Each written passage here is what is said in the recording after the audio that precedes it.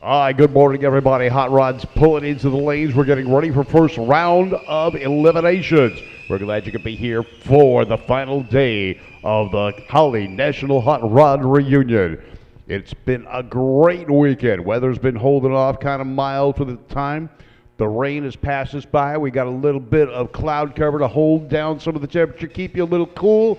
If you really want some cool area, go to the swap meet area under the trees near the stream that runs through there.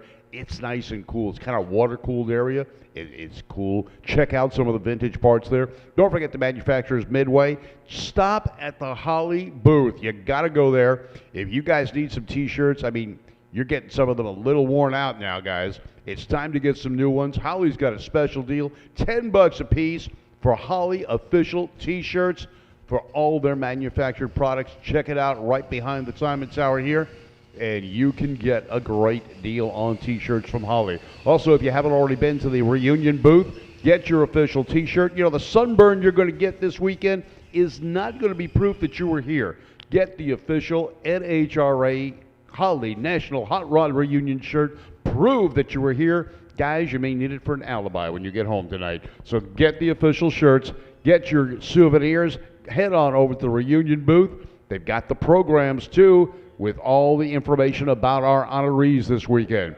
So check it out and have some fun here. Glad you could be here. Plenty of seats open in the shade on the right and left side of the track. So pick your side, take a seat, get comfortable. We're going to begin racing in just about 10 minutes. So come on down and Hot Rod, second call to the lanes. Hot Rod, second call to the lanes.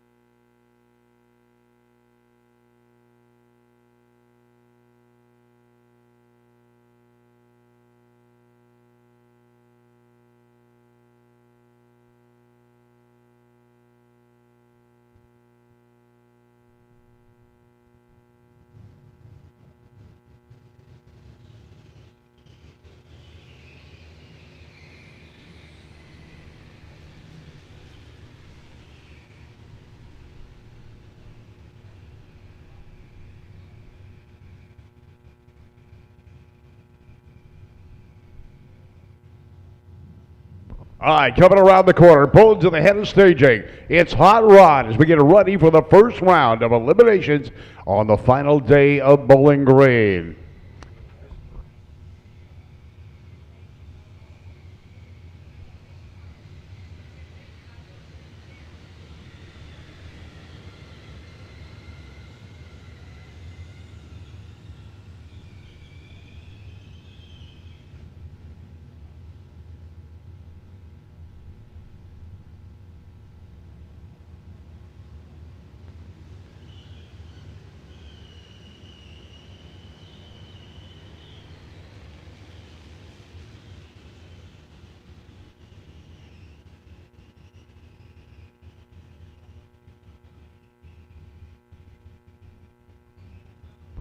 You can hear the sound of horsepower as the hot rod category pulls around the corner and gets ready to go. Our largest group of cars and the biggest variety, from vintage door slammers to muscle cars to imports with big V8 engines.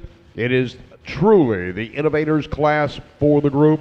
Hot Rod is pulling around the corner as we get ready for the beginning of eliminations here at the 18th Holly National Hot Rod Reunion. The track is prepped, the tractor's returned, and we are going to start off this morning with an invocation. Jay Rao from RFC, Racers for Christ. So please, if you will, listen up, and then we'll do the national anthem and go right into racing action. Jay, that's for you. Let's go to the Lord in prayer. Heavenly Father, we thank you for this day, your blessings, the weather we've had, the safety we've had. Heavenly Father, we ask that you just keep that safety, hedge of safety around us, and be with the track personnel, everybody involved in it. Keep them safe, Heavenly Father. Thank you for the love and grace that you show us every day. Thank you for a nation we have that's got freedom, that we can come and drag race because of the men and women that has served and are serving even right now, Heavenly Father. Protect our freedoms. Thanks for blessing us way beyond what we deserve. In Jesus' name we pray. Amen. Thank you much, Jay. Now, please, if you'll remain standing, gentlemen, remove your hats. And the time for the national anthem.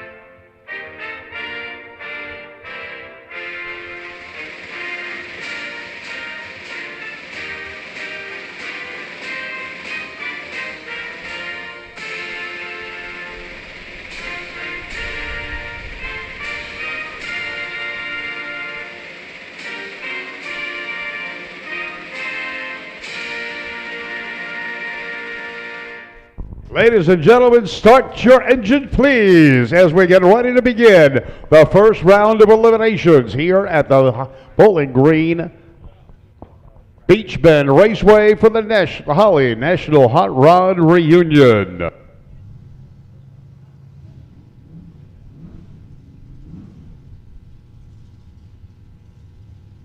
Sean Wittenberg pulling up in the Corvette here in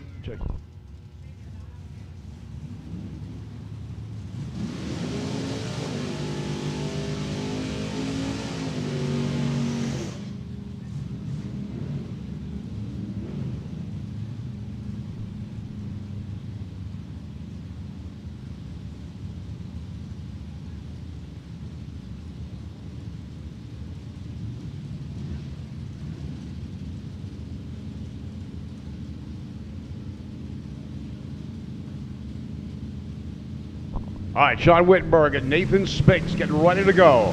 57 Chevy pulls away. He's got an 1137 dial in the Corvette with a 1075.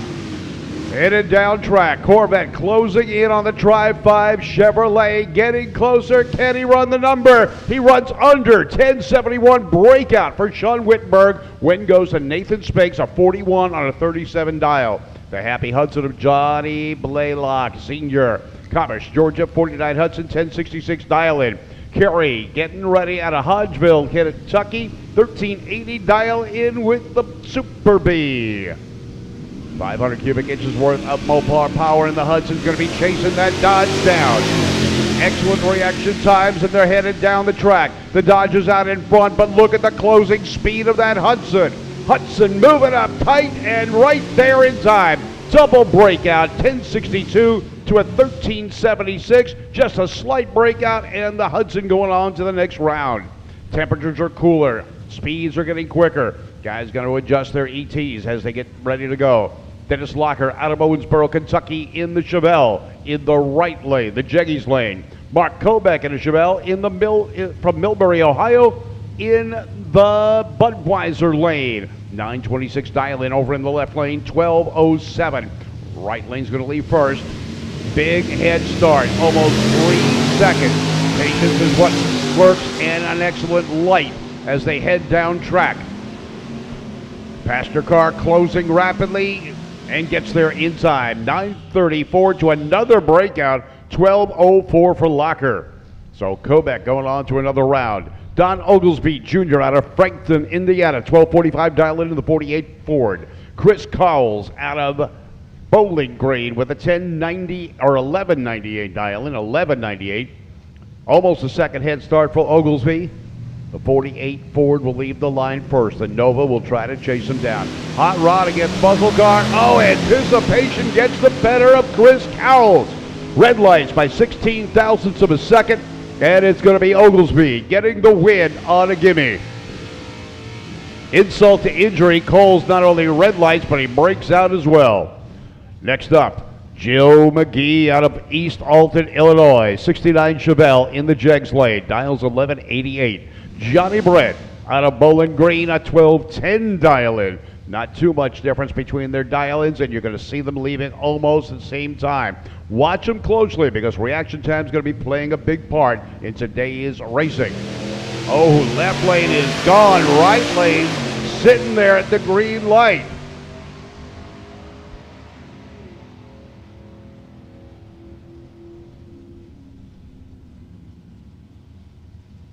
Uh-oh. Little bit of a problem there. They're running. The engine's caught fire. They're trying to get the hood up. They've got the extinguisher out. They're looking underneath.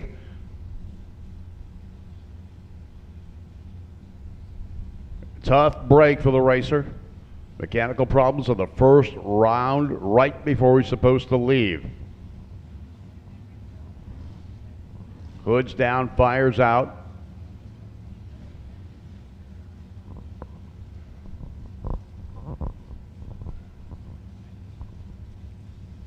Things happen in racing. Uh-oh, something's gotten on here.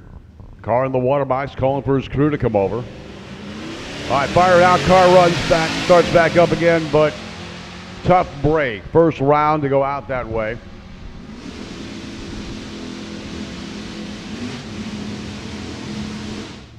Ernest Boards out of Indianapolis, Indiana with a big heavy Chevy 1077 dial-in over in the Budweiser lane. In the Jeggies lane, a 1208 for Roger Thompson out of Hamilton, Ohio.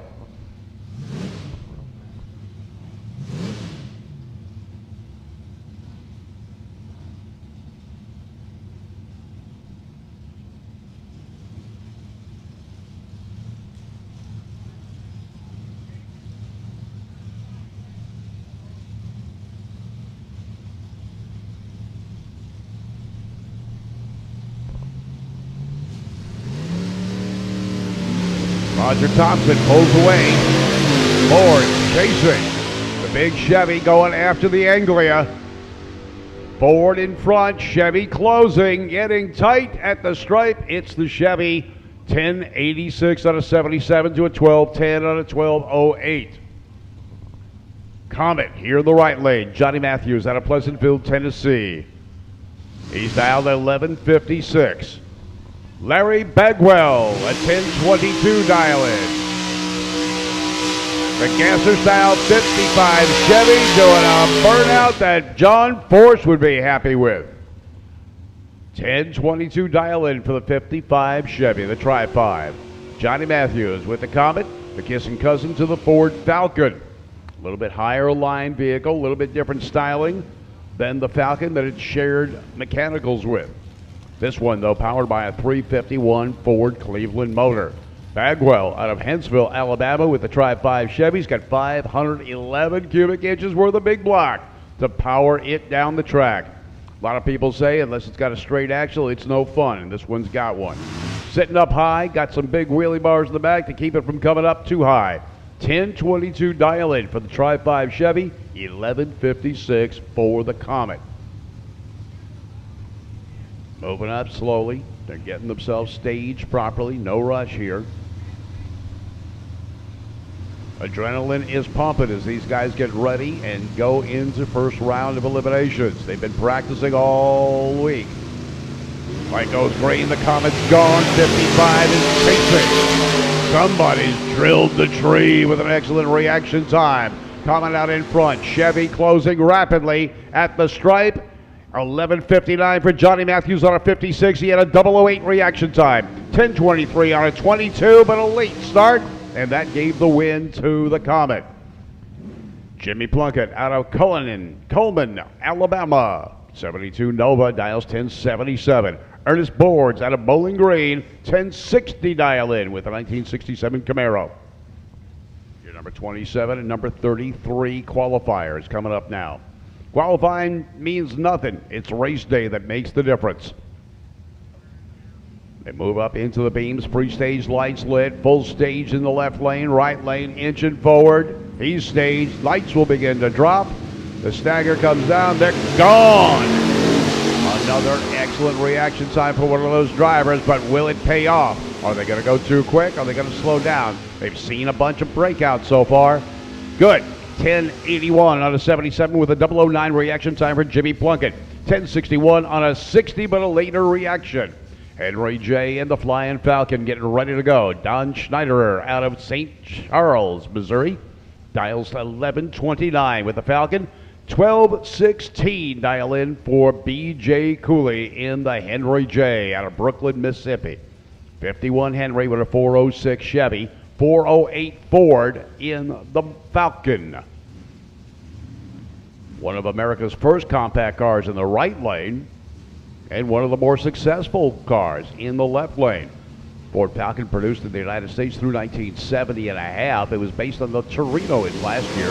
Red light, Don Schneider can't hold back. It goes 022 reaction in the red. So B.J. Cooley gets the gimme on this run and going on to the next round. He goes 12 flat on a 12-16, but it's all for naught because Don red lit first. Dodge Dart.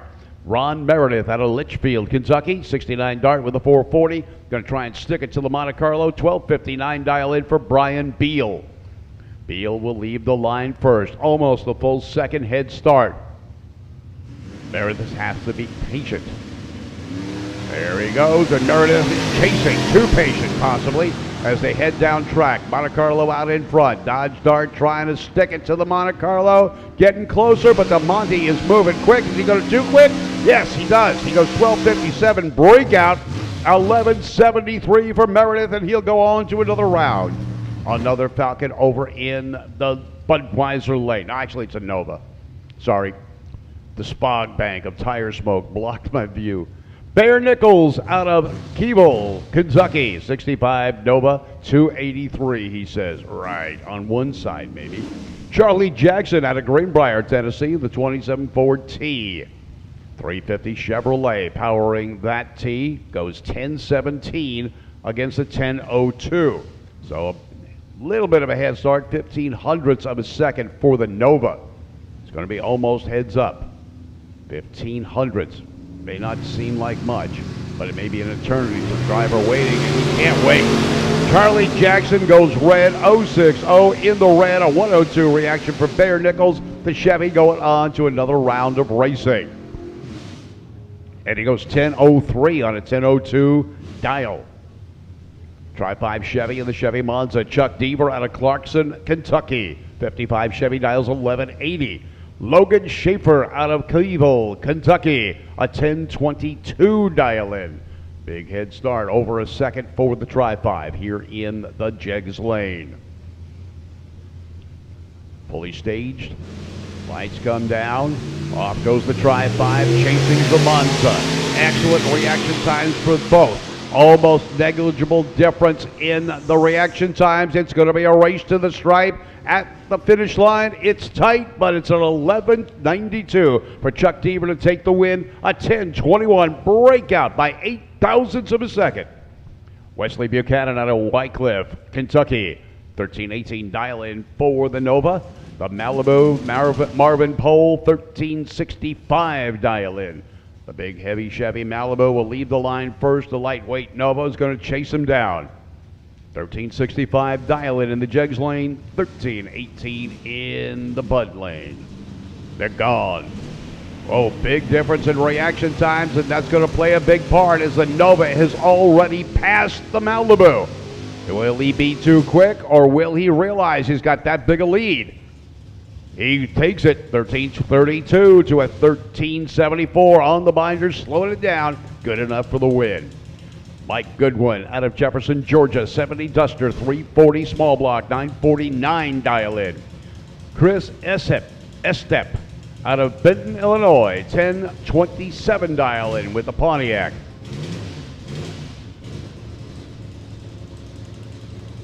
Pontiac's moving up, getting staged. There he is, full stage. Lights begin to drop. Pontiac off the mark. Mopar, stalls a bit, stumbles.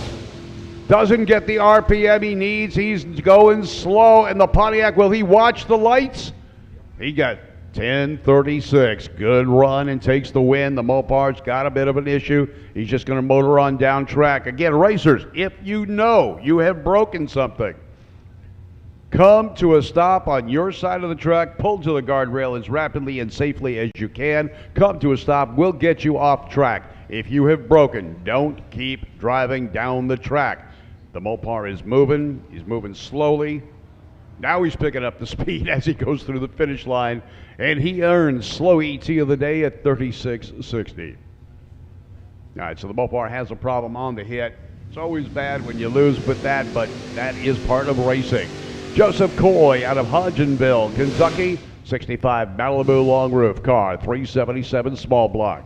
Chris Moeller out of Murray, Kentucky with the pick-em-up truck, 84 C10, 994 dial in for the wheel stand and pickup, 1219 for the Chevelle wagon.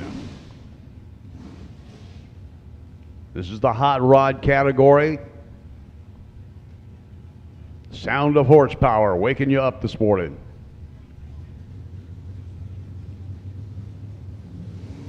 Light goes green. Chevelle off the mark. Wheels come up as the pickup truck chases. Reaction times are in the same city as they head down track. They're close at the stripe. It is the wagon going 12:21 to a breakout 9:92. Margin of victory was 53 ten-thousandths of a second at the finish line. Keaton Moeller out of Murray, Kentucky with the 87 C10, dials 1194. 1050 for John in the right lane in a hot rod. Oh, reaction times are nearly identical as they head down track. Side by next at the 3/4 mark and at the stripe. It's the old hot rod breaking out by less. Double breakout, 1048 to an 1186. And John going on to another round. Steve Renfro in the 69 Camaro dials 968. Elmer Harrison dials at 1023 out of Dayton, Ohio. Renfro out of Wilson, Oklahoma. Midwest Nostalgia Modified to the lane. Midwest Nostalgia Modifieds to the lane. Renfro dials 968. Harrison a 1023. Lights drop, wheels come up in the air for the Pontiac, and Renfro cannot wait. Goes red on the hit. The win goes to Elmer Harrison. Double breakout though, 967 on a 68. Misses it by 7 thousandths, but the red light put him out right on the start. 56 Chevrolet of Allison Smith out of Shepherdsville, Kentucky. Rick Jensen out of O'Fallon, Missouri with the Chevelle. 1064 dial-in for the Chevelle. 1193 for the 56 Chevrolet.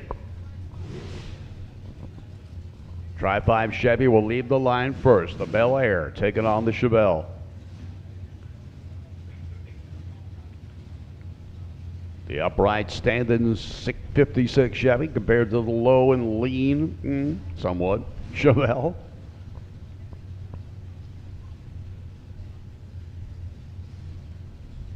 Full staged. 56 is gone. Chevelle wheels up, chasing. 56 is out in front. Yeah, a little bit of tire turn, slowing him down. Can he make it up, but without breaking out? No. Breakout for Rick Jensen trying to chase Allison. She takes the win with an 11.97. Cheryl Kaiser out of Arnold, Missouri drove this 29 Ford down here, changed the tires, changed the spark plug. Well, she didn't, her husband did, and she's ready to race. She dials at 12:53. 13:30 for Caden Cowling out of Browns, Illinois. This 18-year-old student in the Camaro dials 13:30. Cheryl's going to be chasing with the hot rod at 12:53. Model A Ford, built Ford tough with a bunch of Chevy stuff. Oh, and Cheryl anticipation goes 1, 2, 3, red. And the win going to Caden. Looking for a 13:30. Let's see how close he gets. Goes 13:23, double breakout, but the red light gave the win away at the start. Comet over in the Jegs lane is Corey Martin out of Eminence, Kentucky. Larry Conister out of Lebanon, Tennessee, 1280 dial in. The Comet with a 1096. 460 cubic inches worth of Ford power under the hood of the Comet. 454 in the lightweight Nova. Moving up into the beams, they're full staged. Left lane, full stage, right lane, just bumping in. Barely lights the light. Off goes the Nova. Chasing is the Comet. Whole shot, big time for the Comet driver. He's already caught and passed the Nova. Will he go too quick? He's got to watch it. 11:18, good enough for the win. To a 13:28. Nova doesn't run the number. Bill Lyle, Brooks, Kentucky, 56 Ford Park Lane wagon with a 427 Chevy for power. 1044 dial in to a 1034 for Don Fenlon in the 73 Camaro. So this is going to be almost heads up. Only a 1/10 of a second separates them on the tree. Ford bumps in, Camaro's in, lights begin to drop, and they're gone. Excellent reaction times. They head down the track. Ford slightly in front at the 8th mile mark. It is a negligible difference. Coming up on the stripe, Camaro taking the win with Don Fenlon, 1034 to an 1051. Fenlon runs right on his dial-in.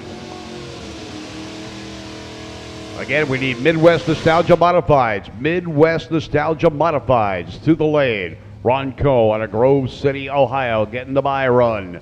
He's the number 3 qualifier, 69 Camaro with a 565 cubic inch big block. He dials 914, but since it's a single, he can run whatever he wants to run. His crewman saying, hold on a minute, hold on. You got it. Move up, get staged, get ready. Ron Coe out of Grove City, Ohio. Gets it staged, barely bumps in. RPMs come up. Wow, the car takes a big twist and a left turn. Straightens it back out again. 052 reaction. 1.260 foot mark. And comes across the finish line with a 912. Little bitty British Morris Minor in the right lane. Definitely not the way it was originally designed. They couldn't smoke the tires in water. 10:01 dial in for Ricky Hansen out of Covington, Louisiana with the 57 Morris Minor 434 cubic inches with a big black Chevy. Greg Hillier out of Plainfield, Indiana in the 1966 Mustang 427 cubic inches worth of Ford power. 11:20 dial in for the Mustang. 10:01 for Ricky Hansen. Mustang will leave the line first. Gets over a second worth of head start. Morris Minor's going to try to chase him down.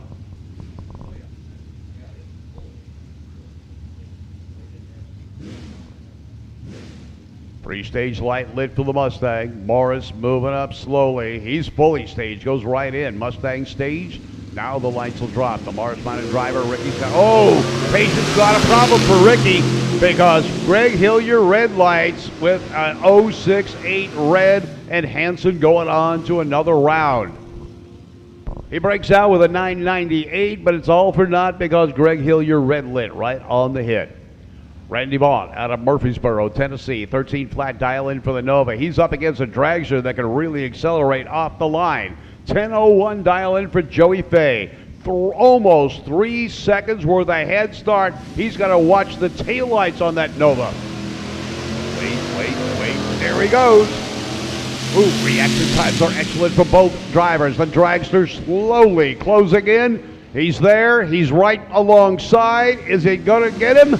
Oh, he goes too quick. 998 on a 10:01 dial and a 13:06. Good enough for Randy Vaught to take the win. Matt Wagner out of Defiance, Ohio with a big Chevy Impala 502 big block. Nicky Vanderwalker out of Portland, Tennessee with the mighty Mopar. 10:58 to an 11:54 dial in. The Mopar will be chasing down the Chevrolet. That big Chevrolet moves real well. Let's see what happens. Off the Chevy goes. Chasing now is Nicky. Chevy out in front. Mopar closing, getting closer, just about there. Side by next at the 1,000-foot mark and at the stripe. Chevy holds on 11:55 to a 10:59. Margin of victory, 35 thousandths of a second. Mike Benzier out of Trabuco Canyon, California. Long haul for this gentleman.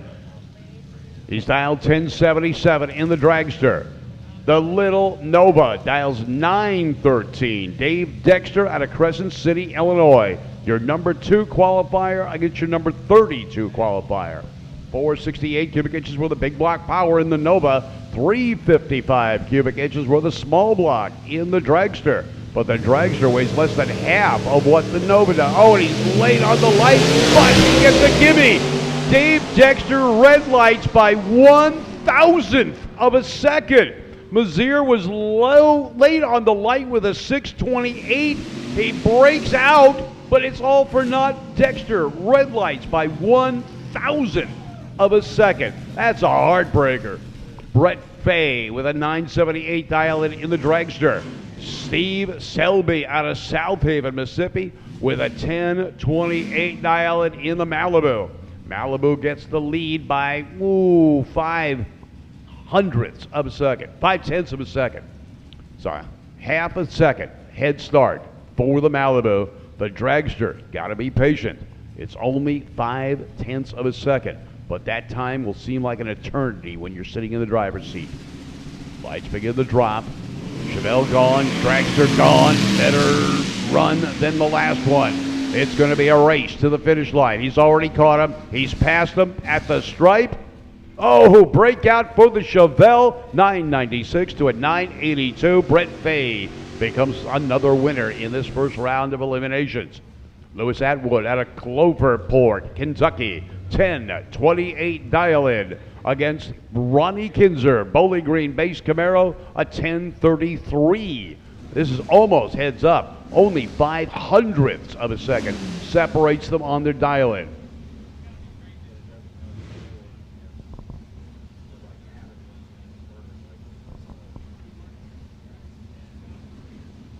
Pre-stage lights lit. Full stage for the Camaro. The T rolls in. Here comes the RPMs.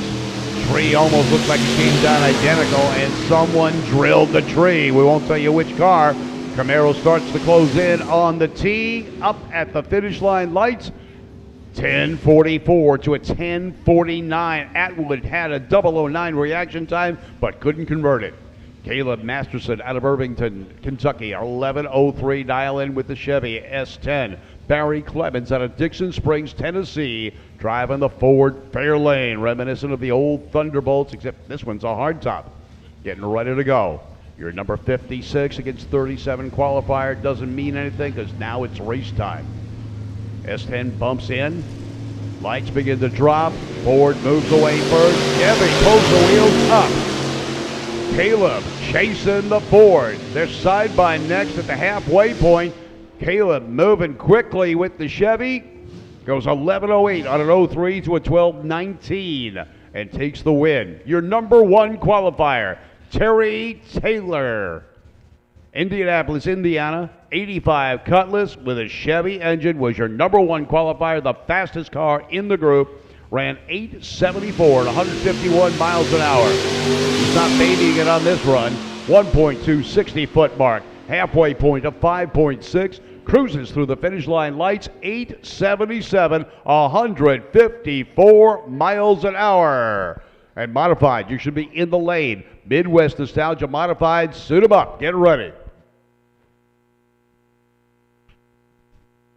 More racing action to happen here at Bowling Green and the Beach Bend Raceway Parks Hot Rod Reunion, the Holly National Hot Rod Reunion.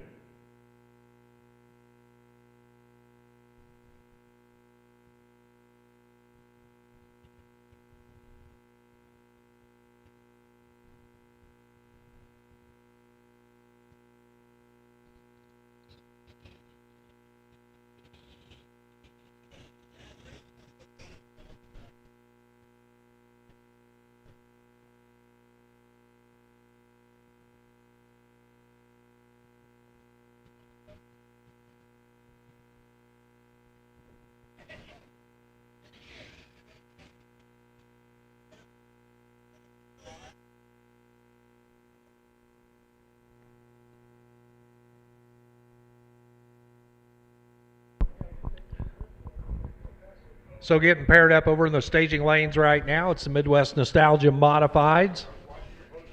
Some wild cars there as they are all stick cars. They'll be dumping the clutch, heading for the other end.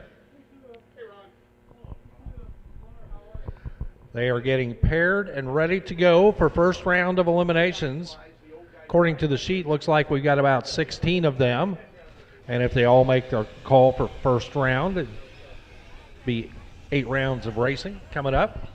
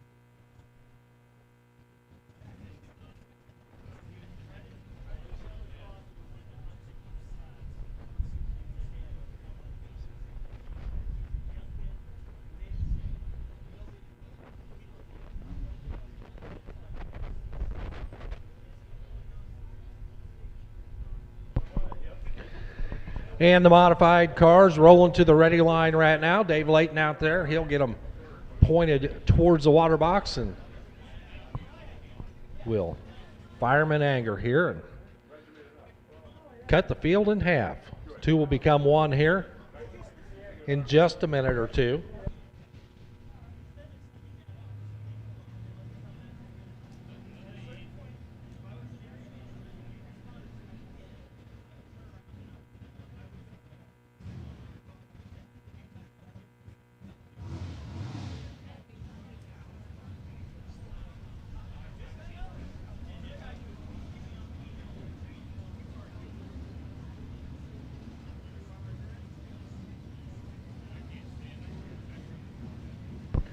Attention in the pit area, we need Nostalgia Superstock to the staging lanes, please. Nostalgia Superstock to the lanes, please. And we'll start out here in the Midwest Nostalgia Modified category with one of our honorees this weekend. Here's a part of the Holly National Hot Rod Reunion. This is Cotton Perry, left side out of Ringgold, Georgia. The 66 Chevy 2 alongside Shane Smith. Smith, Central City, Kentucky, claims his profession is badminton instructor. He might be fibbing just a little bit. Cotton Perry getting a little instruction there, and his crewman is pretty adamant. You need to move over to the left. Cotton's like, yeah, I'm going to do what I want. 975 is the index he's running against over on the left-hand side, the Budweiser side, right side. Shane Smith with a 1025, and their handicap is based on the index that they qualified against. Camaro out front, Perry trails behind. 1036 for Shane Smith at 112, and that ends the racing weekend for Cotton Perry. But an honor to have him here this weekend, as he was part of our celebration last night at the NHRA Holly Hot Rod Reunion honoree ceremony at the National Corvette Museum. Steve Carpenter, demodified alongside Greg Wins. So this will be heads up, 10 flat, up on the scoreboards. Cotton rolling slowly, behaves like maybe a throttle cable broke there, as he is just idling down the track right now. In the meantime, our next pair waits patiently right behind the starting line. Steve Carpenter and Greg Wins coming up now. Nostalgia Superstock to the lanes. Nostalgia Superstock to the lanes. Carpenter left out of Jackson, Michigan. Greg Wins, local, Florence, Kentucky. 67 Chevy 2 on the left. 68 Camaro on the right. They'll slide their foot off the clutch, stomp the throttle, bang gears as they head down track. Wheels up for both of the bow ties. Wins wags the tail a little bit there on the right-hand side. How about 10 flat, 10-0-0-3 for your winner, Greg Wins. He wins it running dead on the index. Mark Mag and Gary Rollo coming up now. Mag from right here in Bowling Green, Kentucky. Gary Rollo from Mont Bellevue, Texas. That is a Houston suburb. Very, very close to Houston Raceway Park. Mag off and running on his 11 flat. Gary couldn't wait, turns it red. Little Monza is done here in round number 1 as Mark Mag, 11:04 at 121, running it out the back door. Mag, red light start, and he'll take the cruise of dejection down the track, 17:92.51 for the record.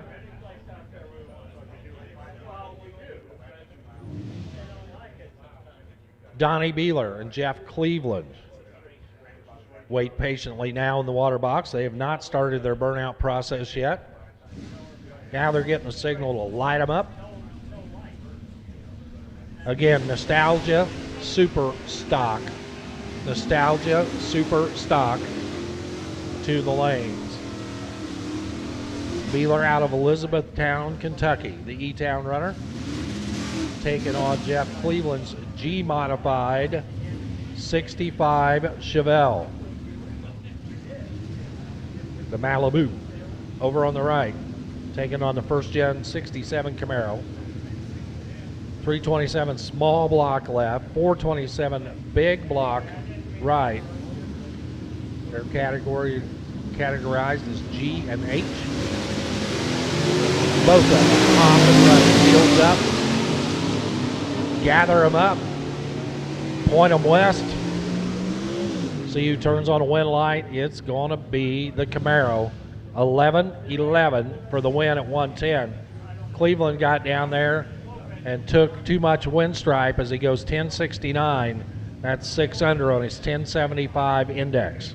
So he breaks out, and the Camaro moves on. Donnie Vaught and Danny Kellums. Donnie and Danny left and right. Donnie from Milton, Tennessee. Danny from West Baden, Indiana.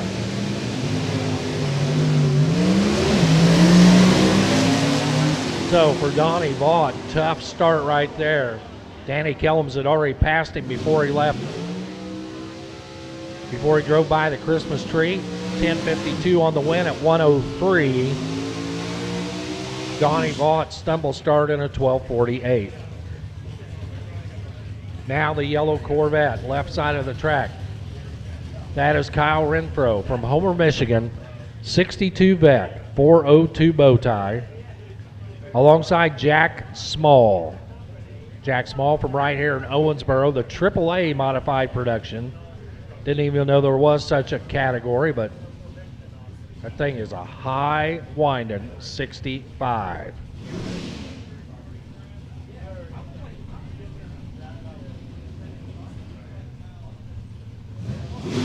Nostalgia Superstock, you should be getting lined up over there. You'll be up next. Those Corvettes drop the clutch. The little black vet scrambling, trying to make up the difference at the starting line, and gets it on a double breakout. How about this? He is 874.9 at 154. That's better than the 974.0 for the yellow Corvette. One more car here, the 55 Bel Air of Scott Abbott. Abbott out of Maryville, Tennessee. H modified. 11 flash up on the dilated board. And you can hear him yanking his way through the gearbox down there. 11 flat is his index. 1083 is his number at 120.58 miles per hour. Nostalgia Superstock waits in the wings. So once again, racers and race fans, we are very happy to have you out here as a part of the Holly National Hot Rod Reunion here at legendary Beach Bend Raceway Park in Bowling Green, Kentucky. And for those of you coming out this weekend, certainly a great show out here, but we want to let you know that there's more than the show.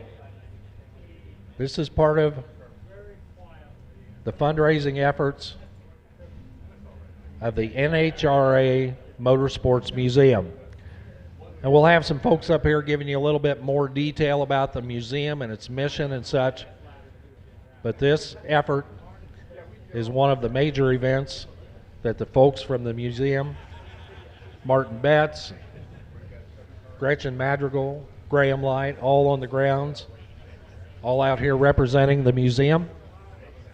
And for you folks out there, if you enjoy this, you can do your part to help support their mission.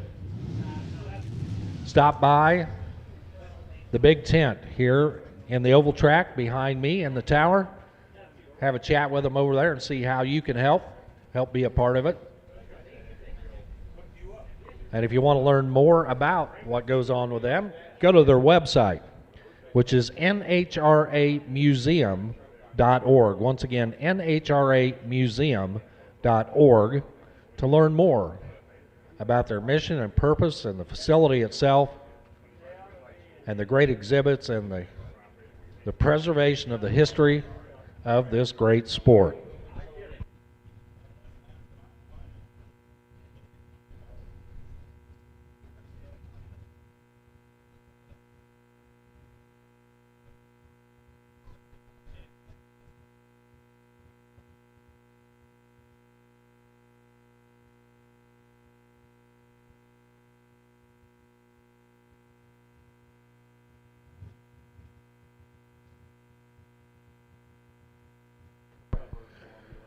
Looks like our Nostalgia Superstock cars are getting lined up over there, and our first pair waits at the ready line. Again, these are index categoried cars. So based on the letter designation determines the index that they'll be running against.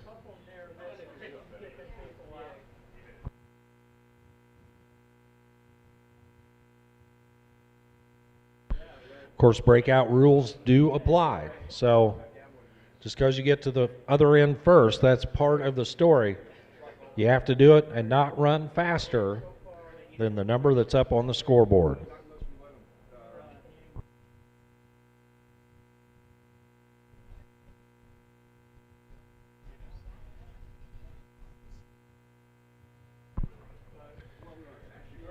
Our friends from Hawley are here. They are directly behind the tower and representing their entire family of companies.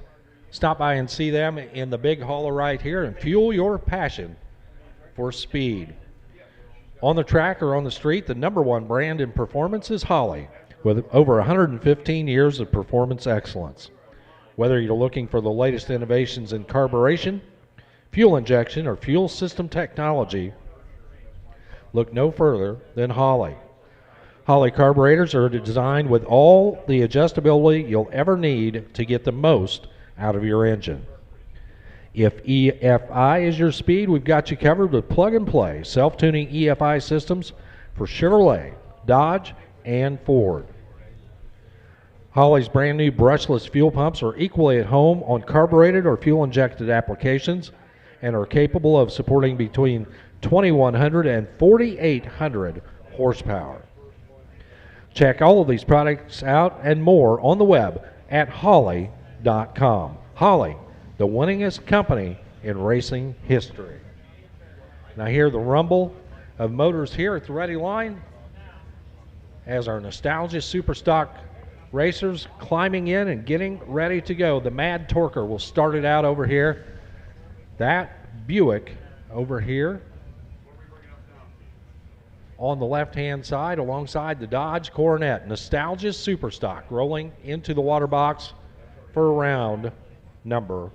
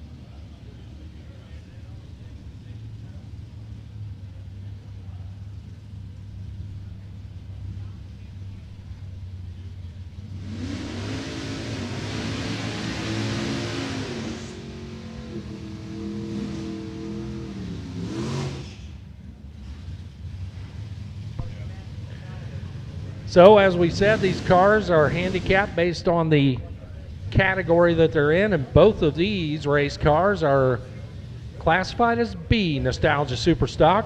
Left side, Jim Netherland from Columbia, Tennessee. Right side, Gordon Long from Lake Bluff, Illinois. Buick on the left, Dodge on the right. 1025 up on the scoreboards, that's the number they're running against.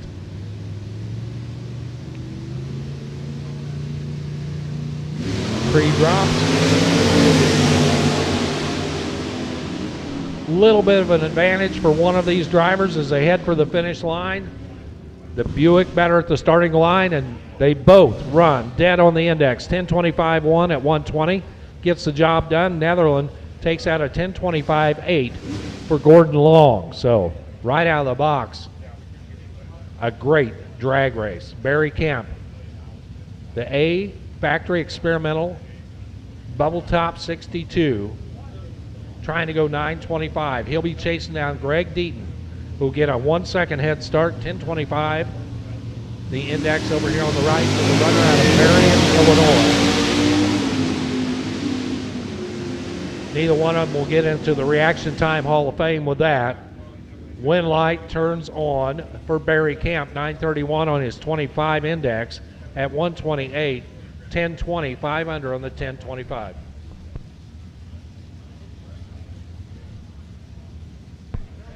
Attention in the pit area. Modified eliminator to the lanes, please. Modified to the lanes. Pete Alice and Barney Lawrence off and running. Lawrence way out front, got the big handicap start. Got a 3 second spot. Can he hang on out front? No, he gets chased down, 10:25 on the 10 flat for Pete Alice. He'll move on to round number 2. So, Justin Geary and Donnie Wilson coming up now. Ricky out there enthusiastically helping his dad out. Donnie right side from Cave City, Kentucky. The Survivor car. 11:25 is his index. 10:50 for Justin Geary. Geary giving chase in his Savoy at the top end. It's going to be the 10:49 double breakout win going to Justin Geary. He breaks out by 1. Donnie Wilson breaks out by 2 as he goes 10:23 on his 10:25. So a tough way to end the weekend there for Donnie Wilson. Jimmy Ray and Dennis Breeden come up now. We saw Dennis a little while ago in an earlier category. Now he's back up here in his Belvedere, dialed at 950. Jimmy Ray gets the handicap start with the 11:25. Too close to call off the starting line. The Malibu out front. Can he hang on? Top end says it's Breeden dropping it on the number. 950 with a 2, dead on 2 at 137. The 11:23 is a breakout for the Malibu. Gabriel Ray and David Kane coming up now. Gabriel Ray, the long roof racer there, out of Atoka, Tennessee. The Chevelle wagon, all flat black, giving chase to David Kane's Hurricane. The 64 Savoy, way out front, but it's going to be Gabriel Ray, 2 over 977, taking out a 2 over 1127. Better reaction time going to the Malibu wagon for the win. George Warren and Mike Moss coming up now. Warren left side, the fair lane, taking on Mike Moss in the Biscayne. That's the white car here on the right. He'll have to wait for about a bulb and a half. George Warren off and running. Here comes Mike Moss trying to gather him up. A lot of ground at the top of the track. It's going to be 10:94 on the breakout for George Warren getting it done as Mike Moss breaks out by a quarter second, 9:97 on his 10:25. Mick Alice and Dave Wolford coming up now. Alice, that high-flying Dodge Dart over there on the left, the B Nostalgia Superstock machine with a 10:25. He gets just a touch of a spot over the A Nostalgia Superstock. Oldsmobile Cutlass. Here comes the Cutlass, driven by Dale Wolford. Both of them charging towards the finish line, looking at each other. Will it be the Mopar or the Buick? It is the Mopar. On another double breakout, 10:24.5 on the 10:25. As right side breaks out by 4. Jimmy Deaver comes up now. Deaver's Dodge, the 64 Dodge at 10:75 gets a 1 bulb, half-second head start over Diana Bookout from Decatur, Alabama. Modifying to the lanes, please. Modified eliminator. to the lanes. Deaver left, Book Out right. Top end, it's going to be Diana Book Out. She's on the safe side as Deaver breaks out by 2. Book Out gets the win. Frank Gaskins and Dale Mears coming up now. Mopar Products, a pair. The Plymouth on the left, the Barracuda on the right. Gaskins out of Campbellsville, Kentucky, trying to go 11 flat. Dale Mears, 975 is the dial. Once again, modified eliminator to the lanes, please. Modified eliminator to the lanes.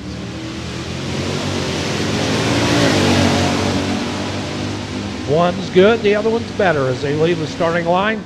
At the top end of the track, it's going to be the Mopar getting it done, the Barracuda. 980 on the 975 at 130 for the win for the Barracuda.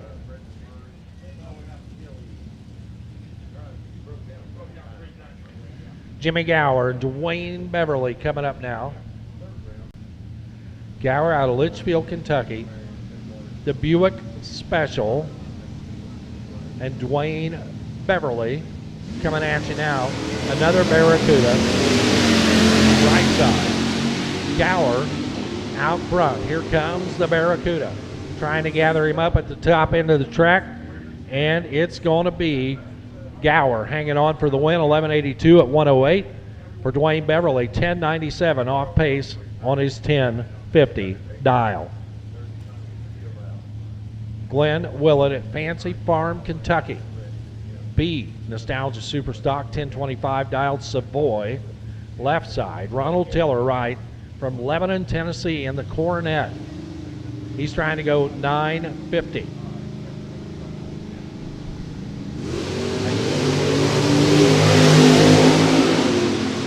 Modified to the lanes. Tiller turns it red. Willett takes the win, 1037 at 119 for the win. Tiller, 005 red light and a breakout 941.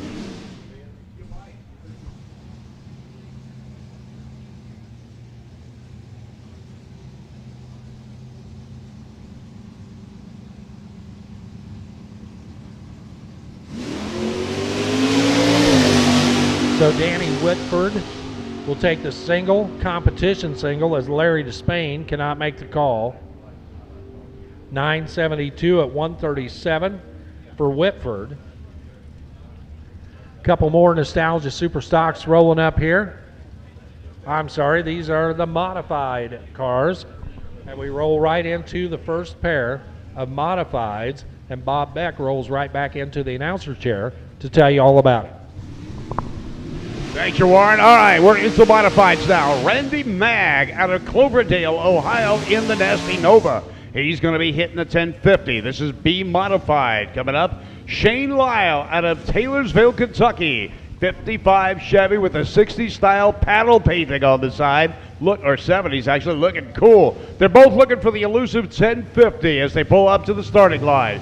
Heads up racing. This is Gasser Class Index. Hold shot for Shane Lyle. Can he hold on to it? They've got to run 1050 or slower. He who gets there first wins.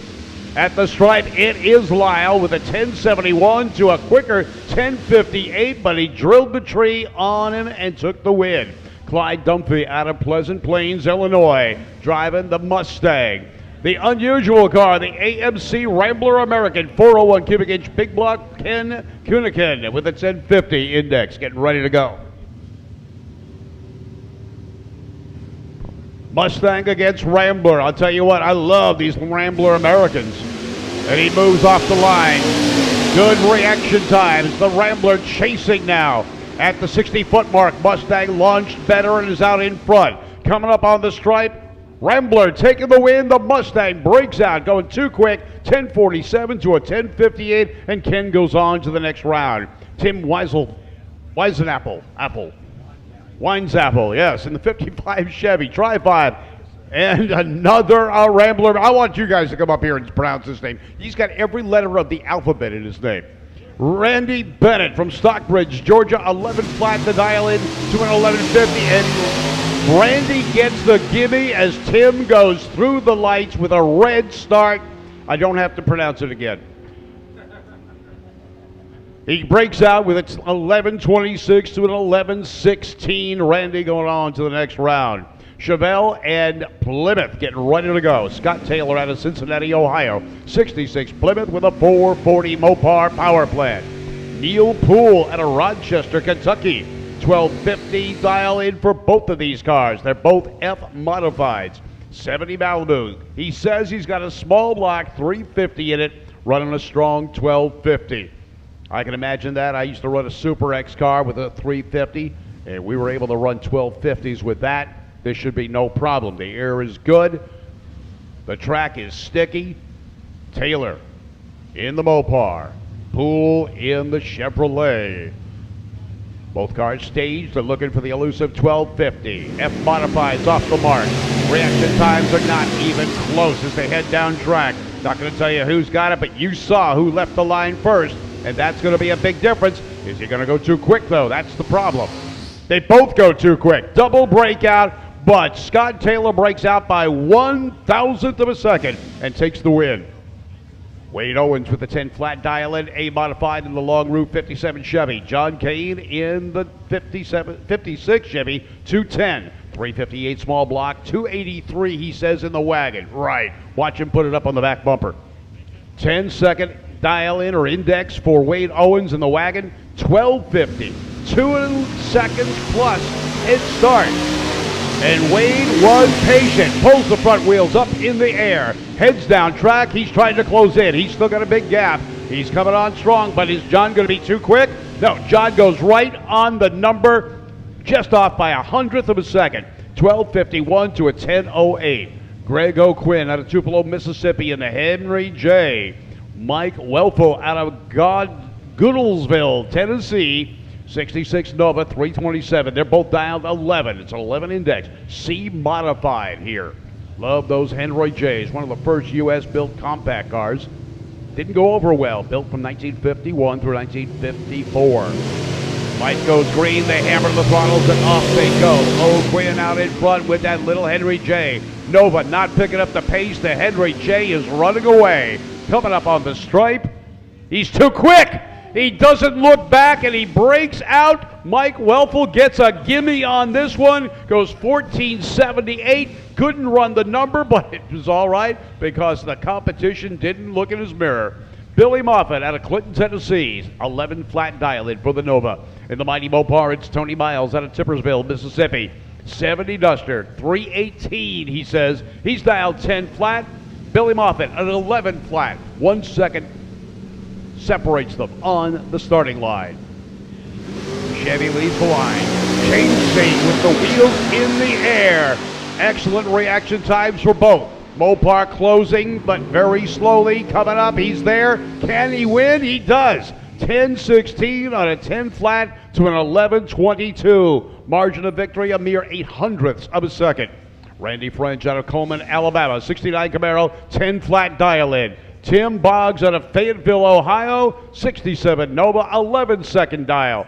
So the Nova leaves the line 1 second ahead. That may not seem like much when you're sitting in the stands, but to the drivers, that is an eternity. Coming up on the beams right now, they're getting staged, pre-stage lights lit for both cars. Who's going to take the full stage first?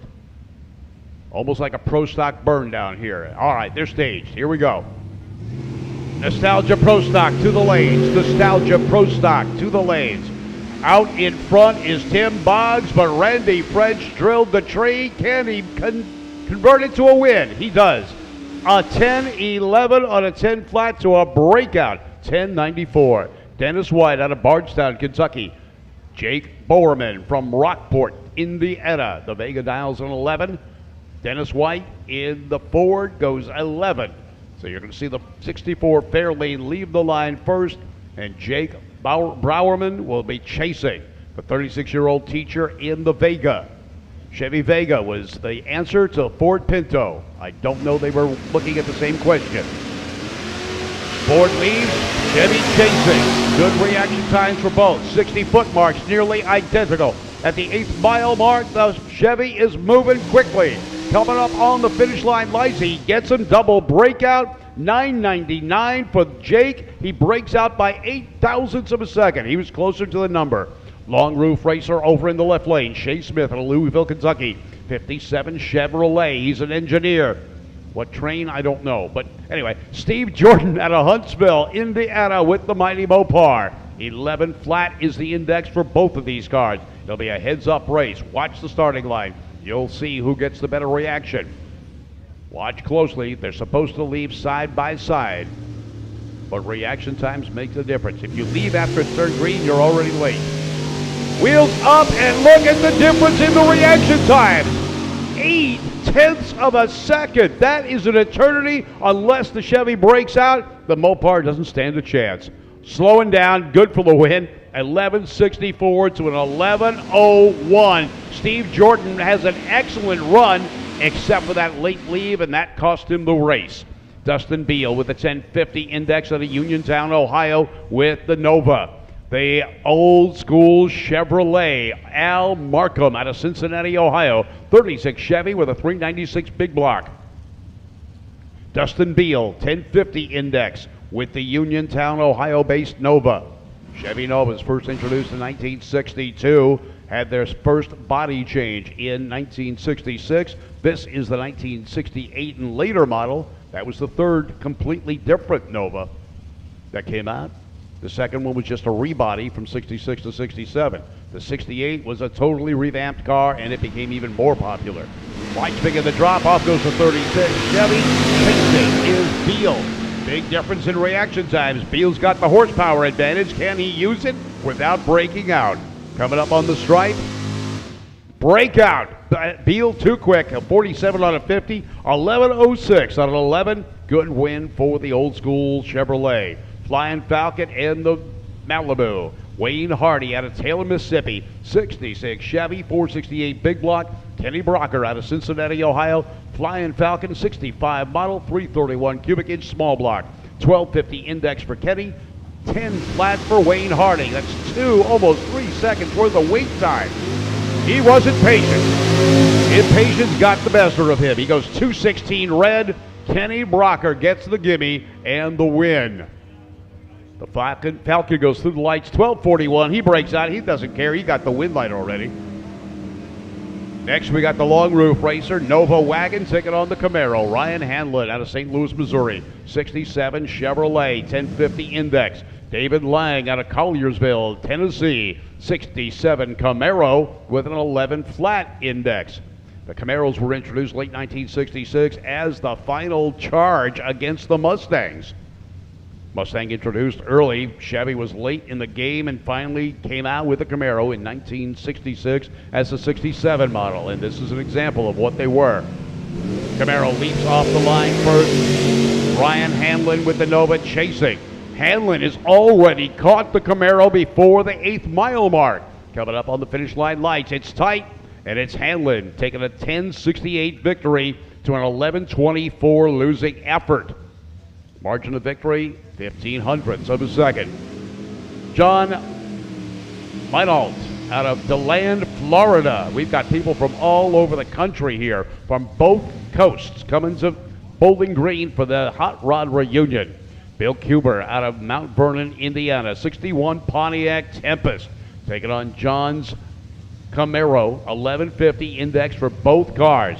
Back in 1961, Pontiac had a compact car called the Tempest. In 1964, they upgraded it to a midsize. These cars were really unique with a transaxle. Reaction times are a bit different between two cars. The advantage going to the left lane right now. At the 8th mile mark, he's ahead by 1/10 of a second.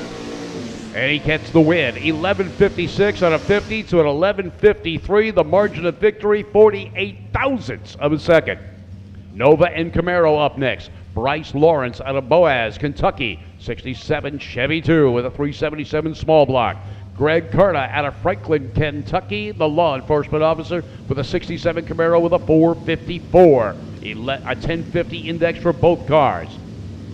Full stage, RPMs are up, they leave the line. Wheels in the air, reaction times different by a couple of hundredths of a second. That could be a big difference at the finish line. And the Nova's got a problem. He does the right thing. He pulls off track and is coming to a stop. Greg Carter getting the win with a 1077. The Nova has a problem. He does the right thing, pulls over to the side of the track. And he's going to get out. We'll get down there, check it out. One thing we do know about drag racers, they're quite capable of disassembling their vehicles while in motion. And apparently Bruce Lawrence had that bit of a problem. We're going to get this taken care of. A little bit of stuff on the ground here at the starting line, but we'll check it out. We'll get Greg off track, or Bryce off track. Thanks for coming out to the Holly National Hot Rod Reunion here at Beach Bend Raceway. Love coming to this track. And it's got the best grandstands of any track in the country. They're all covered. You're in the shade throughout the day. Thanks for being here with us. And don't forget, from street, easy to full race, Holly's EFI systems cover everything from simple throttle body systems to all-out race systems. Breakthrough features include self-tuning strategies, handheld programmers, and striking digital display touchscreens. Holly EFI powers NHRA's Pro Stock, GM's Copo Camaro, the Monster Jam Truck Series, ARCA Racing, and is the choice for your muscle car, truck, or street car. Make sure you drop by the Holly Race Trailer right behind the tower here and learn about the Sniper EFI and bolt-on products.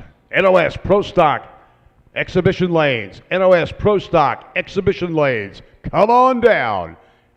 Pro Stock and Exhibition to the lanes. All right, we're doing a quick tidy up of the track. The safety crew going to check out what's going on with Bryce. His car's come to a stop. Hopefully nothing serious. Just got the word that Butch Hill from the Hill Boys is not going to bring his super quick Studebaker out. He had a leaking problem on his last qualifying pass. They checked it out. It's going to take more time and effort than they've got. So he's going to head back to Baldwin, Missouri. Tough break for the Hill Boys and the Hemiroid. Headed on back. Now we got a bunch of cars still to come, and at high noon, we're looking to bring out the top fuel cars. So get ready for racing action here at Beach Bend Raceway with the Holly National Hot Rod Reunion.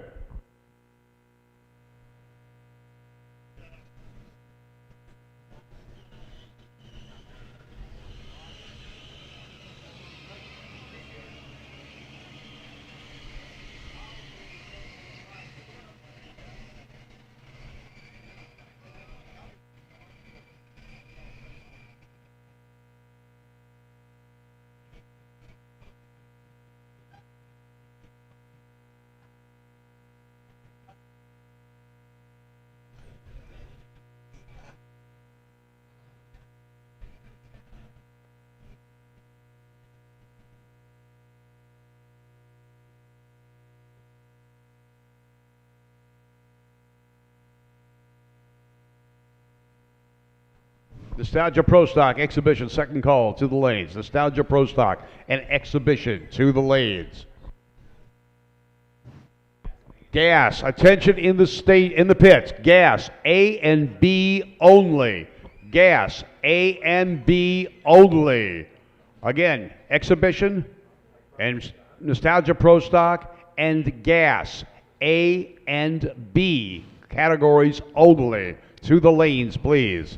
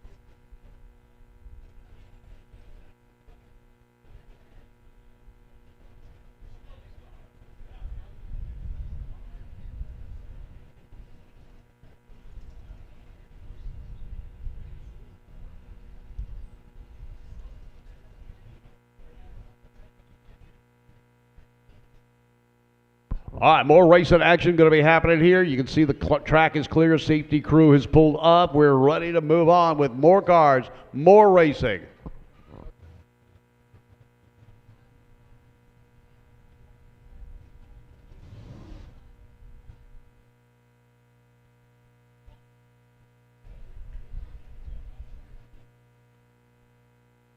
All right, we got cars coming into lanes. We've got exhibition cars there. We got some interesting machines coming up with the A and B gas cars. We got Nostalgia Pro Stock and more coming your way. And the goal is to get through a lot of the index cars by noon so we can bring out the top fuel, the Nostalgia Funny cars, and the AA fuel alters. We had Ron Hope in the tower just a little while ago, the birthday boy. And he had a fuel leak yesterday.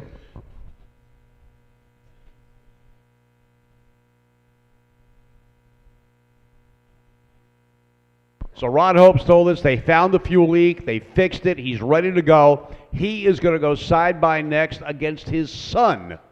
And they're going to have a father and son race for bragging rights. Now Brian, his son, got the kind of bragging rights yesterday. He made the pass and Dad had a fuel leak and shut it off. It's not worth damaging the car for or creating a problem on track. Coming up now, these are homages to the days of the original Pro Stock cars. Those are the ones I really like because you could actually tell what they were.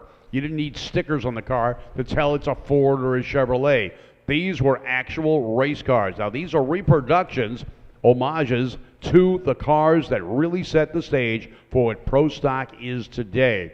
And we're going to tell you a little bit about them when they pull up here, but it is going to be a good match-up race. Now yesterday, we had kind of a grudge match between the Rear Morrison Camaro and the Bob Glidden Ford. They did a recreation of the old burnouts or burn downs. Now back in those days, it was rivalries between the teams. You had brand loyalty, you had racer driver loyalty, and they were the best at making it dramatic. And they did a little bit of that yesterday for you. Don't know if they're going to do it again today, but we're going to have some fun with the Nostalgia Pro Stock cars moving up. Exhibition cars are going to be fun. We got a couple of wheel standers ready for you, and they have a blast pulling the front wheels up in the air and making you cheer. That's the other thing. Although these cars are loud and noisy, the more you cheer, the more the drivers are going to push them for you. They can hear you out there. I'm Hot Rod Bob along with Warren, and we're telling you what's hot, what's not, what's going to be. Don't forget, dragracer.tv, dragracer.tv for all your friends and family who are too lazy, could not make it to the track today. They can watch us live. They can see what's going on here at the track. NHRA is carrying it as well, and we are all happy that you are here at the Holly National Hot Rod Reunion, the 18th edition of this event. Now, it started out in California with the California Hot Rod Reunion some 28 years ago. I've been involved with it for 25 years, and I've been lucky enough to be here for the last 5, and I wish I could have been here for all of them. This is a great track, a great place to be. Love coming back here for this event each year. Warren and I have been working together now for the last 5 years here, or 6 years now. This is the 5th time, but we missed last year, unfortunately. But we're glad you're back, and we're glad everything is cool. People are making their way to the stands. There's still some prime seats available, and we are getting ready to put down some rubber on the track. Track is prepped. It's ready to go. Crews are looking it over. The Nostalgia Pro Stock drivers are getting behind the wheel, and they are ready to rock and roll for you here at the 18th Holly National Hot Rod Reunion.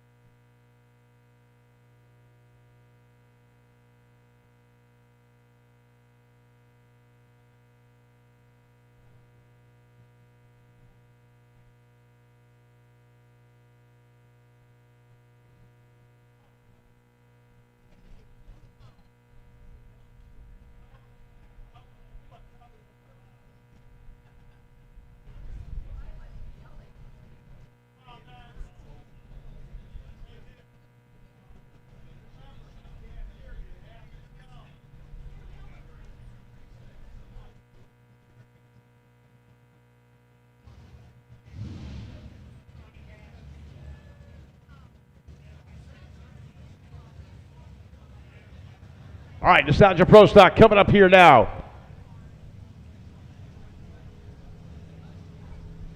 All remaining gas class cars to the lanes. All remaining gas class cars to the staging lanes, please. Attention in the pits. Attention in the pits. All remaining gas class cars. All right, Michael Ropo in the mighty Pontiac 84 Pontiac taking on the Camaro of Bill White. 1979 Camaro with the 477 big block taking on Mike Ropo in the 84 Pontiac with the Chevy 500. Now Ropo is the number one qualifier in Pro Stock. He ran 773 at 177 miles an hour. Bill White, number 4 qualifier, ran 823 at 164. But that's qualifying. Race day can bring you a whole different set of numbers, as we've seen in the first round of Hot Rod. Look at Ropo back up. Man, oh man, I don't even drive that fast going forward. Ropo in a hurry. He comes back. Nostalgia Pro Stock. This is when the cars looked like the car you could drive on the street. And that was the battle call back then. Win on Sunday, sell on Monday. The Camaro. Big block 477. Ropo with more cubic inches, 500 of them under the hood of that Pontiac. Pontiac, the kissing cousin to the Camaro. Camaro was actually introduced 4 months ahead of the Firebird back in 1966. The Firebird didn't make it to market until February of 1967. RPMs come up. Oh, look at the hole shot! 0.6 of a second hole shot. Can Ropo make that up? He's climbing on the pedal. He's almost there. He gets him. 771, quicker than he qualified. He comes from behind for the victory. 179 miles an hour. Not only was he quicker, he was faster. He needed it. He was late on the lights by 0.6 of a second. He made that up and won by 1/1600ths. The replica of the Bill Jenkins Grumpy's Toy Vega. John Denbrock out of Howell, Michigan. 73 Vega with a 358 cubic inch small block.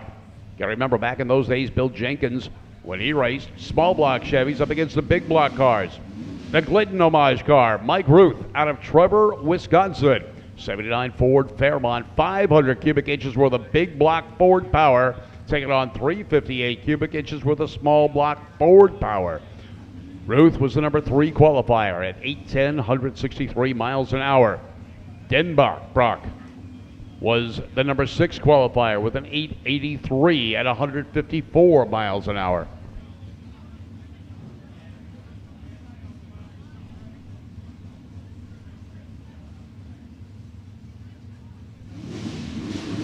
RPM's coming up as they do their burnouts, getting those tires good and hot.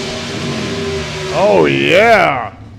They're putting down the RPMs, getting them wound up. That little small block will rev super high, and that's what Bill Jenkins used to work on. Those Vegas were very good race cars. A little small block would wind up, and the car was considerably lighter than the big block competitors he was up against. He used that to his advantage, and in 1973, won $250,000 in race purse money because that Vega was so much quicker. So Mike Ruth getting ready to go. He's qualified number 3 with an 810.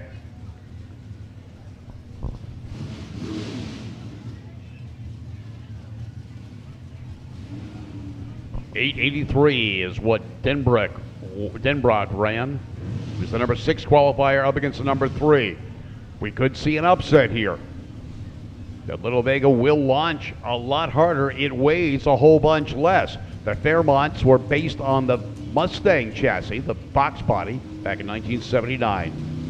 A little bit longer, a little bit heavier. Full stage, they're gone. Better reaction time for the little Vega, but he stumbles a bit on the hit, and Mike Ruth takes that Ford down the track out in front. Goes 814, 163 to take the win, 877, 155. Denbrock improves over his qualifying time, but not enough. He got the tree on him, but Ruth made up for it.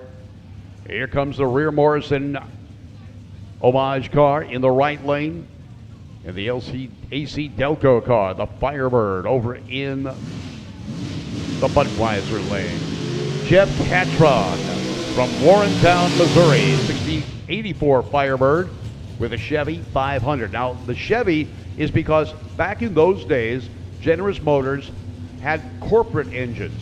They had gotten rid of the individual engine designations and engines specific to a model. The Buick engines were no longer, the Pontiac engines were no longer. They were corporate engines. Everyone got the same basic engines. So in that case, the Pro Stock could run the big block Chevy because it was considered a corporate motor. Mark Pappas out of Park Ridge, Illinois, the number 2 qualifying Camaro, the rear Morrison copy car. 81 Camaro, Chevy 500 in both vehicles. The Camaro, the second generation Camaro body style, taking on the third generation Firebird. The Firebird was a little bit lower, a little bit leaner, a little bit wider. The Camaro weighed a little bit less, slight advantage there, and was narrower. Pappas, the number 2 qualifier today with an 801. Catron with an 880. So on paper, it should be the Camaro. Oh, he pulls away first. Firebird chasing. He's not going to catch Pappas. Pappas at the stripe. Goes 796. Improves on his time at 171 miles an hour. 892. A little bit slower for Jeff Catron. He backed out of it to only 116 miles an hour. So Pappas on his winning ways. You know, I got the feeling we're going to see the Glidden car and this car in the final.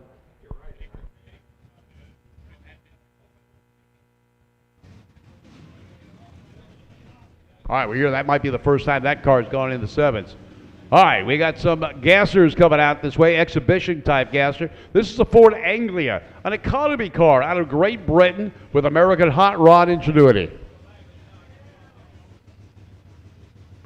Jimmy Mize out of Harriman, Tennessee, a 1950 Anglia. The body style on this Anglia was the same from 1939 through the 1950s. He says he's got a Dodge. It says 260. Got a feeling it means 360. Now, we've looked at this car. It's got a non-narrowed rear end, 60s style. Whoa, he gets a little out of shape coming out of the water box. Got a lot of water on those tires. Just sat in the water doing his burnout. That could create another issue when he goes to leave the line if not all the water got off that tire. The wheels are a little bit narrow. The tires are a little bit wide. The car is narrow. Remember the street, if you've not been to Great Britain, the streets are really narrow. They're only built for horse and buggy. And they built the houses right up to the sidewalk, which is right there. And the streets are real narrow, so their cars are small, always have been. The big cars like the Rolls and the Jags had difficulty negotiating the narrow streets. So the Anglia, very popular. All right, he lets out the clutch, the car bogs a little bit. He's shifting it, banging the gears, headed down track. It's an exhibition car. And he backs out early. He's letting it coast through the finish line lights for a 1461. When wings were the thing and fins were fun, the Plymouths came out in 1957 with some of the biggest fins on the market. This is a 1957 Plymouth Charlie Jenkins out of Thornton, Indiana. Virgil Exner was the design chief for the Mopars back in those days, and all the Chrysler products had big fins. This one was no exception. It was the first year for the unibody construction for Mopar and the torsion bar front suspensions. The base engine, the V8, well, it was a 350 cubic inch V8. The 6-cylinder was still the old vulnerable flathead. This one's got a 452 cubic inch big block and goes through the lights with a 1211, 109 miles an hour. Lunch and Larry coming up here now. This is one wild wheel standing Mopar. Lunch and Larry out of Orland Park, Illinois, the 69 Barracuda, taking on Mike Bellina. Mad Mike can pull the front wheels up. As you can look at this car when he does his burnout, you'll notice he only has 1/3 of the rear bumper. The other 2/3 have been knocked off numerous times. Mike comes out of the water box, smoking them, getting sideways, every which way but straight. Lunch and Larry's going to try and do the same, but that fish out of water runs pretty darn strong. Now, this is the first time we put them side by side to see what they can do, and we know on burnouts, they can pull the front wheels high in the sky. Bellina constantly hits that back bumper. He thinks wheelie bars are for sissies. The Wheatfield, Indiana retired police officer in the 56 Bel Air. Whoa, baby! Yeah! Put your hands together for Launchin' Larry out of Orland Park. Oh, he says you can do it, so can I, and I opened my trunk without even hitting the key. So Mike Bellina, Mad Mike as I call him, he used to run this car in the hot rod class, but he's having so much more fun in exhibition because he can do as much wheel stands as he wants. It doesn't matter how quick he goes. But you'll notice he doesn't know the meaning of the word lift, and that foot pedal on the gas will be down to the floor. We think he stretched the floor a couple of inches from where Chevrolet originally had it. Launchin' Larry in the second generation Barracuda. Plymouth Barracuda came out before the Mustang in 1964, but was overshadowed by the popularity and a big ad campaign from Ford. The Barracuda, a very formidable car back in its day. This is the second generation Barracuda. They smoothed out the lines, made a little bit smaller back window so it didn't preheat the passengers in the back seat. Launchin' Larry and Mike Bellina getting ready to roll. Wheels come up in the air. They do side-by-side wheel stands and head down track. That is the most conservative wheel stand I've ever seen Mike Bellina do. Coming up on the stripe, Bellina driving right by the Barracuda with a 1028, 129 miles an hour to an 1127 at 118. Launchin' Larry had a 009 red light. Larry, come on up to the tower. I've got a red light pin for you. So come on up. All right, next up, another Rambler American. Beautiful looking car. These are gassers coming your way. And I'm Hot Rod Bob Beck, and you've got gas on the starting line.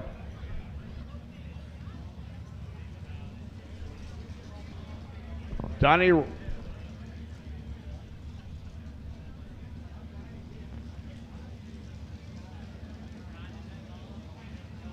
Rottler out of St. Genevieve, Missouri in the Rambler American, 406 Chevy for power. Sam Patrick out of Sandpoint, Michigan, 37 Chevrolet with a 406. This is a 10-second index class E-gas. Heads up, 10 seconds as they head down the track. The Rambler American, very popular car in South America. Oh, what happened? Sam Patrick does not wait for the tree to get activated, loses the race because he didn't wait. He hit the pedal to stage and just drove through the lights. So Donnie Rottler gets a gimme on that one. He runs 10-12. Mel Grace out of Potosi, Missouri. I'll get it right. 71 Pinto. Going to take on the Barracuda J.P. Wood. 68 Barracuda, 408 cubic inches worth of Dodge. 71 Pinto with a 358. Again, E-gas, 10-second index, and they're gone. J.B. Wood with the fish out of water, going to try and swim away from the Pinto. Or is the Pinto going to stomp him? Oh, breakout for Mel Grace. The win goes to J.B. Wood. Nova and Vega getting ready to go next. Jason Wright out of Flintfield, Tennessee. 66 Chevy Nova, 355 small block. Jim Hayes out of Troy, Ohio. 72 Vega, 468 cubic inches worth of big block. Chevrolet power. E-gas, 10-second index. Heads up. They hit the last pedal and off they go. Hayes with the better of the two lights. Is it going to be enough? Will he go too quick? He's out in front. He's way out in front. He gets the win. 1014 to a 1020. 122 to 125 miles an hour. The Dodge Colt, a Mitsubishi product, joint venture between Mitsubishi and Dodge back in the day. The Colt stuffed full of 408 cubic inches worth of Dodge power. Rick Wall out of Louisville, Kentucky. Terry Lindsay out of Bowling Green with the 67 Camaro. 427 big block for power. Camaro, a bigger, heavier car. Hard to imagine, but that little Colt weighed in just over 2,000 pounds when new. Of course, they were powered by a 4-cylinder back then. V8 power, hot rod ingenuity, and those little Colts are formidable race cars. Camaro, 1967, first generation Camaro. Lights dropping. Oh, look at that charge. Now, Terry Lindsay's on a 950 index. Rick Wall in the Colt, a 10 flat index. Coming up on the finish line lights, it's a 955 for Terry Lindsay to a 1005. He got him on the starting line with a better reaction time and takes the win. Dave Marksberry out of Florence, Kentucky with the Camaro, taking on the Mustang of Greg Hillier. This is a Ford Chevy battle. Been competition with these two companies since 1966 when the Camaro was introduced. Mustang was introduced in April of 1964 at the New York World's Fair. I'm so darn old, I was there. 10 flat index for both of these cars as they get ready to roll. 68 Mustang, 427, 68 Camaro, 421. Lead the line nearly side by side. Mustang galloping down track. Will he be able to stop the Camaro? Coming up on the finish line lights, we'll see. And he does. 10-17 to a 10-11. 19 ten-thousandths of a second separated them at the finish line. That is just dust on the bumper. Matt Shetwood out of Bloomington, Illinois, 60s, Indiana. 66 Chevelle, 468 Big Block. Gary Wilby out of Batavia, Illinois, 66 Nova. 950, a heads-up index for these two drivers. 502 cubic inches worth of Big Block in the Nova. 468 in the Chevelle. Full stage, lights drop, they hammer the throttle, shoot them up in the air. Reaction times are within 0.2 of a second of each other. That is an eternity. Let's see what happens at the lights. The finish line says it's Chitwood, 953 to a 958. 15 thousandths of a second separated them at the finish line. Ross Chitwood, another Chitwood driver out of Bloomington, Indiana. 69 Nova, 575 cubic inches. Bob King Sr., Hoffman Estates, Illinois. 56 Chevy with a 496. 950 heads-up index for these guys. RPM's coming up, but they haven't even staged. Let's see what happens. Pre-stage light lit for Chitwood. Bob King Sr., he rolls right in as well. They're gone. Reaction time, big gap. That could be a problem at the finish line. Chitwood out in front. King closing in at the stripe. It's Chitwood. Double breakout. Chitwood breaks out by 15 thousandths, but is able to take the win. He breaks out by less. Mike Cutler out of Dawson, Illinois. The Tri-5 Chevy, the 55. 950. Jeff Thomas out of Columbia, Kentucky. 950. He's in the Barracuda notchback. In the second generation Barracudas, they had three body styles. The fastback was not the only one. They had the fastback, the notchback, and a convertible. This is the notchback. It weighs less. Like those green, Barracuda takes a hop to the right. Reaction times are nearly identical. This is going to be a race to the light. The 330, they are identical. Coming up on the finish line lights, Mike Cutler, 950 right on the 950 index. 954 for the competition. Chevy Chevette, Gary Hensley out of Cincinnati, Ohio. Ronnie Egner out of Mayfield, Kentucky. 950 index, Tri-5 Chevy and the Chevy Chevette. Chevette, a joint venture between Chevrolet and Isuzu back in the day. The original car powered by the Isuzu engine sitting on an Isuzu chassis. Chevrolet built the car, assembled it with their own body style. But Chevrolet owned 50% or 49% of the Isuzu company. Looking for 950s, 55 Chevy, lifts the tire, 053 to an 094 reaction. 0.04 of a second head start, and it is the Chevy leading the way from the Chevette and gets the win. The Chevette breaks out 948 to a 950 with a 1. Misses a perfect run by 1,000th of a second. Phil Stamps out of Tifton, Indiana. Shane Gill out of Trenton, Illinois with the hot rod. Stamps in the Camaro, 950, the number they're looking for. 1946 Plymouth pick-em-up truck. You didn't think Plymouths made trucks, did you? Yeah, they did. Not for very long.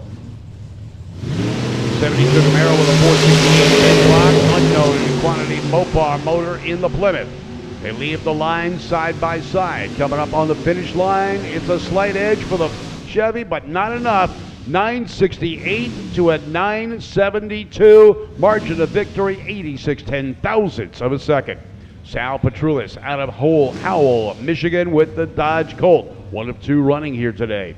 Trevor Messamore out of Madisonville, Kentucky. 76 Chevy. 355 cubic inch small block in the Chevrolet. 440 big block stuffed into that little bitty Dodge Colt.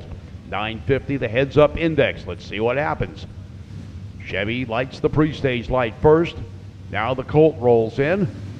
Full stage, RPMs come up. Ooh, smoke around the back of the Monza. Headed down track, they are side by next. Reaction times are within 100th of a second. Oh, a bunch of smoke coming out of the back of that Monza. Double breakout. They knew they were going too quick. The Dodge Colt of Sal Petrulis getting the win light. Caitlin McGill, come on up to the tower. You're today's winner.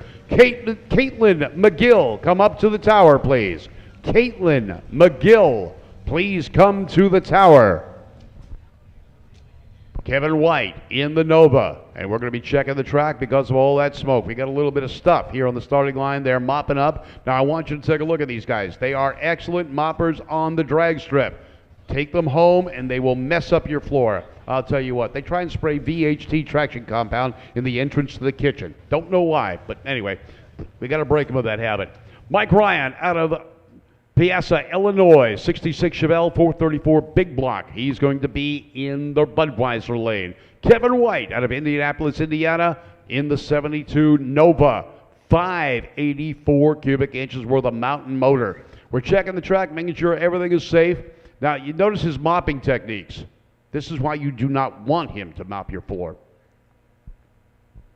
He doesn't do windows either. And if he did, he'd do them just as poorly.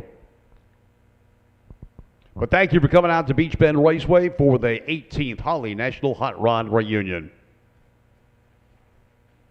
Earl's Performance Plumbing brought aviation fuel transfer technology to the automotive performance market over 50 years ago. And today's top teams still rely on Earl's.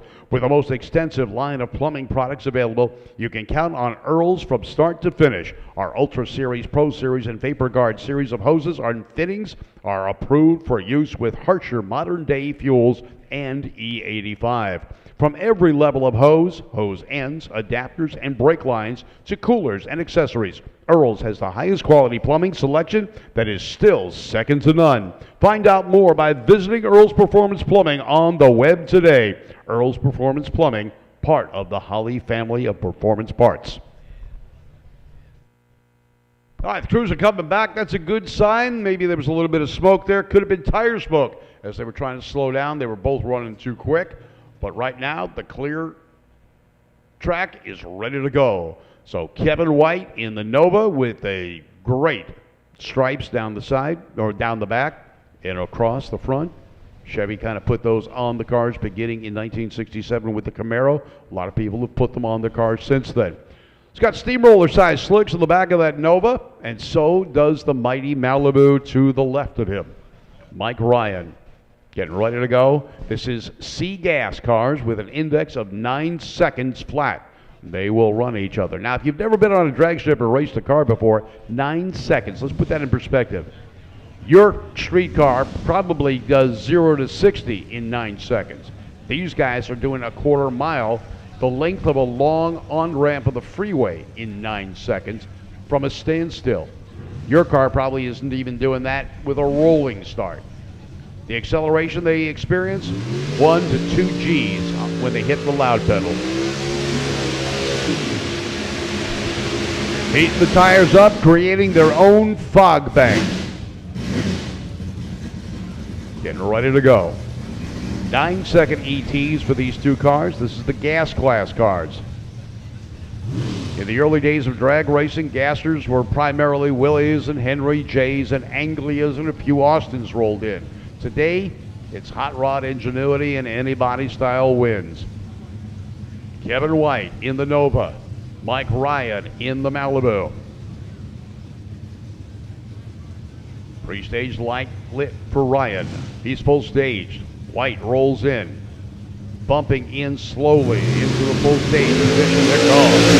The exercise within a thousandth of a second of each other as they head down track, side by side at the halfway point. Ryan has a slight edge, but it is Kevin White taking the win. 9:02 to a 9:04, 21 thousandths of a second separated them. Brian Cagle out of Clarksville, Tennessee. Brett Cole out of Owensville, Kentucky. The 75 Vega of Cole with a 421 big block. Brian Cagle out of Clarksville, Tennessee. 78 Ford Futura with a 547 cubic inch big block. And that 421 could be a small block punched out. And leave the line side by side. 8,000ths of a second separates them in reaction time. Ford has a slight edge. Can he hold on?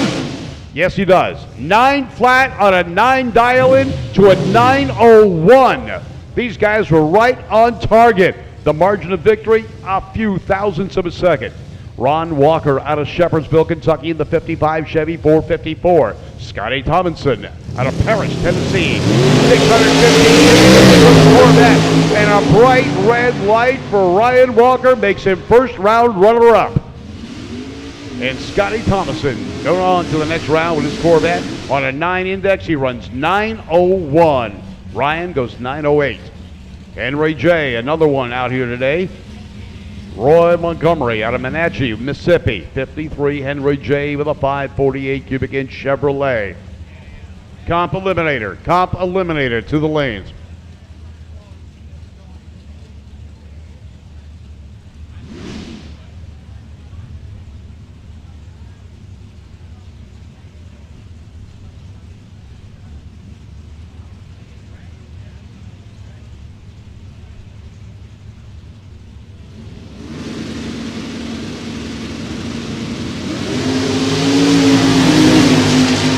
Roy Montgomery and Chuck Owen. 9 flat indexes. The Henry J out in front.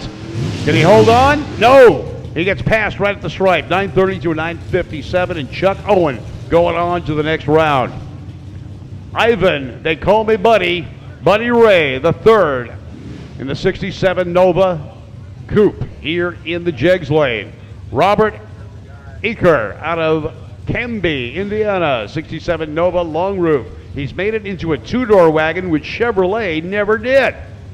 565 big block against the 548 cubic inch big block. 9-second flat ETs is what they're looking for. If this is C-gas, light goes green, they both hammer the throttles. Reaction times are within thousandths of a second of each other. Side by next, they're same at 330 mark, same at the 1/8 mile, and it's a 9 flat to a 902. Robert takes the win. Robert Aker goes 9 flat, taking the win. Dave Donaldson out of Washington, Indiana, 48 Thames panel truck, stuffed full of Chevy 427. John Renfro out of Litchfield, Michigan, 67 Nova 402. Not sure if it's a 402 big block or a punched out small block. Either way, he's dialed 9 flat. Dave Donaldson with the Thames is going 850, or at least that's the goal. This is a B gas car in the right lane, a C gas car in the left lane. And by the way, if you can see gas, that's another problem altogether.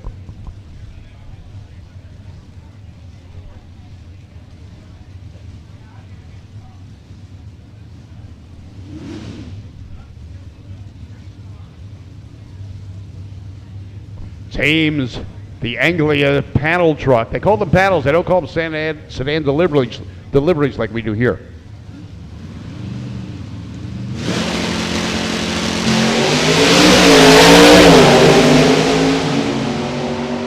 Headed down track, the Chevy out in front by a big hole shot, beginning with that starting line run, 904 to an 851. Dave Donaldson just about on the number, but he gets beat on the starting line by 0.3 of a second.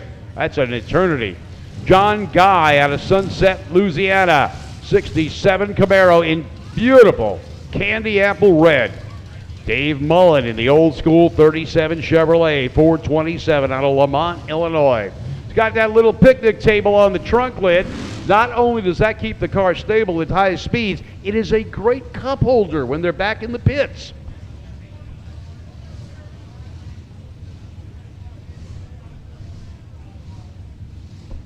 Crewman goes out, checks something, almost gets hit by the car. Got to be careful out there. 850 index for both of these two cars. Comp to the lanes. Comp to the lanes, please. Comp to the lanes. Deep stage for the old Chevy. The Camaro leaves the line chasing.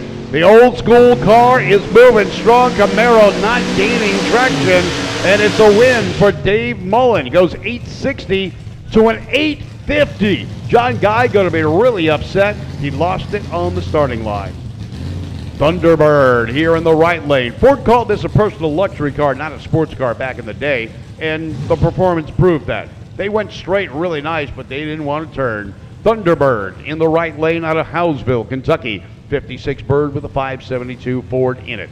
Nick Deshawn out of Kokomo, Indiana with the Camaro. 850 the index. These are both B gas cars. So as you can tell, as we go through the ranks, the quicker cars are coming out. Thunderbird, two-seater. Very popular cars. Ford tried to capitalize on that and reintroduce the two-seater in 2002. Whoa, and a little out of shape. Heads towards the center line for Dan Hobbs. And he's able to still take the win, going 855 to an 854. Starting line, there was only 3,000 separating them, but he ended up winning by 19 thousandths at the finish line. Little Dodge Dart going to take on the Wild Willies. Butch Steffens out of Washington, Missouri, 41 Willys, Chevy powered, index 8 seconds flat. Bob Mitchell, 10-second index for his Dodge Dart, 2 seconds worth of head start. Butch has got to be very, very patient. 2 seconds is going to put that Dart out over 80 feet in front to start with, and Butch has got to make up that difference. Sitting there at the starting line, that can be an eternity. You sit there and you wait, and you can count the milliseconds. RPMs go up, and red light. Bob Mitchell leaves way too early. The tree did not even get activated. So Butch Steffens becomes the winner, 882. That's all he needed to do. Starting line crew out here, keeping everything prepped and ready to go. Our chief starter, Brad Bushell, out there. Bill Leahy at his right hand, helping out to make sure everything stays in readiness out here on the starting line. And big thank you to everybody involved, both from Beach Bend Raceway Park and the NHRA North Central Division, all of our safety safari folks scattered all over the property, helping to keep this race moving smoothly and safely all weekend long.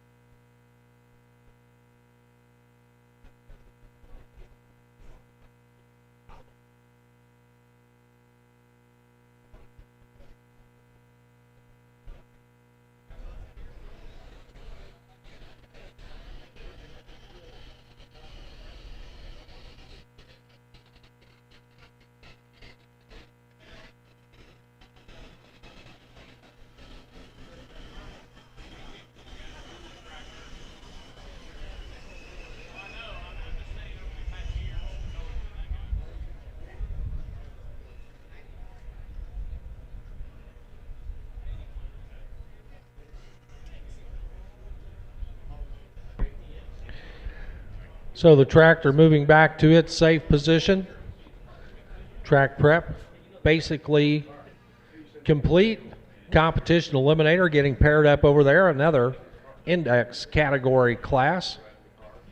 So you'll see handicap starts based on the category they were placed in. It might be A comp, B comp, C comp, D comp, all through the alphabet. And the handicap increment based on that class. And that'll be the number on the board. Final call for comp eliminator. We are just about ready to run you, but we're still missing some of you. So final call for comp eliminator. We need you right now to the staging lanes, and if you're not coming, you need to let us know, but otherwise, we need you in the staging lanes. Comp eliminator, along with gas eliminator, and a couple of other competition classes, are all part of the Nostalgia Drag Racing Series. They are competing with us this weekend, the NDRL folks.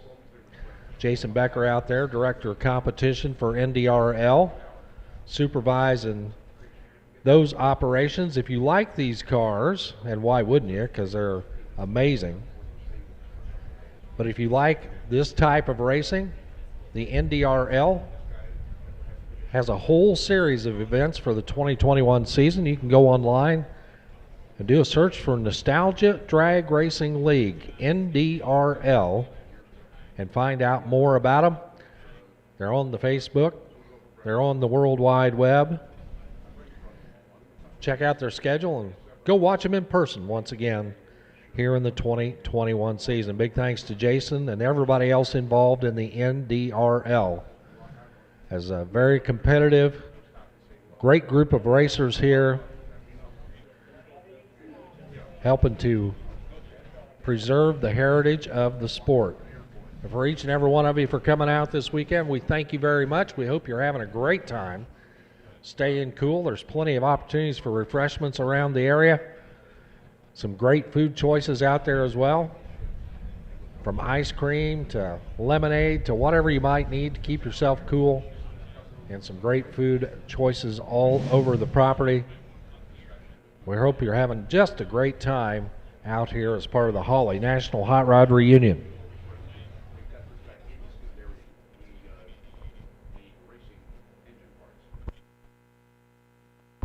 Final call for comp eliminator. Final call for comp eliminator. And even if you're out here, but your friends and family are not, but still want to find out more about it, we are streaming this event live. It is out there on the Drag Racer TV YouTube channel, so you can do a search for Drag Racer TV on YouTube, or you can go to the website dragracer.tv or dragracertv.com. Either one gets you to the same spot for a live link to our live coverage of this weekend's events. And of course the archive will be out there forever and ever. So you go home and you say, man, I can't believe that pass happened, or I can't believe that car, or let's go back and check it out. You can always go back and watch the archives anytime, 24/7, 365, as the event is completed. That's Drag Racer TV on YouTube, or go to dragracertv.com or dragracer.tv. And you hear the motor coming to life, the injected machine over here. The injected altered, and the injected flexi flyer over here, the time traveler. The green flamed altered, left side of the track. That's Jamison Griffin out of Owasso, Michigan. You know, these competitors put in what's called a tech card, which provides racer information, car information, everything about their entry into competition, and they put their occupation on there. Jamison Griffin, left side, says he's a gigolo. Richard Lawson, right side, the mechanic. Both of them, E-Comp categoried machines. Lawson out of Brookville, Ohio. E-Comp puts an index of 10 flat on these cars, 10.00 seconds. That's the number they're running against. They're running against each other, of course, but they're also running against the computerized timing system. So when we mention reaction time, that would be the time increment where the car reacts to the green light. A perfect reaction time is 0.000, or that means the racer left exactly when the green light turned on.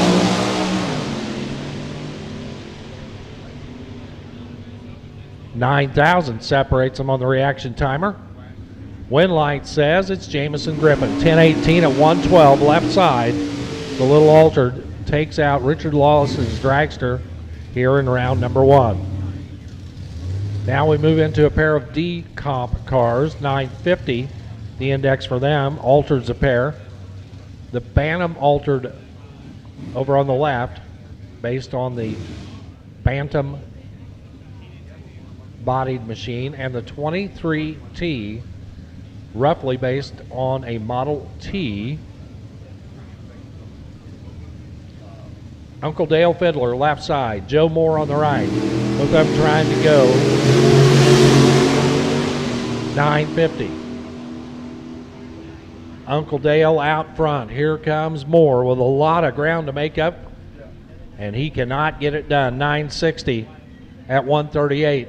Moore was closer, 953 at 134, but he gave back over a tenth of a second on the reaction time. D-Comp left and right. The dragster left. That's Patrick Brower from Lebanon, Pennsylvania. Chassis built in 1966 alongside Skeeter Wayne from Robards, Kentucky. The 34 Chevrolet.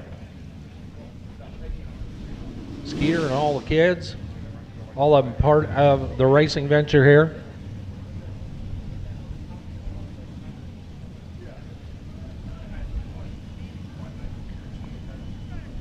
Brower and E-Comp 10 flat, and he rolls the beam. Tries to stage the car and rolls right on through. He'll get no time. Skeeter Wayne, the automatic winner over here on the right-hand side. 9:55 at 132 for Skeeter Wayne. The dragster no time registered because he left before the starting line Christmas tree was fired.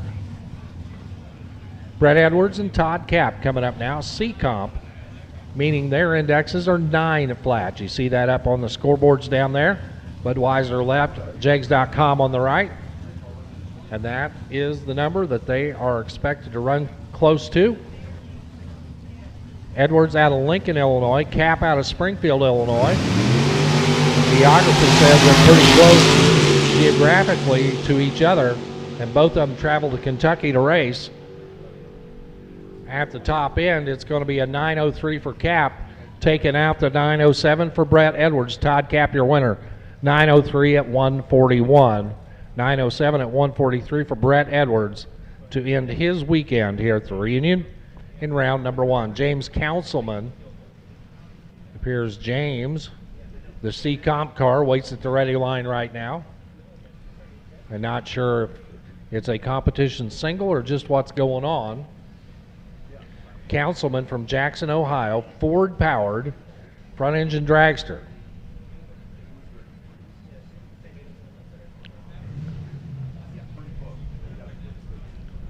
Now I hear a second motor coming to life. That's a good sign.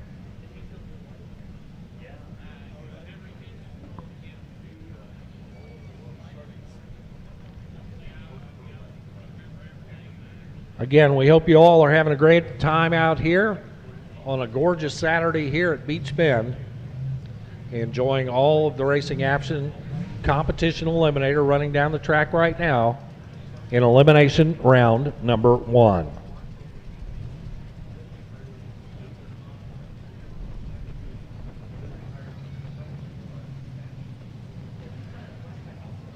Stephen Bowley from Kennebunk, Maine. The Oldsmobile powered dragster, injected machine over here on the left hand side.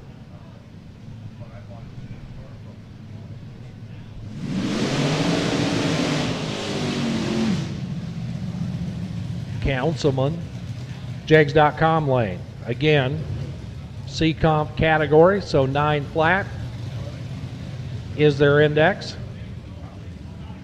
Bally hustles back from his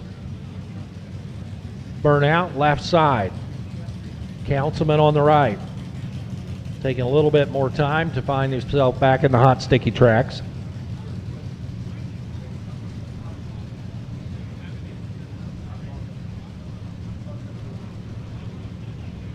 This category, a combination of old school and new school.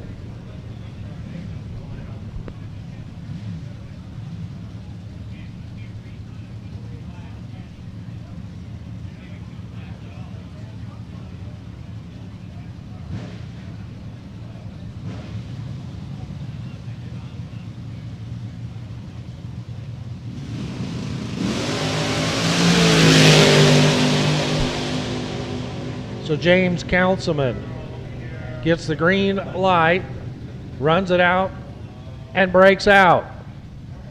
Stephen Bally took the green light, never moved, and he will be your automatic winner. All he had to do was take the green, which he did.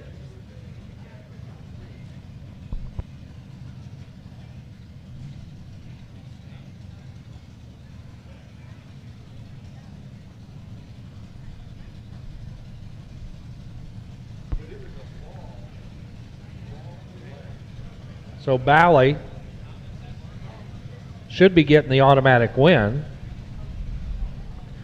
We'll get all this sorted out and let you know what's going on.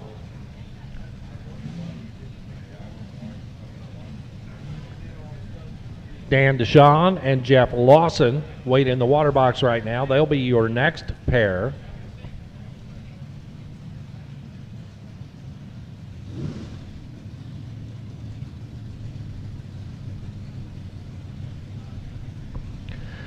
So, hey, competitors, if you're looking for racing fuel, Renegade Race Fuels available, 110, available over by the tech shed over here. It's right outside the oval, over there by the swap meet area. If you're looking for race fuel, it is available. Renegade Race Fuels, 110, available over by the swap meet side.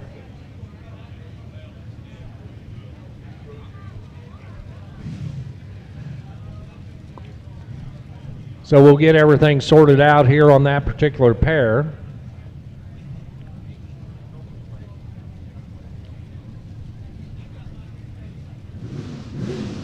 In the meantime, Dan Deshawn, Jeff Lawson start their burnout process right now. 27 Ford Roadsters left and right. Big block Chevy for both.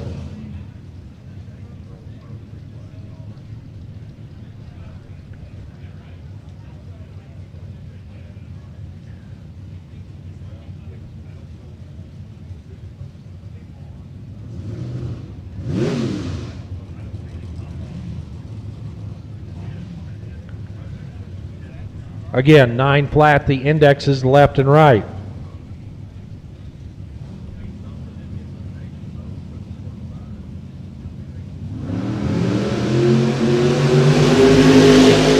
Heads up start, good lights for both. Top end, it's going to be both of them on the brakes, it looks like to me. How about a 9.025 taking out a 9.024? Both of them over by about the same amount. That one on a hole shot. Over on the right-hand side for Lawson, taking out Dan Deshawn. Here's Jackson Messamore, Hanson, Kentucky, the home. 38 Chevrolet replica. On the left side, right side, Joe Foster, the 23T Altered. I believe he calls his ride the Honey Badger. Over here on the right-hand side, the green and white little Altered out of Leslie, Missouri. 582 cubic inches of bow tie power right out in front of the driver, blocking his view. A 576 Chevrolet motor holding up the hood scoop for Jackson Messamore.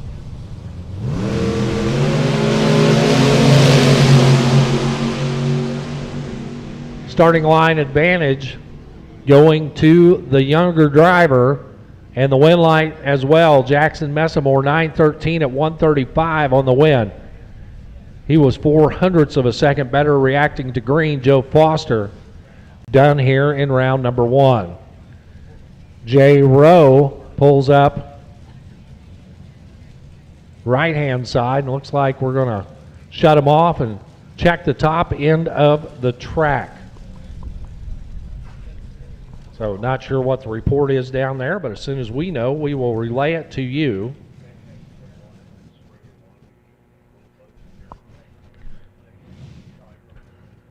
Hooker Headers, the winningest header in racing history, celebrates over 50 years of performance power. Hooker Headers feature tuned length primary tubes, high quality welds, long transition collectors, machine flanges, and much more. From stock Camaros to NHRA Pro Stockers, Hooker has the header to make your classic or late model vehicle quicker, faster, and lighter. Also check out Hooker Blackheart headers and exhaust systems for your modern muscle car or truck. Hooker Blackheart also has the swap headers and exhaust systems you need to complete your late model Gen 3 Hemi, Ford Coyote, or GM LS swap into popular classics as well. Hooker, when only the best will do.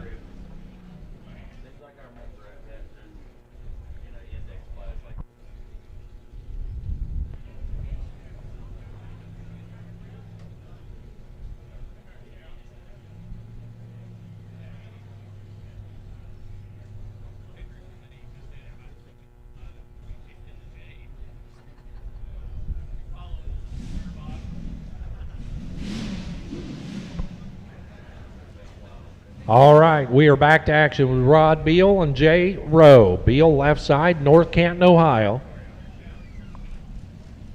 The S&W built chassis, 410 cubic inches of injected Chevrolet power. And the wild burnout right there for Jay Rowe out of Connorsville, Indiana. As the car kicks to the left, swings to the right, rattles him around out there. The 63 Corvette.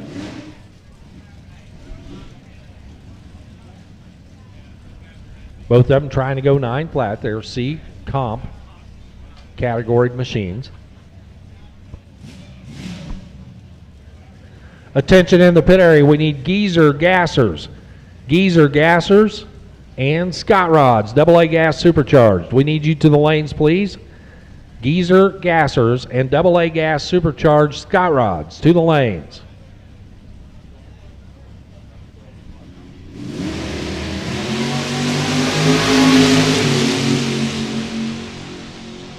The Corvette alongside the dragster. Corvette out front, Corvette on the win. Dead on, 9 flat at 145 for the win for Jay Rowe. Rod Beal was behind at the starting line, tried to catch him and still cross second with a 5 under 895. Geezer gassers and Scott rods to the lanes, please. Geezer gassers and Scott rods to the lanes. Jim Hooker out of Festus, Missouri. Race car painter by trade, taking on Steve Glotzback from New Albany, Indiana. 850 the index for the B comp car on the left. 950 the index for the D comp car on the right. So the car in the jegs.com lane will get a 1 second head start at the starting line.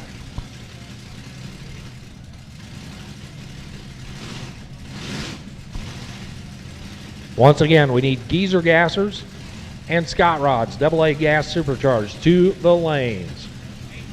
Geezer gassers and Scott rods to the lanes. Stay right. Green light start.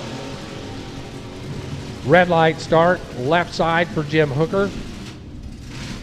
So a 970 for Steve Glotzback moves him on to round number 2. Jim Hooker turns it red and exits here in round number 1. Tommy Cook, Columbia, Kentucky.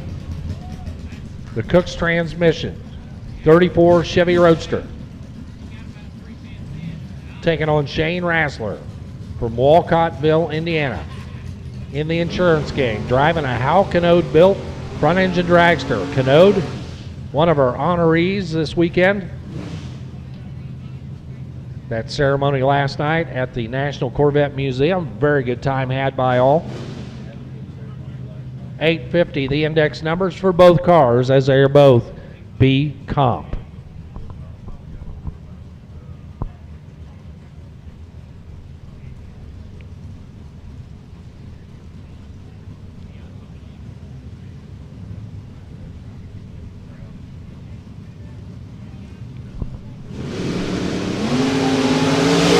Wheels up start for the little dragster. Rassler out front. Here comes Cook. Top end says it's going to be Cook getting it done on the breakout. Rassler goes 4 under 846 at 143. He got down there too quick and broke out, handing the win to Cook. Bill Fusting, Waukegan, Illinois. Wild Bill in the Illinois Outlaw Altered. Left side. Taking on Shane Bowman. Bowman's 23T over here on the right for the runner out of Farmland, Indiana. Both of them B-Comp cars. 850, their index number. Wild Bill completes his burnout. Shane Bowman gets set to back up from his.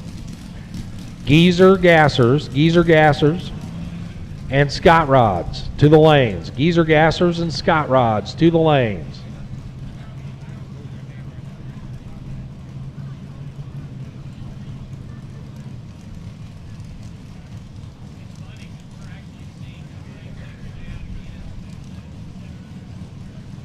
And a word of advice to all of you people out there in the restricted area: never turn your back on a race car.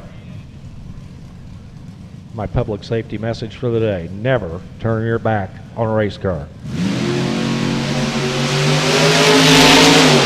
Green light starts for both. Wild Bill, Shane getting it done. Top end, it's going to be Fusting taking the win.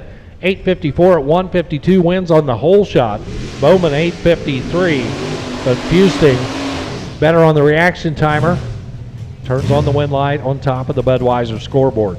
Steve Elzy and Russell Snyder coming up now. Elzy out of Lindstrom, Minnesota.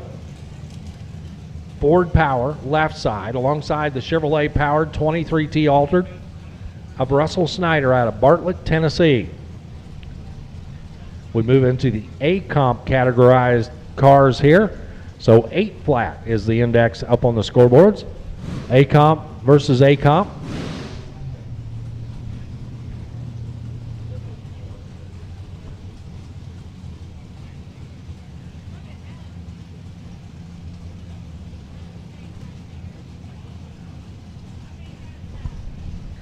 Attention on the grounds, we have found a set of keys. If you are missing your keys, these may be yours. Come up to the check, see if you can identify them. Right side better on the tree, right side better on the track. 802 at 165 for Russell Snyder for the win. Steve Elzy was right there, 803 at 170. But the better light by 0.04 of a second over on the right-hand side gets it done. Pat Lamont, Lake Villa, Illinois, and Gary Williams from Sullivan, Illinois, my old buddy from Coles County Dragway, USA. Pat Lamont dialed an 8 flat. Gary Williams, a 9 flat. 1 second head start for Gary Williams, but on his last qualifier, he ran a perfect 9.00 with a 0 to put him on top of the qualifying sheet. Geezer Gassers, final call. Geezer Gassers, final call. Scott Rods, you should be in the lanes as well.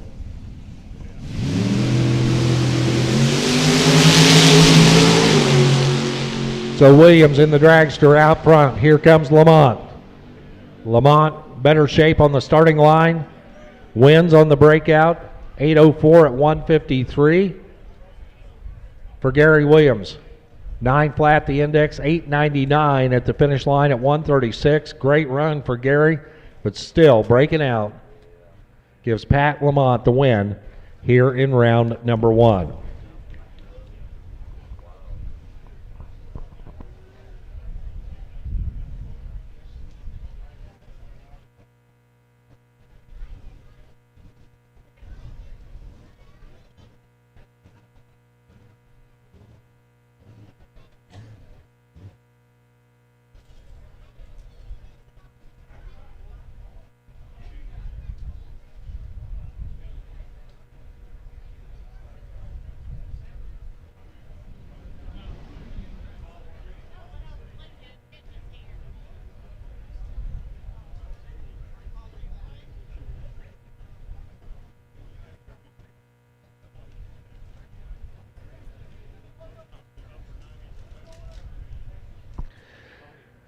So for you folks out there that have participated in the PPG Show and Shine this weekend, first of all, thank you all for coming out and being a part of it. Winners will be selected in a whole bunch of different categories, and those winners will be posted at 1 o'clock over in the judging tent. So once again, PPG Show and Shine winners will be posted at 1 o'clock in the judging tent. So you'll need to stop by there and check to see if you are a winner. And there's going to be a great parade of those winners later on tonight, right before our Cacklefest. So thanks to everybody participating, and thanks to PPG for being part of Show and Shine.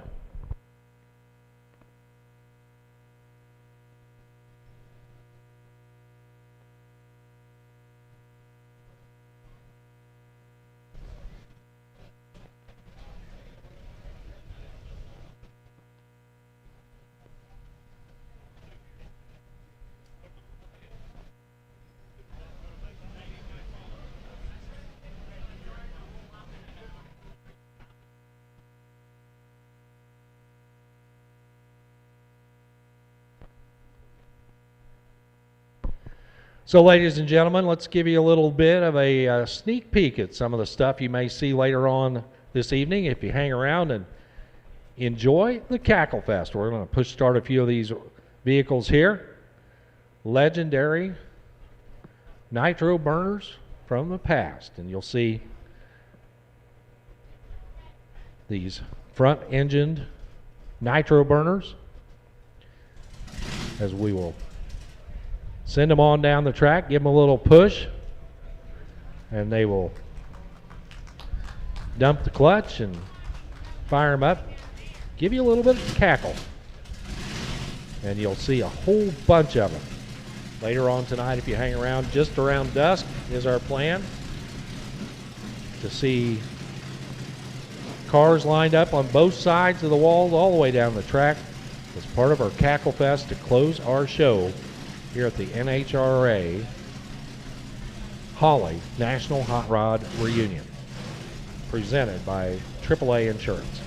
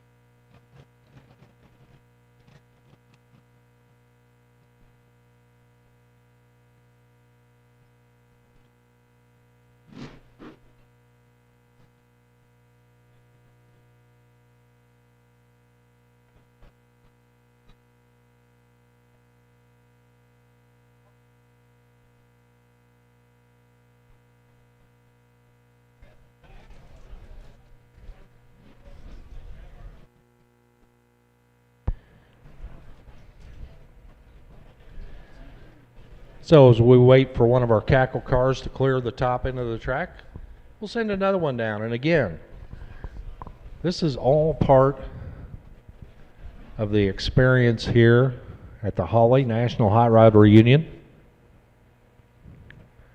to support the mission of the NHRA Museum, the NHRA Motorsports Museum out in California. All of this weekend's events are in support of that to help preserve the heritage and history of the sport. And we hope you enjoy what you see. If you ever get a chance to go out to California, you should make it a point to spend a day out there at the museum and take in all the sights and sounds and learn more about these historic race vehicles as they are on display out there at the NHRA Motorsports Museum. If you want to be more involved and become a member in support of the museum, you can always log on and check it out at nhramuseum.org. Be more than happy to include you on their membership roster and keep you involved in the history of drag racing.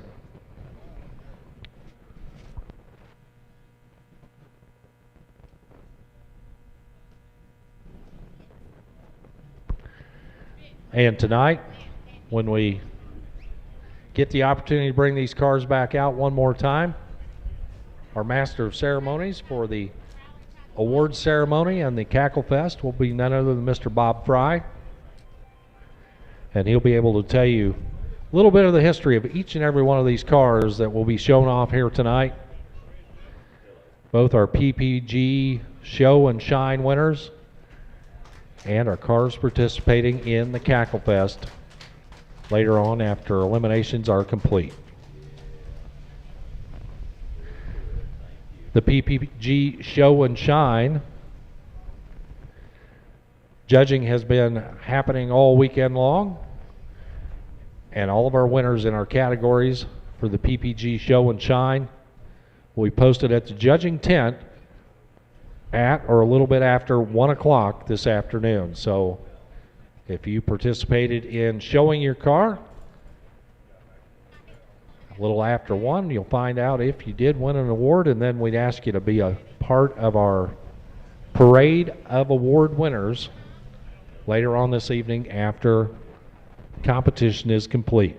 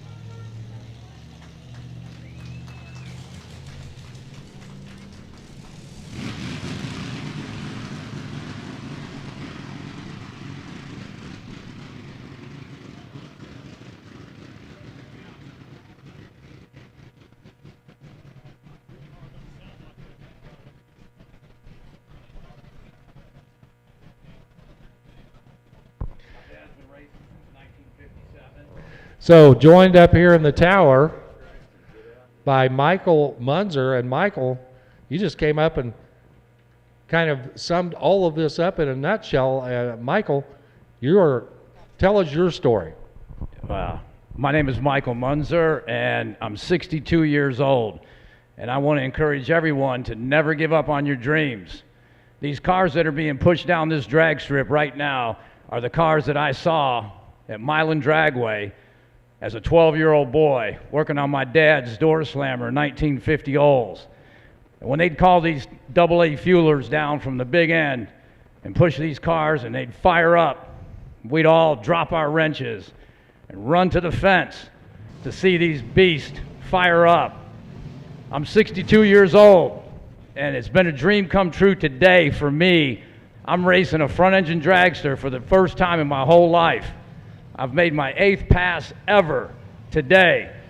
Bowling Green Beach Bend is my first ever quarter-mile pass, and I was lucky enough to win a round today, and I'm in eliminations. So I just want you all to know, don't give up on your dreams. If it takes you getting your friends together, pooling your money together, making it a cooperative, do whatever you got to do. Don't give up on your dreams, because my dreams have come true today. Thank you very much. Thank you, Michael. That's an inspiring story, and glad you're a part of it. And, you know, like you say, never give up, and make your dreams come true. Exactly. Exactly. You bet. Thank you. It's great to hear stories like that, and that's part of the preservation of the sport that we're trying to achieve right here. Stephen Boley and James Councilman will back up right now. As we saw them earlier, and there was a little bit of a hiccup in the starting line process, and so in all fairness to both competitors, we're going to give them a chance to rerun here, and the winner will move on to round number 2. Boley out of Kennebuck, Maine. Front engine dragster, Oldsmobile power, alongside James Councilman from Jackson, Ohio. Councilman right side, his Ford-powered machine, and it looks like Councilman just rolled the beams as he pulled up to stage and rolled right on through. He gets the red light start. In the meantime, Stephen Boley gets the win, 898 at 142, as Councilman went to stage the car, and it kept on rolling, and when the tree fired, he was not sitting in the beams, and he gets the automatic red. The quartermaster machine over here, right hand side, gets the head start. 1150, the index over here on the right. He is staged and ready. Here comes the pickup truck. Big wheels unstart for both of them. How about that? And the pickup truck settles it down, drags it back in the groove, giving chase already around the 38 Chevrolet at the top end of the track, and Bush, your winner, 1063 at 98 miles an hour. Greg Burge, great looking start, but slow on the reaction timer, and a fun ride, unfortunately, does not result in a win line. 750 index to the lanes, please. 750 eliminator index to the lanes, please. William Sworn from Rockford, Illinois. 41 Willies taking on the 52 Henry J of Troy Wilson. Wilson right side out of Bloomington, Indiana. And the powder blue Henry J dialed in at a 1050. He'll be chasing down the 11 flat for William Sworn. Sworn was dead late out of the gate, but guess what? Troy Wilson was 0.02 of a second too early. Red light start, automatic win. Goes to William Sworn, 1263 at 79 miles an hour. Gets the win, not the prettiest of runs for Troy Wilson, 002 red and a 1066 to end his weekend. Gary Raber, the dental tech out of Royal Palm Beach, Florida, taking on Chuck Lipka, Eureka, Missouri. The supercharged old C Geezer gasser, 10 flat the dial, or the index, 10 flat the index on the right, 11 flat the index on the left. Head start for the all black machine. 750 eliminator to the lanes, please. 750 eliminator to the lanes. Raber off and running. Here comes Chuck Lipka. A lot of ground to make up. Lipka giving chase, trying to get there. At the top end, not going to get it done. Gave up too much at the starting line. Gary Raber, your winner, 11:26 at 110 miles an hour. As Lipka was late Gave up a 10th back here. Couldn't make up the difference on that end. Dave Lewis Jr. and John Swick will give it a try now. Lewis left side, Finleyville, Pennsylvania, is 37 Chevrolet. Alongside John Swick, the 55 Chevy. 1050 on the left, 950 on the right. Here comes the orange 55.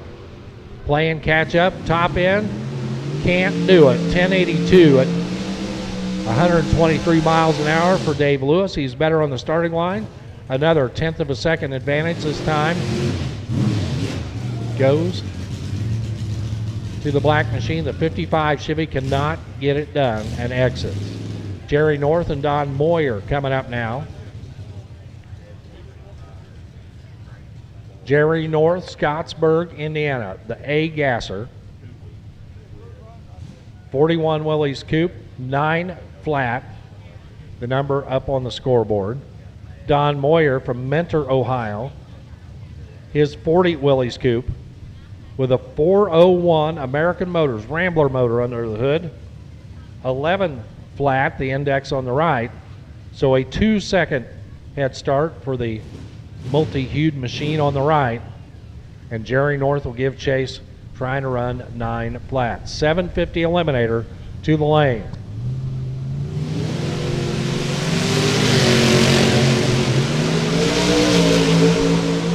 Don Moyer way down track. Here comes Jerry North. Too far behind, pays for it. Moyer for the win, 11:26 at 1:14. Pat Canal gets the single in his G Geezer Gassers. That's GGG for you. The 41 Willys out of Springfield, Louisiana. 12 flat is the number he's looking for.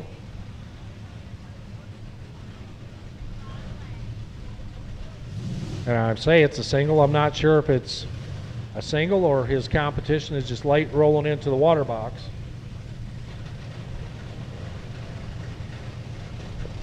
Does appear to be a single pass for Pat Canal.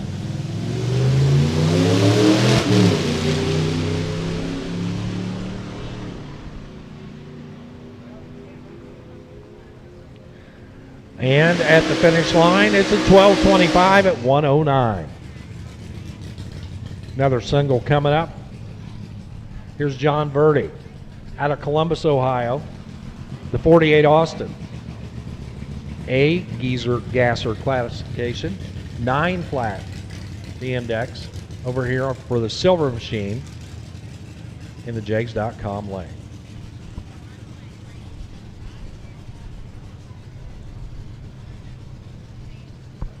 $750 Eliminator to the lane. $750 Eliminator to the lane.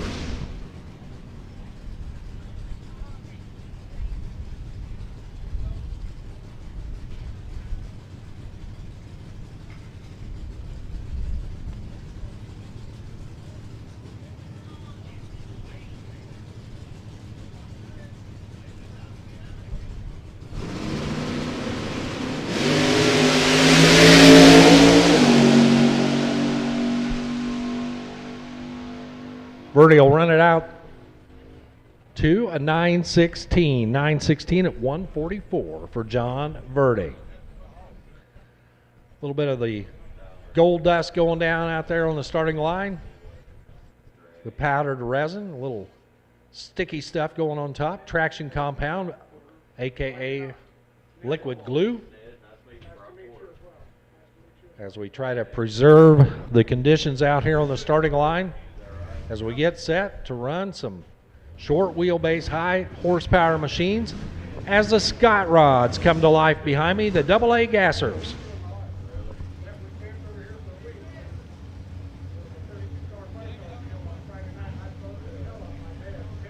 Big thanks to everybody involved with Scott Rods. The Traveling Hot Rod Show coming at you right now. The Scott Rods presented each and every weekend by Autometer.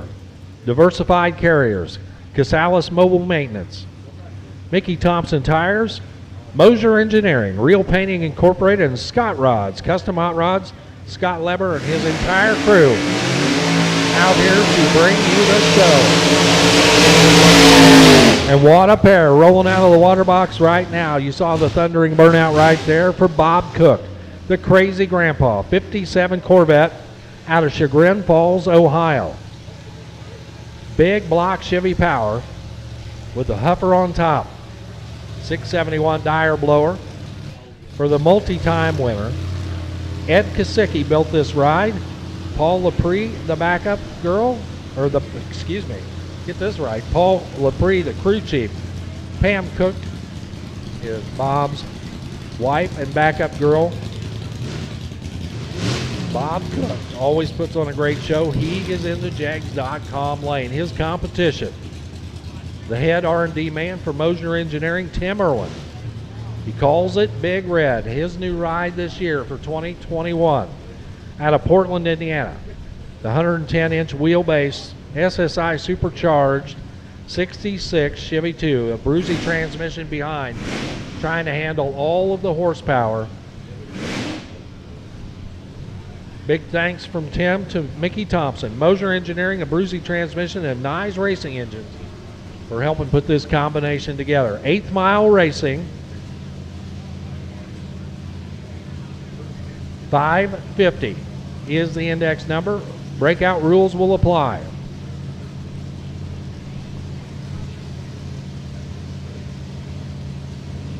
But high horsepower, drag racing to the 8th mile mark. Tree counting down and away. Bob Cook, better on the starting line. Top end, it's Cook for the win. 572 at 121. Tim Irwin still sorting out the combination, a little late on the tree, but guess what? His best run of the weekend, 566.5 at 123. So Tim will be disappointed, but not so much because his car is coming around. Now it's Mike Kalinowski, right side of the track, the unfinished business. 48 out Austin out of Orchard Park, New York.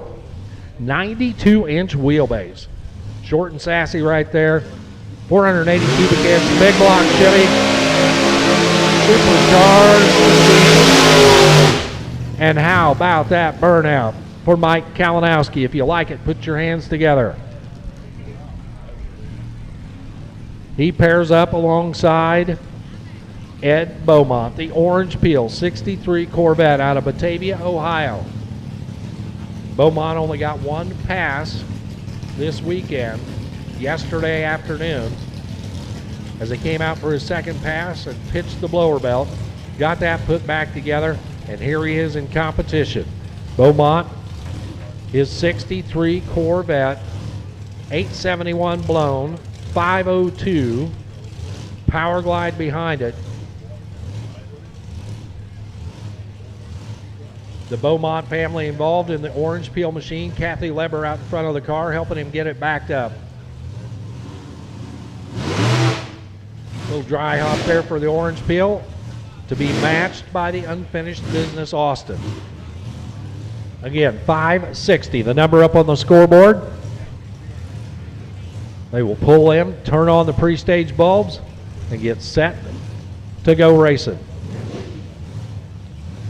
Little pound on the hood for encouragement there. Staged and ready. And away we go. Kalinowski's going to get there first, 566 at 110. For Mike Kalinowski, Ed Beaumont, a little delay on the starting line, and a 606 and 121 for the Corvette. Kalinowski wins the round.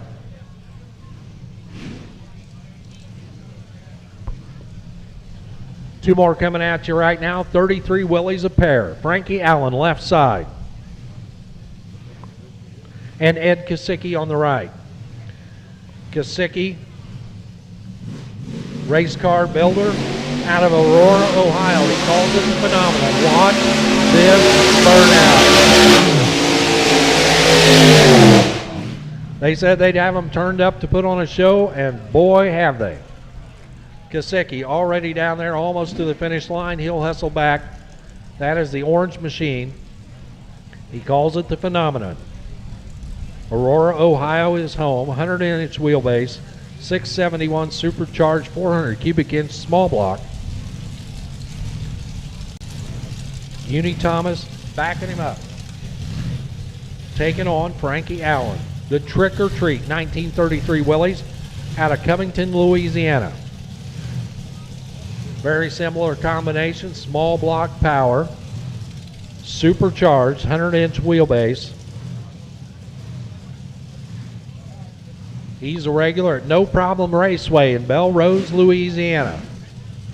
Coming up here to Central Kentucky just to cool off. The dry hop there for the Phenomenon. The Trick or Treat machine. He'll mash it once just for good measure, and a little rip there as well. Again, good side-by-side action coming up as they race to the 8th mile. 750 Eliminator, you should all be in the lanes, and if you're not there, you are late. 750 Eliminator, you should be in the lanes.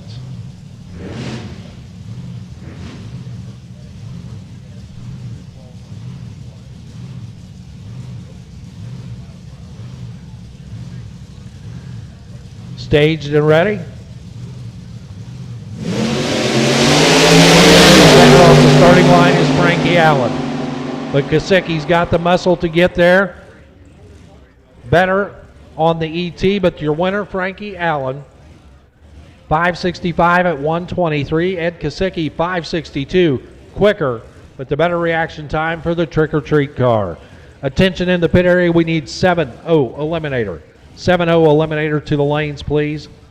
Once again, 7-0 will take you now to the staging lane.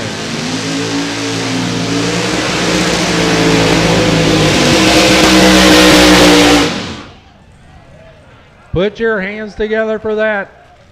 How about that, Beach Bend Raceway Park? The great burnout there by Al Lynch out of North Huntington, Pennsylvania. He's been racing almost 60 years of his life. Backing up right now in his 67 Chevy Nova that he built as a tribute to his, in loving memory of his wife, Ellen. Supercharged 496 cubic inch bow tie. Got the turbo hydromatic behind it. And Ray Kosicki, Aurora, Ohio. His 33 Willys, the Violator he calls it. Multi-time points champion. Uni and Kathy helping out, backing up the cars here. As Al rips the throttle.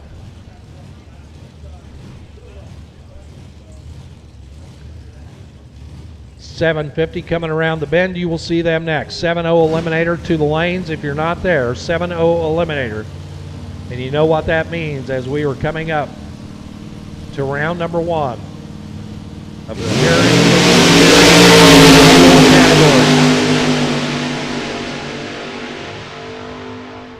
Al Wilson off pace 590 at 122.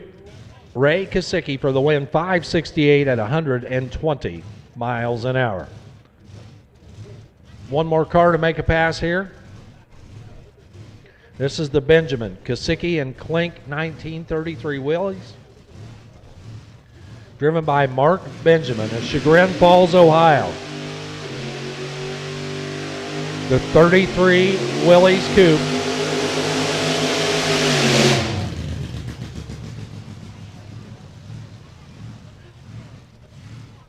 And the Scott Rods team, they are loving that. Watching that burnout for Mark Benjamin. The 33 Willys Coupe, all of these hot rods in some form or fashion have rolled out of the Scott Rods racing shop out of Ohio. Scott Lever and his crew can help put that car together for you as they build these classic gassers along with a lot of other gorgeous hot rods populating racetracks all around the country. And if you like these guys, you want to see them again, the next opportunity that you'll have to do that will be next weekend at Motorsports Park.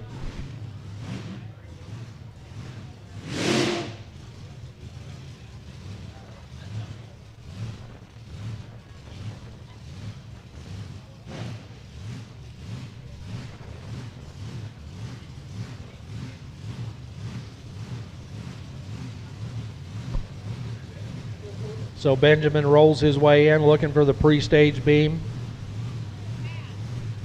The golden rod over here on the right. Let's go. And to finish it out, Mark Benjamin with a 591 at 118. So ladies and gentlemen, if you like it, put your hands together and let them know. The Scott Rods. AA gas supercharged. You'll see them later on again today as they are here to put on a show for you.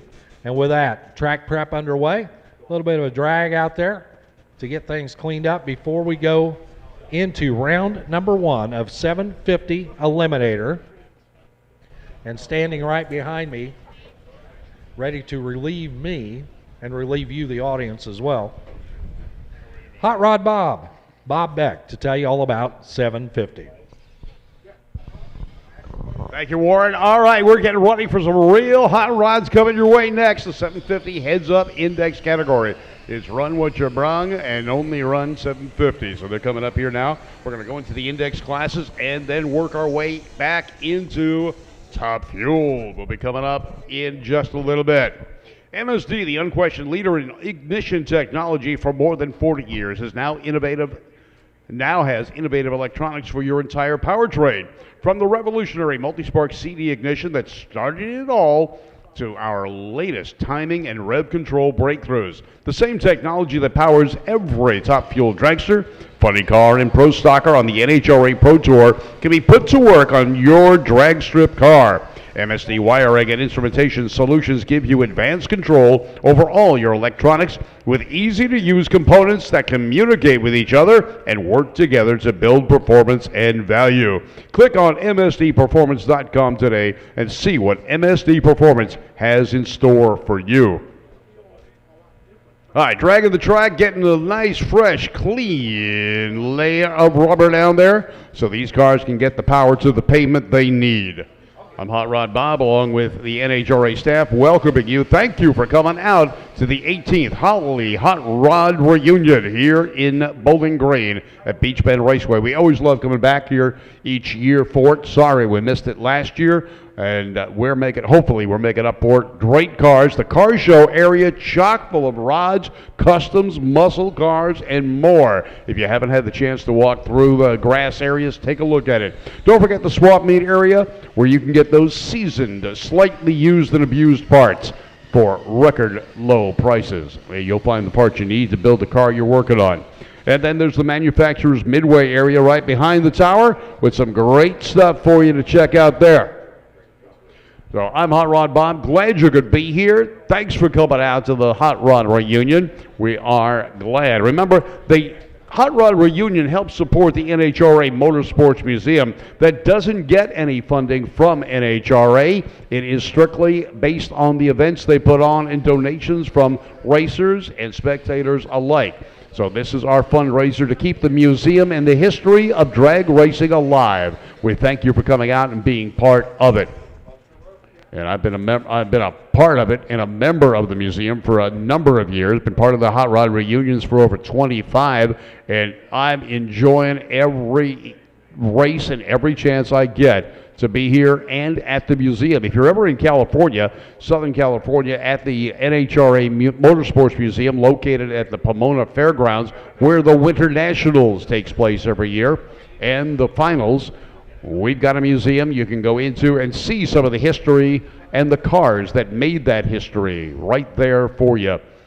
All right, we've got the tractor pulled back. We're going to start bringing out the 750 index cars. It's going to be some great racing action for you as we move on into the program schedule. We'll go from the 750 to the 7.0 to the 6.0. And one of the unique things about the Hot Rod Reunion is we can be flexible. And what's happened is there's a number of Top Fuel cars that did not make the show in Top Fuel, but they can run the 6.0 category, and that's what we've done. We've moved some of the Top Fuel cars into that to make the field bigger, to give you a better show. Mike Hyman out of Smiths Grove, Kentucky. He's going to be pulling up into the Jegs lane.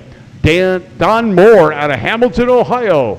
He's over in the Budweiser lane. Got a Donovan 406 in the front motor dragster over in the Budweiser lane. The index is 750. Mike Hyman out of Smiths Grove, Kentucky. 360 cubic inches worth of Chevrolet power. Going to take on what it says on the tech card is a Chrysler 406 Donovan style motor. Get the tires warmed up. This is an index category. No bracket racing here. It's run what you brung, but don't go faster than 750. It allows the drivers and the teams to build the car to a certain specification. Build it to where your wallet can show you. So here we go. 750 index cars. Mike Hyman out of Smiths Grove, Kentucky, a 2011 built front engine dragster. Don Moore out of Hamilton, Ohio. His car, a true vintage machine built in 1972. Don was the 6th qualifier, running 752 with a 2.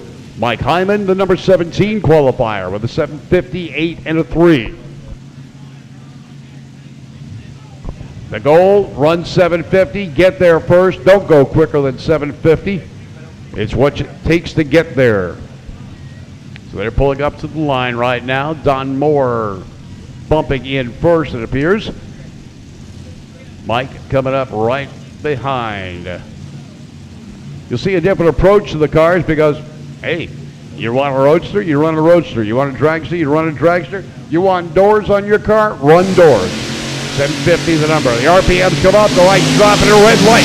Mike Hyman becomes first round runner-up. With a little bit of a wiggle for Don Moore, looking for the 750. He goes 49 with a 3, but the red light. It's first or worse. And in this case, the red light's a safety violation, but Hyman runs 790 in red lights. Tom Malik out of Battle Creek, Michigan, 23T altered here in the Jegs lane. Dan Mullen out of Kankakee, Illinois. He's got the front engine dragster with the full body on it. The Gold Digger getting ready to romp. Got a big block with the blower. Chevy 505 in the Ford Roadster. A Dart 523 in the dragster. Dan Mullen qualified number 15 with a 756. Tom Malik win number 8 with a 752. So the Roadster on paper is a hair quicker, 400ths of a second to be exact. During qualifying though, Mullen was running under the number and had to slow it down. He ran a 46 and a 43. Had to slow down, and he did to a 56 to get into the show. Tom Malik's first run was an uncharacteristic 8-second pass. He then improved to 5.7 and then came back and ran a 52. So on paper, Malik's been the most consistent of the two. The Gold Digger might be a shade too quick. So watch them on the starting line, see who gets the better reaction time, because that's going to indicate who's going to wheel race down. And wheel race means they're watching the car next to them to see where they are as to whether or not they feel they need to take the stripe or let the competition go quicker and break out. So here we go. Side by next. Tom Malik in the Jegs lane. Dan Mullen. Oh, and Mullen anticipates and goes red. He goes so red the switch hadn't even been hit yet. So Tom Malik goes 64. That's all he needed. Mullen ran so quick, left the line so early, he won't even get a time. Sean Grant, 67 Mustang with a 400 cubic inch Ford power plant.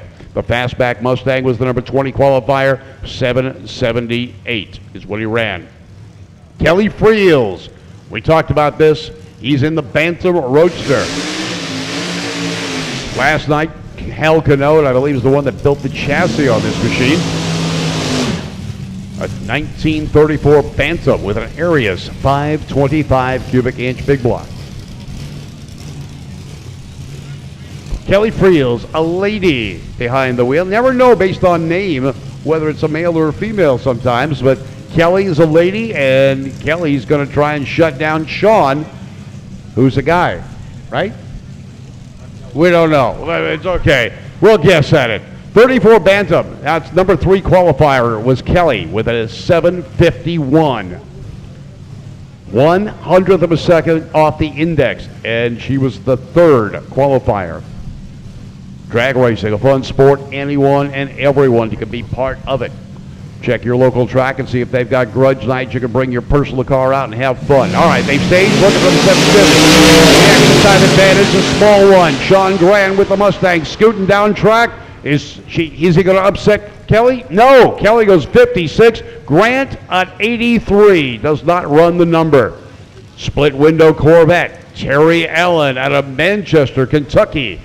632 cubic inches worth of mountain motor in that car. Your number 2 qualifier, running a 751 with a 0. Pat Swisonic. It's Pat out of Machatine. Number 21 qualifier, ran a 736, way under the number. Slowed it down, but to an 802 was your number 21 qualifier. So we know Pat's got a lot more in that car than necessary to run the 750 index. Tyler Allen ran an 859 and then the 751. Only made 2 passes. So we'll see how they go. Pat out of Muscatine. 2006 front engine dragster, 378 cubic inches worth of Chevrolet power. Tyler Allen, 63 Corvette with 632 cubic inches. Different approach to get the same goal, 750, the elusive number they're going to try and hit. Dragster against Corvette. Pre-stage lights lit. Full stage now for Pat. Tyler moves in. Lights drop, they're gone. Time advantage, a huge one for the category, but the dragster's able to make up a lot of that gap in acceleration, but goes too quick. 745 to a 755, and Tyler Allen is going on to the next round. Another T-bucket. Wade Nunley out of Brandon, Florida, 23T with a Donovan, 477. James Hayes out of Troy, Ohio, 58 Corvette with a 540 cubic inch big block for power. James qualified number 9 with a 530. Wade qualified 14th with a 755. 2/100ths of a second separated them in qualifying and 5 positions. Corvette here in the right lane, here in the home of the Corvette, Bowling Green, Kentucky. Corvette moves up to the beams. Pre-stage lights lit. Full stage, both cars. Lights on, and they have it. Off they go. Perfect reaction time for Wayne Nunley. Trip zip, 3 zeros. Is he going to be able to convert it? Oh, and a losing effort. 760 to a 755. A perfect reaction time for Wade. An 043 for James. James takes the win light, gets there first. Jared Bradshaw out of Utica, Kentucky. Number 7 qualifier in the dragster.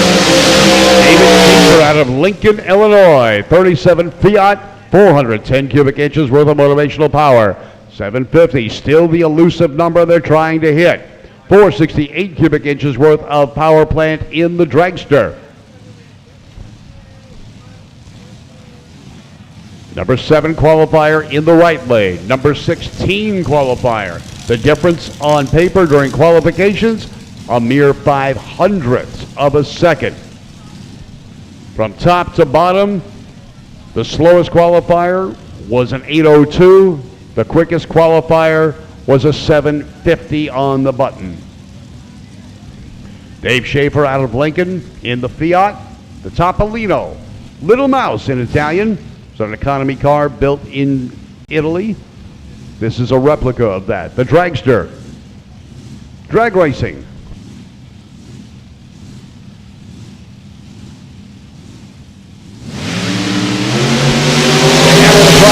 They go.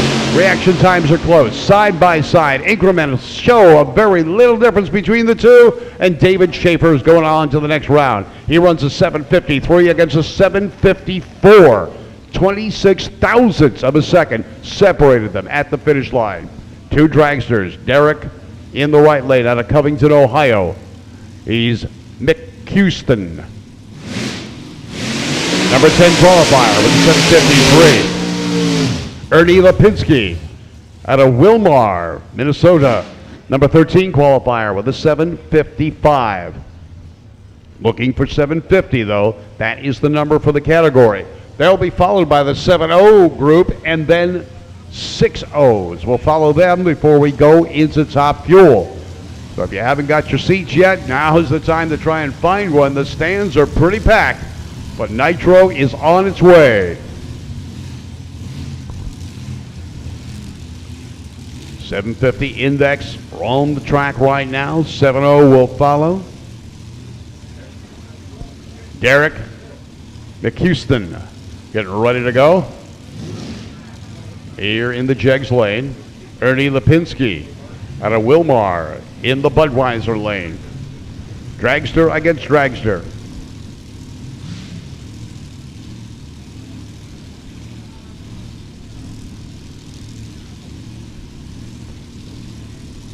All right, lights are dropping as they get staged. They're gone. Oh, an excellent reaction time for one of the drivers. Both reaction times are good, but the man with the 00 loses. A 007 reaction time, and he runs 57 to a 52 for Derek. So Derek taking the win. Casey Giesland out of Centovia, Michigan, or Mississippi. Number 12 qualifier here in the Jegs lane. Brian out of Columbus Grove, Ohio, the number 11 qualifier. A 754 is what he qualified with over in the Budweiser lane. 755 here in the Jegs lane. So almost negligible difference between the two. 100th of a second in qualifying.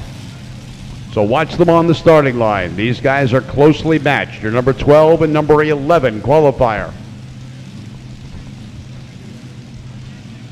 Two dragsters. The ease of running a dragster. Easy to get at everything out in the open. The downside, they're sitting in the sun. There's nothing to cover them up and keep them protected from the sunshine and the heat. 750, still the elusive number as we move through the categories. National Advantage, a huge one. Is it going to pay off? We've seen 00 reactions not pay off. This time it does. 756 for Casey to a 752. The better reaction time is what did it. The margin of victory, 0.05 of a second. Randall Bowles out of Slaughterers, Kentucky. Got the chop stop, 57 Chevy, and he's doing a John Force burnout for you. Dylan Starks out of Greenbrier, Tennessee, your Snap-on Tools guy. Number 18 qualifier against number 5. A 764 is what Dylan ran to qualify. 752 is what Randall did with the 57. The 57 looking kind of like Tom McEwen's last funny car. If you remember that, Tom McEwen was running the Dan Jug sponsored 57 Chevy funny car in NHRA competition. It was quite unique for the time. A lot of people liked it, and they started using them for gas class and bracket cars, although they added doors to them so they can get it in and out. McCullough's was a flip body car, much like today's funny cars are. So Randall Bowles in the Jegs lane, Dylan Stark over in the Budweiser lane. Again, thanks for coming out to Beach Bend Raceway for the 18th Holly National Hot Rod Reunion. You are part of history. We're back. After a year hiatus, we're here for you. We're glad you're here for us. 6-0 to the lanes, please. 6-0. Attention in the pits. 6-0. Category to the lanes, please. All right, 57 Chevy's first one to light the bulb. The dragster rolls in. Got to stage it. Bumping in very gently. Gets the top light lit. Who's going to take the bottom bulb? Either one. All right, dragster, first one just barely lights the bottom light. They're gone. And the times are close as they head down the track. The Chevy spins the tires just a little bit. They both have 1 second 60 foots. The dragster goes 751 with a 6 to a 751 with a 4. The margin of victory, 23 thousandths of a second. Bart Bowles out of Slaughter's, Kentucky. Got the front engine dragster. Was a number 19 qualifier with a 776. Bo Bowles out of Slaughter's, Kentucky. Guy, you think these guys are related? Was the number 4 qualifier with a 751. Dragster against Altered. 598 cubic inches worth of Chevy power over in the Budweiser lane. 565 cubic inches worth of dragster powered by Chevrolet here in the Jegs lane. Same family, same city, going for bragging rights and maybe a side bet of who's buying dinner. Moving up into the beams, the Altered rolling in first. Dragster's got to come forward. Crew person helping them find the starting line. They know it's out there someplace. All right, up to the driver now. Pre-stage lights lit. They slowly bump in. Bo's in, Bart's rolling. Bo goes deep. Reaction times are close. Bo gets a little out of shape. Can he recover? Yes, he does. 774 to a 782. And Bo Bowles goes on to another round. Bart buys dinner. Justin Schaefer, the final car on the 750 index, gets the single. He was your number 1 qualifier, running 750 on the button. So Justin Schaefer out of Lincoln, Illinois. 32 Bantam with a 400-inch Chevrolet engine. Now, Bantam wasn't a race car initially. They were one of the first American, what you could call sports cars. Little 2-seat roadster built by a company called American Austin. They came up with a car. They sold for just a short period of time, only 2 years. The Depression was a heavy burden on this company, and they stopped producing that car. They did design the original Jeep and sold that design to help the war effort.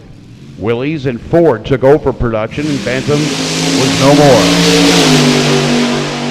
Justin Schaefer pulls away with an 074 reaction time, crosses the finish line with a 742, 180 miles an hour. It's a single. He's going on, come back for round 2. All right, 7-0 getting ready, coming up next. 6-0, you should be in the lanes. 6-0 cars to the staging lanes, please.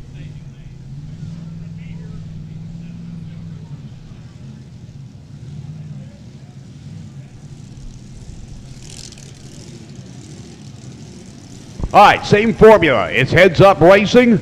Don't go quicker than 7.0 seconds. This time, 2 Bantams coming up. Gary Lever out of Moraine, Ohio.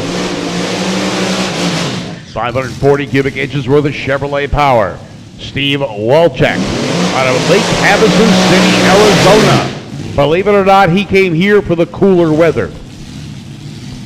32 Bantam with an Arias 511. And I say cooler weather because Lake Havasu, Arizona has an average temperature approaching 100 degrees all year round. A cold day there is in the 80s and 90s. But it has a very low humidity rate. As a matter of fact, it's so low, nothing grows. You can have a great rock garden, but don't plant any trees or plants. It's not going to happen. All right, Steve Walczak, 7-0 in the Bantam over in the Budweiser lane. Gary Lever from Moraine, Ohio, 7-0. That's the magic number. Your number 7 against number 10 qualifier. Lever qualified with a 7:08. And he gets sideways, spins the tires, heads towards the center line. He was going the long way down track. But is Walczak going to watch it? He does. He goes 7:11. Lever backs out of it, saves it for another day. He was taking the long way down the track, making it look more like a slalom than a drag race. So he backs out, saves the car, says, you know, I've gotten enough out of shape. It's not going to be worth it. He backs out, saves the car for another day. Art Millett coming up out of Pequot, Ohio. Engine builder with another 32 Bantam. 540 cubic inches was the number 2 qualifier. Ran 7 flat with a 1. But he was number 2. Tony Lombardi out of Niles, Ohio. Running the dragster. He ran 732. But where is the number 1 qualifier? Or number 2 qualifier? Art Millett holding back. This is the 7-0 category. Out on the left coast, we call it the 7-0 Pros. All right, here comes Art. Your number 2 qualifier was 1,000th of a second off the index. That's how tight this category is. 1,000th of a second too slow. You imagine that? And he was number 2. Art Millett, the engine builder, 540 cubic inches worth of Chevrolet. Tony Lombardi out of Niles, Ohio, another engine builder. So this is the engine builder battle here on the starting line. Tony Lombardi in a 2015 built front engine dragster. He's running an Oldsmobile 371 cubic inch engine. Art Millett with a 540 cubic inch Chevrolet engine. Again, drag racing is for hot rod ingenuity. Build what you want, build it as you want. And the index categories allow you a lot of creativity. 7-0, the magic number. RPMs come up, they're both staged, they're gone. And time's not even close. Millett with the move is quick on the first 60 feet and gets past. He runs a 7:02 to a 7:05. He got treed. Tony Lombardi goes 0:19 to an 0:89. The margin of victory, 34 thousandths of a second at the finish line. Mark Vaught out of Crawfordsville, Indiana. He's coming up in the Jegs lane. Mike Sexton out of Bloomington, Indiana. He'll be in the Budweiser lane. 2 front motor dragsters. Small block Chevy configuration here in the Jegs lane. 470 cubic inches worth of Hemi, it says here on the tech card. Number 12 qualifier over in the Budweiser lane. Sexton ran 7:12. Mark Vaught, number 5 qualifier. He ran 7:01. 100th of a second off the index and was in the number 5 spot. That's how tight the competition is in this category. So a quick check of the track. Everything appears to be good and clean, and we're ready to go. We'll bring them up in just a moment. We're saying, okay, starter says you're clear. Come on down.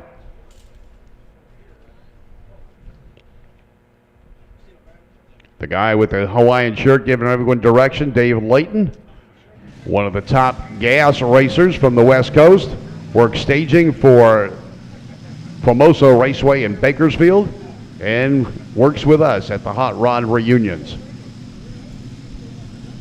He always characteristically wears the Hawaiian shirts. Now that sometimes to some people would say, oh, he's a beach guy. He lives in the desert, nowhere's near the water. But he is a hardcore drag racer. His parents ran a drag strip in the city that he lived in. Mark Vaught here in the Jegs lane, number 5 qualifier. Mike Sexton in the Bloomington, Indiana-based car over in the Budweiser lane. Assisting the crews, Doug Owen for Mark and Al Robbins for Michael. And each one of them has an appropriate backup girl to help them get it straightened out.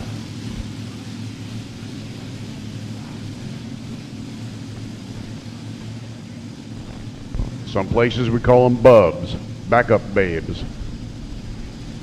But I don't want to be politically incorrect. They're ladies. All right, 7-0 is still the magic number. 6-0, you should be in the lane. 6-0 cars, you should be in the lanes. And after 6-0, we're going to do a little track tidying up and then bring up the nitro cars. So make sure you got your seat. I see a few still in the grandstands. You can get a good seat and watch the action. Mark on the Jegs lane. What's your number 5 call? Oh! Double red. Neither one of them wait for the tree. The tree didn't get activated. They didn't hit the switch yet. We're going to let the officials sort this one out.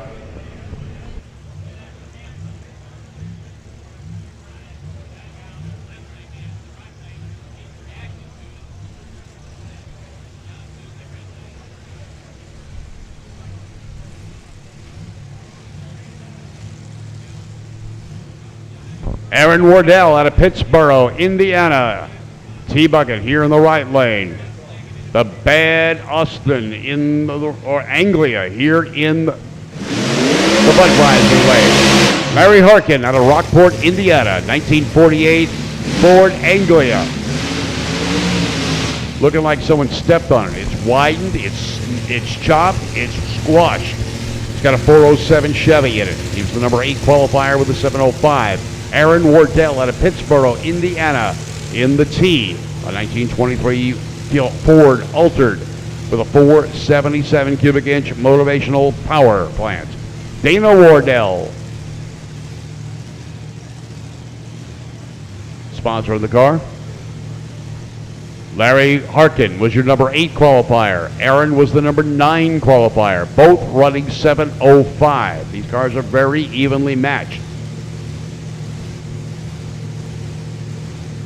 Could be a good side-by-side. No one's got the distinct advantage in this round. RPMs come up, they're gone. Times are close. A little bit of a wiggle for the T. Headed to the stripe. It's the Anglia out in front. Goes 7:01, not a 7:0, to a 7:07. On the starting line, it was Harkin with the better reaction time and runs within 100th of a second of the number. Good run for both those guys. Kurt Duckworth coming up next in the Jegs lane out of Weaverton, West Virginia. He's got the 1938 Fiat Topolino with a 489 Chevrolet V8 engine. Jeffrey Sanborn out of Shelbyville, Tennessee, was the number 3 qualifier. Ran a 7.005 and was the number 3 qualifier. We'll be coming up with another Topolino. Topolino was an economy car built by Fiat back in the early 1930s through the 1950s with some minor changes to the body. It was also sold in France as a Simca. They licensed another company to build the same car. The French put their name on it, called it a Simca. The differences between the two? Nothing. They just badged differently. It was badge engineering. But most people call them Fiats. You've got your number 3 qualifier, Jeffrey Sanborn, in the Budweiser lane, and Jegs lane will be Kurt Duckworth, number 14 qualifier. But as we've seen, it doesn't matter where you qualified, it's where you end up on the finish line as to who is going to move on. We've seen higher level qualifiers upset by someone else with a hole shot or just running the number. They've got the tune-up right. Temperature's a little cooler, a little bit of a breeze, as you can see the flag flowing. Kurt Duckworth and Jeffrey Sanborn moving up right now. 2 Fiat Topolinos. Topolino in Italian means little mouse. I had a real steel one of these at one time as a street rod. Very compact little cars. Duckworth gets the tires wet. Top fuel to the lane. First call, top fuel to the lanes. Look at the big wing on the back of the Topolino for Jeffrey Sanborn. If someone's missing their picnic table, I think I found it. Huge spoiler to keep that car stable at speed.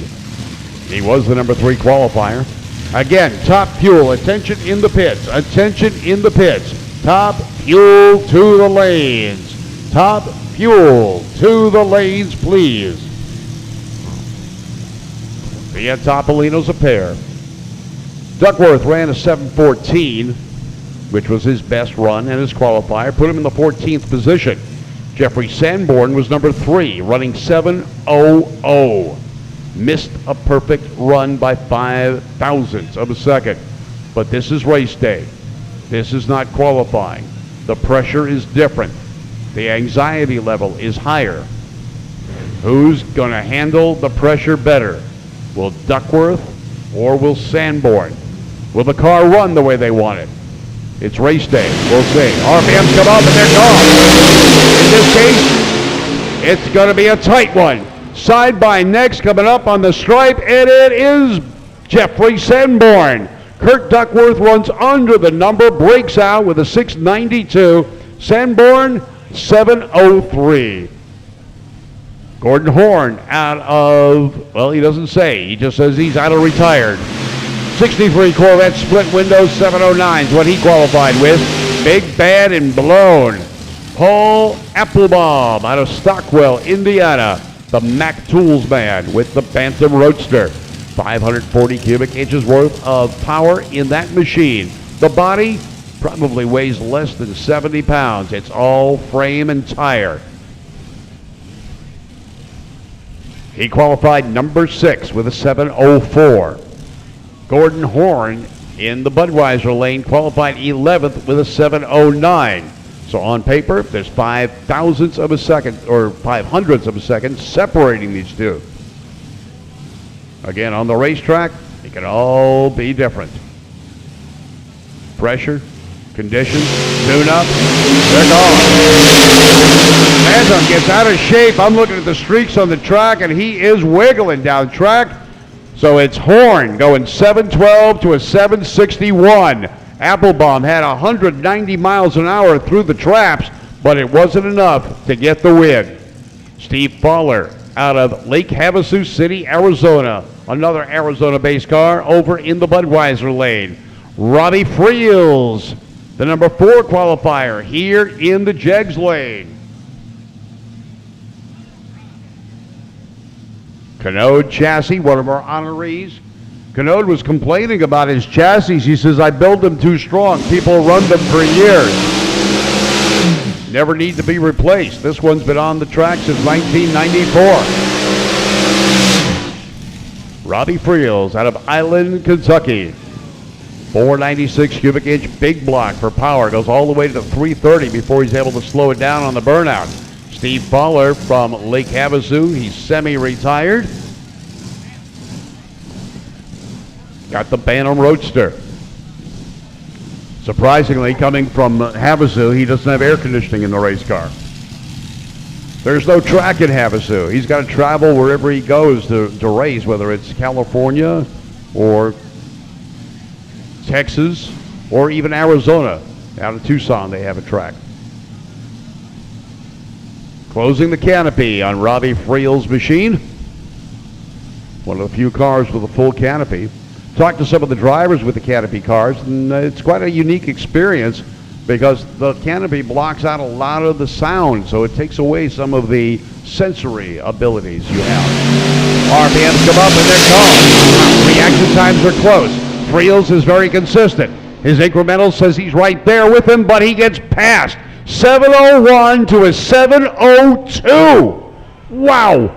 7019, 7012. The difference in ETs, 1/10,000th of a second. Billy Smith, your number 1 qualifier, gets the bye run into the next round. Small block powered dragster out of Pickerington, Ohio. He says he's got a 265 cubic inch Chevy V8. Sure he does. On one side, John Holt built the car. Billy Smith, a 62-year-old pilot. He's flying low today in the dragster. Now, we talk about the tightness. We told you about guys running this category, qualifying with 701, 702, so forth. This gentleman had a perfect run at 7,000, out to the 1,000th of a second. He was right on the index. Qualified him number 1 and gave him the shot he's got right now. He gets a bye run, a single into the second round. Chassis was built in 2003 by John Holt. Small block Chevy configuration, runs 7.0. Moving up. His competition is the smart car. No, not really.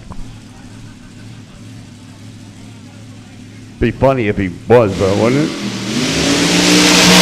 014 reaction time, 1.0, 60-foot mark. Incrementals are good. Goes 706, 186 miles an hour. And the smart car now leaves the line. How smart is that? And he's got the rear window open as a rear wing, a spoiler, to keep the car planted during these high-speed runs down the side of the track.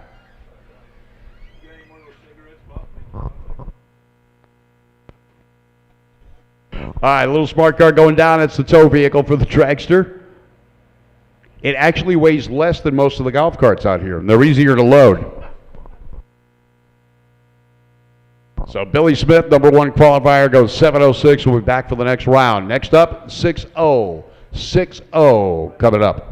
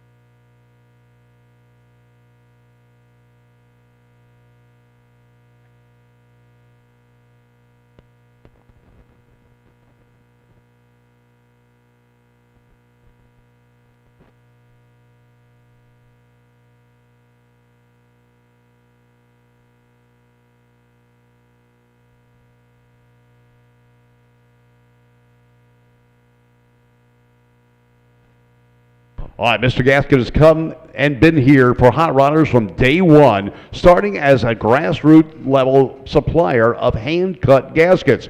Now, he was in Ohio, and more than 50 years ago, Mr. Gasket started out helping racers. Mr. Gasket has grown right along with drag racing, protecting supercars and weekend warriors alike across every era of the sport's history with the finest race-proven gaskets and fasteners in history.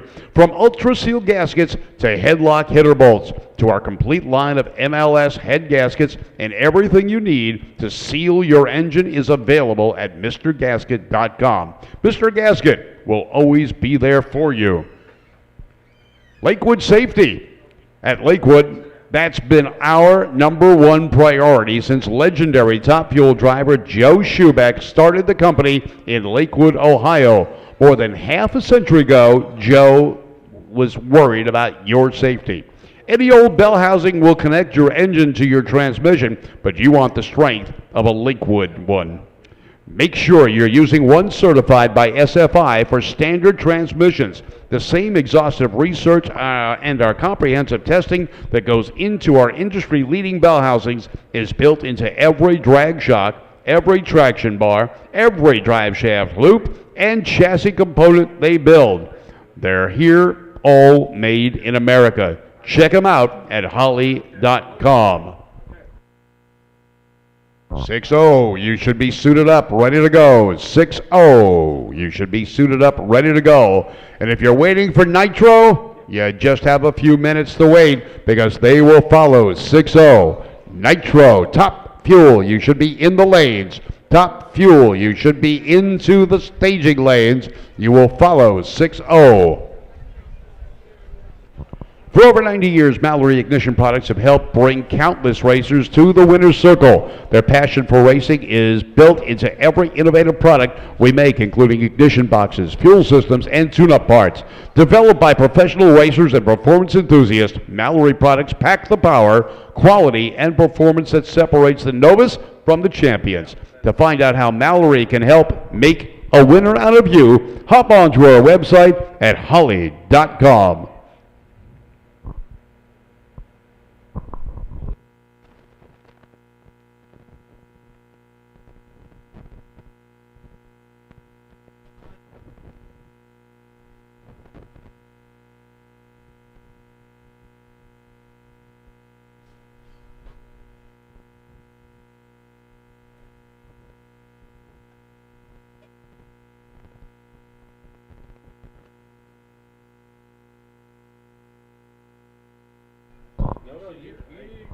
I don't want to get that close to electronics.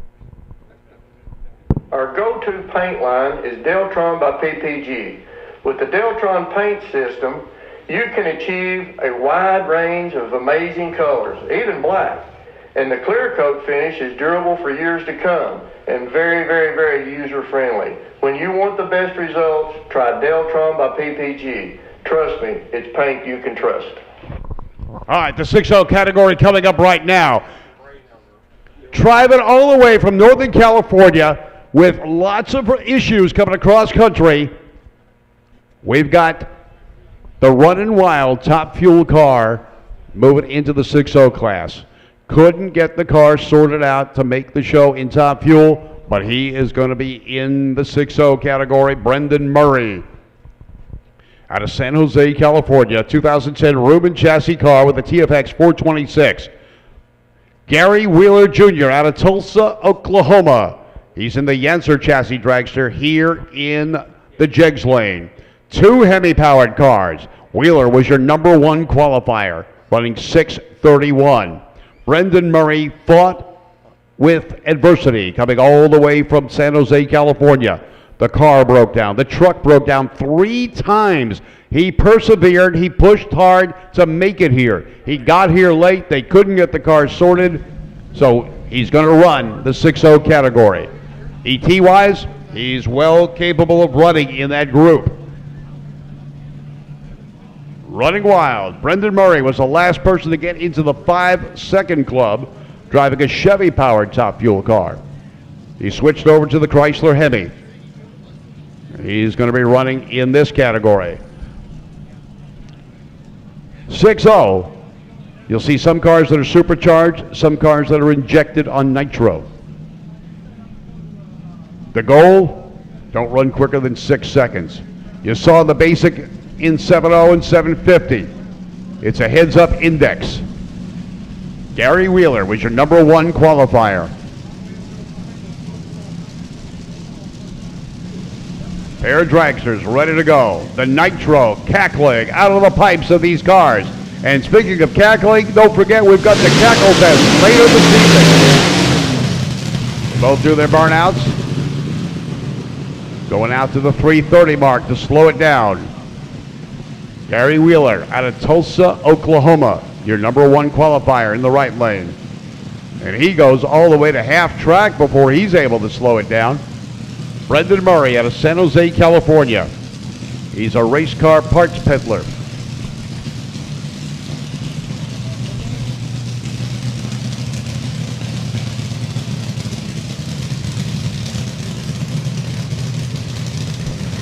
So Brendan Murray backing up. Gary Wheeler going back. He's got his help. Now a lot of the teams have backup girls to help them straighten out. Put a hand together for Brendan Murray's backup person.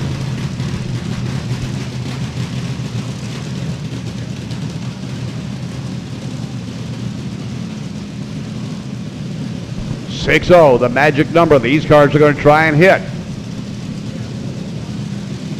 You can see speeds on these cars in excess of 200 miles an hour.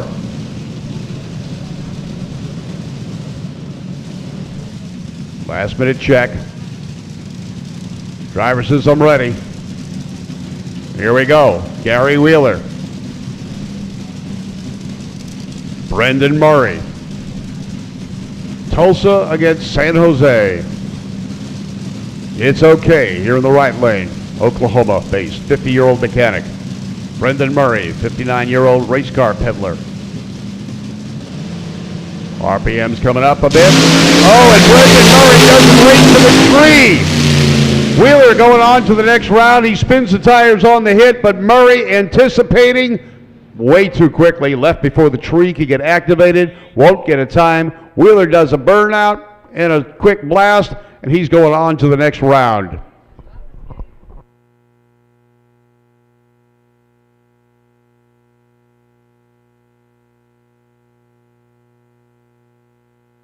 All right, first pair in 6-0, and we see the Top Fuel car out there. We couldn't even tell you how quick Brendan ran. He left before the tree could get activated.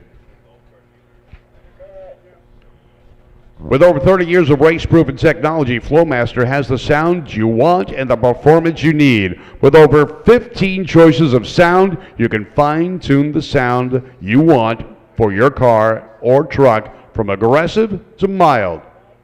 Flowmaster also offers high-quality stainless steel exhaust systems, high-flow catalytic converters, performance air intakes, and now exhaust systems for UTVs.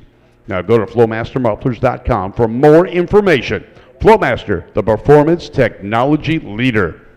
More 6.0 category cars coming your way as we move on. David Brown out of Bridgeville, Illinois, number 5 qualifier, ran 6:71. Cody Crone out of Rotunda, West Florida, the 20 built McKinney chassis car, a Donovan 388 up against a Donovan 468. Cody, with the smaller motor, was the quicker car. Qualified number 2 with a 665 to a 671. Not much difference. Less than a tenth of a second separated these two cars in qualifying, but there were 3 places between them. Both are front-motor dragsters. Both are getting ready to roll here in the 6.0 category. Thanks for coming out to Beach Bend Raceway for the 18th Holly National Hot Rod Reunion. Some great racing going on. More to come. Top Fuel pulling into the lanes. The Nitro categories coming your way. Are you ready for Nitro? All right, let's hear it. Let's have the racers hear you. 6.0s coming up right now.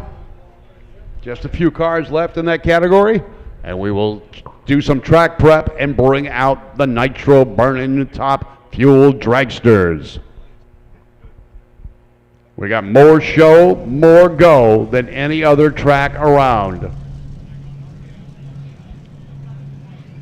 Now, there's a circle track right behind us, but the drag racers say if you can still turn, you're not going fast enough.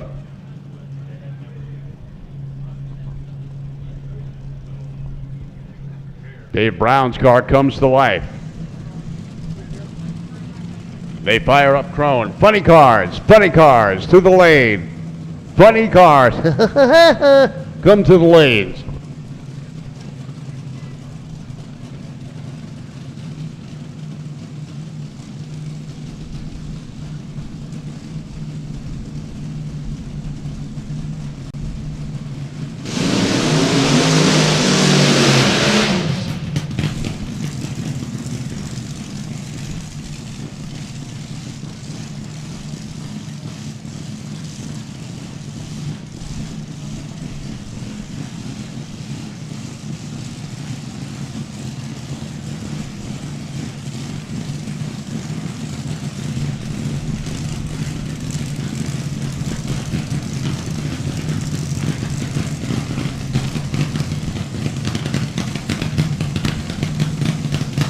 David Brown and Cody Crone.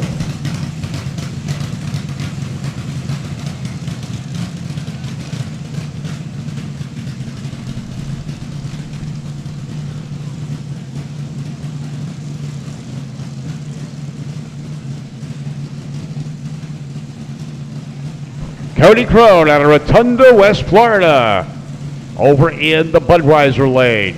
David Brown out of Bridgeview, Illinois, your number 2 and your number 5 qualifier. The difference in qualifying, less than a tenth of a second. Brown qualified with a 671.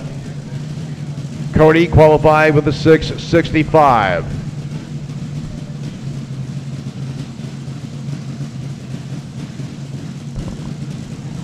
Fully stage is what we're looking for as they roll up. Pre-stage lights are lit. RPM starts to rise. Blown car will go off idle. The injected car will have some RPM. They're gone. The times are close.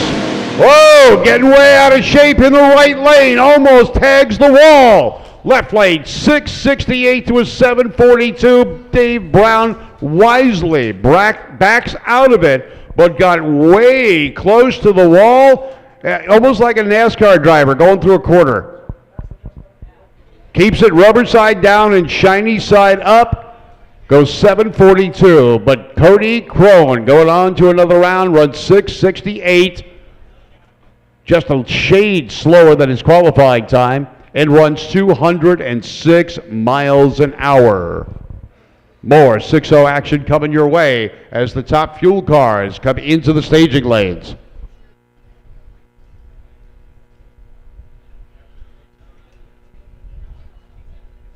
Great race in action here at Beach Bend Park Raceway, or Beach Bend Raceway Park. Glad you could be here. Some beautiful trees and green around. We don't get to see this here on the left coast. We have a lot of brown stuff. They call it grass and weeds.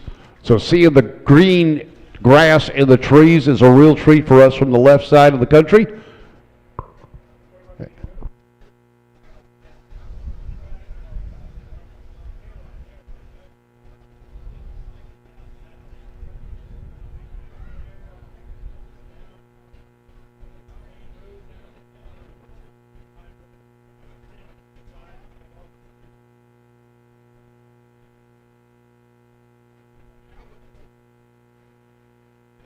All right, more racing action coming your way. Dave Bellock out of Parma, Ohio. He says he's the president. 43 years young. President of the company he probably works for. Number 4 qualifier at a 6:67. Gerald Henge out of Quakertown, Pennsylvania. A 2013 S&W chassis car with a 427 cubic inch engine. He qualified 3rd with a 6:66. Bellock qualified 4th with a 6:67. A mere 100th of a second separated these two cars in qualifying. Teams are getting ready to hook up the starters and get going. This is the 6-0 category. Heads up, run what you brung, just don't go quicker than 6 seconds. 2 big block Chevrolet powered cars, 454 cubic inches worth here in the Jegs lane. 427 cubic inches over in the Budweiser lane. Cubic inch advantage? A bit. Horsepower advantage? You never know until you see the finish line results. Watch the mile per hours, watch the ETs. 6-0, the magic number they want to hit. They don't want to go quicker. They get as close to that number as they can. Top fuel, funny car, top fuel and funny car to the lanes, please. They light them up.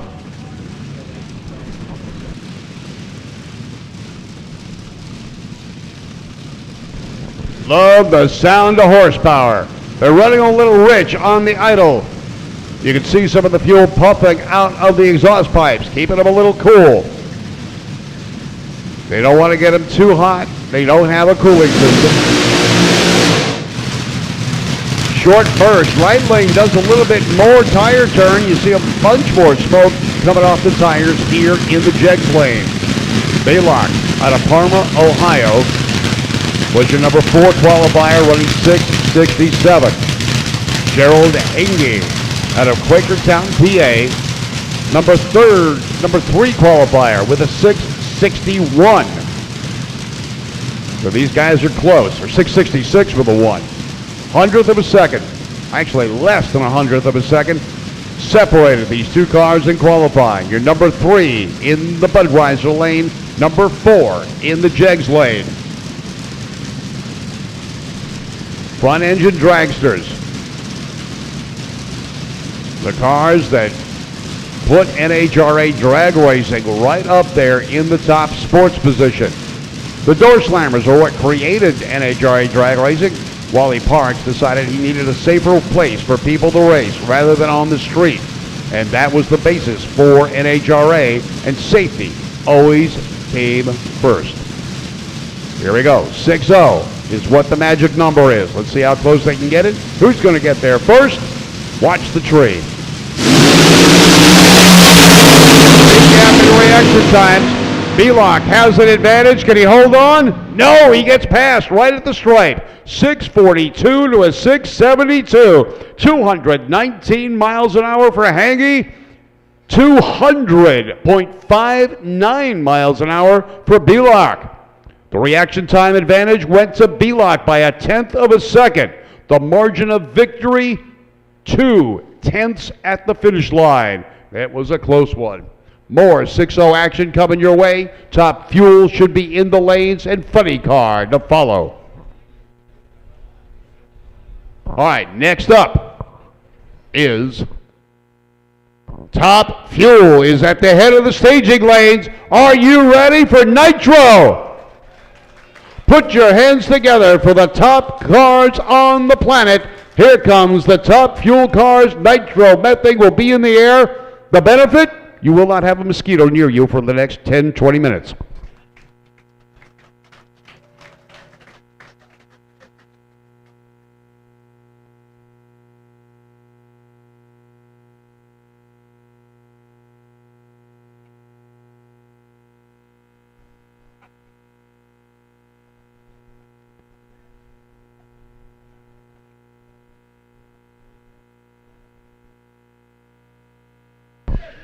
Well, as track prep gets underway here, before we bring around the Top Fuel category, the 8 quickest and fastest cars on the property, part of the NHRA Heritage Series, as they are chasing points throughout the 2021 season.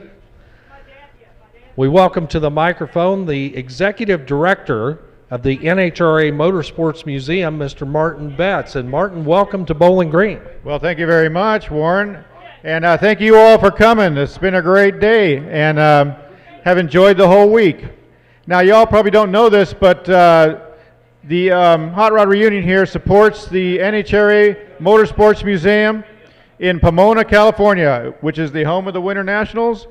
And all the proceeds from these events help this museum, promote the history of drag racing, and, we just enjoy everything that's going on out here, and thank you again. And if it's really important, get on the web if you can, nhramuseum.org, find out about your history, and take a look at how beautiful that museum is inside. Thank you. Well, one thing for people that should know about it, of course, they're familiar with NHRA, the National Hot Rod Association, but the NHRA Motorsports Museum is an entity all of its own. They don't provide you with funding. It's something that you do on your own, and you are a separate entity that is self-sustaining. Correct, Warren. Yes, we are a 501c3 all to ourselves, and so it's very important that we do these events. Now, we do one in Bakersfield in October, which we also enjoy, and that's what supports the museum. So this is your first time as newly joining the NHRA Motorsports Museum. This is your first time to come to one of these reunions. Yeah, this is my first time in Bowling Green. Yeah, I'm almost ready to move here. It's so beautiful, really. Now we have, 107-degree temperature out there in California? Yeah, I think so. Yeah, we're staying here. Yeah, it's a little warmer out there in Southern California most of the year, and Bowling Green is just beautiful, especially this time of the year with all, as it says, Bowling Green, the greenery all around you, and we actually have 4 seasons in this part of the country. No way, really? 4 seasons? We have no idea what that means. Yeah, it's not hot, hotter, hottest, and really, really hot like it is out there in Southern California. But the people here are very hospitable, and not only do you get to see this great drag racing, but how about all of these great cars from our past? Oh, it's been amazing. We took a lot of time today just to kind of drive around and take a look at all the cars out in the grass, and boy, I've seen some really amazing cars. Love to own a few of those, I think. Well, yeah, it would be wonderful to own a whole lot of these cars that are out here, and we're going to get to see a parade of award winners later on tonight with the PPG Show and Shine award winners right before the Cacklefest. Yeah, we're looking forward to that. We got 50 winners. We got them under our belt already, and I'll be handing out the awards. I'm looking forward to it. Yep, that's a wonderful thing. But this is a great way to see this stuff in person here at Bowling Green, and as you said, in Bakersfield. But tell us about the museum and what somebody would find if they came out and spent a day out there.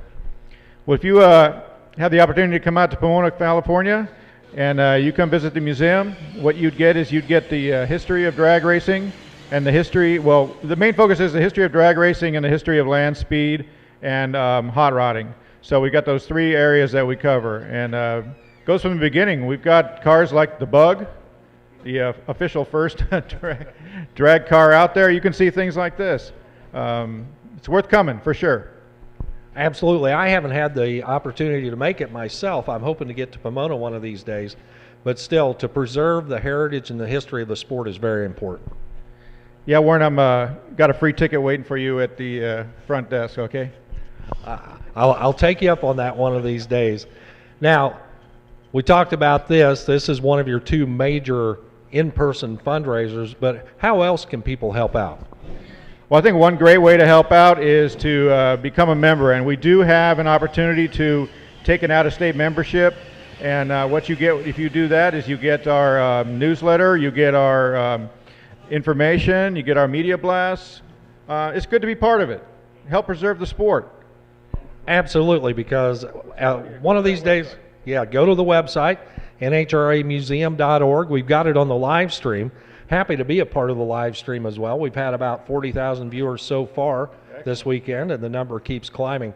And again, the heritage and the history of anything, especially the sport, you got to preserve it, because one day children and grandchildren aren't going to know anything about it unless we keep those memories intact. Well, also we brought our amazing staff out here from California. You guys need to go visit them at the Hot Rod Reunion tent down in the Oval. And, if you just have questions, we'll be happy to answer them. And buy a shirt, too. Yeah, I've noticed your shirt there, and it's got a couple of inside jokes on it. But if you stop by and take a look at the Show and Shine shirt, you'll get a chuckle out of it. You got to pick one up. I'm going to get one sometime this weekend before we're out of here. Yeah, it's our Ode to Bowling Green. Exactly, and when you see it, you'll know exactly what you mean. So, Martin, thank you all. Thank you for coming out. Thanks to everybody that's a part of it. Gretchen is here. Yep, Gretchen's down there, and the rest of the crew. I see Morgan down there actually in the staging lane. So we're excited, and come visit us. Right. Everyone is welcome to come out there like they were last night at the honoree ceremony last night. I understand it was a great crowd. I didn't make it, but you had a great crowd, and it was a great time. Oh, yeah, it was a great. Legends out there. They got the awards, and everybody gave some great speeches, and we had a good time. We were actually out there till about 10:30, talking and talking. Well, there's plenty of stories to share, and that's the nice thing about this sport is you're not all roped off and you're not barricaded away from the stars of the sport. It's just really easy to engage with them and walk up to these folks and let them tell you all about their race car and their history in the sport. Yeah, now I'm a little new to the sport, but one thing I found is that everybody is completely friendly. You can walk into the pits, you can talk to racers. You don't get that anywhere. This is a big family thing, and it's a really big family. So, well, Martin, welcome to the family. We're happy to have you part of it and look forward to having you here for a long, long time. Great, thank you very much. All right, just a reminder, the people that we honored, the honorees here at the Hot Rod Reunion, will be signing autographs over at the reunion tent in just about an hour. So we should be through the top fuel ranks. You'll get a chance to meet and greet with the people that made the history in the sport. The honorees will be over in the reunion tent, where you can get your official shirt to prove that you were here at the 2021 Hot Rod Reunion. Again, that sunburn you're going to get for being out in the sun, no proof that you were here. Get the event shirt. Prove that you were here for the 18th Holly National Hot Rod Reunion. All right, as we get ready to go, this is the first round of Top Fuel Eliminator. John Lorbecki out of Peoria, Arizona. A fighter, he's an F-35 fighter pilot. It's a 2000 Nielsen Park chassis, Donovan 417 Hemi. Going to take on number 1 qualifier, Digger Dan Horan Jr. out of Sylmar, California. A 2019 Bowen chassis car with a Chrysler 426. Horan coming off a big win at the March meet at Bakersfield Famoso Raceway. He's number 1 qualifier, running 570 at 248 miles an hour. John Lorbecki, number 8 qualifier with a 6:06, 240 miles an hour. But again, that was qualifying. A lot less pressure on the drivers and the teams. Now is when it counts. Reaction times and ETs, mile per hour, it all equates to a win or a lose. And these guys have the pressure on them right now. Nitromethane, Hemis, firing up. Fire in the hole as we start first round of Nitro Excitement. Top Fuel Dragsters, the first ones out. Funny cars, you are following Top Fuel. Funny cars will follow Top Fuel. Fuel altered, you will follow Funnies. Digger Dan Horan from a family of drag racers. His dad, Curly Horan, ran Top Fuel in the beginning of NHRA's history. His last win as a Top Fuel driver came at Pomona Raceway in Top Fuel in the early 2000s. He was driving well up into his 70s. Dan Horan Jr. ran 2 categories at Famosa with the March meet a couple of weekends ago. He ran Top Fuel and won. He ran Funny Car and runner-up. This week, concentrating on Top Fuel. John Lorbecki, Peoria, Arizona. Nielsen Park chassis. Was your number 8 qualifier, but everything can change. The setups have changed. They've learned a lot from qualifying. The tune-up has been changed. They are ready to go. Weather conditions are conducive. Sun is shining on the track. Traction should not be an issue. Temperature's a little lower.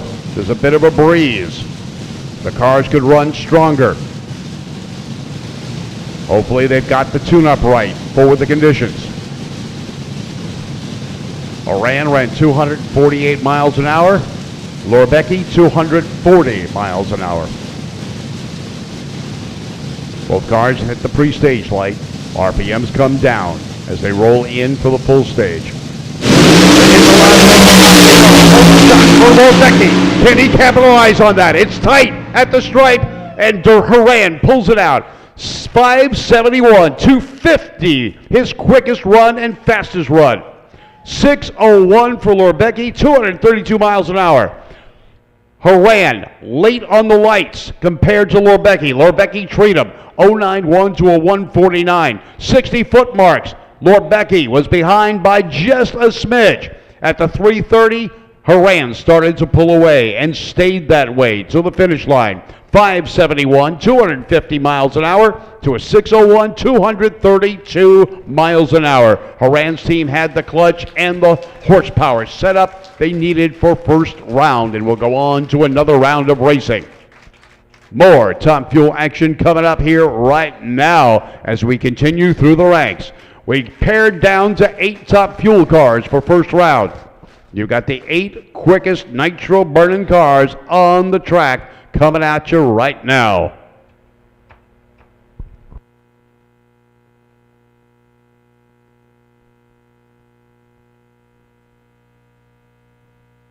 Julius Hughes out of Gainesville, Georgia, speed shop owner. This speed shop is the oldest speed shop in the southern hemisphere and has been. They've got over 50 engines in process. They build engines. They have a great speed shop, the Atlanta Speed Shop, one of the oldest, if not the oldest, in the Southeast. Still going strong. It's a 2011 Horton chassis car with a 413 cubic inch engine. They were the number 7 qualifier with a 6:04, 251 miles an hour. Jimmy Young out of Salem, Wisconsin. The number 2 qualifier is their competition. 578 at 245 miles an hour. Julius Hughes and the Atlanta Speed guys making some horsepower. They've got to get the power to the pavement and get the ET. They're close. They're within a mere 0.03 of a second of the competition. The mile per hour at 251 is greater. They're making more horsepower in the Atlanta Speed Machine. You want an engine? Now you sound like the guys to go to. 50 engines in process right now in their location. They are known for horsepower, and they will produce it. Jimmy Young out of Salem, 41 years young. Julius Hughes, the more seasoned driver at 56. The family has a history of winning in NHRA dating back to the early days of the sport.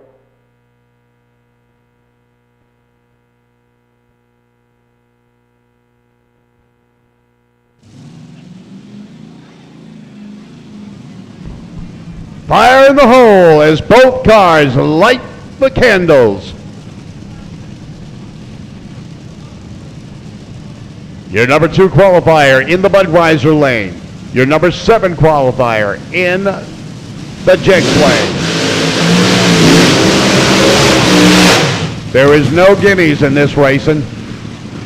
These cars are very closely matched.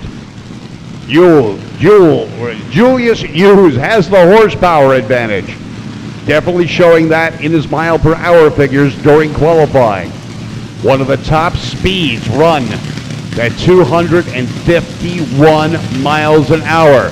The only one that went faster was Jim Murphy, and he's still to come up. So they've got the horsepower. The combination of chassis, handling, and where the car places itself is what's going to determine who gets there first. Reaction times. How well do they launch? These cars are capable of 1 second ET through the first 60 feet.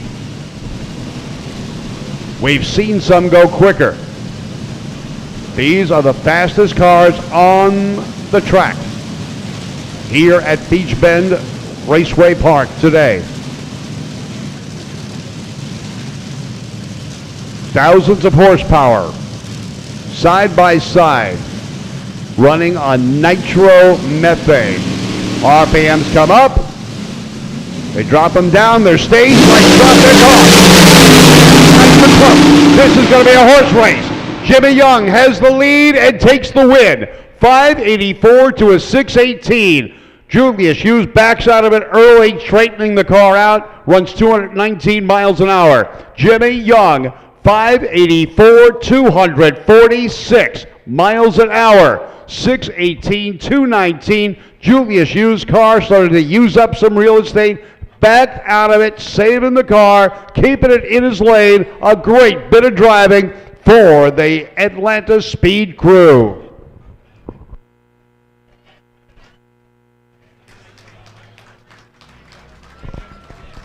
Best side-by-side action you're ever going to see. Now, for those of you who think, just squeeze the throttle and go, that's all it is, you got to think back to the early days of NHRA drag racing. During the Hemi ban in NASCAR, Richard Petty tried his hand at going straight down the track. Didn't work. He went back to turning left. Even the king of NASCAR couldn't master the drag strip.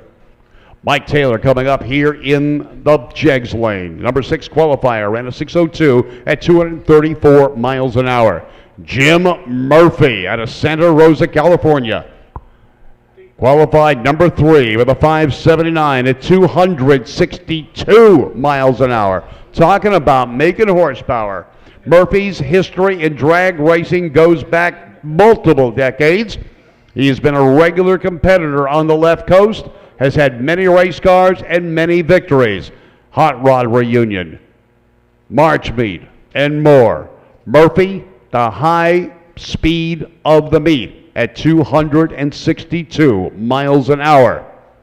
Number 3 qualifier. Mike Taylor, number 6 qualifier. 6:02 is what he ran. Murphy, a 5:79. Again, that's on paper. That's qualifying. This is racing. Anything can happen. And everything does. There was a nitromethane ban at one point in time. Didn't last very long. and they came back with a vengeance. Nitromethane still the fuel of choice for the quickest cars on the planet.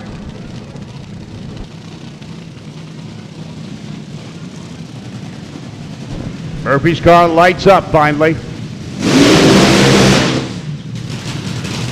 Mike Taylor already done his burnout. Murphy coming up.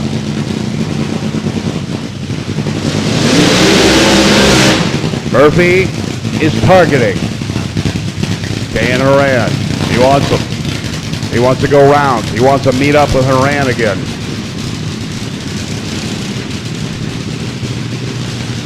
Murphy is a consistent competitor on the left coast, entering everything and anything a nitro car can run.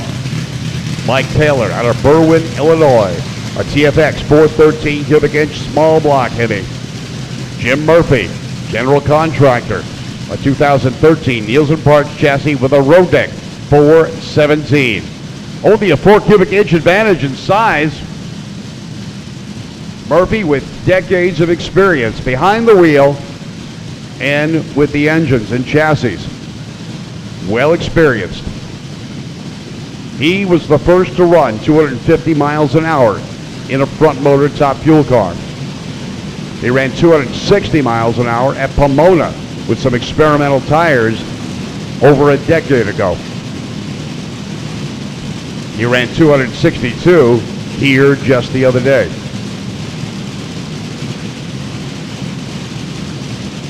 Three-stage lights lit. Murphy stage, deep stage lights off. Murphy with a 1-0 at the first 60 feet, and Murphy gets the win. 592, 255 miles an hour to a 599. Mike Taylor's best run at 250 miles an hour. 5 miles an hour difference, the margin of victory. This was tight. 82 ten-thousandths of a second at the finish line. That is just a bit of dust on the tires.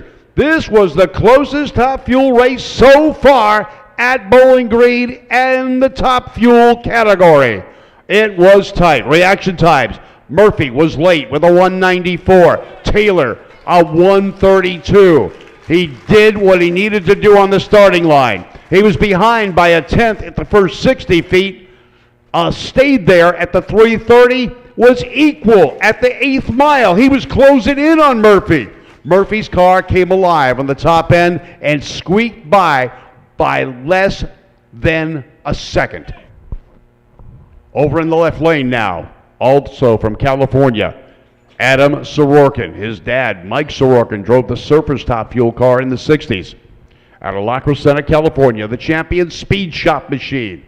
Now, Adam has earned his stripes in top fuel, driving the champion speed shop car for a number of years.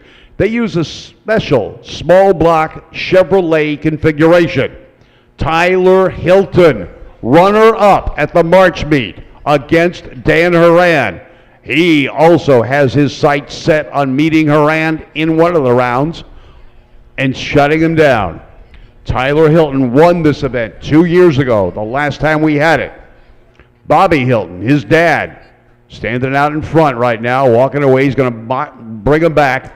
This is the quickest Chevy-powered top fuel car at the event. Tyler qualified number 5 with a 595, 220 mile an hour pass. Adam Sorokin qualified number 4 with a 582, the fastest small block Chevrolet configuration in the category. Tyler Hilton, the fastest big block. Sorokin ran 237 miles an hour. Hilton, a 220 mile an hour run. But we know the tune-ups have changed. We know they've taken a different approach. They've got some experience now with what the track is. Hilton was the upset victor last time we raced here. Can he do it again? Well, Bobby thinks so, and so does Tyler. Bobby squirting the fuel in the injector hat right now, going to fire this baby up. Last minute adjustment made, and there they go. Tyler Hilton, the first one to light. The champion speed shop comes alive. Adam Sorokin got the canopy car. Beautiful aluminum bodywork on that machine. It is a show car. Tyler Hilton, the 2019 horse and chassis car, qualified 5th. Sorokin qualified 4th. Adam made 2 runs yesterday, one oiling down the track and got DQ'd.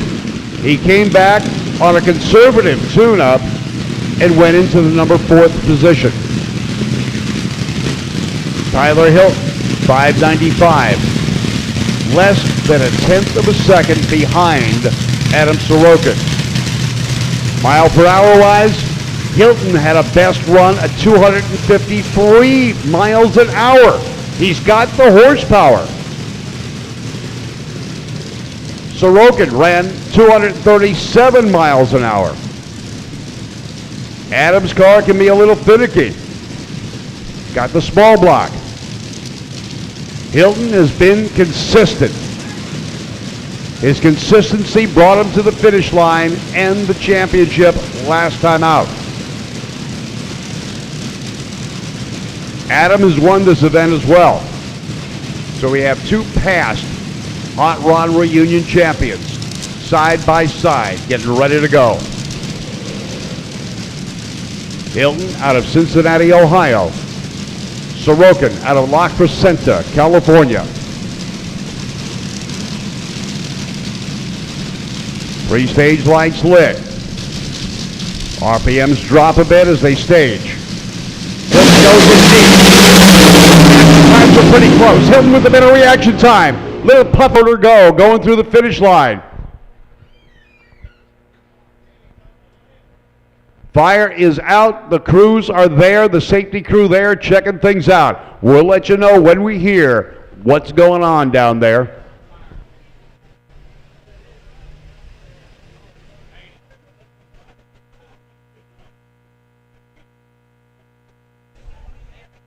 So Adam Sorokin goes 240, his best mile an hour of the weekend. He goes 582, the same as he ran in qualifying. Hilton goes 606. Hilton 1/100th of a second quicker on the reaction time. Put him out in front. He was slower the first 60 feet by 1/10 of a second. Stayed that way at the 330. He was 2/10 behind at the 8th as Sorokin started to pull away. He started dropping off miles per hour at the 1,000-foot mark, and Sorokin goes by. As they went through the finish line, you saw the engine let go, and the fire began. Hilton kept the car rubber side down, did a great bit of driving. With all that flame in front of him, he had a lot to do and handle.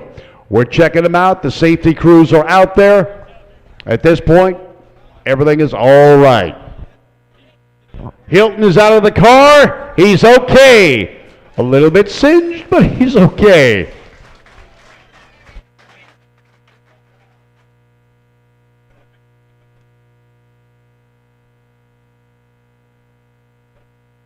All right, so Tyler Hilton did a masterful job of keeping the car under control with that ball of fire in front of him. Adam Sorokin getting the win light, goes 582, 240 miles an hour. The same ET as he qualified with, quicker mile per hour by 3. Tyler Hilton, a little bit slower for understandable reasons as he barbecued going through the finish line.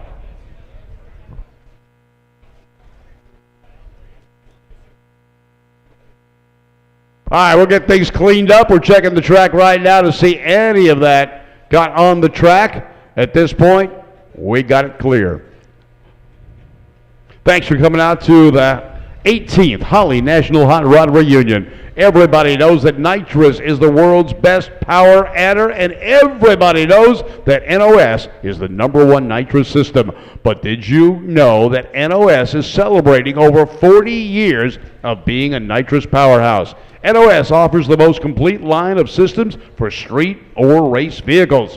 When you're looking for throttle in a bottle, go with NOS. the leader in nitrous technology. Since 1958, Hurst Performance has been at the forefront of developing legendary products, including manual and automatic transmission shifters, Hurst wheels, and the roll control system.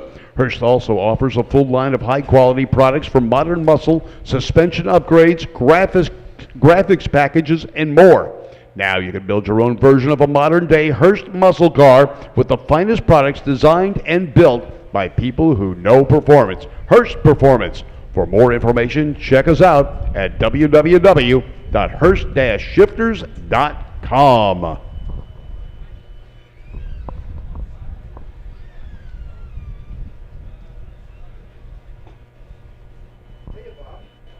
Yes. We don't know.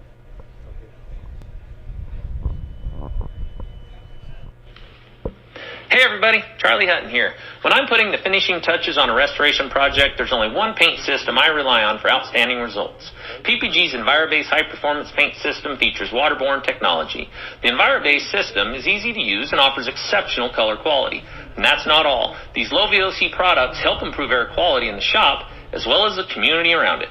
No wonder it's the leading waterborne refinish brand in North America. EnviroBase High Performance offers world-class results for a better world.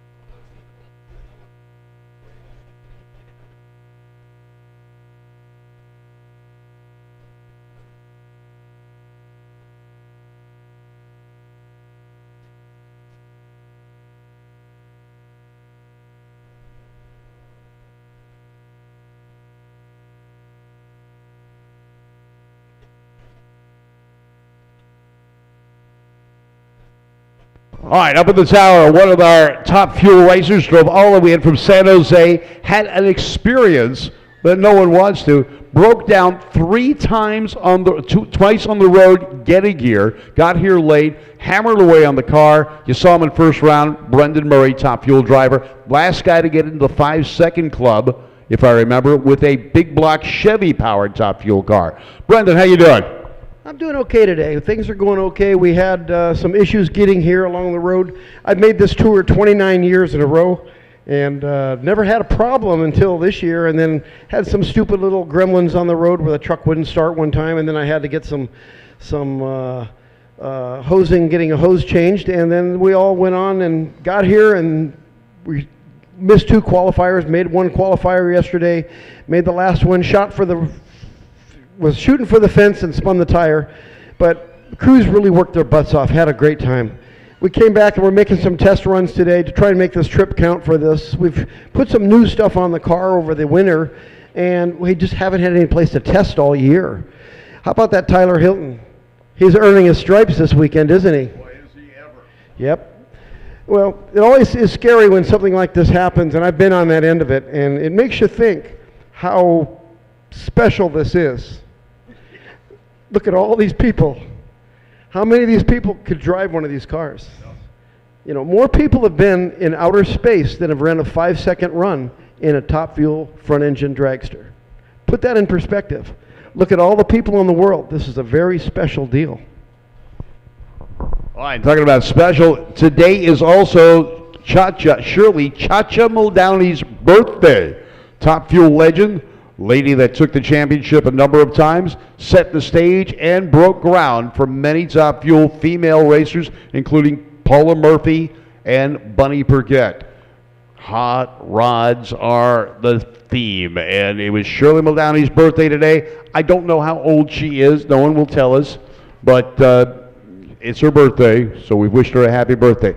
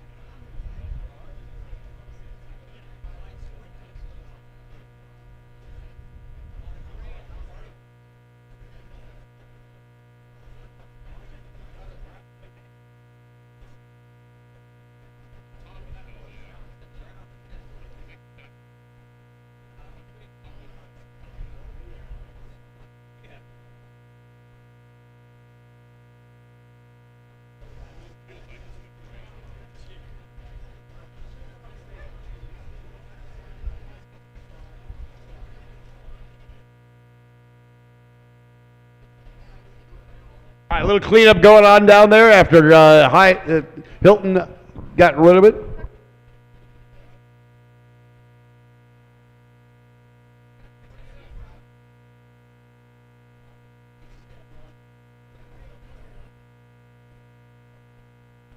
All right, up in the tower with us, one of our past honorees, the Grand Marshal at this event in 2019, Rapid Randy Walls. How you doing? I'm doing pretty good. How about you? I'm doing great. Now, you didn't bring your car out. You just came out as a spectator because you enjoy this kind of stuff. Well, of course I enjoy it, but I did bring my car out. Did you?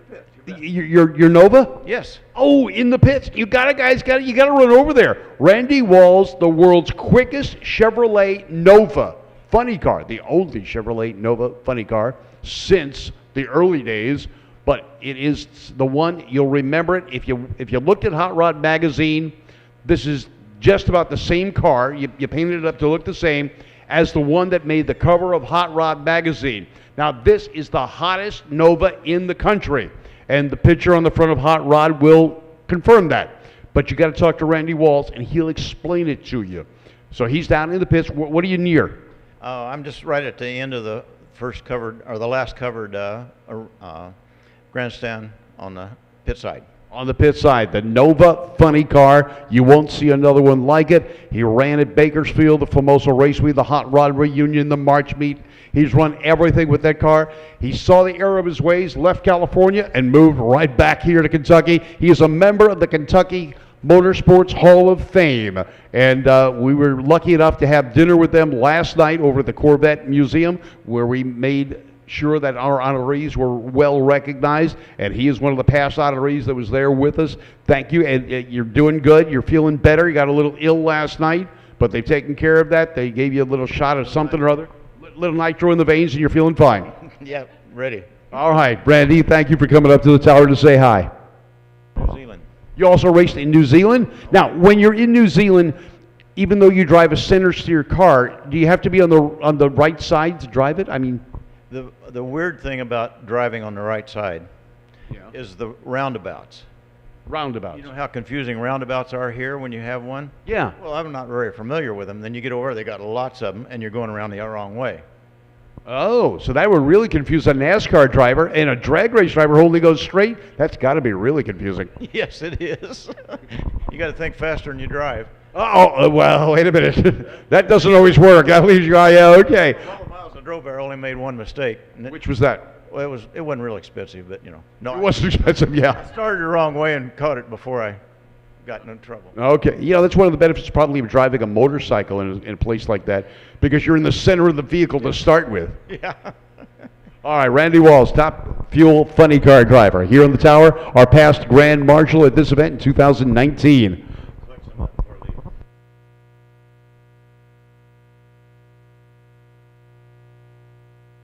All right, we got a bit of a cleanup. You can see the crews going down there taking care of it. Tyler Hilton's engine exploded on him. You saw the fireball. Well, with that fire came fluid. Only the fluid didn't all burn up. Some of it got to the ground. We're getting that cleaned up right now, and we'll move on to Funny Car here at the 18th Holly National Hot Rod Reunion.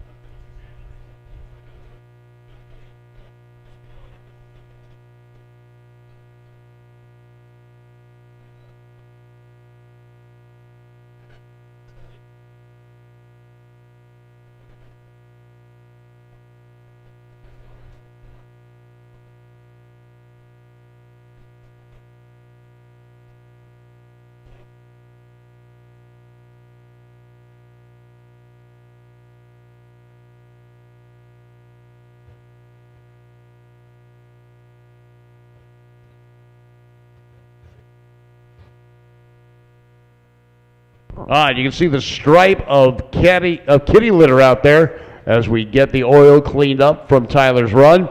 We'll get that taken care of and get back to racing action. In the staging lanes right now is funny cars, and we have got a few of them to run with you. Behind the funny cars are the fuel alters. So Nitro excitement isn't over yet. You just saw the opening show of it. Nitro funny cars, Nitro fuel alters getting ready to go. The fuel alters, if you think fuel dragsters are great and hot, this one got a little hot. The alters.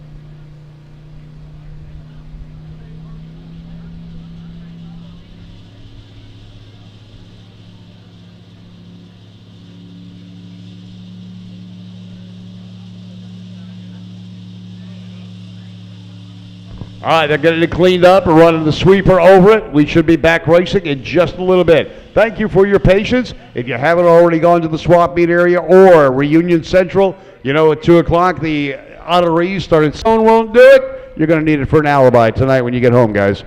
So get the event shirt, proving you were here at Bowling Green.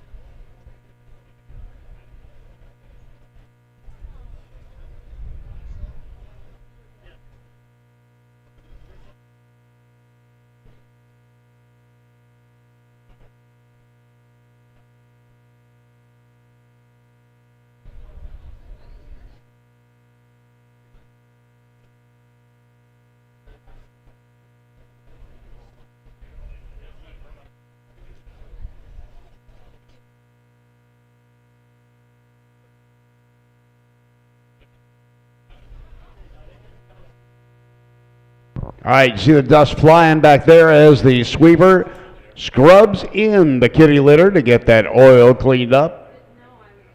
We should be back racing in just a little bit. The funny cars are moving up into position. They are getting ready to go. Levi Keenan is pulled up out of Paris, Illinois. He's your number one qualifier in funny car, running a 6:13, 213 miles an hour. He's getting ready to go. He's strapped into the seat, and we should get the all clear in just a few minutes.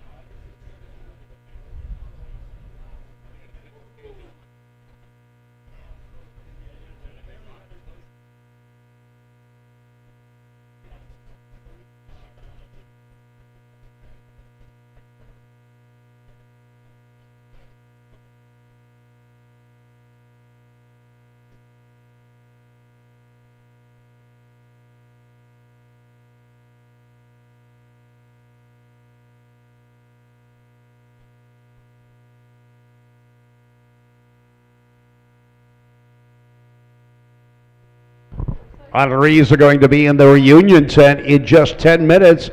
The NHRA Hot Rod Reunion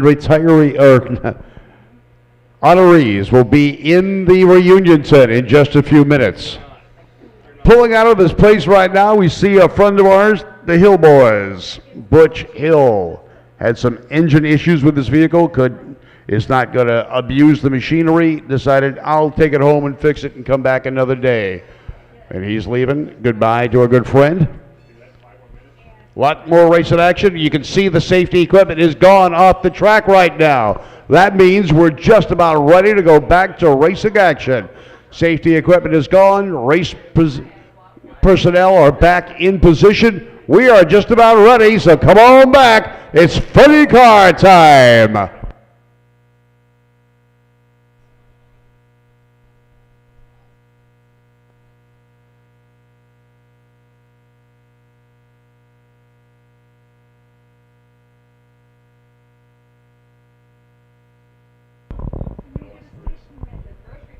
Station. Everyone's in their workstations. Photographers are moving back in position. That's always a good sign. If the photographers are ready, we are too. As we get ready for Levi Keenan. He was the number one qualifier in Top Fuel, running a 6:13 at 213 miles an hour. The funny car, got a Hemi, knows how to use it. Here we go. We're back to racing action here at Beach Bend Raceway Park.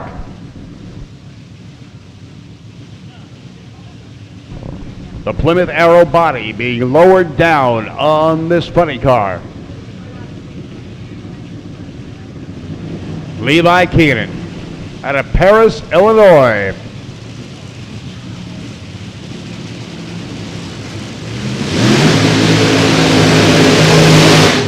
Plymouth Arrow replica body on the funny car was quite popular in its day. The Plymouth Arrow, another product of the merger with Chrysler and Mitsubishi. This one sold through Plymouth dealers back in the day. Dodge got the Colt, and Plymouth got the Arrow. The funny car body, very good representation of the car. These were the days where you could actually tell what the body meant to be without stickers. So Levi Keenan getting ready to go. He gets the bye run.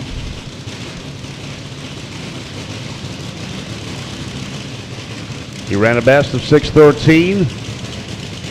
They got a different tune-up in the car now because now it's not qualified. It's a solo run. RPM come up. 1.5 reaction time, 1 second to the first 60 feet. Straight, smooth, and to the finish line with his best run of the week, 6:07, 210 miles an hour. So Keenan goes quickly to the finish line. A good, clean, smooth run. Track is clear. The next two funny cars are coming your way.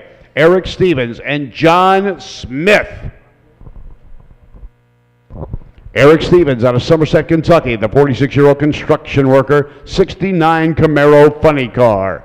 Brad Anderson, 496 cubic inch big block power plant, the number 2 qualifier, 646, 163. Backing out, Keenan's team headed down to get him.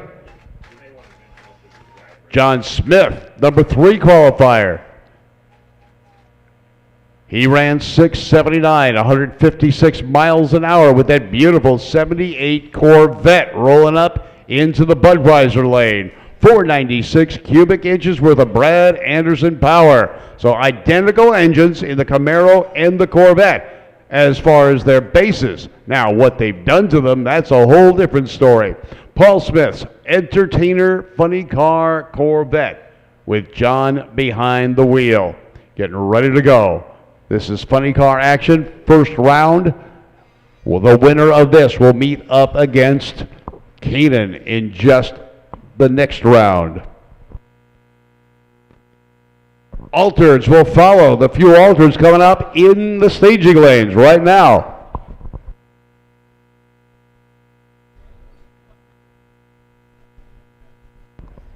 Team's getting ready. Eric Stevens says, okay, we're ready. Come on, guys.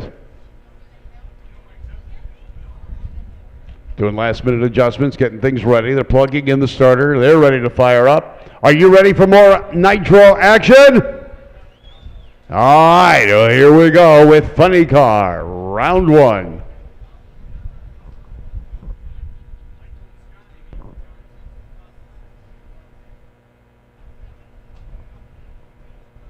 Last minute adjustments.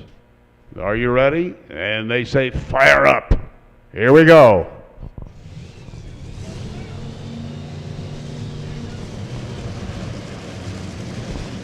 When the funny car category started out, there were modified vehicles, altered wheelbases, superchargers, starting off with injectors. The AFX class morphed into what we call funny car. The first flopper body was Chrisman's Comet, made into a roadster and a flopper body, tube chassis. They started getting quicker and quicker.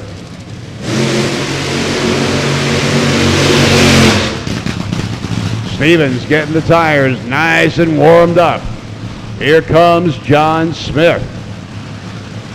A legacy of racing that goes back decades in the John Smith machine.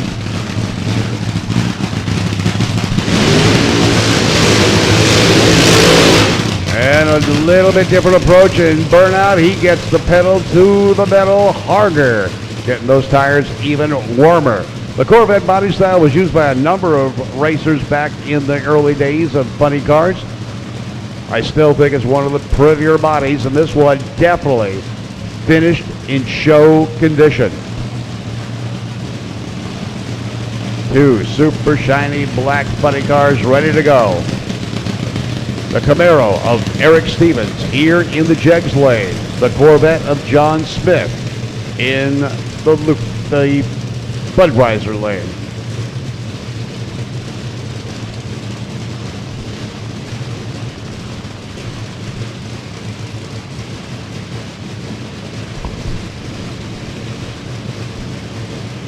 Crews are saying, all right, come on up, let's go, let's get this on the road. Sound of nitro popping out of the exhaust. You're going to hear a lot of that today. Don't forget the Cacklefest after racing concludes when we do the award presentations.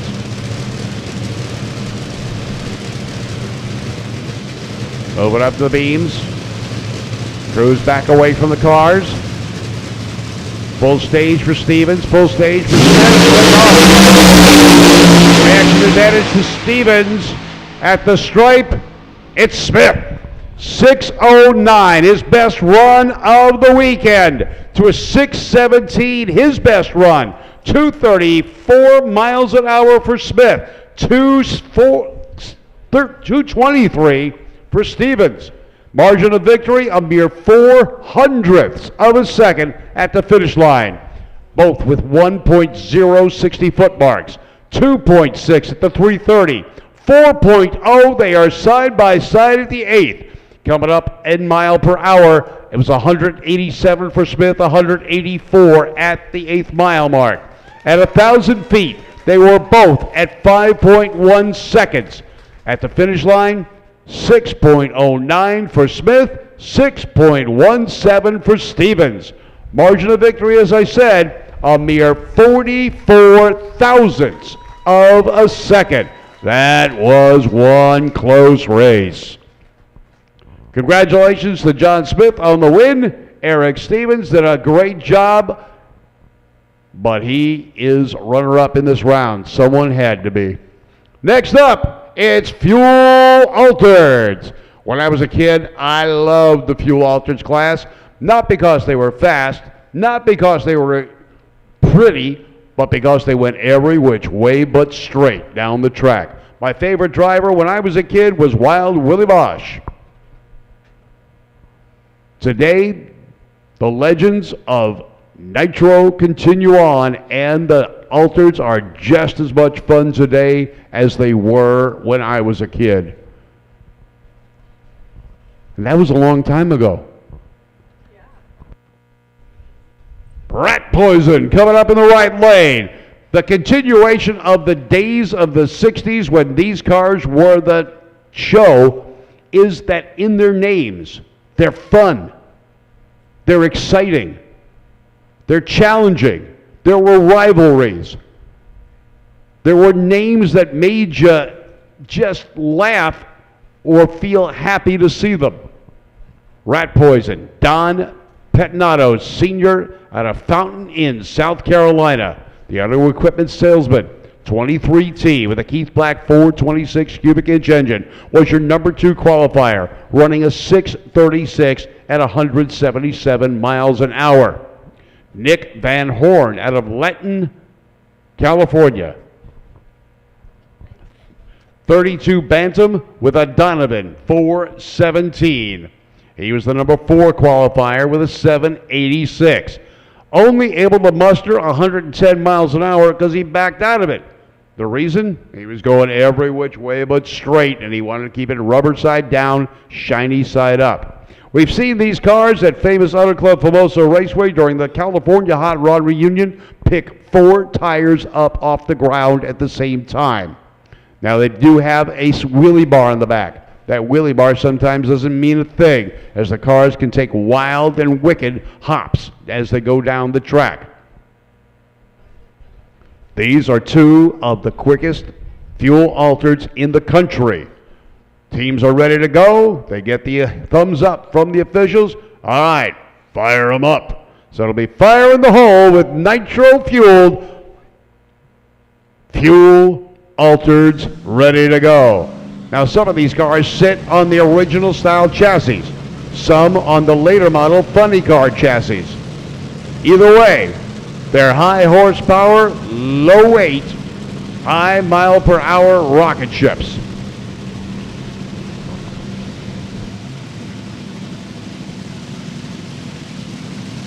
Sometimes part of the show is the tow vehicle. And Dick Van Horn's got a great Nova wagon. Hot Rod to the lane. Hot Rod to the lane. First call, Hot Rod back to the lanes for round 2. Hot Rod, your call to the lanes for round 2. Don Pettinato Sr. backing his up. He's out of Fountain Inn, South Carolina. 53 years old and lots of experience behind the wheel. Nick Van Horn, a youngster at 29 years old. The sport of drag racing dates back officially to the early 1950s. It was an offshoot of lakes racing on the West Coast and street racing. Wally Parks organized NHRA to try and curtail the carnage that was going on in the street. and bring racing to a legitimate, respectable sport. He did, and you're seeing the fruits of his labor. NHRA, the National Hot Rod Association, sanctioned races all over the country. By working together and focusing on racing, we've had some of the most amazing vehicles and technology.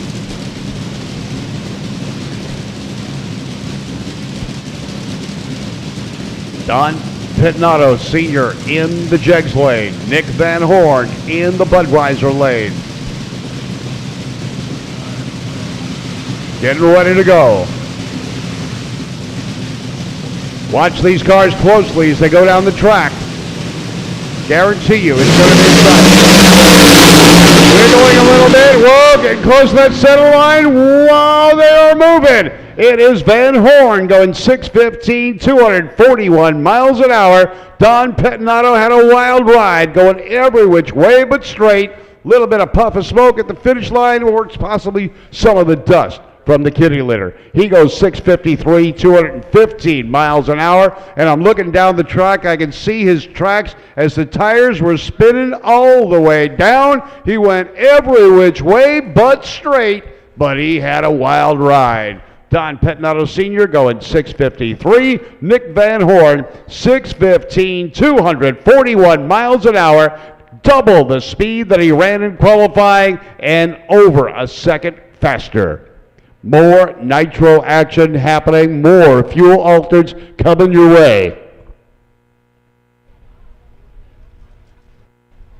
I'm Hot Rod Bob with Warren Evans here in the tower. We're keeping you informed about what's hot, what's not, and what's going to be. A little bit later on, Bob Fry will be giving out the awards and telling you all about the Cackle cars. Don't forget, it's not over when the racing stops. The Cackle cars will be coming out. The world-famous Cacklefest started with the NHRA Hot Rod reunions. It has gotten bigger and better and will be here for you a little bit later on. Coming up right now, though, over in the reunion tent, our honorees for this year's Hot Rod reunion are signing autographs.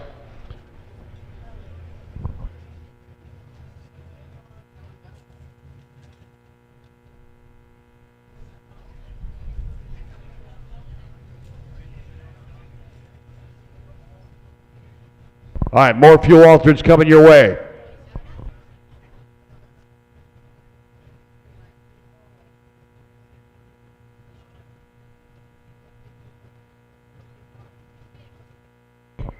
All right, Randy Bradford out of Camino Island, Washington, 48 Fiat with a Donovan, 417. The number one qualifier.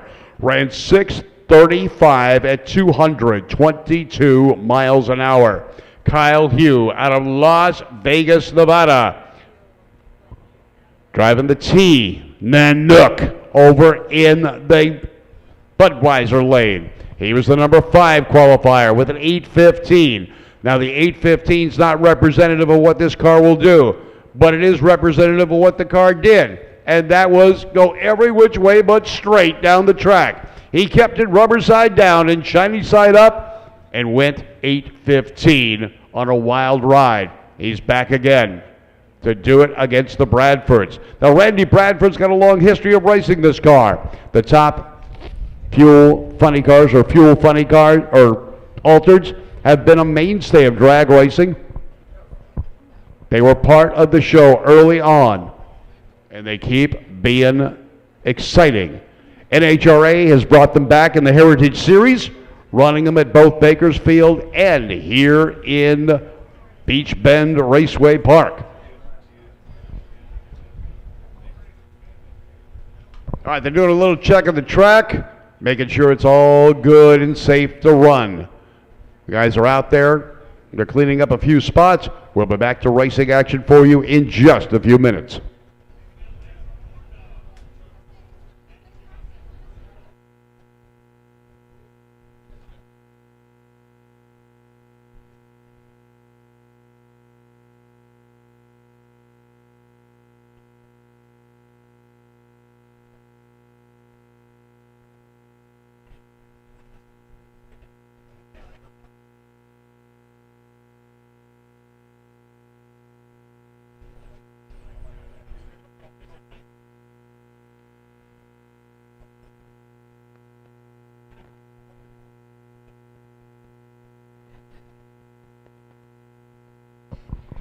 All right, make sure you drop by the Holly display inside the oval track right behind the timing tower, because this weekend they've got a great deal on T-shirts.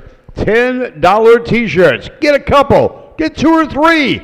You got them. They're best used as display pieces. Prove that you are a car enthusiast with the right Holly T-shirt. Now, they've added some new styles since they got together here last time. They also have free posters. Free posters. They're free. You don't have to pay for them. They've got them, hang them up in your garage, along with vintage metal signs and their ever-popular neon clocks. Check out the full line of Holly equipment on their website, holly.com. And check out their T-shirt display right behind the tower. Talk to the representatives from Holly, their home base right here in Bowling Green, Kentucky.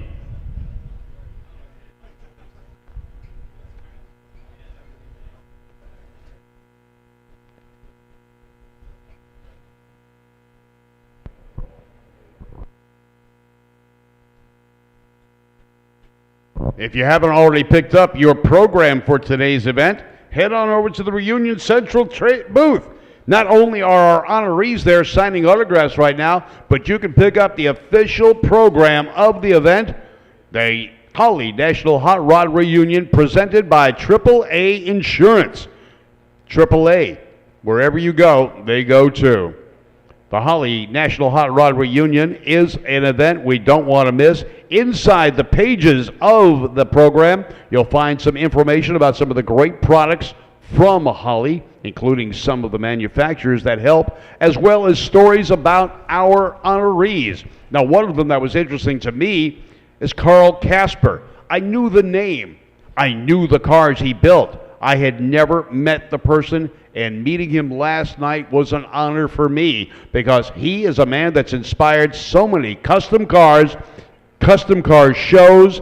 I built model cars based on the cars he built. That's how famous his cars are. They've been cover cars on Popular Hot Rodding magazine, Carcraft magazine, Hot Rod magazine. They've been award winners all over the globe. I didn't realize it, but Carl Casper is responsible for the Batmobile for the 1992 film Batman Returns. He built it. He has it. It's a cool car. He's built a number of different one-off trend-setting cars, and you can chat with him down at the Reunion Central booth. All right, Kyle Hill out of Las Vegas, Nevada. Brad Anderson, 500 cubic inch Hemi in his altered, the Nanook. Randy Bradford out of Cabano Island, Washington. 48 Fiat with a 417. Got the little block Hemi up against the huge big block. Although he's got a smaller engine and is giving up almost 90 cubic inches, he is the quickest car and the fastest car on the surface of this track. He ran 635 at 222 miles an hour. The Bradford car, a short wheelbase but well sorted out altered. Nanook, been around for a long time as well, but in tradition of the altered, it goes every which way but straight. Now the tune-up, the chassis, completely different for both cars. Nanook got some heavy-duty wheelie bars on it. Bradford, I don't need them. I can keep this baby stable and keep it straight. The team works quite well together. All right, he's got little wheelie bars on there. He hasn't got the big ones. They don't come back past the body. The Bradford Fiat Topolino taking on the Hue Las Vegas-based Model T.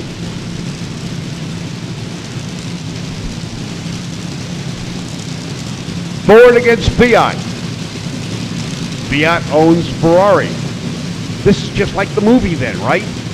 Ford versus Fiat or Ferrari. Same thing. Close. Or maybe not. Still not. Okay. Here we go. Three-stage lights lit. Full stage, both cars. Lights is on. Check off. Exercise for Bradford. Headed down track. Nanook going a little wide, gets close to the center line, backs out early and still gets the win. 667, 170 miles an hour. Bradford 675, 214 miles an hour. Lifted early, popped the chutes. The chutes come out for Hugh, but Bradford chutes don't deploy.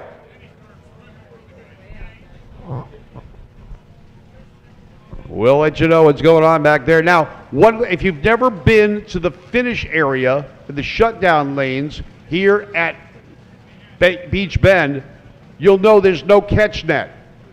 There is catch corn. So if you go off the end of the track, the headers are hot, you'll be making popcorn. Well, in theory. So Kyle Yu out of Las Vegas goes on to the next round. He shuts down the number 1 qualifier. So put your hands together. It was a heck of a run for both those cars. Randy Bradford with great mile per hour. A good run. Doesn't run the number he was looking for. All right, I talked about the father and son matchup, and here it is.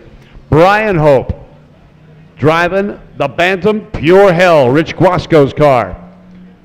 It's got a 417 Hemi. Ron Hope, his dad, the birthday boy. It was his birthday yesterday. He's driving a Bantam with a 417 Donovan as well. They're out of Franklin, Tennessee for Ron, Mount Pleasant, Tennessee for Brian. Brian was the number 3 qualifier with a 776, 187 miles an hour. Ron developed a fuel leak on the starting line and wasn't able to make his run. Now this is for bragging rights and to see whether or not Dad buys dinner. A lot on the line. Brian eats a lot.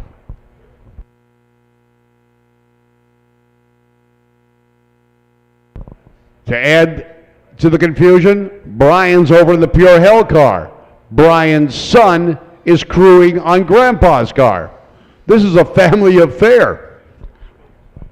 Ron Hope, his son, and his grandson are also licensed drivers at Bonneville with the Southern California Timing Association. This year, Ron is expecting to hit 300 miles an hour at Bonneville in August.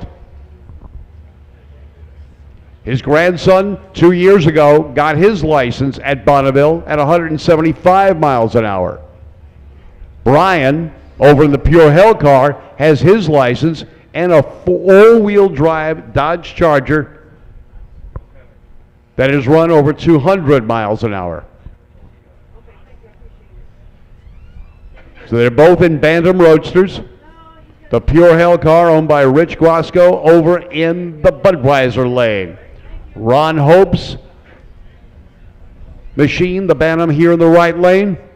Ron has taken this car all over the world. And if it wasn't for COVID, he was scheduled to do runs against the fastest British fuel altered at Centipede Raceway last year.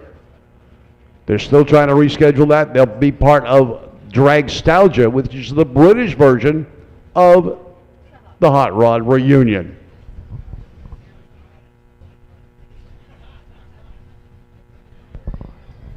Track is cleared off down at the finish line.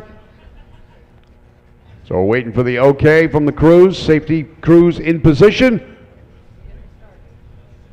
Points at him, says, fire them up. Staging master Dave Layton says, come on guys, it's time to go racing. Ron Hope, 77 years old, or young. It's only a number. Brian Hope, his son, 48 years old, in the Budweiser lane. Father and son, bragging rights on the line. Who's going to do it? Who do you think? Is Brian Hope, the youngster, going to be the upstart?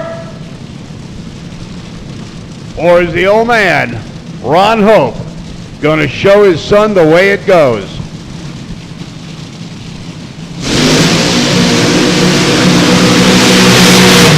Brian gets all crossed up during his burnout.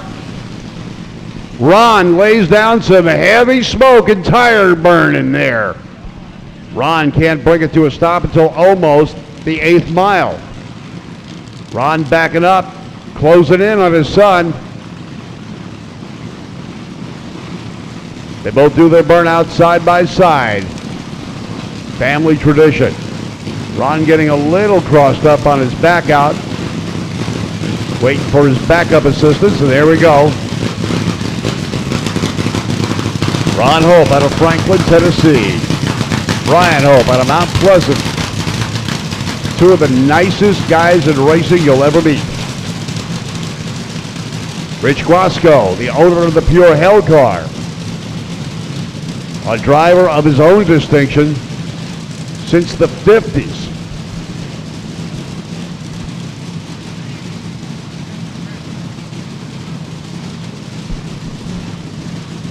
There's a steak dinner on the line for this race. Is Brian buying Dad dinner, or is Dad buying Brian dinner? Either way, the grandson and son's going to get fed. Grandson's out in front, saying, you got to move over a little bit, Gramps. All right, straighten it out. We'll get you lined up again. Grandson knows which side of the fence to be on. He knows, he's got confidence in Gramps. Raw fuel coming out of the pipes in Brian's car, the Pure Hell. He's got it set to run a little rich. Ron, the first one to light the beam. Now Brian rolls in. They're ready to go. They go. And Brian goes up in smoke. It's Dad with the better reaction time and the win. 6:68 for Ron Hope, 219 miles an hour. Brian spins the tires, keeps it straight, but he's going to buy dinner tonight. All right, next up, the fun class, Hot Rod. A multitude of cars. Categories. That'll be coming up in a little while. We're down to our final round, of course, in Funny Car Eliminator. But in Top Fuel, we got 4 cars coming back to make the semifinal. And then the Fuel Altereds, we saw 6 of them go. We'll see 3 of them back.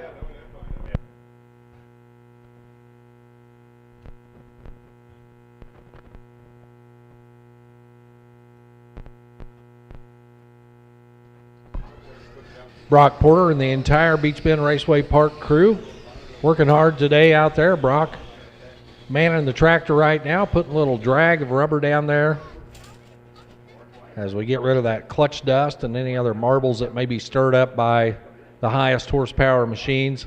And we'll go into Hot Rod Eliminator. This is a dial-in class. You'll see the performance prediction up on the scoreboard. That's the number that they need to run and no faster. If they go faster than that, it's a breakout. If both of them go faster than that, whichever one breaks out the least will be your winner.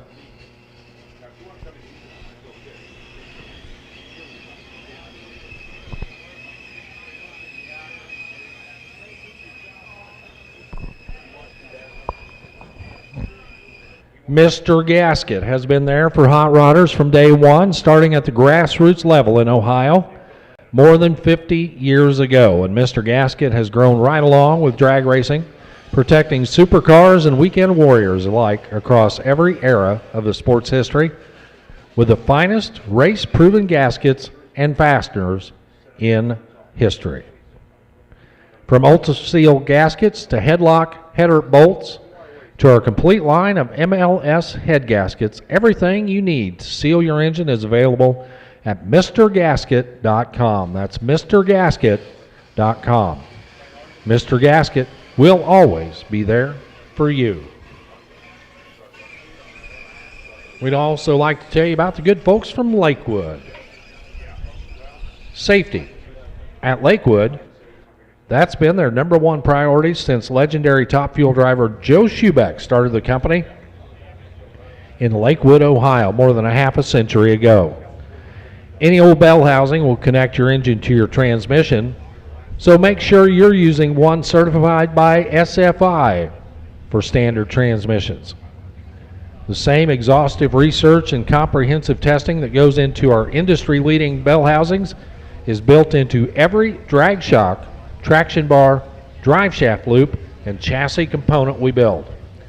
They are all made in America. Check out the Lakewood product line at holly.com today. Hot rod coming up right now. This is round number 2. We cut the field in half after round number 1.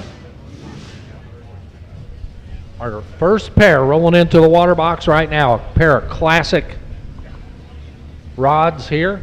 Matt Wagner, left side, Defiance, Ohio. The 67 Impala, 2-door lead sled over there on the left. Dial the 1154, 1066 to dial in for the 49 Hudson, driven by John Blaylock Sr. At the top end, wind light's going to flash for the Impala as Blaylock gets down there and breaks out. So the Impala moves on to the next round. Mark Kobeck and Jimmy Plunkett pull up now. Millbury, Ohio, the home base for the 67 Chevelle. Jimmy Plunkett from Coleman, Alabama, 72 Nova, will roll up here on the right. Dial in for Kobeck, 926. He'll be the chaser, 1077 the dial for Jimmy Plunkett over here on the right-hand side in the jegs.com lane.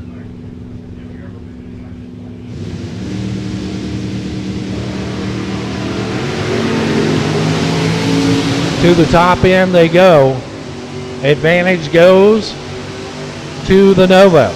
And we'll cross the finish line first. The Nova, 1087 at 115. Jimmy Plunkett, your winner. Mark Kobeck, 937 and out on his 926 dial. Randy Vaught rolls up now. The little deuce over there on the left side. The 66 Chevy 2 out of Murfreesboro, Tennessee. Taking on John Goins out of Altamont, New York. The 40 Chevy.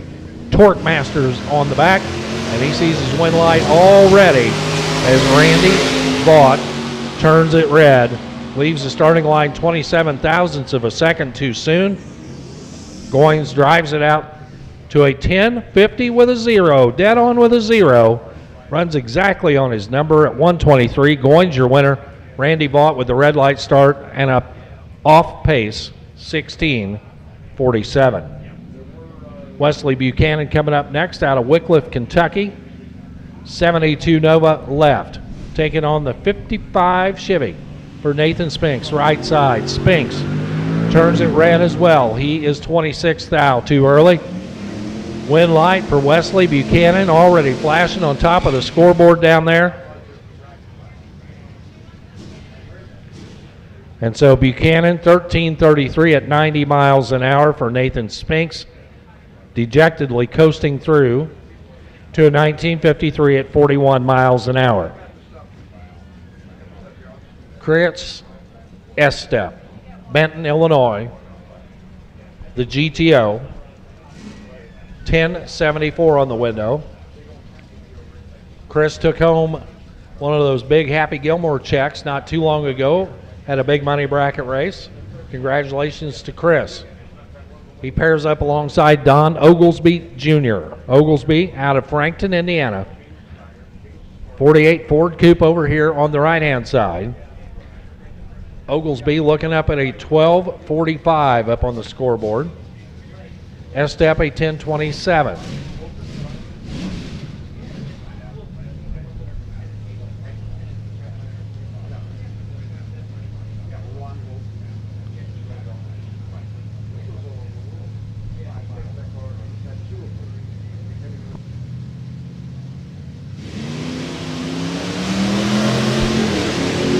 And Estep with the red light start by 1/1000th of a second. But guess what? He went red by 001. Don Oglesby Jr. Trip, zip, perfect. Perfect reaction time for the yellow 48 Ford and 12:48 at 99 miles an hour. Estep would have been right there. 001 red, trip, zip, perfect green. So both of those racers entitled to buttons from Hot Rod Bob Beck for their efforts right there. Terry Tyler out of Indy. The yellow Oldsmobile Cutlass. Taking on B.J. Cooley out of Brooklyn, Mississippi. Cooley off and running. Here comes Terry Tyler. Charging hard. The Oldsmobile Cutlass and a 12:24 at 81 miles an hour gets it done.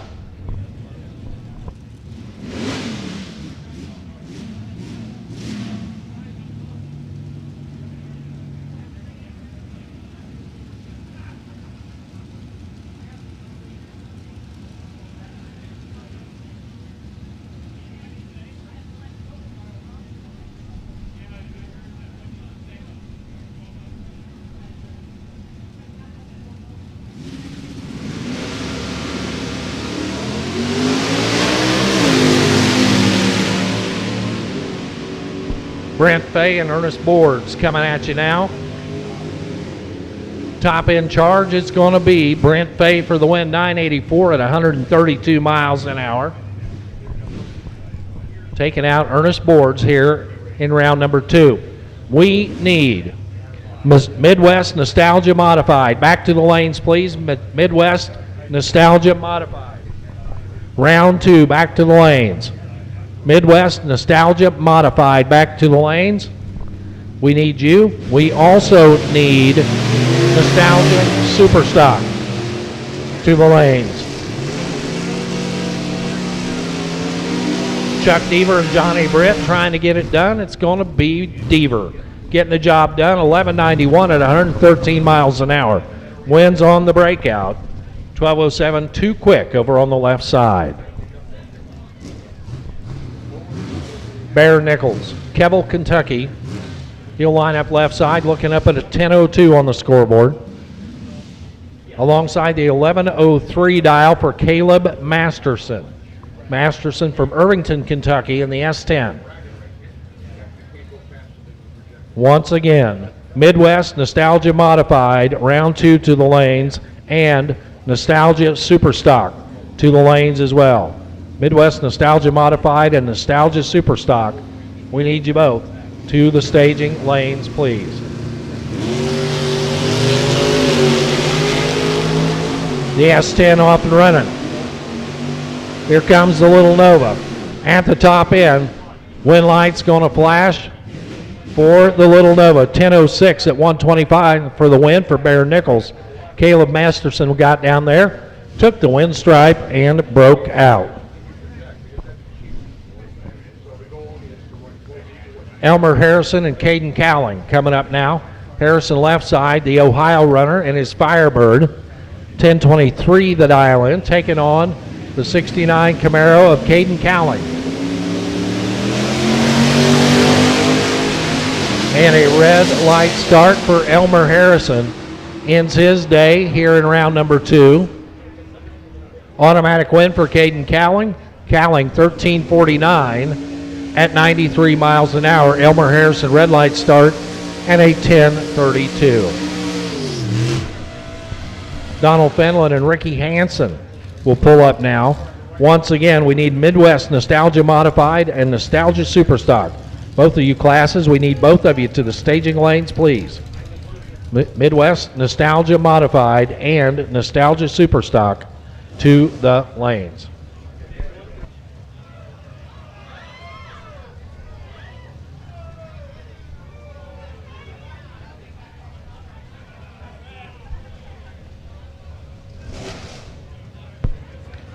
Donald Fenlon out of Bensenville, Illinois, the 73 Z28. Second generation Camaro over on the left side, alongside the Morris Minor of Ricky Hansen.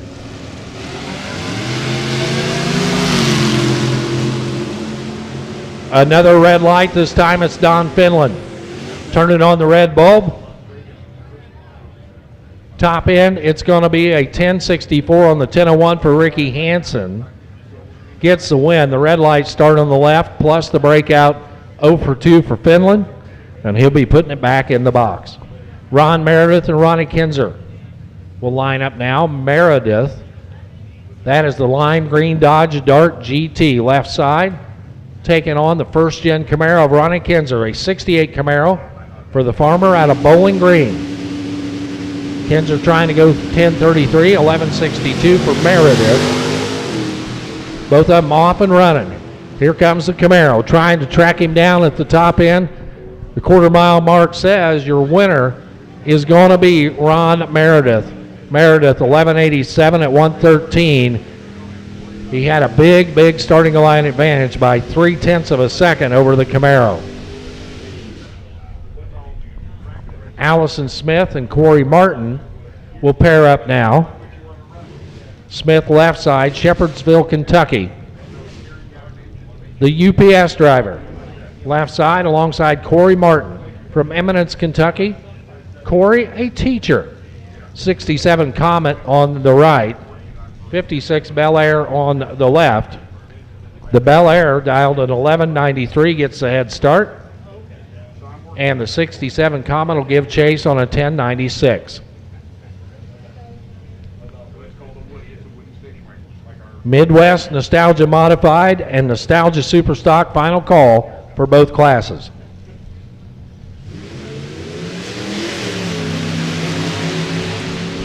Green light starts the pair for Smith and Martin.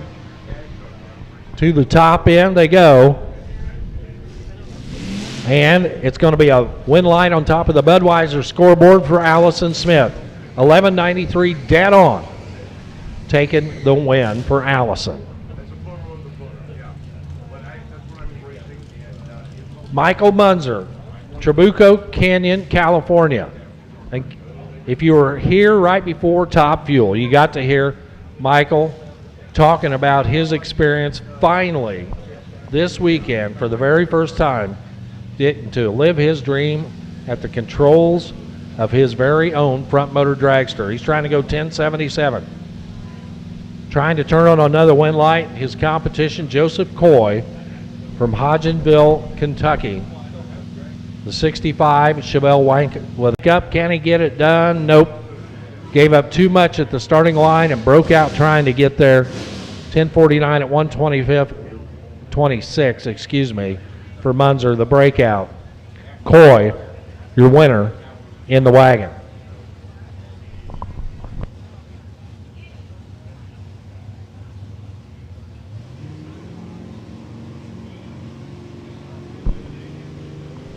It's Ron and John now.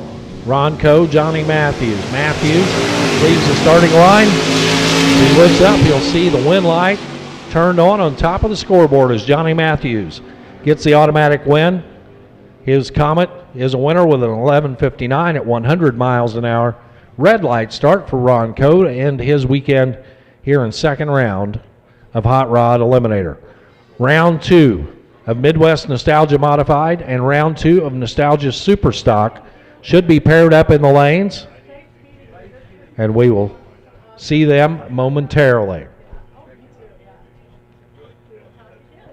Once again, stop by the event tent over here in the infield and check out all the apparel and souvenirs available to commemorate your weekend here at the Holly National Hot Rod Reunion, presented by AAA Insurance. The 18th annual running of this event.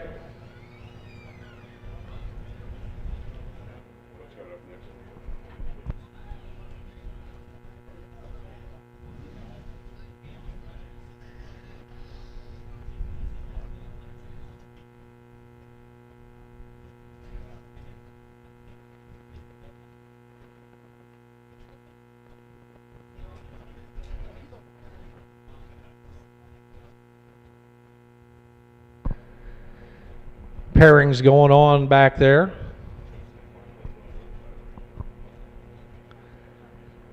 And it looks like maybe before we run this category, we're going to give a test pass opportunity to Brendan Murray, as Brendan has been fighting all sorts of gremlins with his dragster. And he'd sure like to leave Bowling Green with a one good time slip in his back pocket.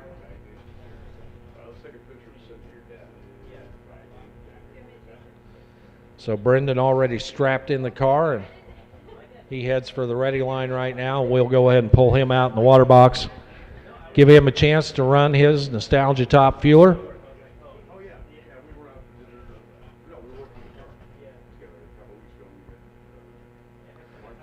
The Running Wild AA Fuel Dragster.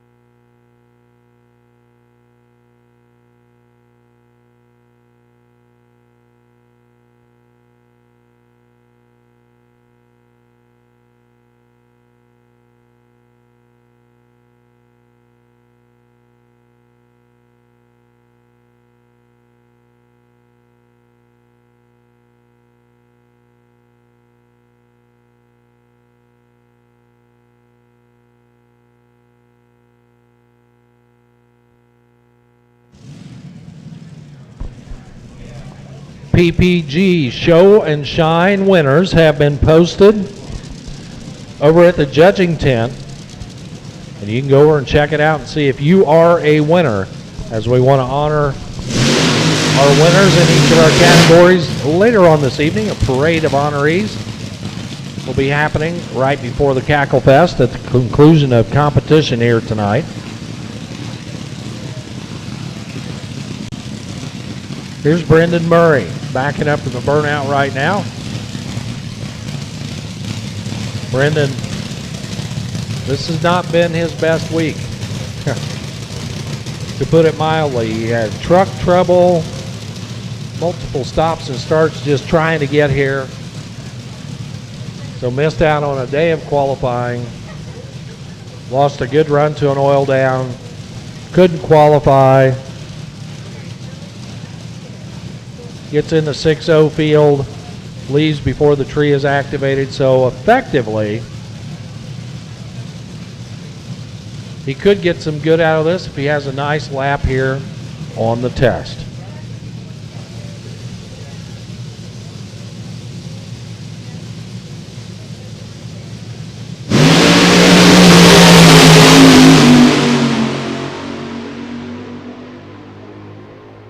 So for Brendan, a 6:38 at 2:06.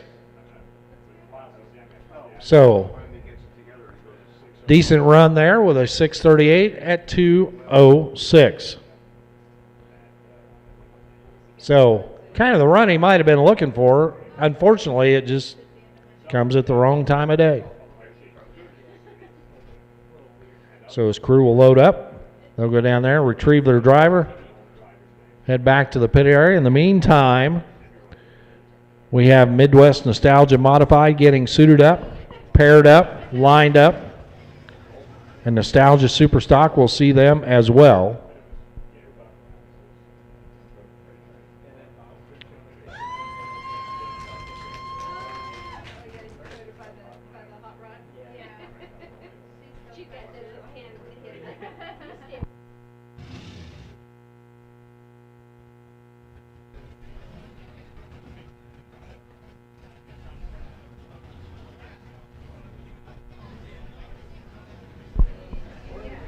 As we've been sharing with you all day long, all weekend long, a reminder to you of the importance of this event in support of the NHRA Motorsports Museum. Their mission to preserve the history and the heritage of this sport, along with land speed racing. Several disciplines that they honor and recognize at the NHRA Motorsports Museum at the Pomona Fairplex. If you ever have the opportunity to go out there and spend a day and visit, it'll be well worth the trip, as some of the most historic vehicles and personalities that are a part of high-speed motorsports are honored out there. If you want to learn more, go online to nhramuseum.org. And if you want to hear about Midwest Nostalgia Modified, take a listen as Mr. Bob Beck will tell you all about it here in round two. All right, Donnie Beeler out of Elizabethtown, Kentucky with the Camaro, taking on Mark Magg out of Bowling Green with a 69 Camaro. So you got a 67 and a 69. 67 was the first year of the Camaro. It was introduced in October 1966. The 69 Camaro was actually built for 2 extra months because the 1970 was not ready for production. 11-second heads-up index and red light from Mark Magg on the hit. 0-4-0 in the red. Donnie Beeler goes 0-5-4 green. He gets the gimme. Looking for an 11. He goes 11-0-2 for the win.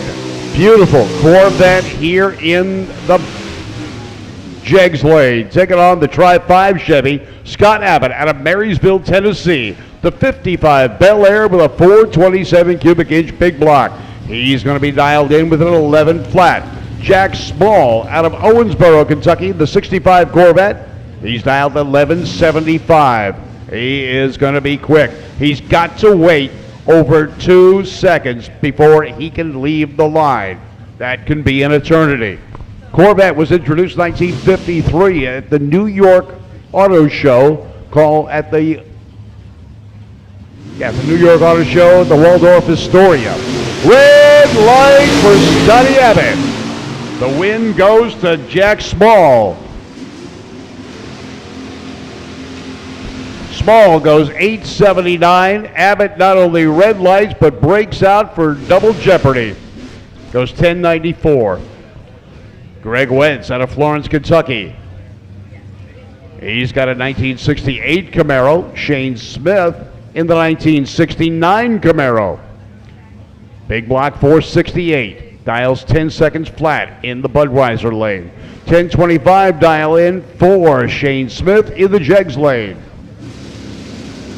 Shane leaves first, 0.2 of a second head start. And he drills the tree on the competition. Wentz closing in, trying to make up the gap. He's there. Can he hold on? No. 10-12 on a 10 to a 10-40 on a 25 on the hole shot. Shane Smith gets the win. Danny Kellums out of West Biden, Indiana, getting the bye run into the next round. 1025 is his index. He's in E modified production. 67 Nova, still considered a first gen. He's banging the gears hard. Manual transmission. We can see the shift light coming on as he drives down track. He backs out for an 11.02 at 92 miles an hour. Modified round, modified coming up. Modified coming up.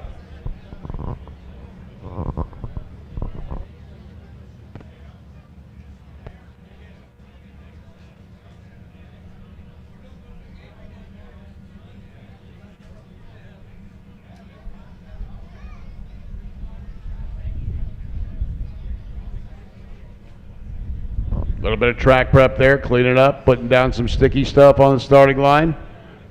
Crew member checking track temperature to see what it is. Whatever you think it is, outside, the track is probably 30 to 40 degrees hotter.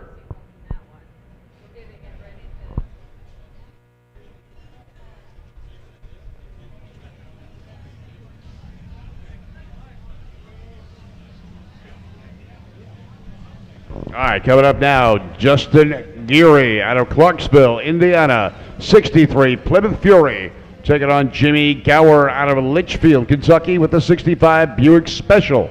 Now, we talked about the cars. Modified to the lanes. Justin Geary, 63 Plymouth Savoy, 500 cubic inches worth of mighty Mopar power. Jimmy Gower in the 65 Buick Special, 455 cubic inches. Gower dials at 1175 for his H Nostalgia Superstock car. Justin Geary, his C Nostalgia Superstock at a 1050. The Buick will leave the line first. The Mopar will try to chase them down. Superstock has been one of my favorite categories because the cars are so recognizable. Oh, big red light for Jimmy Gower. Justin Geary going on to the next round as Jimmy Gower becomes second round runner-up. Geary runs a 1047 to an 1177. So Gower had a good run ET-wise, but the red light put him out of contention. Danny Whitford out of Paducah, Kentucky, 67 Chevelle, 555 cubic inches worth of big block. Glenn Willett out of Fancy Farm, Kentucky, 1025 dial in. Now it's a CFX versus a B Nostalgia Superstock. Getting ready to go. Full stage for the Mopar. Red light, 082 in the red. Danny Whitford goes 019 green, and he'll be back for another round of racing. He's looking for a 975, goes 979. Glenn Willett, not only red lights, but insult to injury, he breaks out. Gabriel Ray in a CFX wagon, the two-door Malibu, 975 index. Barry Kemp out of Monroe, Georgia with the bubbleback Chevy, goes 925. 62 Bel Air Sport, 572 big block. He's going to be chasing Gabriel Ray. Full stage, both lights start to drop, and they are gone. Excellent reaction times for both. The bubbleback catches the Malibu. He's gone past him. He got right in front, and he stays there for the win. 9:29 to a 10 flat, 125 to 136 miles an hour. Dale Mears out of Buffalo, Kentucky with the Barracuda, taking on Jim Netherland out of Columbia, Tennessee with the 1967 Buick Grand Sport. 440 cubic inches worth of mighty Mopar power in the right lane. 400 inches of Buick in the left. Buick leaves first and goes red. Mopar pulls the front wheels up in the air. Excellent 0.26 reaction time, and he's going to get the win light to boot. Looking for a 975. He runs a 975 on the 75 index.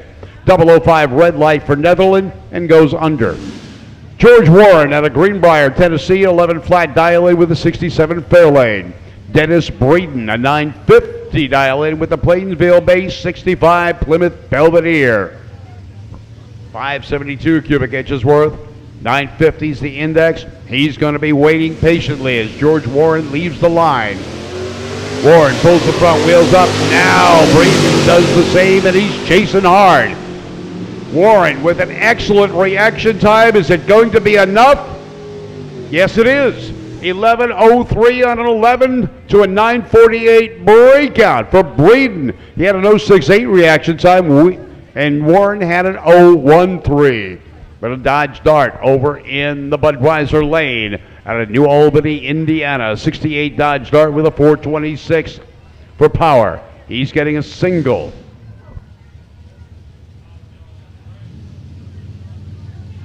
So he had a competition break. Pulls the front wheels in the air, 106 reaction, 1.3 seconds to the first 60 feet. Coming up on the 8th mile, 6.4 at 105 miles an hour. 1,000-foot mark, he goes 10:23, a little bit under the number, but it was a single, no harm, no foul.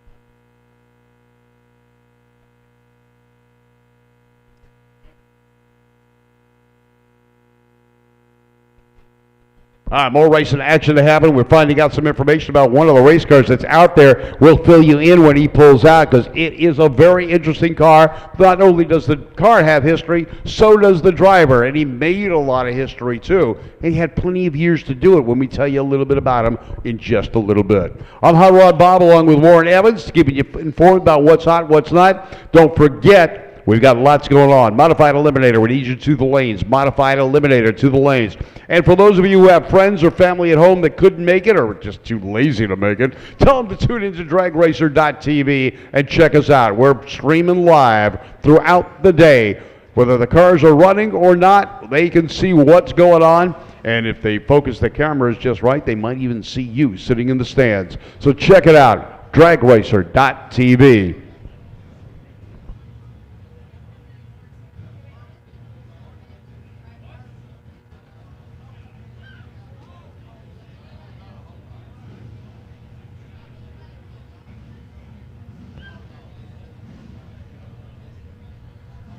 All right, modifieds coming into the lanes.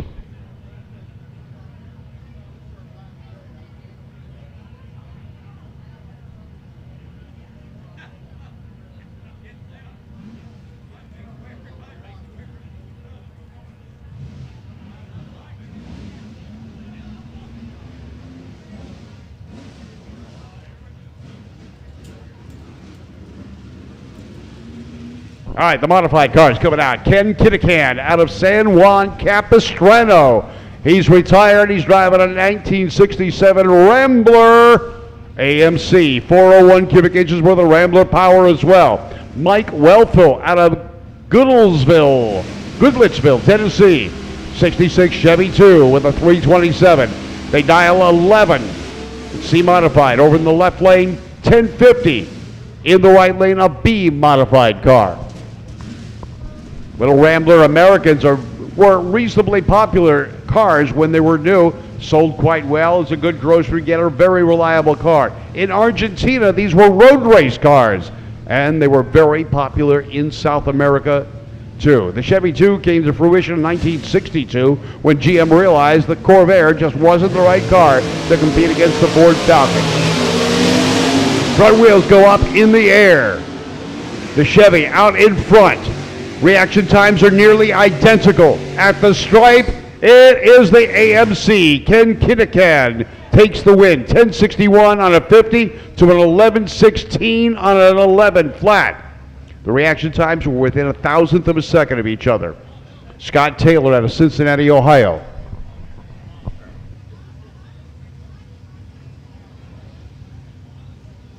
Nostalgia Pro Stock and Exhibition to the lanes. Nostalgia Pro Stock and Exhibition to the lanes. Scott Taylor out of Cincinnati, Ohio with the Mopar. John Kane out of Grindstone, Pennsylvania with the high-riding Gasser style 56 Chevy.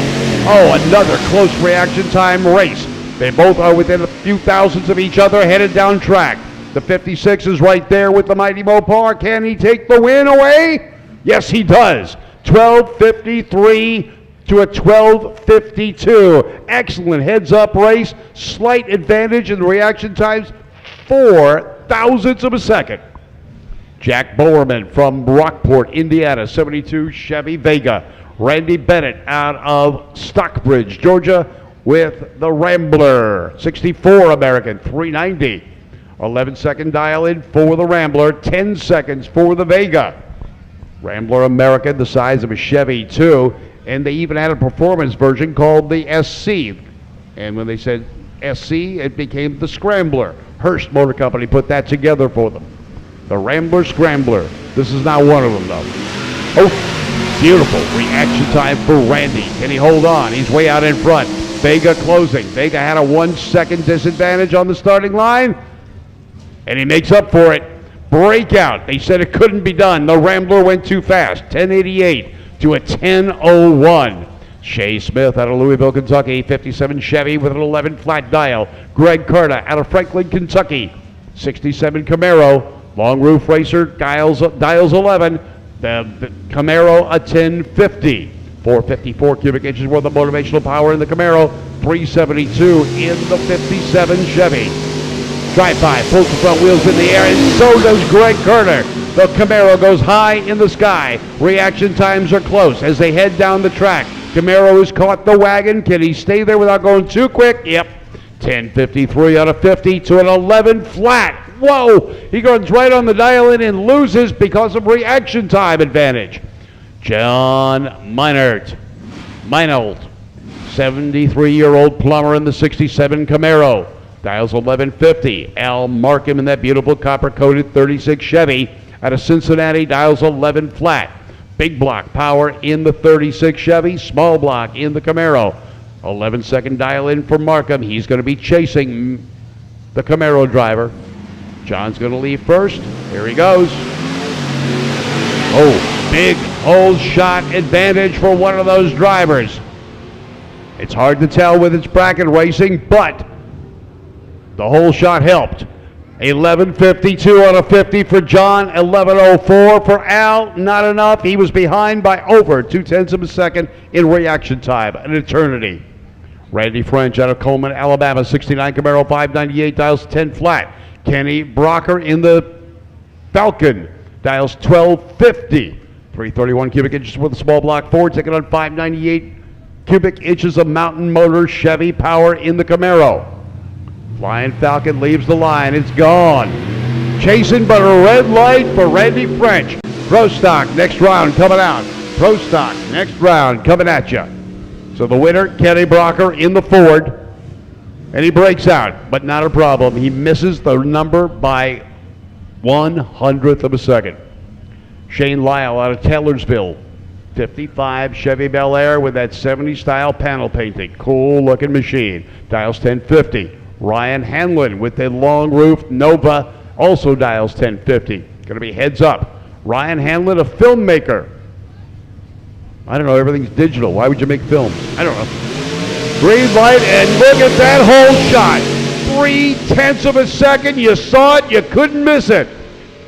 Now Shane Lyle doesn't have to do much except not break out. He does. He goes 1060, taking the win to a 1067. Ryan, don't listen to me when you're on the starting line. Tony Miles gets the bye run. His 70 Duster with the Plymouth 318, he says. Yeah, sure it's a 318. Dials 10 flat. 318 is the smallest late model V8 that Chrysler put out after they got rid of the 273. Wheels up in the air. 1.3 seconds to travel the first 60 feet. 4.1 at the 330. 6.4 at 104 miles an hour at the halfway point. And at 10:22, 130 miles an hour down the track at the finish line. We got more racing action going to be happening for you. Nostalgia Pro Stock coming your way. These are the cars that look like what you could buy off the showroom. Win on Sunday, sell on Monday was the battle cry for the manufacturers back in those days. Today's Pro Stock cars look nothing like the car they supposedly replicate. And Warren, you want to talk to them about the Pro Stock cars? All right, here comes Warren Evans for you. He's the man behind the cameras, getting this thing streamed video live all over the world. We've had people in Great Britain, Las Vegas, China, Japan, all watching us this week. Well, there are gearheads all over the globe, and we're happy to serve them with a little bit of action here from the Holly National Hot Rod Reunion.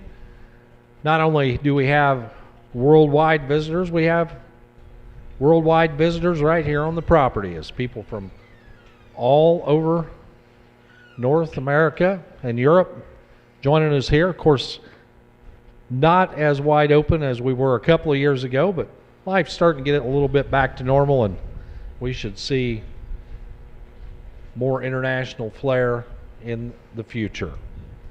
Nostalgia Pro Stock rolls up to the lanes right now. Exhibition cars, we need you to the lanes. We'll go ahead and call gas eliminator would be the next category. Gas eliminator, you can head to the lanes as well. So Nostalgia Pro Stock ready to put on a show for you. Exhibition as well, and then gas eliminator. We need you to the lanes for round number 2.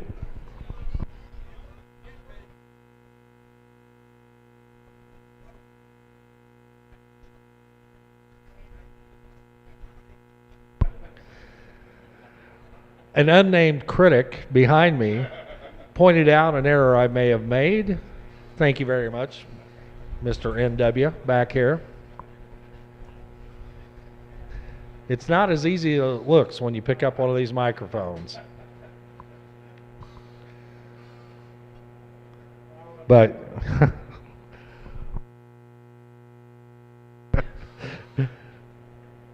gas eliminator, we need you to the lanes. Standby call for competition eliminator. Yes, it does sound like Gas X or Beano or something like that, gas eliminator. Gas. We called them. We did call them. Exhibition. Nostalgia Pro Stock. They're there. We're all over it. We got it covered, man. So a little bit of anything and everything for you here. And we hope you're enjoying the show. And we're happy to be here to present it to you.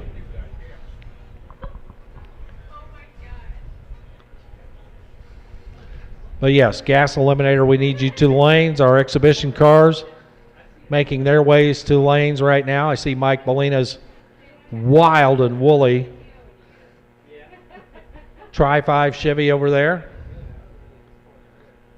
as he and Launch and Larry have been putting on a show all weekend long, and sure happy to have them as a part of this weekend's festivities.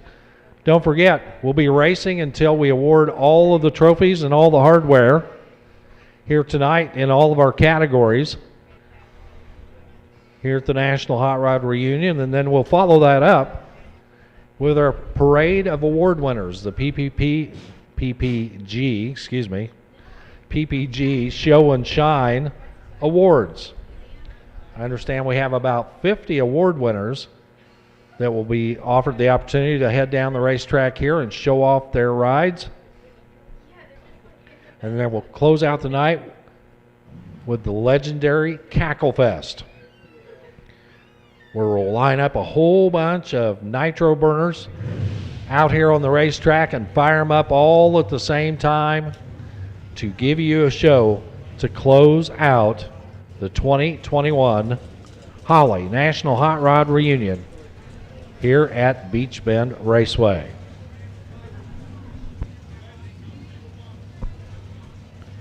John Denbrock and Mark Pappas coming at you right now.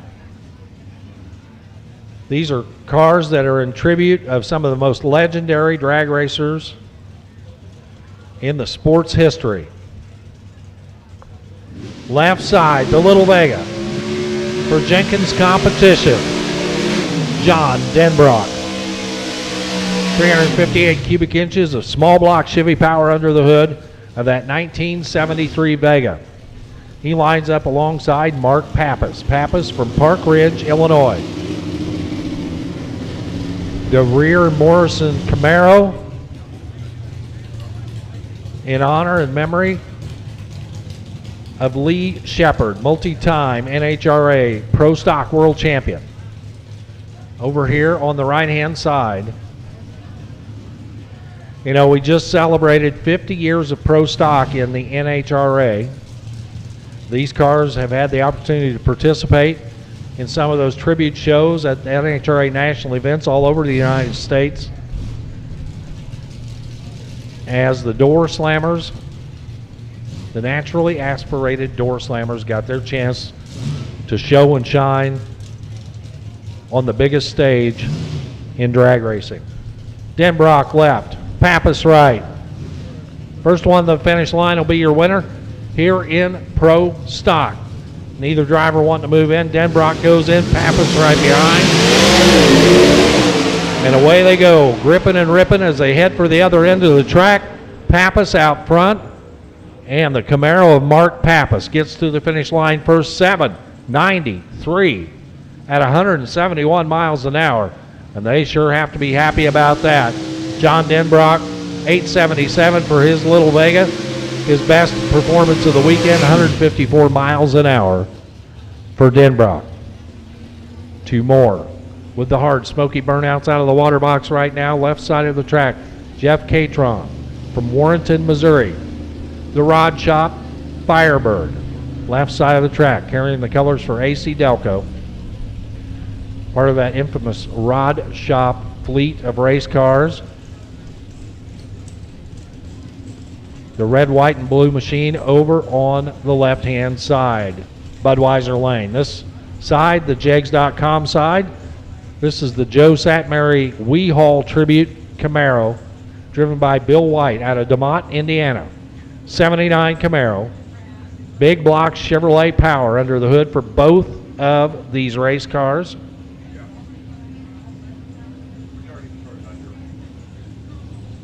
Representing some of the best in the class.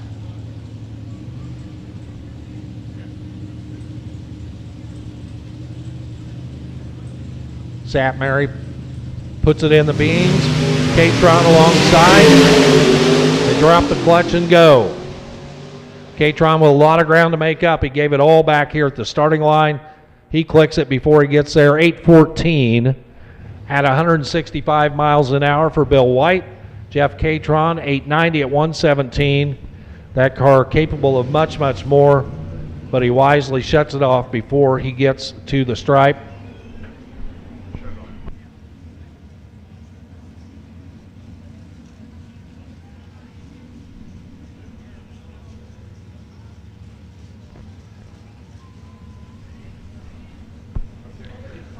Pay attention in the pit area.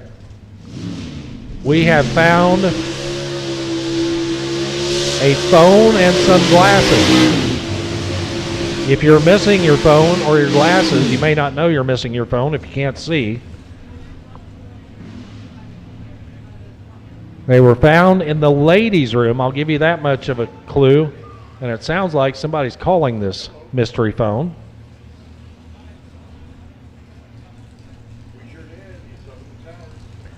So it sounds like somebody just realized they left it.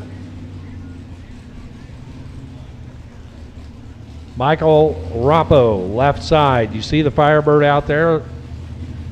The Castrol tribute car, left side, DeMott, Indiana, the home. It's an 84 Firebird, but not moving backwards. Looks like it is stalled at mid-track out there, just past the 330-foot mark. In the meantime, Mike Ross, Bob Glidden tribute, Ford Fairmont over here on the right side, out of Trevor, Wisconsin.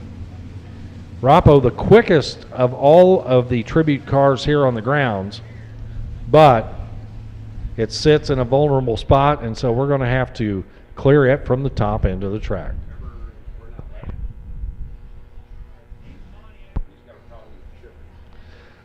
So I'm reminded that Rappo on his burnout last time was not able to back up at that point. So maybe looking for some assistance to get pushed back to the starting line, but in the meantime, Mike Ruth sits and waits. And as soon as we understand what we're going to be able to do here, we'll do it. So I think Bill Leahy out there, oh, I see what's happening. The quad coming from the top end of the track. We'll get ready to give him a push and get him cleared. In the meantime, Mike Ruth has completed his burnout process and pulled up to the starting line, and I believe we've shut him off. And looking underneath Michael Rappo's car, that's never a good sign. Exhibition cars, you should be here. Gas Eliminator, looks like you have made the call as well. Thank you very much for heeding the call. It'll be time for Competition Eliminator in a little bit. You are on standby. Competition Eliminator on standby.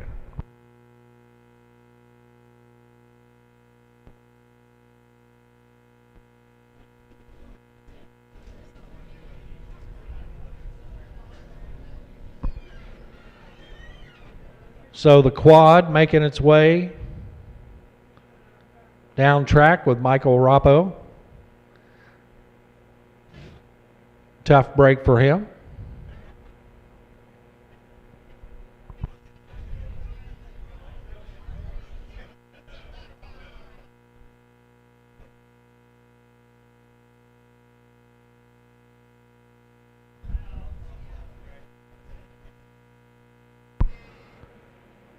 So we'll get him to a safe position, then we'll get ready to go. Look, Mike Ruth. Ruth from Trevor, Wisconsin. The Ford Fairmont.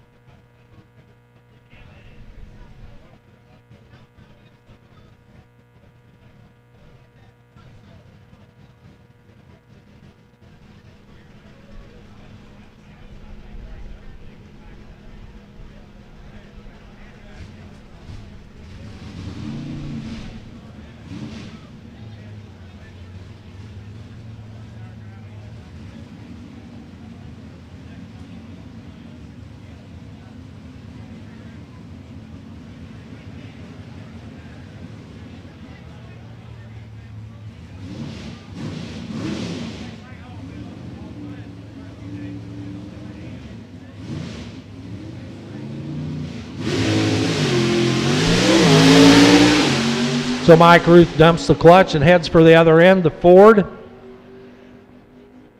We'll see an 8:22 at 164 miles an hour at the finish line.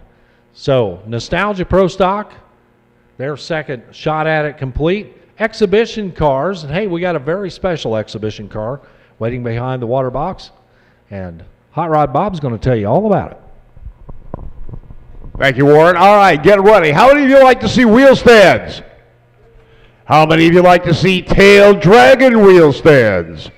Well, get ready because two of the biggest wheel standers here are coming back out. It's Jim. No. First, we're going to get. Wait a minute. We've got another one out here. Now, this car's got some history. Jim Mize. This is a car that was built back in the day. It's a 1950 Anglia. It ran D-gas in 1971.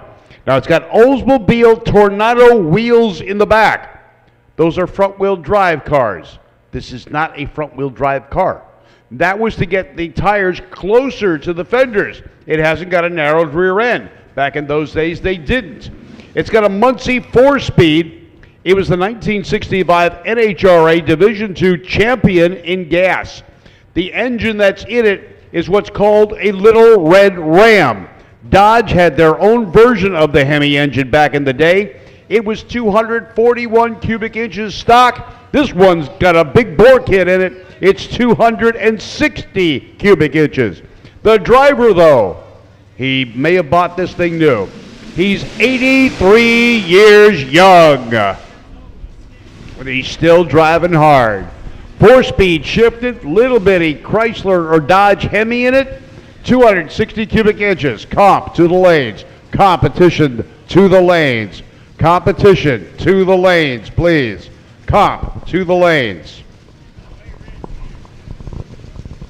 Jim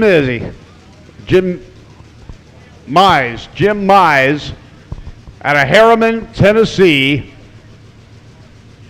84 years young and still hard charging and shifting this machine. He was the 1965 Division II champion. RPMs come up. He dumps the clutch. Angley takes a little hop and a little bop. Banging the gears hard. Oldsmobile rear end in the back. And he backs out of it. Hopefully he didn't break anything. 1542 at 52 miles an hour. He slowed way down. 1957 was the year of the biggest fins ever in Plymouth's history. Virgil Exner was the design director at Chrysler Corporation. He loved fins. So all the Chrysler divisions got them, but Plymouth got the biggest. Charlie Jenkins out of Thorntown, Indiana, the 56-year-old electrician with a shocking blue 57 Plymouth. 452 cubic inches worth of Mopar power. Leaves the line, drifts towards the right, straightens it back out again, gets a little bit of wiggle as it goes into the higher gears. The exhibition car goes through the lights with a 1238, 106 miles an hour. Now, some say the fins are so tall they help keep the car straight at speed. Who knows? All right, coming up now, it's Mad Mike Bellina with his 56 Chevrolet. He used to have a full bumper on the back. I say used to because Mike doesn't know how to keep the front wheels on the ground. And he's ripped that bumper off numerous times. The only thing left is the center of the bumper now. And he's just about taken that off a couple of times today. Mike Bellina in the 56 Chevrolet, and Lunch and Larry out of Orland Park, Illinois, the 69 Barracuda. Now, Lunch and Larry would set this thing on the back bumper, but it's up too high. Larry's got a license plate on his Barracuda. It says Bad Fish. Mike Bellina going every which way but straight. And he keeps it rubber side down and shiny side up, which is a good thing. Mike Bellina can back that thing up almost as fast as he drives it forward. A lot of tire smoke. He's coming back. He's going to do it again. This is going to be a side-by-side wheel stand fest between Mike Bellina and Luncheon Larry. Bellina out of Wheatfield, Indiana, retired police officer. Oh, baby. Well, that's just the burnout. That's not the run. Well, Mike says, you want to do a wheelie? I'm going to, ooh, look at that wheel shake. A little shaking, little shimmy. Shake it, but don't break it. Bellina's opened up the door on his car. Oh, that's so he can see where he's backing up. Okay. Luncheon Larry and Mike Bellina. They're going to do side-by-side wheel stands. And apparently, he left some parts down there. His crewman goes and grabs it. Not a problem. Parts keep falling off that car. It's so surprising how much lighter the car is today than it was when he started racing it. Mike used to run the car in hot rod class, but he's had more fun doing exhibitions and wheel stands without worrying about how fast he's run the quarter mile. Luncheon Larry says, who needs racing when I can pull the wheels up in the air and just have fun? And they're both here for you to let you know drag racing is a fun sport. Now they light the Christmas tree up. Drag racing's a very festive sport. We light the Christmas tree before every run. Luncheon Larry goes back on the bumper and bounces it up in the air twice. Bellina doesn't get the wheels up that high this time. But they're going side by side to the finish line, and Luncheon Larry goes 11:35 to Mike Bellina's slowed it down 12:35. Put your hands together for these two guys.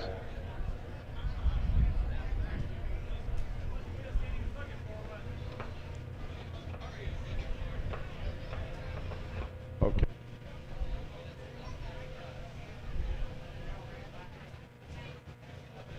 All right, little track prep here on the starting line. Donnie Rottler getting ready to go out of St. Genevieve, Missouri with his 1966 Rambler. He's going to come in an E-Gas category car with a 10-second index. J.B. Wood out of Springfield, Illinois. He's going to have a 68 Barracuda with 408 cubic inches worth of Mopar power. He's also going to be on the 10-second index. Two E-Gas cars. A little bit of track prep as we get ready for the gas class cars as they come up. 66 Rambler. I'll tell you what, I haven't seen this many Ramblers in one spot in a long time. I think they're neat cars. They were good-looking cars at the time. As I said earlier, they were built in South America as well and were very popular cars for road racing. Now, they didn't have V8 engines like we do here in the States, so they depended on six-cylinder cars. The Mavericks from Ford and the Rambler Americans were two of the top road race cars in the six-cylinder series. And you can look them up and see history of these cars. They were built in Argentina and raced there as well. So a lot of history with those cars. American Motors bought out by Chrysler, and they dropped the cars.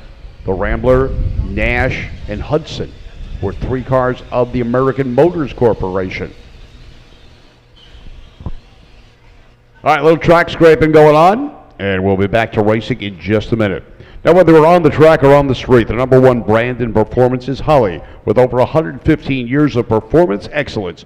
Whether you're looking for the latest innovations in carburation, fuel injection, or fuel system technology, look no further than Holley. Holley carburetors are designed and with the adjustability you're going to need no matter what your engine capabilities are. If EFI is more your speed, we've got you covered with that too, with plug-and-play, self-tuning EFI systems for Chevrolet, Dodge, and Ford applications. Holley's brand new brushless fuel pumps are equally at home on a carbureted or fuel-injected car and capable of supporting up to 4,800 horsepower. Check all of the products out and more on the web at Holley.com. Holley, the winningest company in racing history.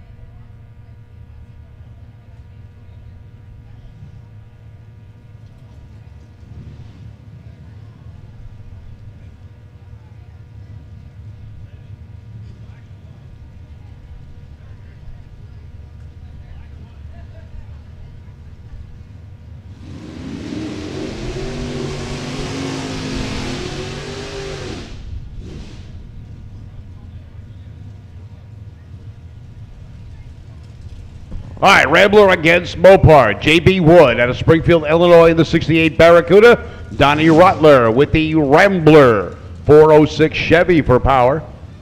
Dial-ins of 10 seconds each. This is E-Gas. Rambler puts the tires up in the air. We can see his streaks. He was turning them hard as they left the line.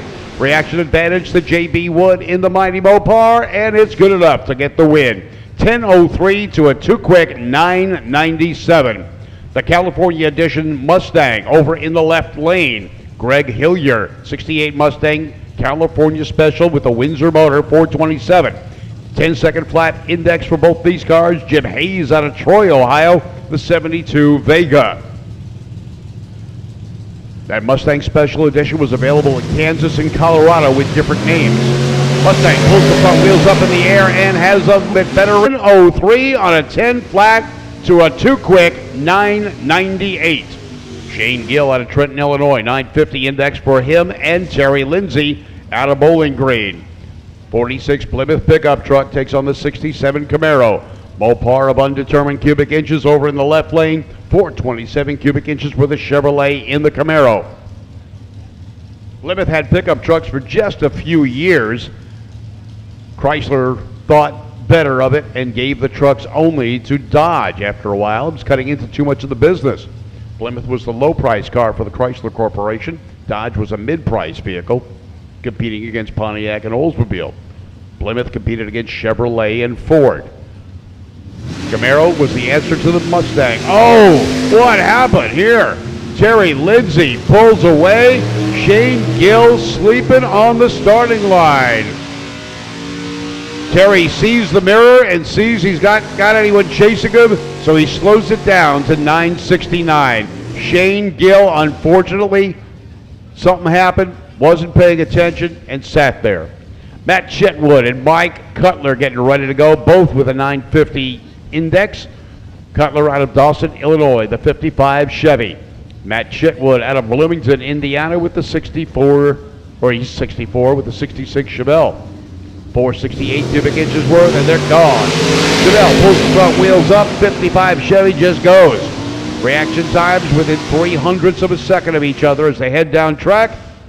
And it is Mike Cutler taking the win on 953 on a 50 to a 55. Little Dodge Colt, Sal Petruis out of Howell, Michigan. 950 is the index for both these cars. Another Chitwood, Ross Chitwood, now in the Nova. 950, the elusive number they're both looking for. Nova with a mountainous 575 cubic inch motor leaves the line first. Within 100th of a second of each other as they head down track. Colt trying to make up that difference. Can he do it? Yes, he does. Double breakout. The margin of victory, 2 thousandths of a second. 55 Chevrolet, Ronnie Egner out of Mayfield, Kentucky. 950 index for the 55 Chevy. Brian Cagle out of Clarksville, Tennessee with the Ford Futura. 547 cubic inches worth. He's dialed 9 seconds flat. Futura sits on the same chassis as the 1969 Mustang. A little bit longer wheelbase. 55 Chevy started the history of V8s for Chevrolet, modern day V8s. The first Chevrolet V8 was actually produced in 1917. Didn't go over real well. People weren't ready for a low-cost V8 engine yet. Chevy pulls away first. Brian Cagle chasing. Cagle is the deficit on the reaction time. Can he make it up? Nope, not going to do it. He goes 902 to a 953, and Ronnie Egner taking the win 73 thousandths of a second quicker. 70 Camaro, 572 big block for Chuck Owen. Kevin White in the 72 Nova with a 584. 9-second dial-in, heads-up race for both of these cars. 3 stages lit. Full stage left lane, full stage right lane, gone. Big difference in reaction time. 300ths of a second separates them. Going to be tight though at the stripe. Oh, and the guy that with the worst reaction time goes 9:04 to take the win. Chuck Owen gave the stripe away, backing out of it at the finish line. Scotty Thomason, 63 Corvette, 615 cubic inches, 9-second index. John Renfro, also 9-second index with the Nova, 402 cubic inches. Giving up 200 cubic inches in engine displacement, but both with the same index of 9 seconds.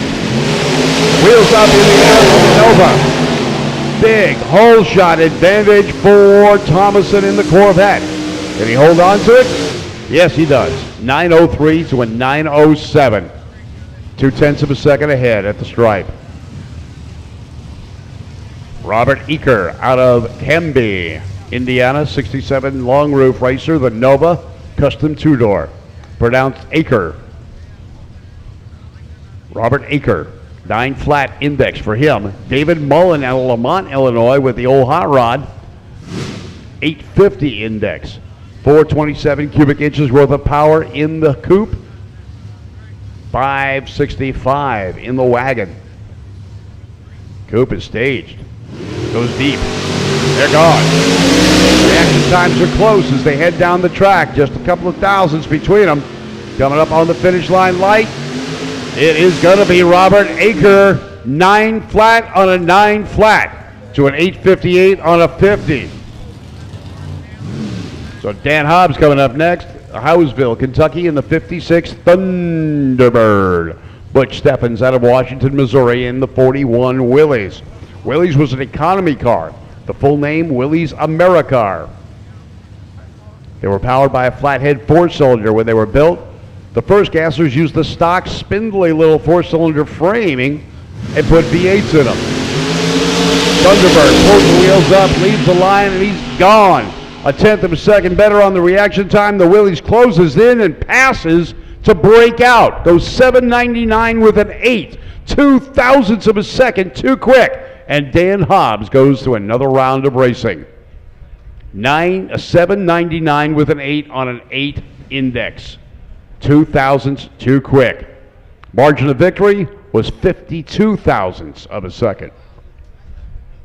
All right, some more racing action going to be happening here as we continue on with the gassers. Geezer gassers and Scott rods. Geezer gassers and Scott rods through the lanes. You know, sometimes my wife calls me that. A geezer gasser, yeah. As we get older, our seals tend to weaken, and there we go. Jameson Griffin out of Oswego, Michigan. 32 Bantam with a 302 cubic inch Chevy. Uncle Dale Fiddler out of Aurora, Illinois. He's pulling up with a Bantam as well. The 302 Chevy was quite an interesting motor. GM introduced it for the Camaro so they could run in the now or then popular Trans Am series, which was 5-liter engines or smaller. The 302 was actually a higher horsepower engine than the 350. But when GM advertised it, they only showed the dyno chart to 5,500 RPM. And at that point, it made 290 horsepower. The 350 made 295. But the 302 would rev to 7, where it made 400 horsepower. So that's how they skirted the insurance rules in the 302. The Z28 got a lower insurance rate. All right, so we flopped their lanes. Uncle Dale is in the right lane, and Jamison Griffin in the left lane now. 10 flat index for Jamison in the left, 950 for Uncle Dale. 379 cubic inches worth of motor here in the right lane.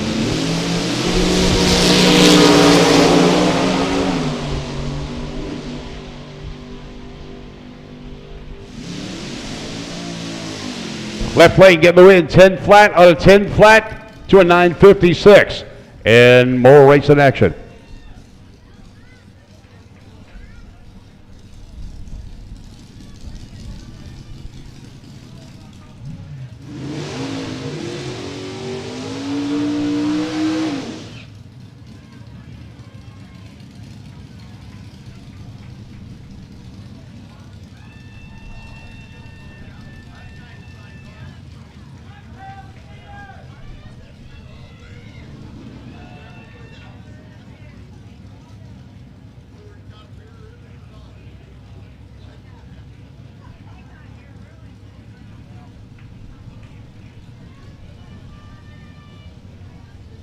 All right, dragster, Steve Globach out of New Albany. Skeeter Wade out of Robards, Kentucky. Skeeter hammers the throttle and touches the light. He's got to stay out in front. They both got a 950 index to run. Skeeter out there. His incremental's looking good. Breakout for Glotchback.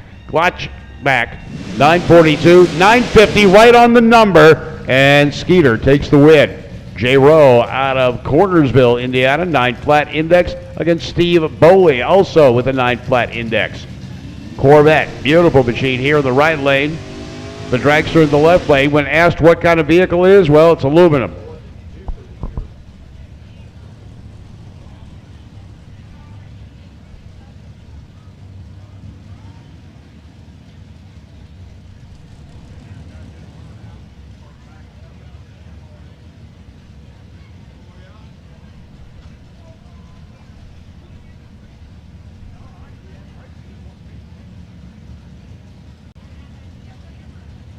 All right, getting ready to go. 9 flat index for both Jay and Steven. Jay in the Corvette, Steve in the dragster. RPM's coming up, and they're gone. Big hole shot. One of the drivers is way out in front. You saw it. They both had the same index. You saw them leaving. And he holds on. 903 to a 907. J. Rowe getting the win. Jason Messamore out of Hanson, Kentucky. He says he's a 22-year-old punk kid in the right lane. He says it. I'm just reading it. 9 flat dilator index for Jeff Lawson and Jason. Jason a chassis builder, or Jeff a chassis builder. Jason just a kid. They get ready to go. 9 flat is the index for this C competition eliminator. Oh, excellent reaction times. The punk kid may get shut down. Let's see who runs the number. And it is Jason taking the win, or Jackson taking the win. He goes 902. A breakout for Jeff Lawson by 1,000th of a second. He runs an 899 with a 9 on a 9 flat index. 1,000th of a second. Less than a blink of the eye. Tommy Cook out of Columbia, Kentucky. 34 Chevy. 850 index. Todd Cap, a 9 flat index. Cap out of Springfield, Illinois with the T, taking on Tommy Cook with the Chevy. Typical Ford Chevy battle, right? 406 small block Chevy in the Ford. He's gone. He cuts the light. He's going to stay out in front. He's got the quicker car in the left lane. Catching up, closing in. He gets him. 849.3, double breakout to an 896. Russ Snyder out of Bartlett, Tennessee. 8 flat dial-in for him and Pat Lamont. Now notice, Chevy engines in 2 Fords. A lot of you Ford guys say, no, that's not the way to do it. You should be running a Ford. If you look back in history, the way to get Fords to go fast was with Chevrolet Brothers engines. Proof, 1917 Indianapolis 500. Won by the Chevrolet Brothers with a Chevrolet-built Ford Model T engine. They made double overhead cam conversions to put on that little Ford T motor. That was the way to get a Ford to go fast, with a Chevrolet front-to-back 4-cylinder engine. Russell Snyder out of Bartlett, Tennessee in the right lane. Pat Lamont in the left lane. 8 flat index for these cars. 500 cubic inches worth of Chevy power in the left lane. 582 in the right. Lights begin to drop. They're gone. Whoa, getting way out of shape. Pat Lamont using up a lot of real estate. He finally sees the error of his ways and accepts it. Backs out, saves the car for another day. 806 on an 8 flat for Russell. 1188, and that is a pucker run over there in the left lane.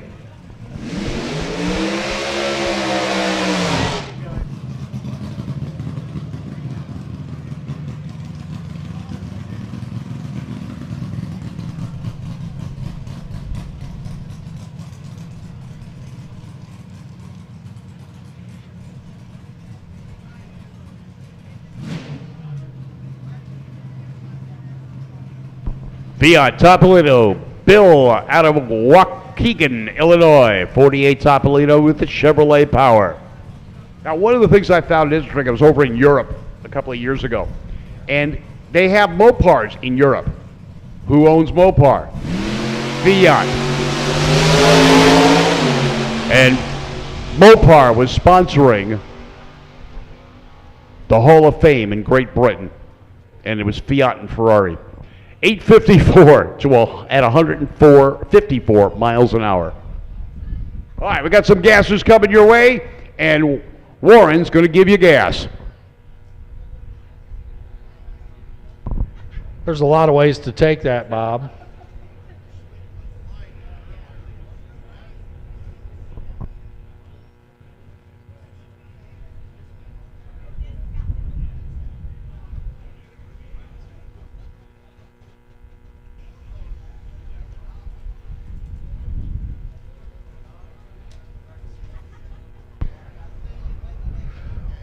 Well, Bob tried to throw that at me there, and I had to refrain from responding. But if anybody's got gas, it's Hot Rod Bob Beck. In fact, when you tune in to his online radio show, that's the first thing he says. Hi, I'm Hot Rod Bob, and you got gas. The Great American Auto Scene, hosted by Bob Beck. Does Randy do that show with you, or is that a different show? Randy Cardoon does that show, and so you'll have to go out online and find that, and you too can have gas. 7-5 eliminator to the lanes, please. 7-5 eliminator to the lanes, or as we've been calling it all weekend, 750 eliminator to the lanes. 750 eliminator to the lanes. And what do my ears perceive? The Scott Rods, AA gassers rumbling to life below the tower. 750 eliminator to the lanes. And we'll start out with Bob Cook and Mike Kalinowski. Cook, the great crazy grandpa. The 57 Corvette, that's the silver machine left. He gets the signal to fire it up and go. And right on cue, right alongside, it's Mike Kalinowski, the unfinished business, 48 Austin, over here on the right-hand side. Mike makes the tow in from Orchard Park, New York, with his 92-inch wheelbase, supercharged 48 Austin, big block Chevy, under the hood with a power glide behind it. He'll be backing up right side of the track, alongside in the Budweiser lane. That is Bob Cook, the crazy grandpa. His 57 Corvette out of Chagrin Falls, Ohio. Both cars doing a tremendous job this weekend. Again, the Scott Rods, a touring AA gas supercharged group from the Great Lakes area. They get together and run all over the country, and they're just beginning their 2021 season. If you like them, you can see them again next weekend at the Summit Racing Equipment Norwalk Nationals at Norwalk, Ohio.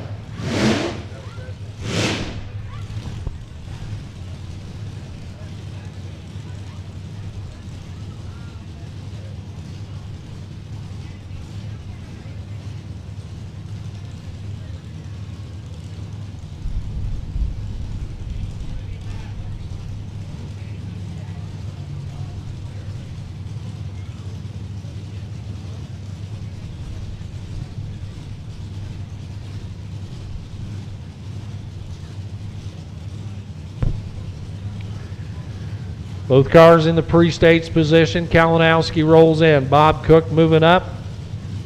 He lights the bottom bulb. Here we go. 5, 6 is their destination at the 8th mile mark.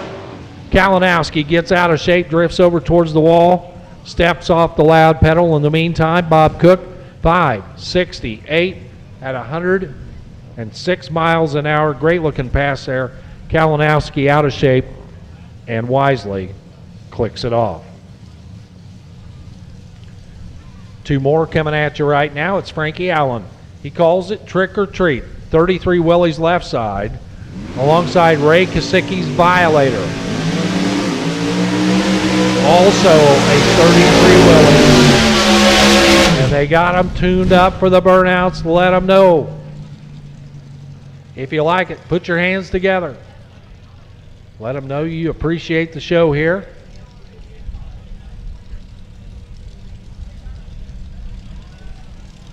The Goodyear fog, that's a good term for it. Floating through the valley here between the covered grandstands at Beach Bend Raceway Park.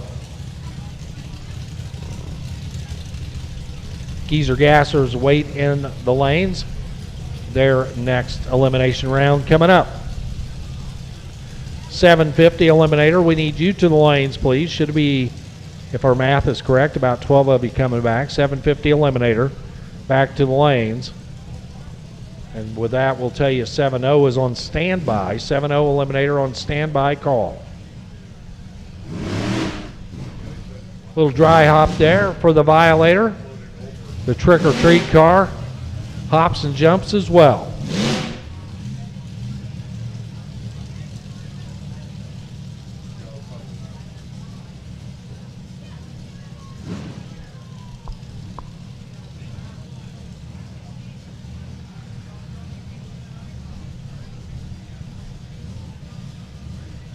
And for Ray Kosicki, Uni Thomas out there helping him get into the beams.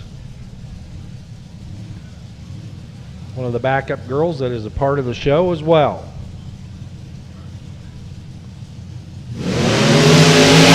Nice wheels up lead for both cars as they move around towards the top end of the track. It's a 5.66 for Ray Kosicki getting the job done, turning on the wind light. Frankie Allen, 5.75 at 122 miles an hour. So good looking lap for both cars. Kosicki picks up the win.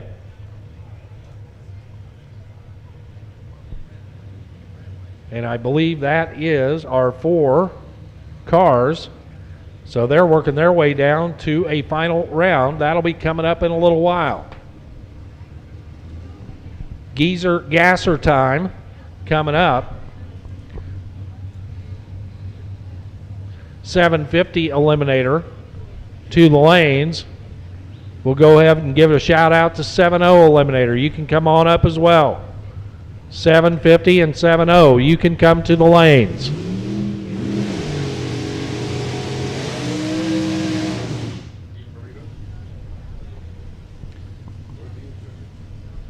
Pat Canal, left side out of Springfield, Louisiana. And Gary Raber, right side. Pat trying to run a 12 flat based on his index. Gary Raber, an 11 flat index. So a 1 second head start for the blue car on the Budweiser side. Gary Raber in the Jags lane. We trying to track him down. 41 Willie's left, 40 Ford on the right. And you can see the design cues that were in play in the early 40s. These cars look similar, not the same, but very similar.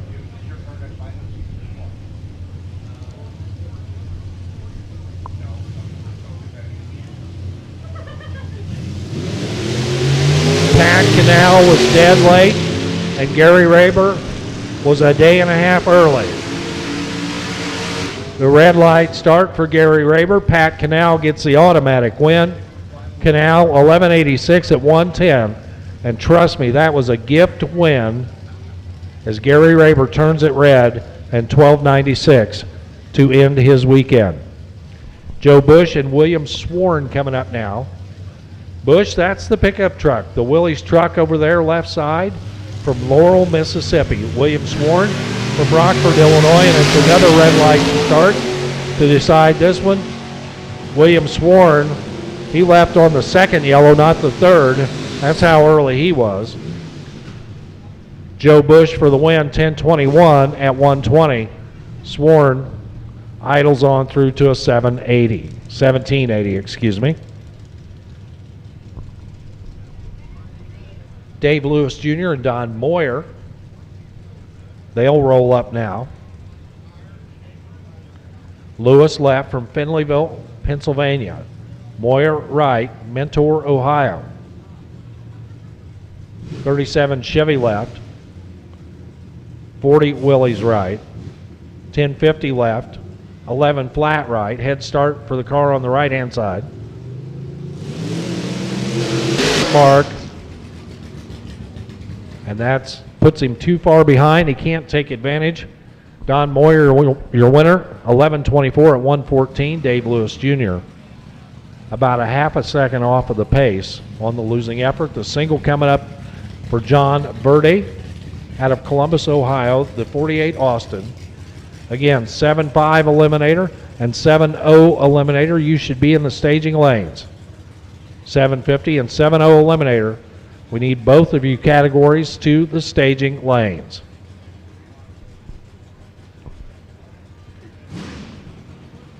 So John Verde sets right side, Brock Porter left, getting ready to do the burnout in his New Holland tractor, or maybe not.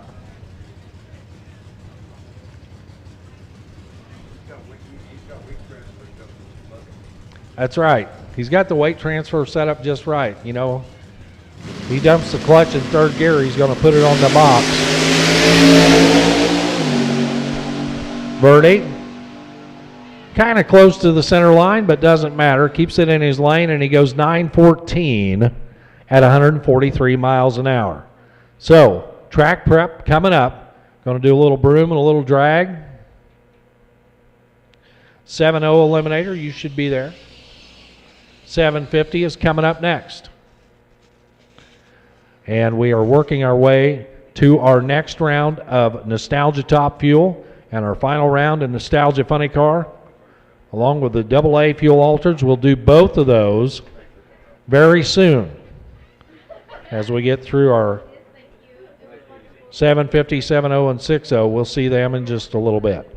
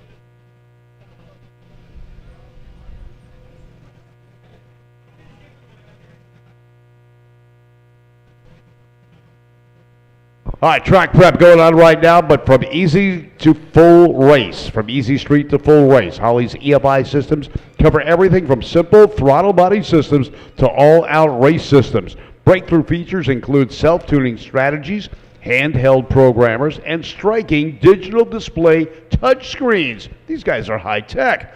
Holley EFI powers NHRA's Pro Stock, GM's Copo Camaro, the Monster Jam Truck Series, ARCA Race Series, and is the choice for your classic muscle car, street car, or truck. And, you know, right now, I'm looking at it for my street rod. Make sure you drop by the Holley Race Trailer this weekend and learn about Sniper EFI, the bolt-on carburetion replacement EFI system that will bring your muscle car into the EFI era. It's simple enough, even an old codger like me can do it. Tomorrow's fuel injection today. Holley EFI. Log on to holley.com for more information.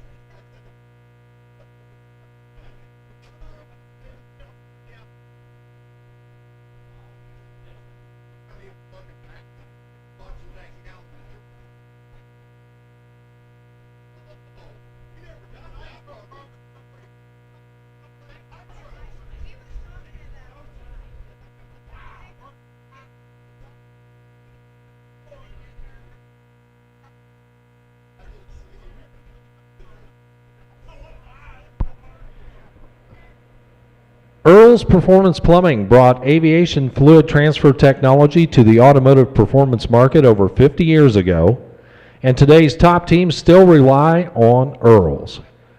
With the most extensive line of plumbing products available, you can count on Earl's from start to finish. Our latest Ultra Pro series and Vapor Guard series of hoses and fittings are approved for use with harsher modern-day fuels and E85. From every level of hose, hose ends, adapters, and brake lines to coolers and accessories, Earl's has the highest quality plumbing selection that is still second to none. You can find out more by visiting Earl's Performance Plumbing on the web today. These great companies that we've been talking about are all part of the Holley family of performance products.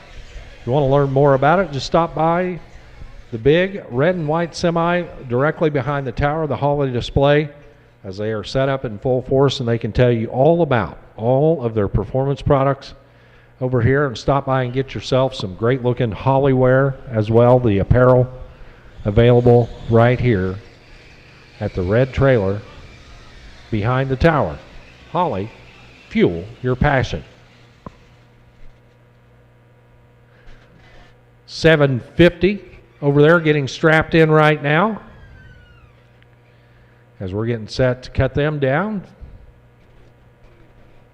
They're round 2 coming up. 7-0 cars.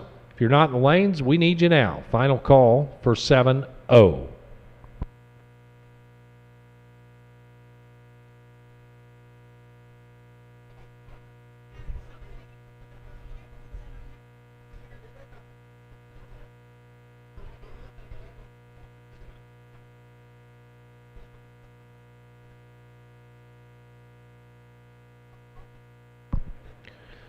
We had the privilege of having Ron Hope up here in the tower just a few minutes ago. He's getting ready for another pass coming up.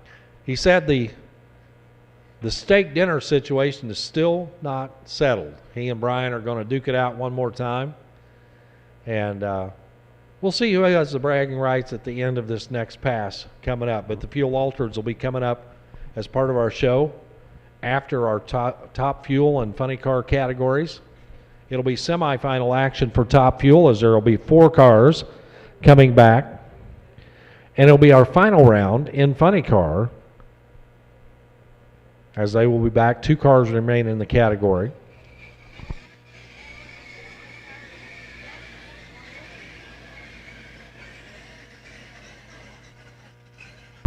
So Paul Smith, the entertainer car, Bodie Smith, I should say, in the entertainer car, will be matching up alongside Levi Keenan in our final in Nostalgia Funny Car. Both of them with good laps in the first round. It should be a great final round matchup between the Dodge Aero-bodied funny car of Keenan out of Illinois and Paul Smith's South Carolina-based entertainer.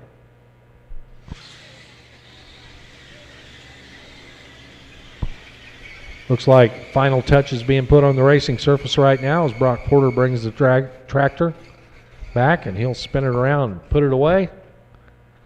And as soon as he does that, we will be ready to go.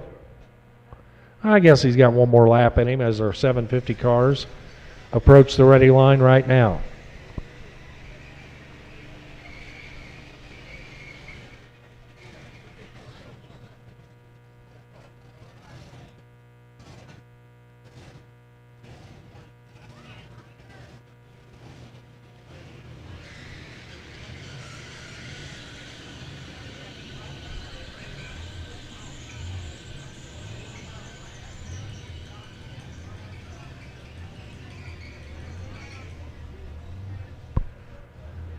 So these categories, part of the Nostalgia Drag Racing League, the NDRL, as this is a points earning event for the NDRL categories, as they have an entire season schedule of points races to settle champions in all of their categories, 750 Eliminator being one of them. David Schaefer and Don Moore Wait at the ready line right now. They appear to be our first pair coming up.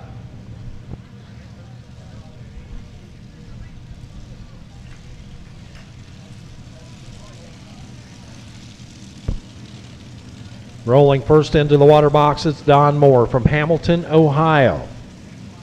Chassis built in 1972. Donovan 406 power out in front of the driver. He takes care of his burnout process in the long car, Jakes.com side. The 37 Fiat Topolino bodied machine over on the left, that's David Schaefer from Lincoln, Illinois.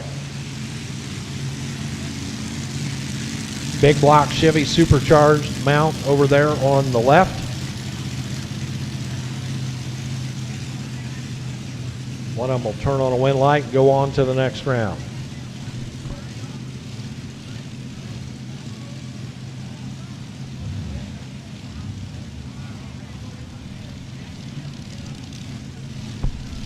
Last minute signal there to Don Moore to get him lined up in the correct groove. And now Moore eases forward.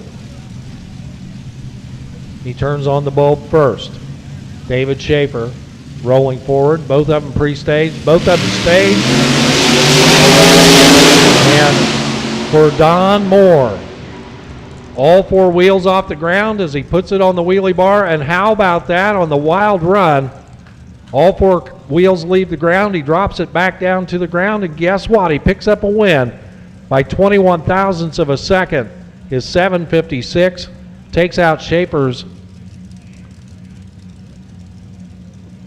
run over there. The 007 reaction time for Don Moore, followed by a big time hop as the car went skyward,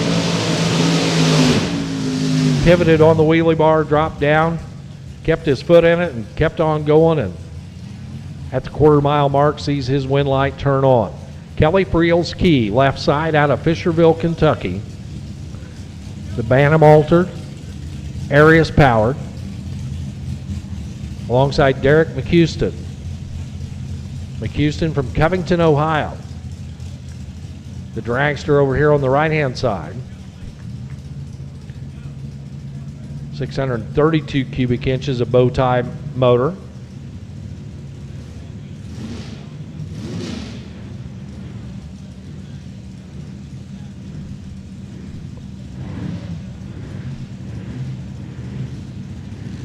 will be coming up. We need 6-0 eliminator to the lanes, please. 6-0 eliminator to the lanes.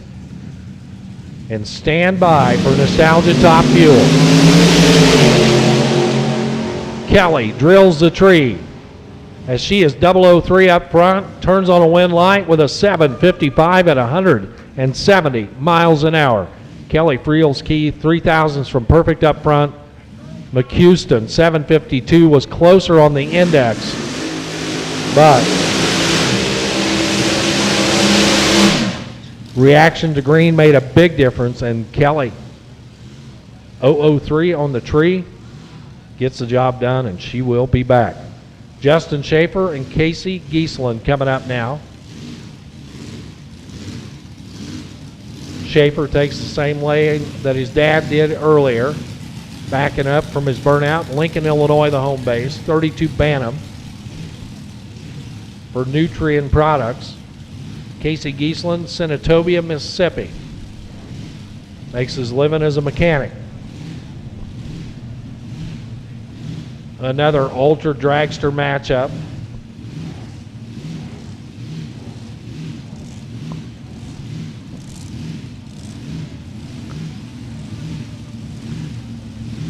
(7-0) should be over there. 6-0 eliminator to the lanes, please. 6-0 eliminator to the lanes. 6-0 eliminator to the lanes. Another 003 light. This time it's Justin Schaefer, and Justin Schaefer gets the win. 752 at 160. 003 reaction time. Giesland was okay. Runs closer to the number, 751 at 180. But Schaefer will march on to the next round. One more dragster altered matchup coming right now. So far, 2 altereds have advanced and 1 dragster. Tom Malik and Dylan Starks backing up now.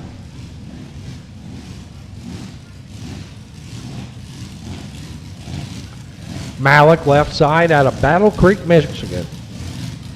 23 altered. Alongside the front engine dragster of Dylan Starks, Greenbrier, Tennessee, the Mind Bender. Over on the right-hand side, Starks, only 23 years old, behind the butterfly steering wheel.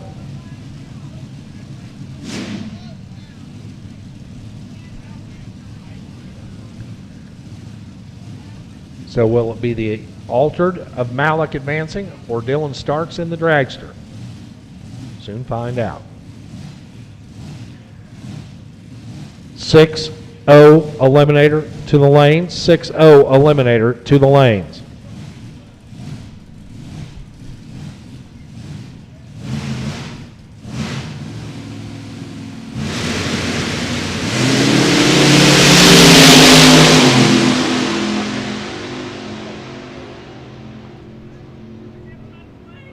The dragster's going to get it done this time around. 7:56 at 1:76 for Dylan Starks. Starks the winner. Tom Malik 7:62 at 1:77.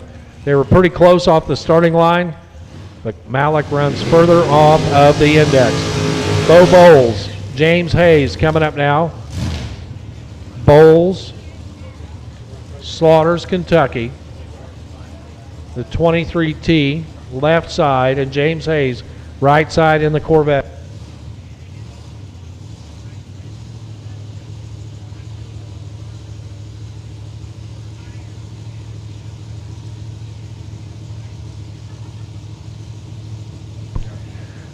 So 7-0, 7-0. If you're not there, you're late. 7-0. You are late if you're not there. We need 6-0. 6-0. Bo Bowles. Big time advantage off the starting line. Can he hang on for the win? Yes, he does on the double breakout.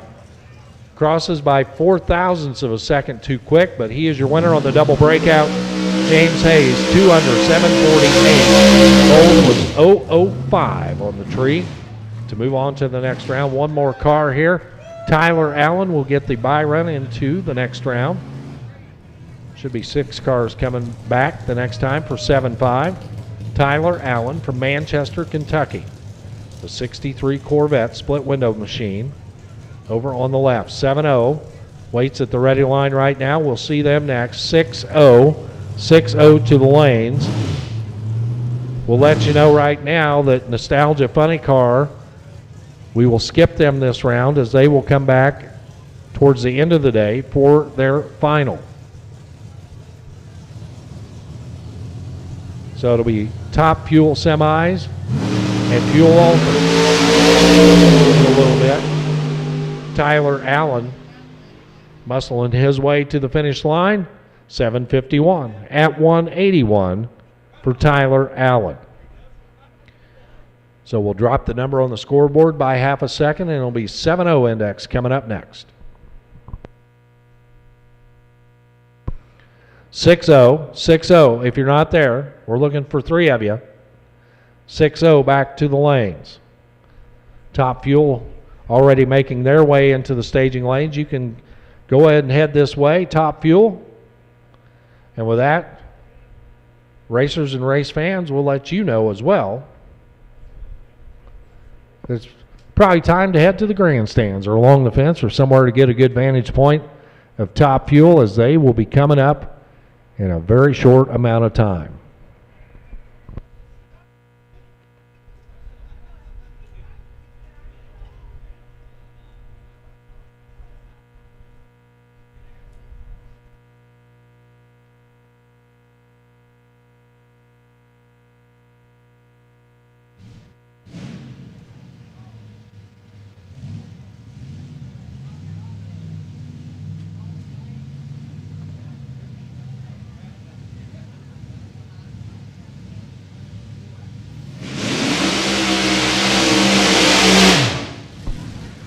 Tony Lombardi fires and turns the tires. And hustling right out alongside Steve Walzak, the Arizona runner on the right.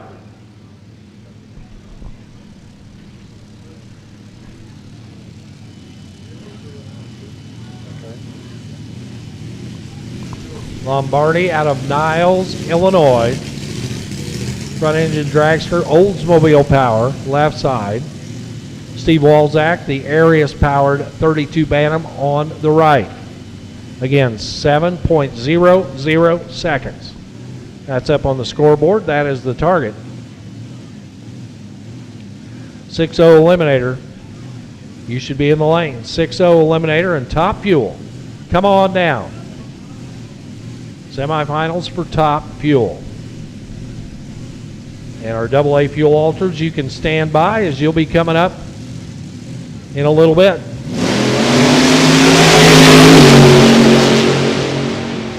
So looks like some staging problems there for Tony Lombardi.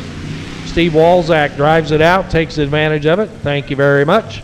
7:07 at 196 miles an hour for Steve Walzak. Lombardi with some trouble staging and will not get a time, and he idles on down, and he'll get turned off and head back for the trailer. The Bad Anglia coming up now. That's Larry Harkin, left side. Alongside Billy Smith. Smith from Pickerington, Ohio. Pilot by trade. John Holt built race car. Over here in the Jags line. Small block Chevy power. Honestly, we're not sure how small the small block is because it says a 265. I'd be hard pressed to think a 265 with a blower would run 7 seconds in the quarter mile.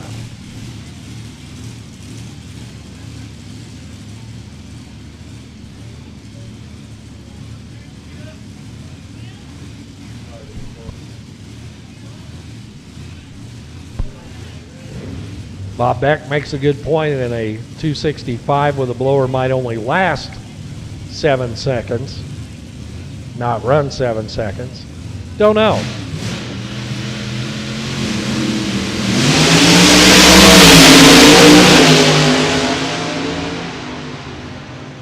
The Anglia surges forward, knocks out the top bulb, and turns on a wind light. 7:05 at 187 for Larry Harkin.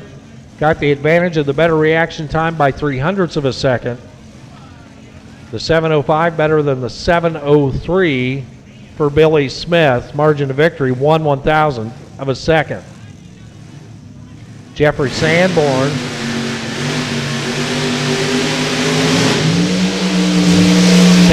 brings the Bruiser.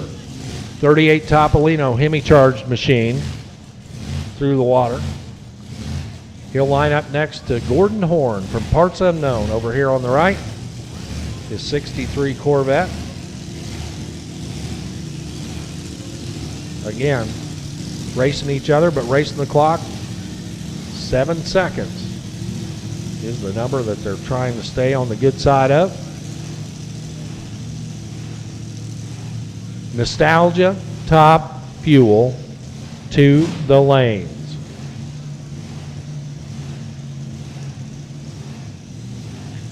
You can hear the rumpity rump of the supercharged Bruiser over there on the left side.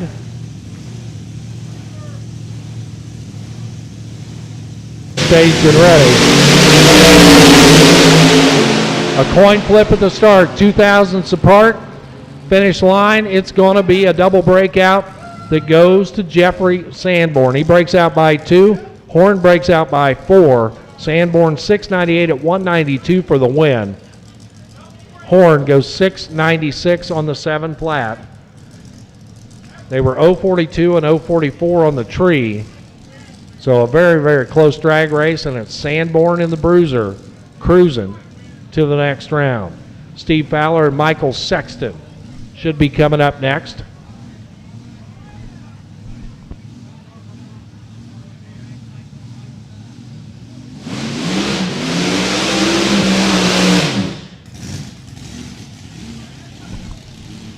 So I'm being told that Michael Sexton cannot make the call. It's a competition single.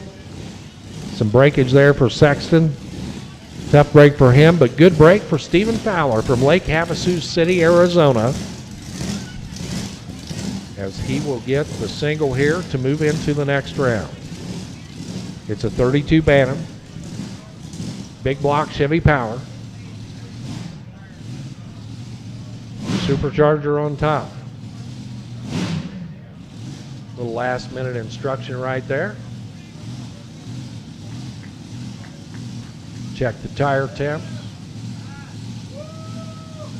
Little pound on the injector scoop.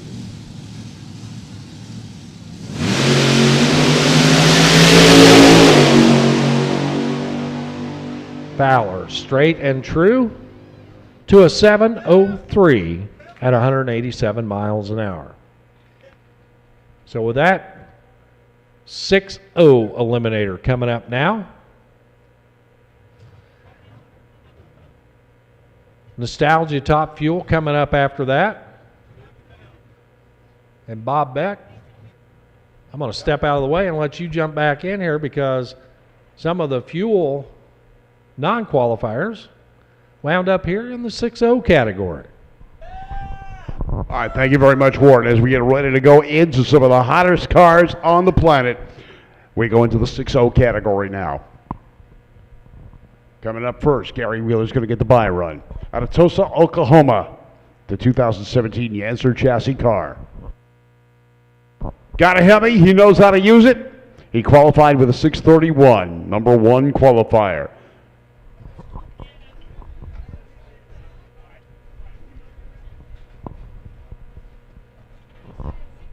He's going to get the buy run this time out.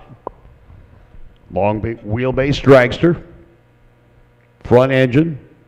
Reminiscent of the early days of drag racing when everything was front engine. This is an injected car, not a supercharger.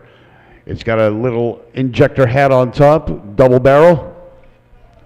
They'll fire it up on alcohol and it'll switch over to nitro once it fires up. Car runs A fuel in the regular NHRA Heritage Series. In this class today, he's running 6-0. Checking tire pressure, making sure it's all right. Thanks again for coming out to Beach Bend Raceway Park for the 18th Holly National Hot Rod Reunion. Warren Evans and I'm Bob Buck. We're glad you could be here with us. Without you, NHRA drag racing would not be going on today. Top fuel, you need to be in the lanes. Top fuel, to the lanes, please. Top fuel. Hey, if you happen to come across a set of Buick keys, bring them up to the tower. A gentleman lost his keys. He's got a Buick. It's got one of those little key fobs that you press the button on. If you can find it, don't go walking through the parking lot looking to see if it starts up. Bring the keys up here to the tower. It'd be appreciated.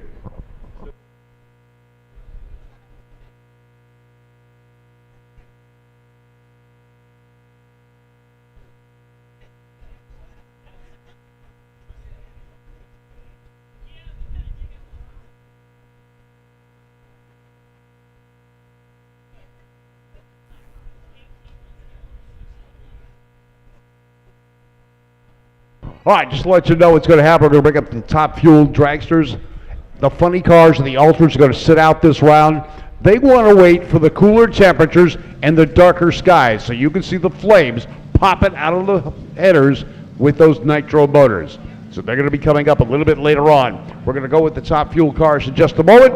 A fuel or 6-0 cars right now. We can see Gary Wheeler's cars fired up. The bodywork is shaking a bit. It's running on alcohol now. As soon as they take that canister off the top, it'll switch over to nitro. There it goes. And here comes the cackle as the nitro gets into the system.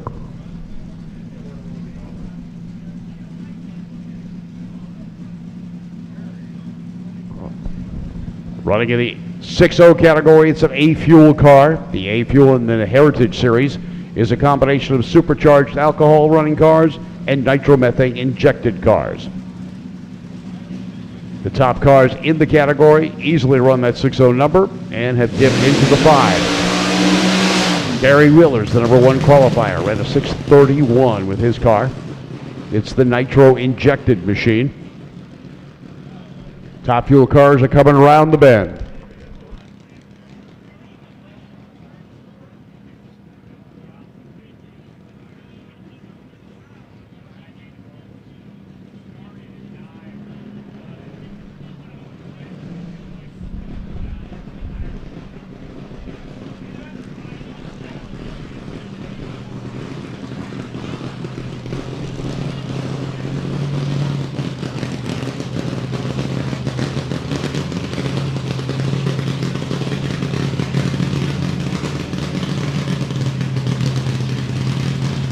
All right, getting ready to go. Gary Wheeler out of Tulsa, Oklahoma.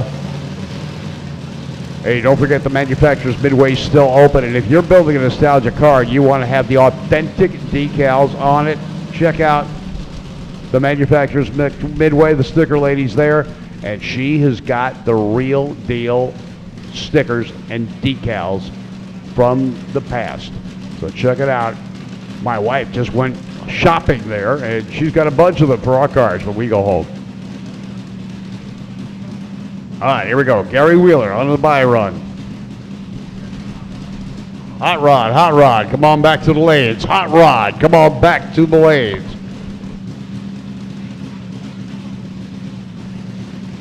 All right, this is the semifinal round of 6-0. One of them is going to go up against Gary Wheeler.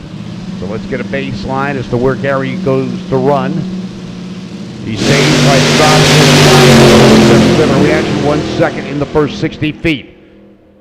And sounds like he shut it off just a little bit. Goes 720, 144 miles an hour. He doesn't want to give them an idea what he can run. He's holding back, saving the motor for the next round. So we've got some competition getting ready to go up against Gary Wheeler in this next run. It's going to be Cody Crone out of Rotunda, West Florida, the 17-year-old student in the 2000 McKinney chassis car. Donovan, 388, a little bitty motor compared to the others, over in the Budweiser lane. Gerald Henge out of Quakertown, Pennsylvania. He's got an S&W chassis with a Chevrolet 427. 2013 S&W, 427 Chevy. He was the number 3 qualifier. Cody, the number 2 qualifier. So here we are in the semifinal rounds, and you got 1, 2, and 3 in qualifying still in the show. Doesn't always happen that way. Cody Crone, number 2. He qualified with a 665. Gerald Henge qualified with a 661. The difference between these two cars, 0.003 of a second. So this race is not an easy one. They both can run the number. As a matter of fact, they can both run the same number. So who's going to get the jump on the starting line? Who's going to have the power to pass and get down to the finish line ahead?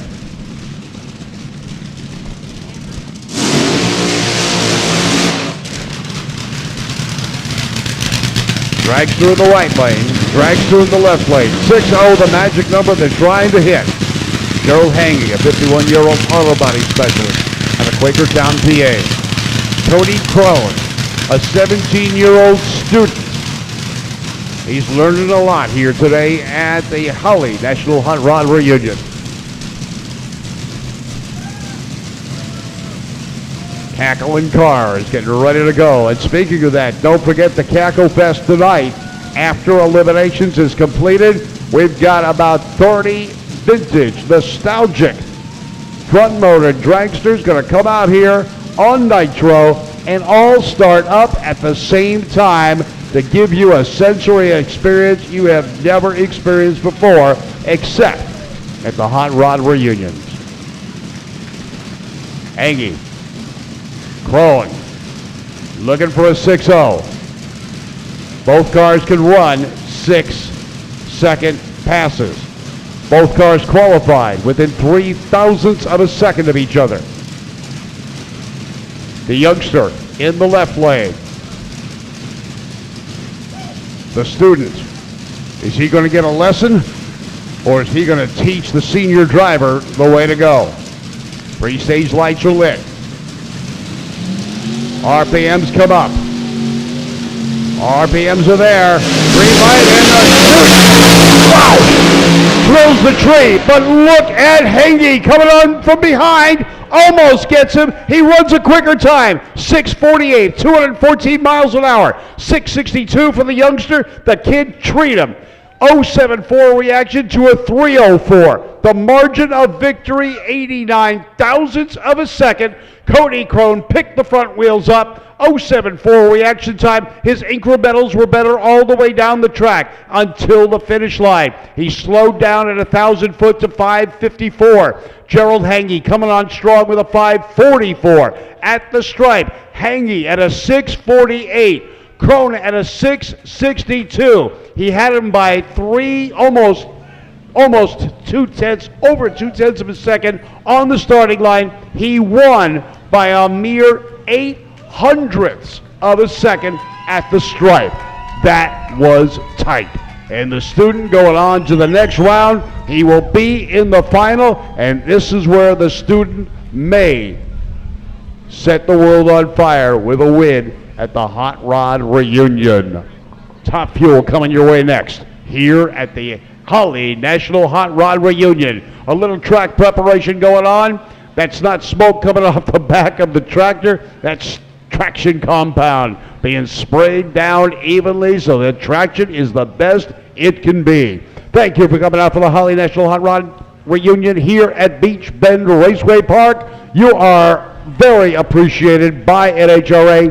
NHRA Museum puts this event on both in Bakersfield and here, and that is how the museum stays in business, because of people like yourselves coming to these great events. Thank you for coming out. The drivers are getting suited up. They're getting ready to go. Are you ready for some great nitro action? Well, good, because it's coming your way right now with Top Fuel here at the Holly National Hot Rod Reunion, the 18th edition.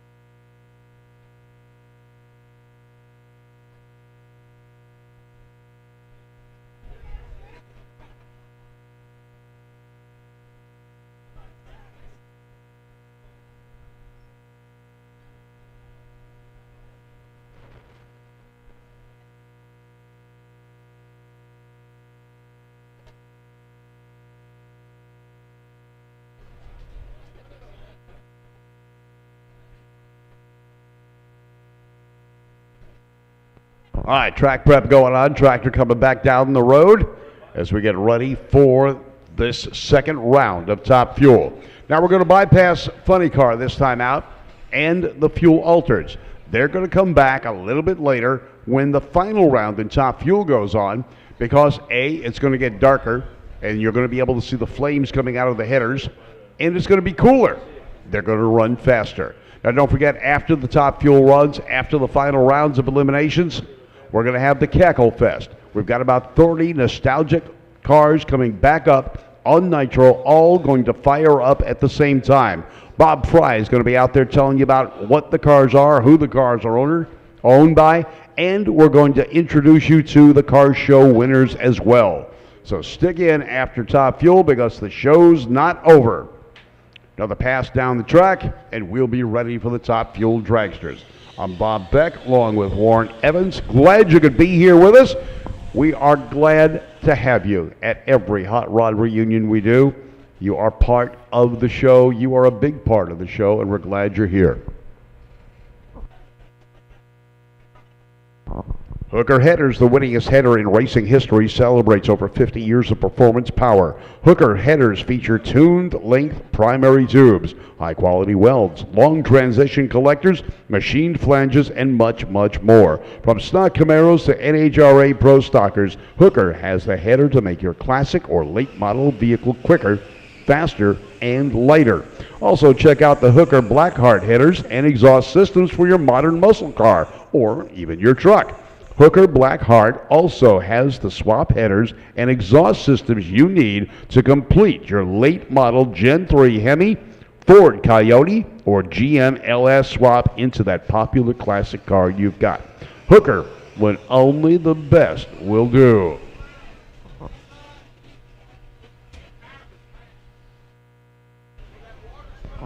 MSD is the unquestioned leader in ignition technology for more than 40 years.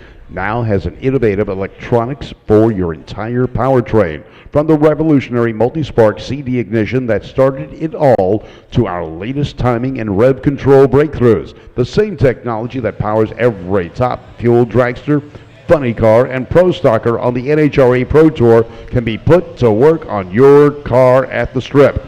MSD wiring and instrumentation solutions give you advanced control over all your electronics with easy to use components that communicate with each other and work together to build performance and value. Click on msdperformance.com today and see what MSD Performance has in store for you.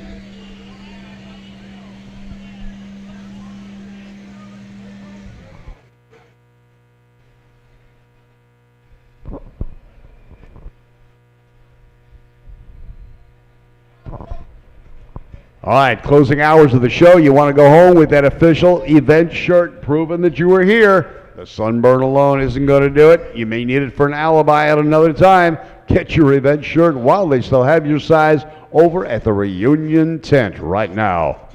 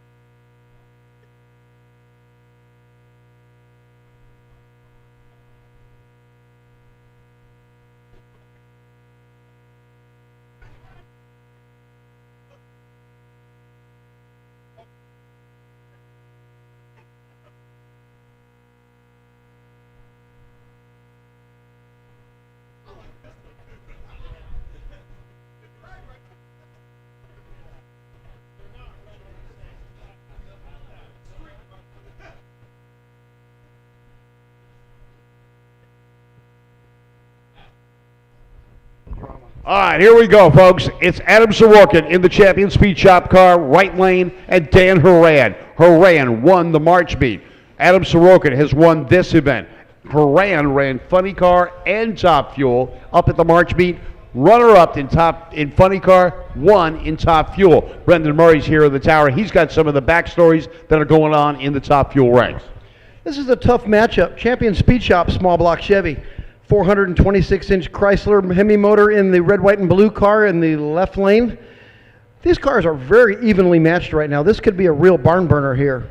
You got Fritz Kaiser tuning and you got Bob McLennan tuning. These guys know how to make horsepower and rail action coming up here for you, folks. All right, we're getting ready to go. Now, Brendan, I got a question. We always call this a small block Chevy. It's got some interesting cylinder heads on it. Why is it a small block? It's a small block because it still has the same bore dimensions and center intake center line on the block. The cylinder heads are structured so they won't kill themselves. They used to put a set of cylinder heads on this car every single run. It just made sense to change it a little bit. It's still a very small motor. I think it's 367 cubic inches. It's run 560s. This car hauls. All right. Another lane, Dan Horan with a 426 Hemi and a 2-speed transmission. It's going to be the car to beat. All right, and he is. He's number 1 qualifier. Sorokin came in as number 4. On to the next round of racing with a beautiful 569 at 252 miles an hour. Pete Kaiser happy with that tune-up. That's the fastest run for a 426 car so far. Fastest run so far for the 426 car, I'm told, and man, I can believe that. And quickest. So Dan Horan ran a 48 on his qualifier, just came back with a 52. The quickest, the fastest car out here is still Jim Murphy at 262. Wow. And that is a tough one. That's over 10,000 RPM. 10,000 RPM out of that Hemi? Wow. And here he is in the right lane.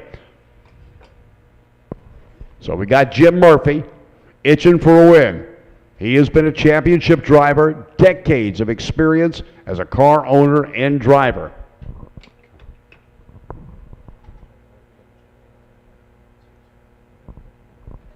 Getting ready for the second. This is the semi-round. They're going to come back. One of these guys is going up against Dan Horan.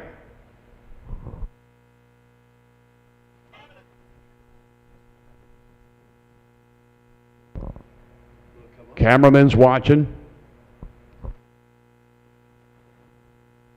as we get ready to go. This is the Top Fuel semifinal.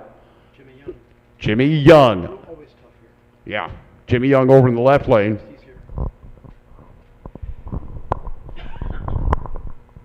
Both of these cars evenly matched. Jimmy Young, real tough competitor. Pretty much owns this place. Jim Murphy is going to say something different about that, I think. We'll have to see how this all pans out. We're waiting for the signal to start the cars, and they're spinning them over right now. All right, this is going to be a tough one. Both these guys qualified well. Murphy qualified with a 579, Jimmy Young with a 578. Murphy's got the advantage in mile per hour, so he's got the horsepower. He's just got to get the thing to stick to the pavement. Jimmy Young, he's got it. It's going to be a race.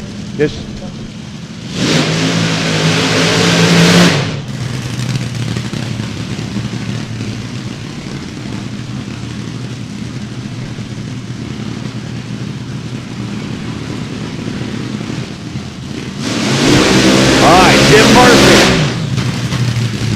Jimmy Young got the lane choice. He takes the left lane. Jim Murphy, he wants the traction that he can get here. He wants every bit of it. He doesn't burn out big smoky one for a Top Fuel car. Now, a lot of these guys don't do big burnouts. It's going to use up parts and use up fuel. Remember the days of the Red Turkey where he wouldn't even do a burnout. Jimmy Boyd. Funny story about Jimmy Boyd. He would drive around the water box, and we always thought that he was just old school and he didn't want to do a burnout. You know what it came down to? He never had a reverser in the car. Nobody ever knew that until this last year. His son asked me to look at the car to sell some parts. I look at the car and it said there's no reverser. That's crazy. Jim Murphy makes big power here. He put a real hard burnout down, knowing he's in what I would consider the worst of the two lanes. And we're going to see if this track will hold up with the power he's putting down right now. All right, so Jim Murphy, itching for a win. Jimmy Young knows he's quicker, but he's not faster. Almost 20 miles an hour difference between these two cars in their qualifying runs. Murphy's been running strong. He's got the horsepower. He's got to get it to the pavement. Jimmy Young, a consistent car. Your number 2 and 3 qualifiers.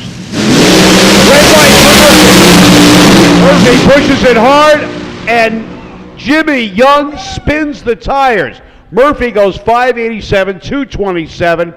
Jimmy Young got so lucky on that one. Jim Murphy red lights.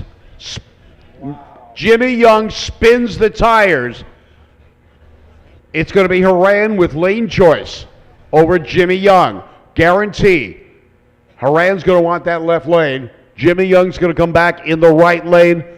Jim Murphy, a 587, down on miles per hour, 227. He red lit. It took him till then to figure it out. He backs out of it, slows it down. He's going to be packing up and leaving early. Nah, he's going to be out here watching the final. He wants to see how Haran and Jimmy Young finish tonight off with the championship. One of them's going home with the trophy. One's going home with bragging rights. Is Haran going to make it 2 in a row, or is Jimmy going to upset it? I don't know. It's going to be a tough one to call. Those are two very evenly matched cars, and when I came into this race, I had a pretty long ride coming in here, and when I came in, I was thinking those are going to be the two cars to beat at this track. And they are the ones. Haran on a great start of the year. That's 2 wins in a row I think he's coming into it with, and now he's in the final again, going to possibly make it 3. If he goes to Boise and he does well, which I bet they will, then he's got to go to Tulsa, and he can cinch it up by Boise. All right, so we're going to see what happens. More racing action happening. Hot Rod back in the lanes. Thank you, Brendan Murray, for your assist on this. He's got all the inside information. He knows where the bodies are buried.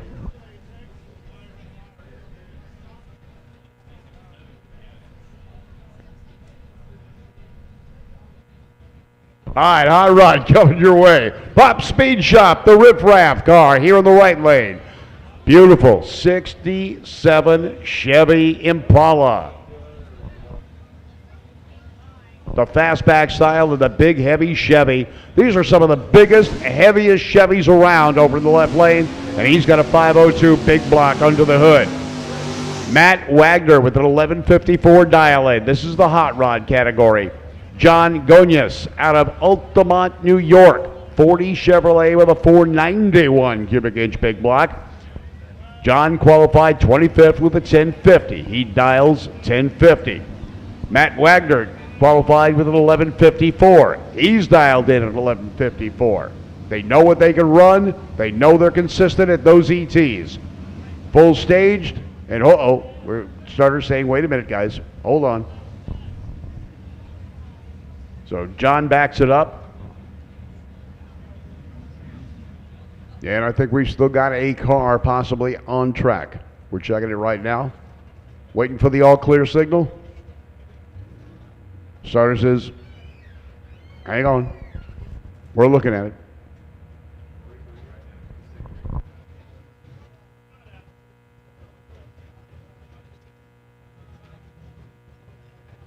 All right, we need gas to the lane. Gassers to the lane, please. Gas to the lanes, please. Come on down.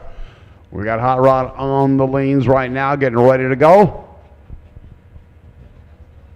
Quick reboot of the computer as we get things moving along. Thanks again for being here for the 18th Holly National Hot Rod Reunion. I'm Bob Beck along with Warren Evans. Glad you could be here. It's streaming live at dragracer.com. Check us out. We've had people from all over the world telling us they're watching us and enjoying the racing they're seeing here on dragracer.tv. All right, Johnny here with the 1050 dial-in, right lane, left lane 1154. About a second worth of head start for Matt Wagner out of Defiance, Ohio. Altamont, New York for John here in the right lane.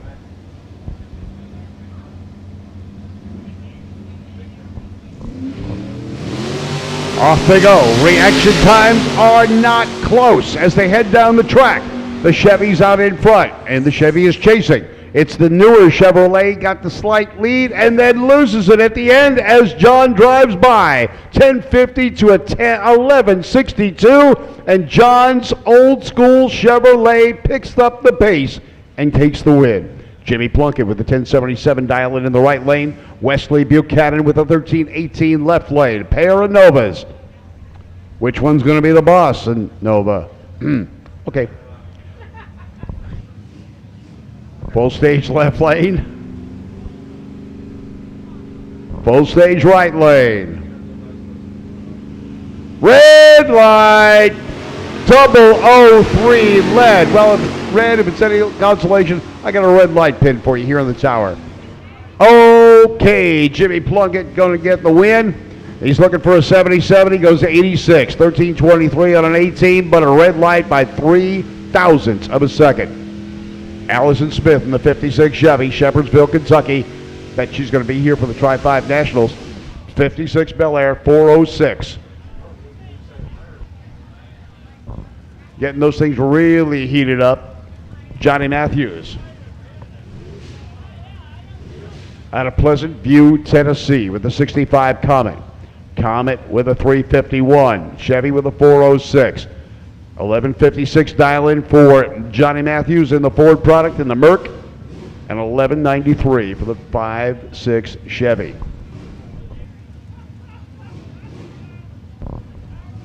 Midwest Nostalgia Modifieds to the lane. Midwest Nostalgia Modifieds to the lanes, please.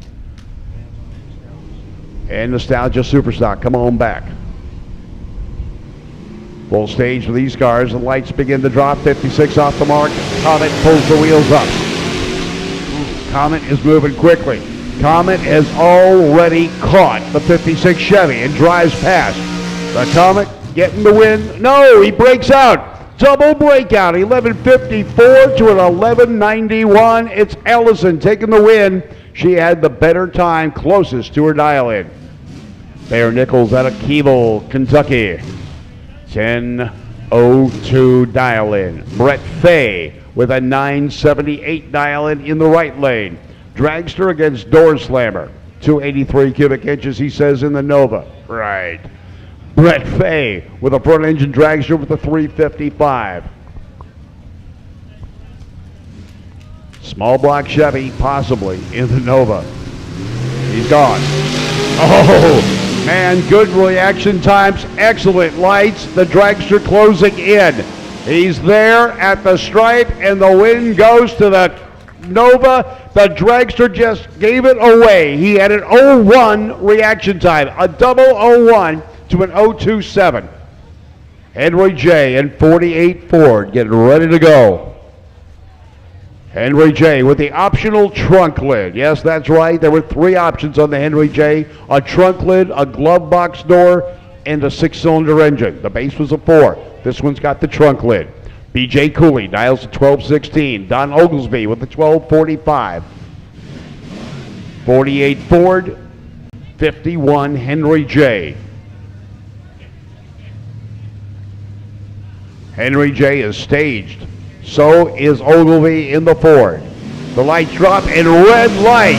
067 in the red, and he's going to be upset because Cooley goes .418 reaction time. Was sleeping on the starting line. He still gets the win. Don Oglesby not only red lights, but he breaks out. Double jeopardy there. 13:59 for Cooley. He saw he had the win. He took it easy. Ron Meredith out of Litchfield, Kentucky, 69 dark. Going to try and stick it to the Camaro. 11:62 dial into a 13:30. Caden Cowling in the Camaro. 18-year-old student pulls away. Chasing with an excellent reaction time is going to be Ron Meredith. The dark trying to close in, but he's not making any ground. Can he pick it up at the high end? Yes, he does by a breakout. He doesn't run the number, but Caden goes too quick. A 13:19, didn't look back, and a 12:07 is all Ron Meredith needed. Joseph Coy out of Hodgenville, Kentucky, 12:19 dial-in. Chuck Deaver with an 11:80 dial-in. The Malibu wagon taking on the Tri-5 Chevy, the 55 out of Clarkson, Kentucky. The 55 Chevy's got a 396 big block. Joseph Coy out of Hodgensville, Kentucky, has a 377 small block. Dial-in, 12:19 for the wagon, 11:80 for the Tri-5. 1955, the first year of the 265. The Chevelle came out in 1964. 265 cubic inches worth of power is what those 55 Chevys came out with, and they were considered a performance car. You got to put it in perspective back then. Light goes green. Reaction times are there. They're set in stone. This is for the marbles. They're going down the track. Who's going to go home the winner on this round? It's going to be Chuck Deaver. 11.83 on an 80 to a 12.21 on a 19. Margin of victory, 69 thousandths of a second. Ricky Henson out of Covington, Louisiana. 68 repair shop owner. He's got that 57 Morris Minor with a 434 cubic inch Chevy. He's getting a buy run into the next round. He dials 1001. Super short wheelbase, lightweight vehicle. I've had a couple of these in station wagon form. This is a 4-door. It's got a little bit longer wheelbase. Maybe an inch or two. Short wheelbase, narrow car, but this thing goes straight. He's got this thing set up right.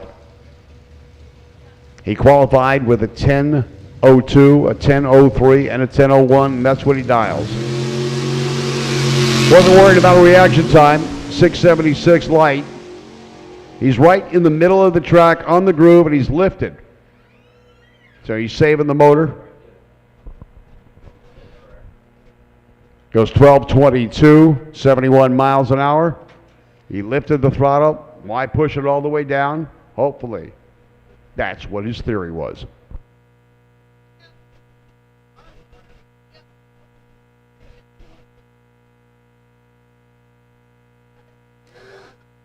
Midwest Nostalgia Modifieds and Nostalgia Superstock. We need you to the lanes. Midwest Nostalgia and Superstocks to the lanes. Come on down. More racing action to happen as we move into the final rounds in a bunch of classes. We're trying to get those numbers worked down. You're going to have the Cacklefest a little bit later on. Nitro cars coming back. It's going to be a fun evening. As the sun goes down, the exhaust will be able to be seen. The fire in the pipes will be high in the sky.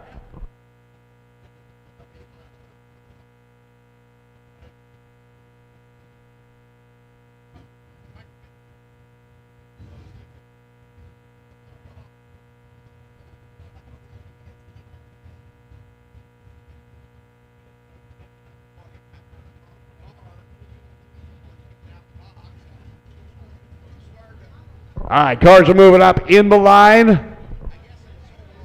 These are the gassers.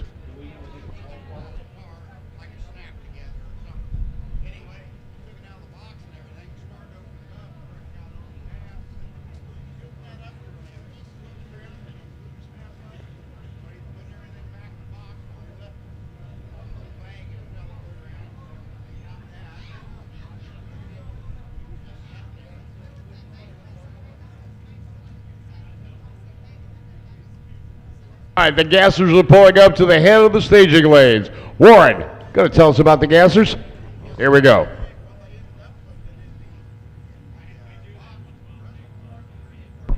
Final call for gas eliminator as we got you at the ready line right now. And if you're not in the lanes, guess what? We're getting ready to run you. Gas eliminator to the lanes, please. Gas. Final call for gas eliminator.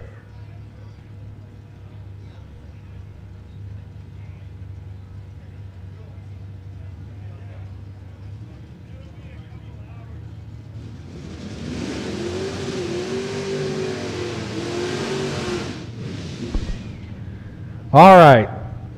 Everyone knows what's going on except me. It's just like at home. Gas eliminator.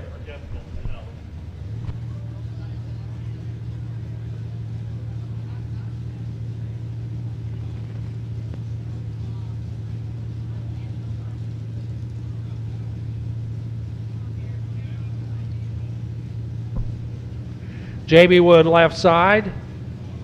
Or right side, left, right, right, left. JB Wood over here. Greg Hillier over there. Both of them going down there. Both of them trying to run 10 flat at the top end. Wood with the better reaction time and a dead on 9. 10 flat with a 9. Takes out the 9.99.8 breakout by 2 thousandths of a second for Hillier. And the California Special heads back for the trailer. Mike Cutler coming up now. Alongside Terry Lindsay, Cutler left, Dawson, Illinois. The 55 Chevrolet, 950 is the index, alongside Terry Lindsay's degas, 950 indexed Camaro. Again, final call for gas eliminator. That was the final one.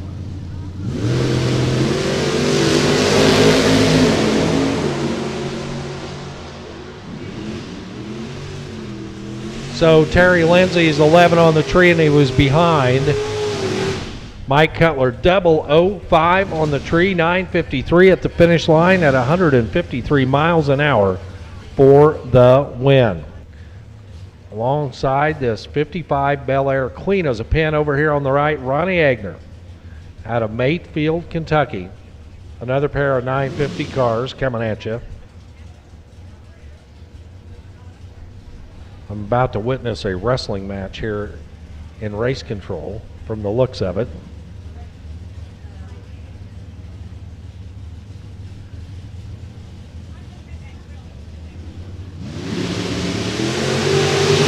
So I think I'm supposed to be calling Midwest Nostalgia Modifieds and the Nostalgia Superstock. So Ronnie Agner for the win. They're 1,000 part of the starting line, 952 at 136 for Ronnie Agner for the win, taking out the 954 for Sal Petrulis. Here's Dan Hobbs and Kevin White rolling around the bend right now. Hobbs left side from Hawesville, Kentucky. 56 Thunderbird with big Ford power under the hood of the car that he calls absolutely fabulous. That little Thunderbird with the zoomy headers alongside Kevin White. White in C-gas trim here. White trying to go 9 flat. 850 the dial in for Dan Hobbs.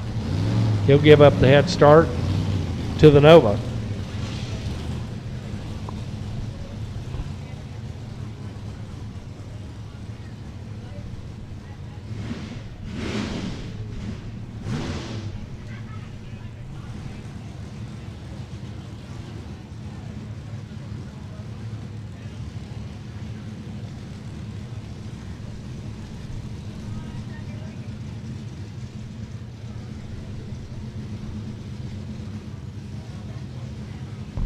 Nostalgia Superstock to the lanes. Nostalgia Superstock to the lanes.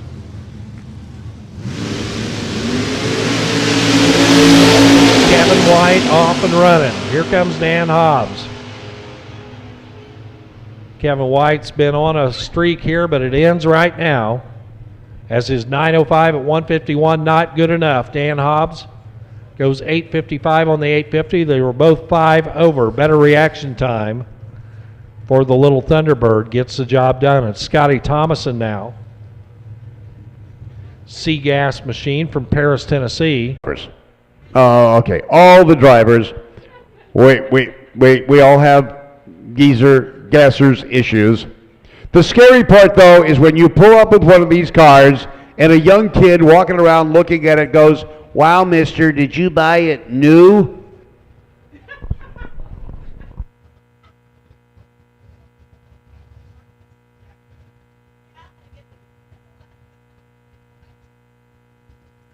All right, they're coming around the corner. Here they're coming around the corner when they come. No, never mind.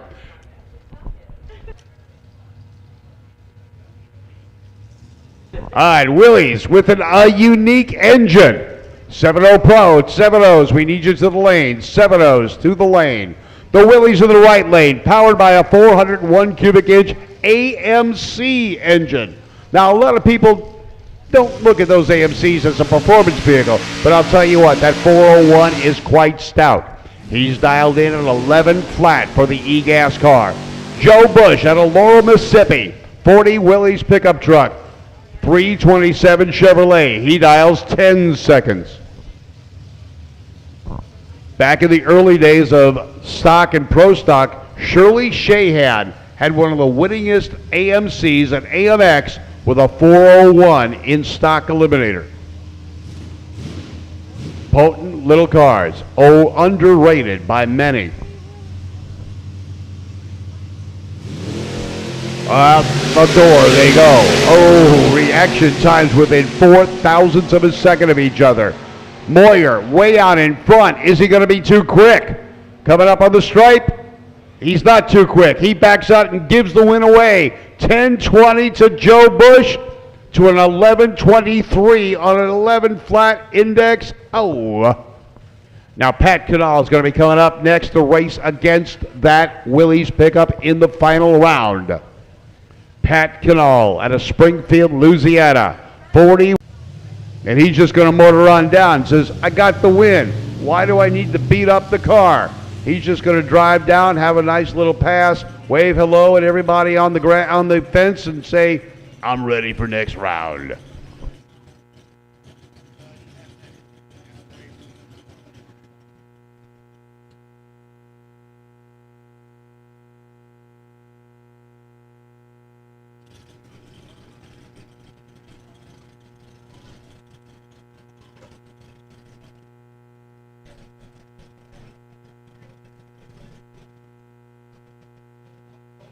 More racing action happens. 750 index cars. We need you to the lanes. 750 index to the lanes.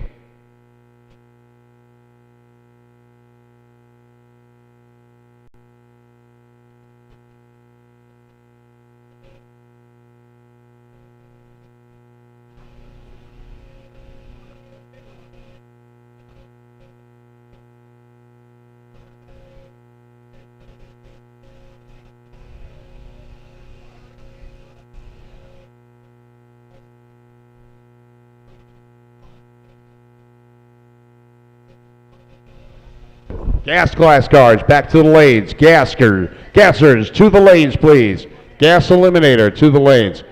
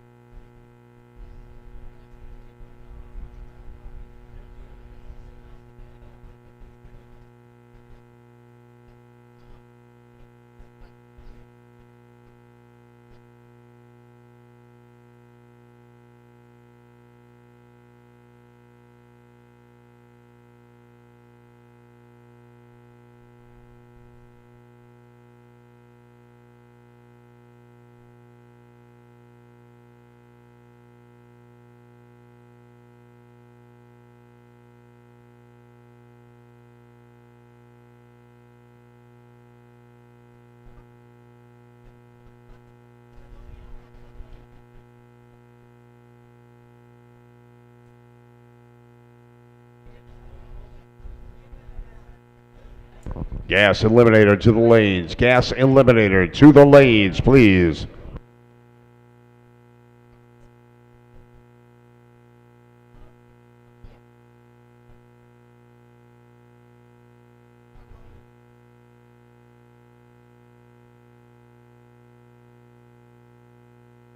Nostalgia Superstock. Nostalgia Superstock to the lanes. Nostalgia Superstock to the lanes.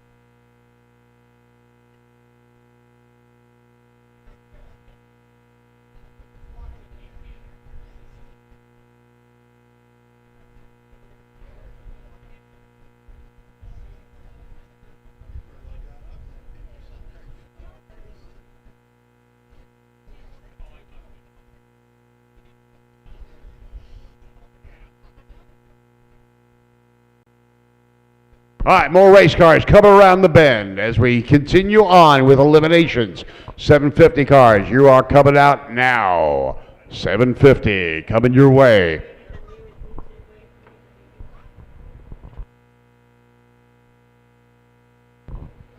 Gasser Eliminators, we need you to the lane. Nostalgia Superstock to the lanes. We're moving on into the elimination rounds, getting down to finals in every category as rapidly as we can. And then we're going to bring you out the Cacklefest. You don't want to miss that. The award presentations, Bob Fry going to be telling you all about the people that won, not only in the car show, but in the race as well.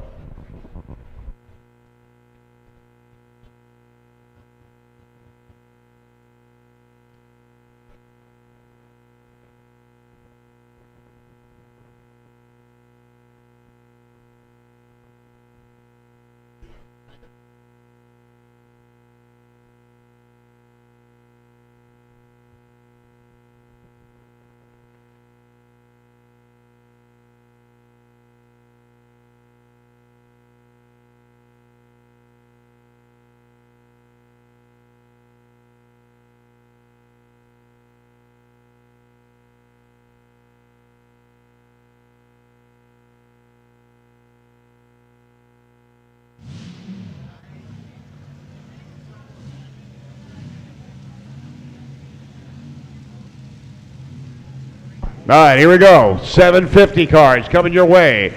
Don Moore out of Hamilton, Ohio will be in the Jegs lane. Justin Schaefer will be in the Budweiser lane. 750 is the heads-up index. Your number one qualifier was Schaefer. He's over in the left lane. He ran 750 with a 4. Don Moore is the number 6 qualifier. He ran 752. Moore out of Hamilton, Ohio. Justin out of Lincoln, Illinois. The Bantam with 400 cubic inches worth of Chevrolet power up against the Dragster with a 406. Donovan.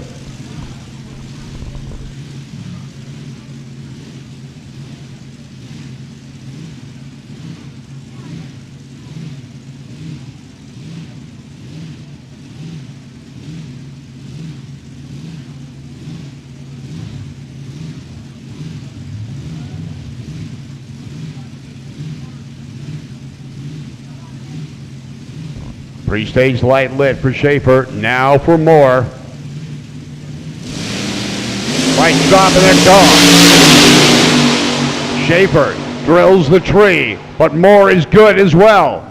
At the stripe, it is Schaefer, 756 to a 761. He had a 007 reaction time. The margin of victory, 72 thousandths of a second. Tyler Allen out of Manchester, Kentucky, the number 2 qualifier with a split window Corvette. Dylan Starks out of Greenbrier, Tennessee. He was the number 18 qualifier. He's worked his way up. Look at how quick Tyler Allen is backing that Corvette up. He wants this to get over. He's back. He wants to keep those tires hot. Sun is going off the track. The prep is still good. It's still sticky. But he wants to make sure he can get the power to the pavement. 750, the elusive number they're trying to hit. Dylan Starks, the snap-on tool man. Tyler Allen, an operations manager. 632 cubic inches worth of Chevy power in the Corvette. 421 cubic inches worth of Chevy power in the dragster.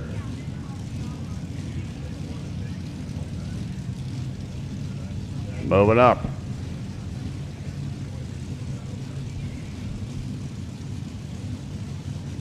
Well, pre-stage lights lit.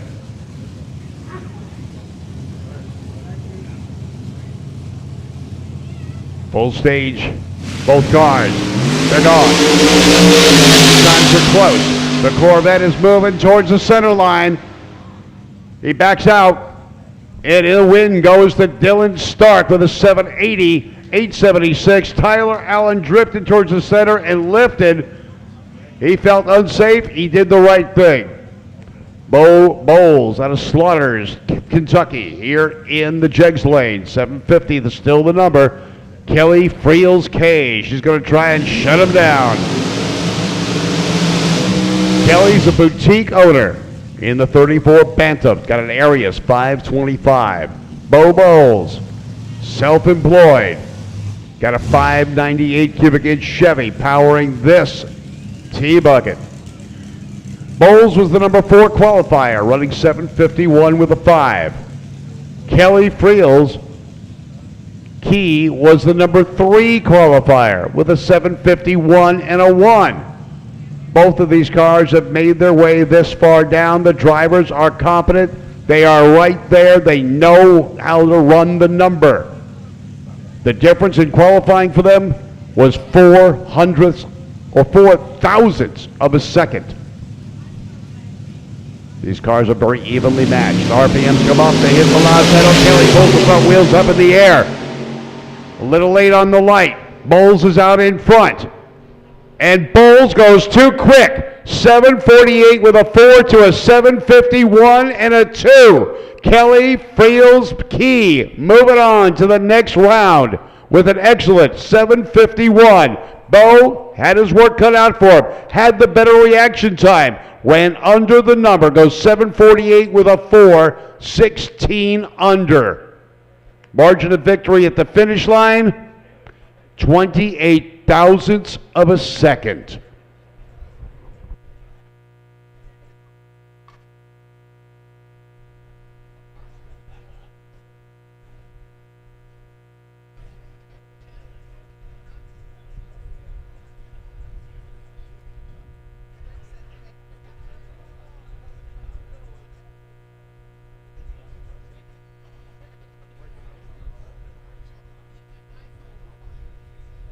Cars are coming around.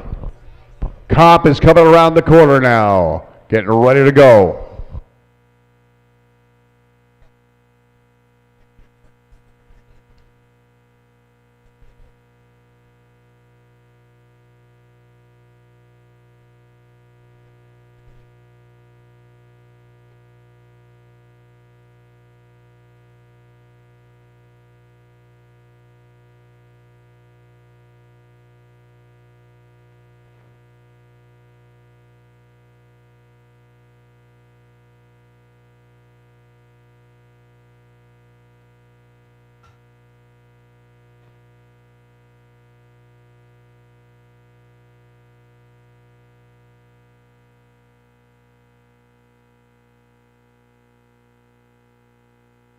All right, 7-0's come around the corner.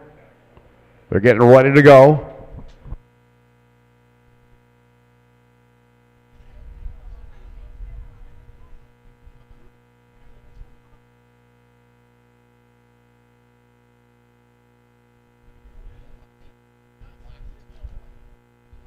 Hot rod and gas eliminator to the lanes. Hot rod and gas eliminator, remaining competitors to the lanes, please. Hot rod and gas remaining competitors.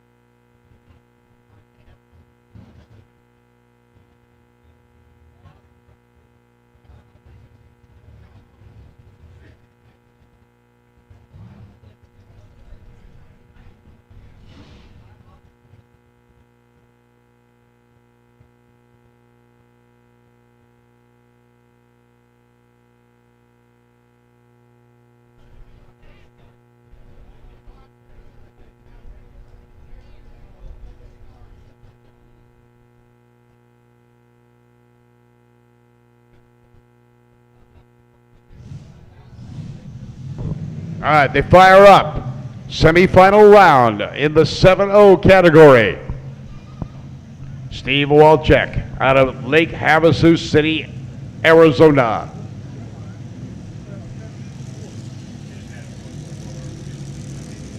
He's going to be in the Bantam.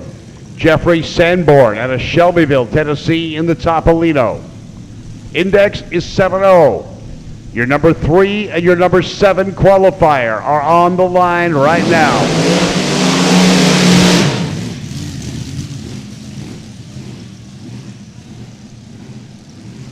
Jeffrey Sanborn, 500 cubic inches worth of Hemi power. Steve Walczak, Arius, 511. Index 7 flat. Run what you brung, don't go quicker than 7-0.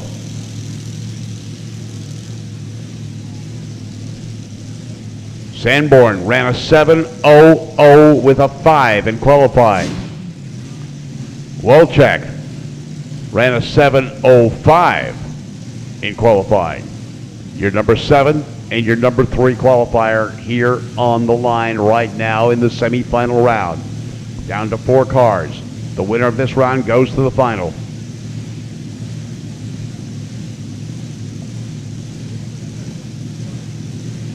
Full stage. Steve is there. They're gone. Reaction times, both in double digits. Both close to each other. Sanborn out in front gets the win. Double breakout. 698 with a 4 for Sanborn. 695 with an 8 for Walczak. Great race. Margin of victory. 26 thousandths of a second at the finish line. Reaction times 0:10 for Steve, 0:17 for Jeff.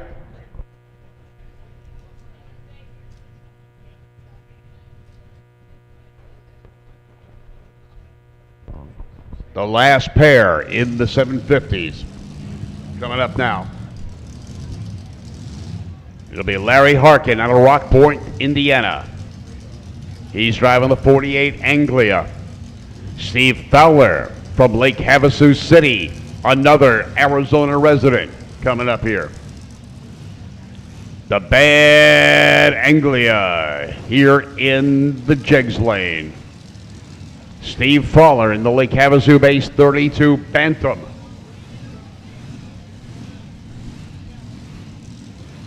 Your number 13 qualifier is Fowler over in the Budweiser lane. Your number 8 qualifier is Harkin.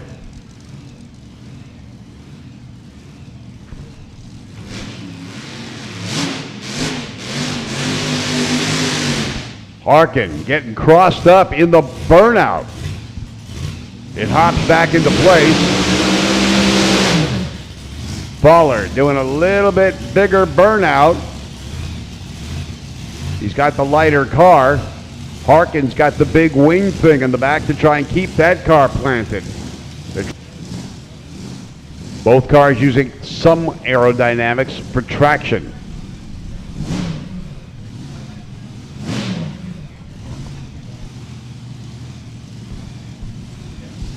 Anglia moving up. Harkin, he ran a 7.05 to qualify. Fowler, a 7.12. RPMs are up, they're gone. Beautiful reaction time for one of the drivers, a 00. Which one's going to get the win? The man with the 00. Larry Harkin, a 7.07 with a 004 reaction time. Fowler, a 0.47 reaction and a 7.03 ET. The margin of victory, 39 ten-thousandths of a second. Man, that was a close one. 004 reaction for the Anglia in the win.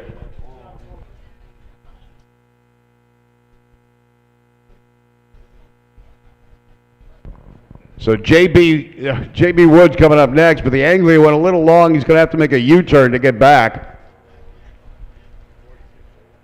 And the tow vehicle, the smart car, many people think that's a rear window. No, that's the wing to keep that car stable at speeds.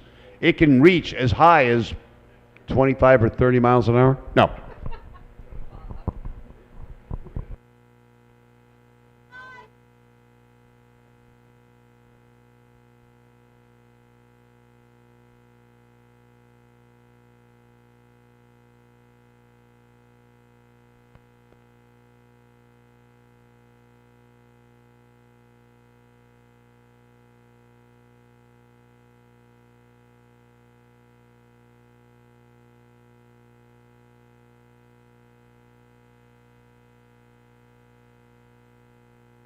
All right, more racing action to happen.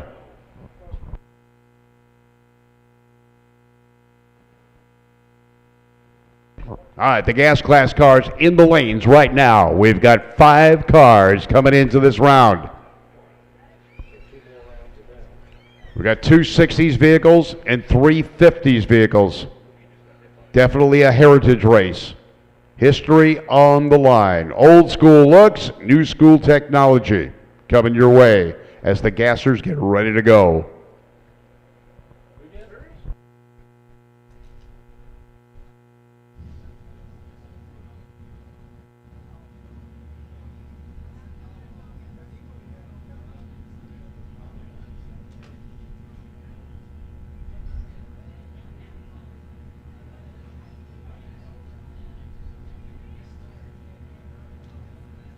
All right, gassers coming your way. It'll be J.B. Wood out of Springfield, Illinois.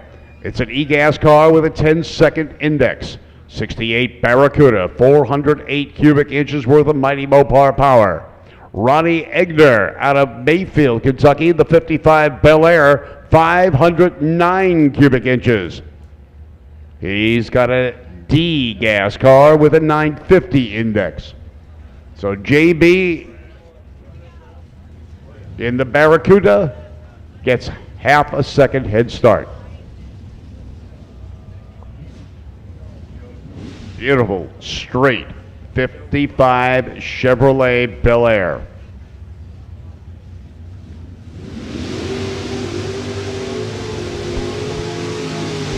Barracuda, a fish out of water. 55 Chevy started the performance years for the Chevrolet Motor Division. Even though the Chevrolet brothers built high performance cars, they had left the company after Billy Durant took them in a different direction than they wanted to go in 1917. Plymouth was the performance division for Chrysler for many years until Dodge overtook them. Full stage for both of these guys. Wood off the mark, chasing is Egner. Wood got the advantage on the tree. Can he hold on to it without breaking out? Wood out in front, and Egner gets the win. Wood breaks out. 995 on a 10 flat to a 950 on a 950.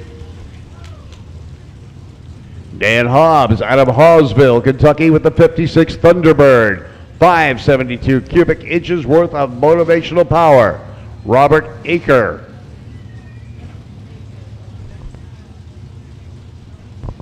Robert Aker in the long roof Nova. He's made a 2-door wagon out of a 4-door. Looks cool. Pulls away, red light. Big red light for Dan Hobbs. He goes 104 in the red. Robert Aker taking the win, goes 899 with a 5, but he already got the win light before he left the line.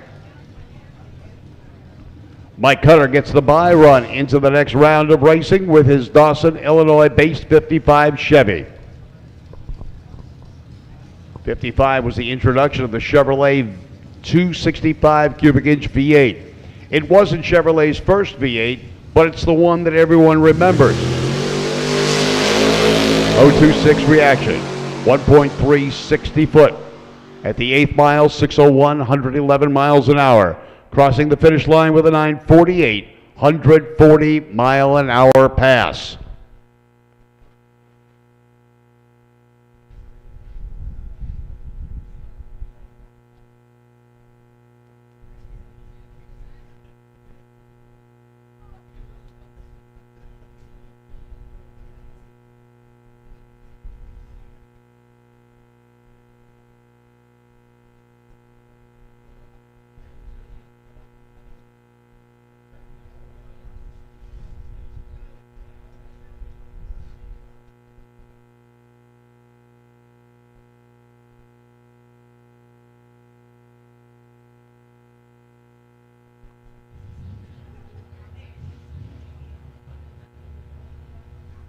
All right, Nostalgia Superstock coming your way right now.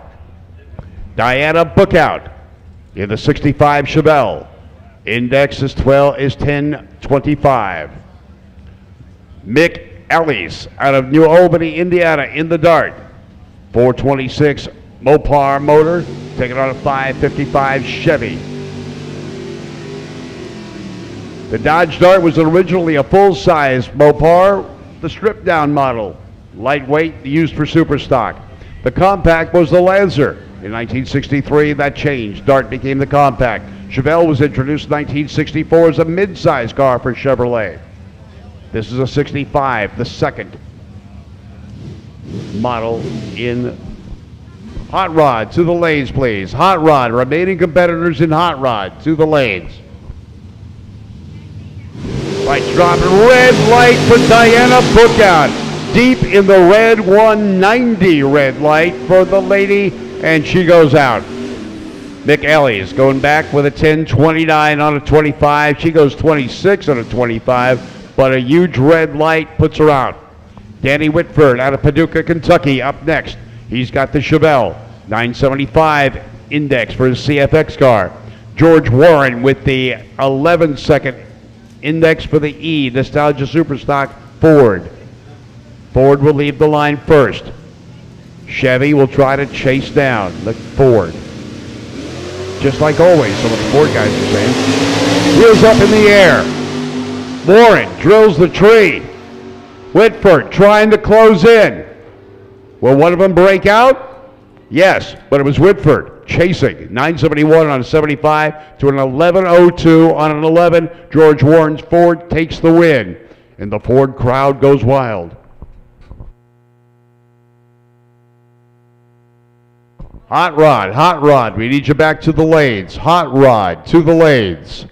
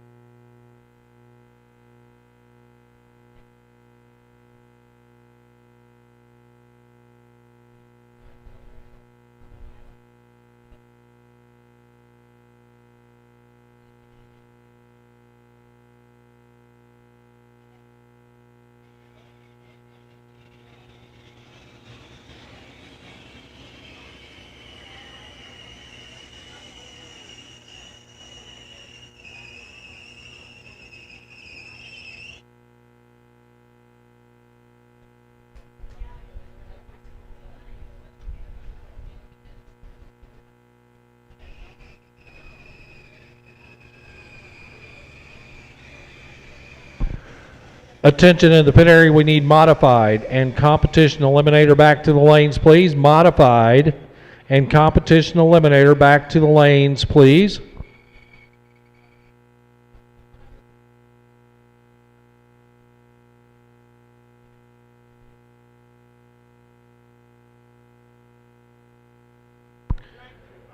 Modified and competition eliminator back to the lanes, please. Modified competition eliminator back to the lanes. We know we're going to need 750 to come back and gas to come back, but we know you just ran as well. So as soon as you can get them cooled and fueled, you can head back up this way as well. But definitely modified and comp eliminator to the lanes. We need you now.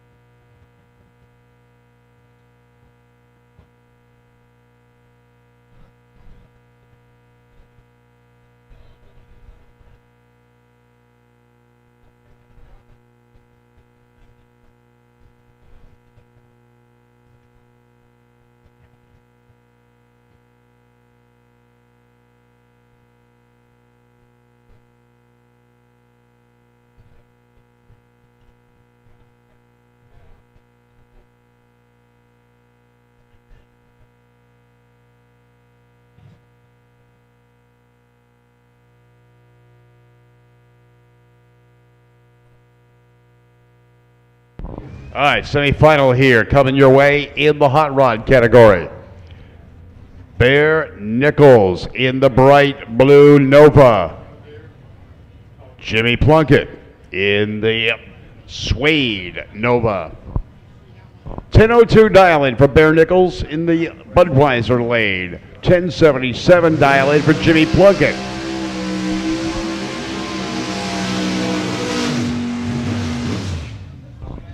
Bear Nichols really getting those tires heated up. Does a long burnout. Look at how quickly he's backing up. He's in a hurry, honey. Get out of my way. I'm going racing. They're getting the tire smoke out of the inside of the vehicle. He's got his own built-in fog bank inside. So Bear Nichols getting ready to go. 65 Nova. He's the number 12 qualifier. Jimmy Plunkett was the number 33 qualifier.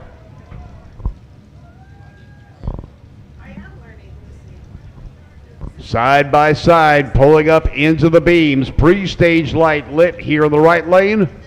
Bear now bumps in. Who's going to full stage? RPM start to come up. It's Plunkett first. Bear in there. Lights begin to drop. Off they go. Nichols chasing, closing, getting closer, clawing his way to the finish line. Just in time. He gets a 10:16 on an 02 to a 10:87. He got the better reaction time and used it to his advantage, taking the win.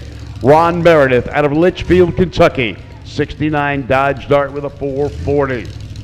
Ricky Hansen out of Covington, Louisiana. 57 Morris Minor with a 434 cubic inch Chevy. Where he put it in there, I don't know. There is very little room.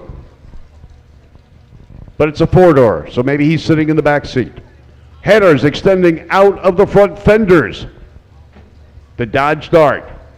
Full-bodied, heavy Mopar. Number 46 qualifier. Hansen, the number 10 qualifier. 10:01 dial-in for Ricky. 11:62 for Ron Meredith. The Dart will leave first. And he does with a bright red light. 039 red. Ricky Hansen sees it. He says, I don't have to worry now. Has an 881 green light. So 1179 on a 62 to a 1001 on a 1001. Down to the thousandth of a second. Ricky Hansen gets the number. Wasn't worried about reaction time. Once he saw that red light, he just motors down for a leisurely on the number run at 10:01. He'll be back for the final round.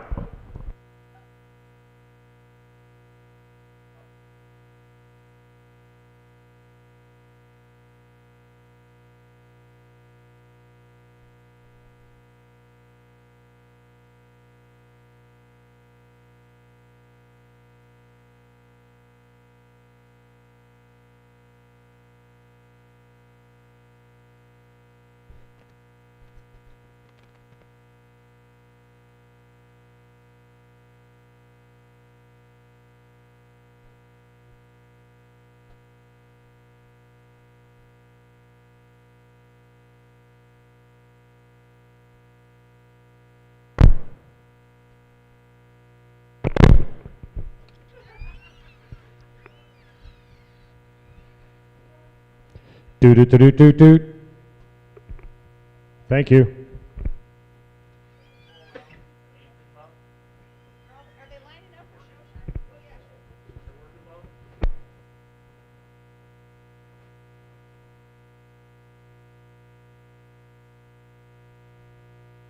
$750 index and gas eliminator back to the lanes. $750 index and gas eliminator back to the lanes for your semifinal runs.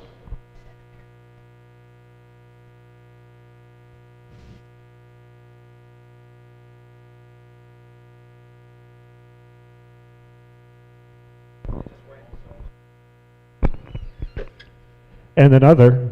Doot. Show and shine cars are all lining up down there in the staging lanes. Soon. It's good.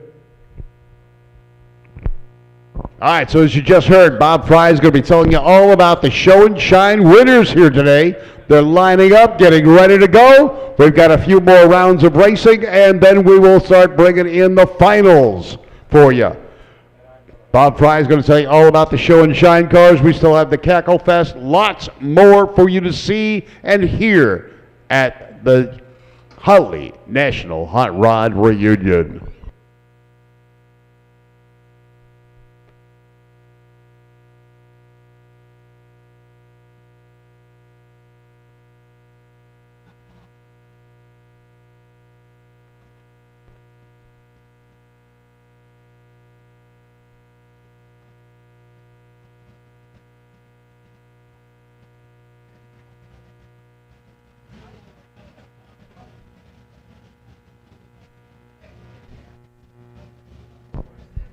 All right, the cars are in staging. They're coming around the corner. Here we go with more racing action. This will be semifinals for the modified cars.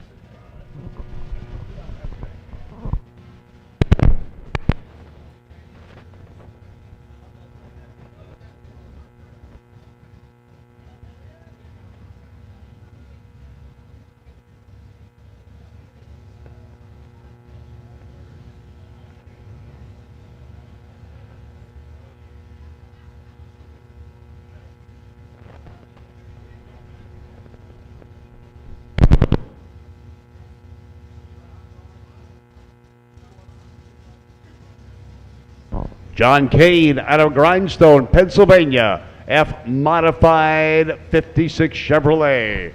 Taking on John Minault out of DeLand, Florida, 67 Camaro. 1150 index for John in the Budweiser lane. 1250 index for John in the Jegs lane. We're going to see the 56 Chevrolet with the straight axle head down track first. Gets a full second head. Launch and Larry, back for you. Put your hands together for Launch and Larry. The more you cheer, the taller that thing's going to get. Bad Fish. Launch and Larry getting ready to go.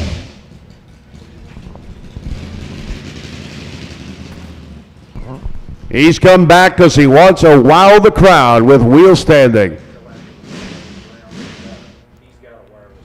He can pull that thing up way high in the sky.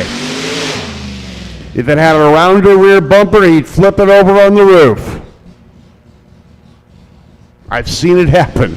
Not with him, though. There was a guy with a real powerful AMC Gremlin. That thing went up on the bumper and kept on going. Launch and Larry out of Orland Park, Illinois. 1969 Barracuda. 340 cubic inches worth of small block power. Enough to get this thing up in the air.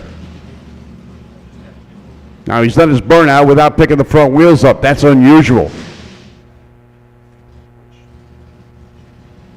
He's hitting some switches, getting it ready. Launch and Larry. How'd you like to go for launch with Larry? No, never mind. Wheels go up. Nah, not as high as he normally would. He's got the pedal to the metal. He's looking for speed on this run. At the finish line lights, he goes 1093 at 119 miles an hour for Launch and Larry.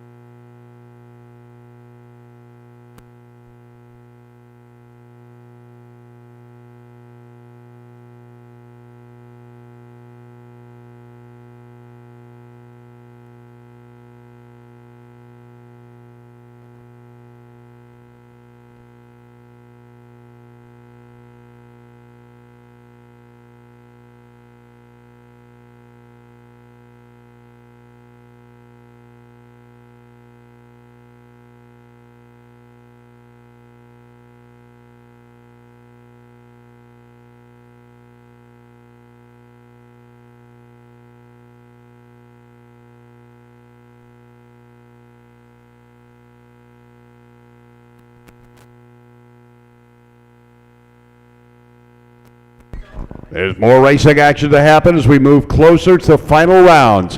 Bob Fry getting ready to tell you all about the show winners here. And there were a lot of them. Some beautiful cars. I would hate to have been the judges here to try and pick a car out of the hundreds that were here today on the grass. Some of the most beautiful street rods, muscle cars, and more here this week. Coming around the corner, we've got some interesting cars. The sound of horsepower making the turn.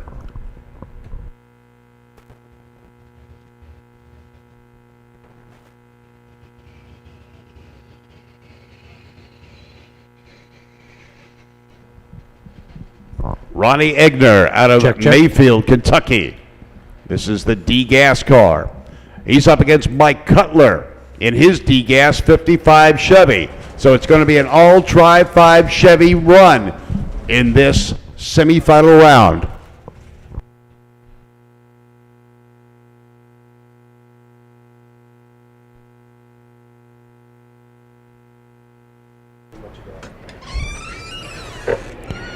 Well, ladies and gentlemen. That's cool. Is it a little hot for you? I like that one. Okay. That's loud. Yeah. Can I use that one? Yeah, absolutely. I'll tape the other one just in case, you know. I missed last night because I'm happy to see you. Roast those guys. Okay, okay. Did you go last night? We did. Yeah, I really wanted to, but I was not being sweaty. Yes, you're still on.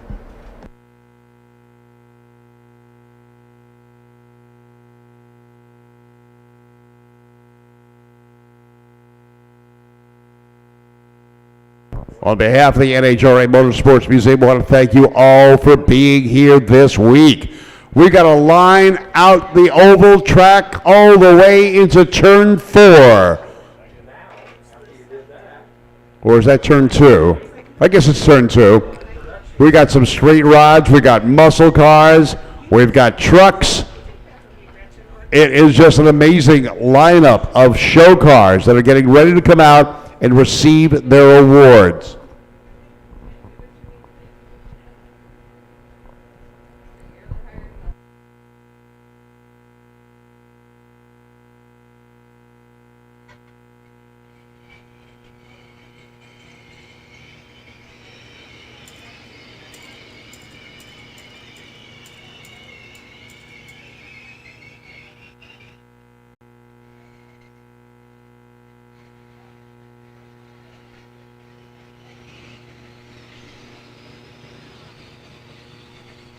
All right, Mike Cutler out of Dawson, Illinois with the 55 Chevy getting ready to go, as well as Ronnie Egner. 2 Tri-5 Chevys going to meet up, both at a 950 index. Little track prep going on for them so they can get the power to the pavement the way they need to.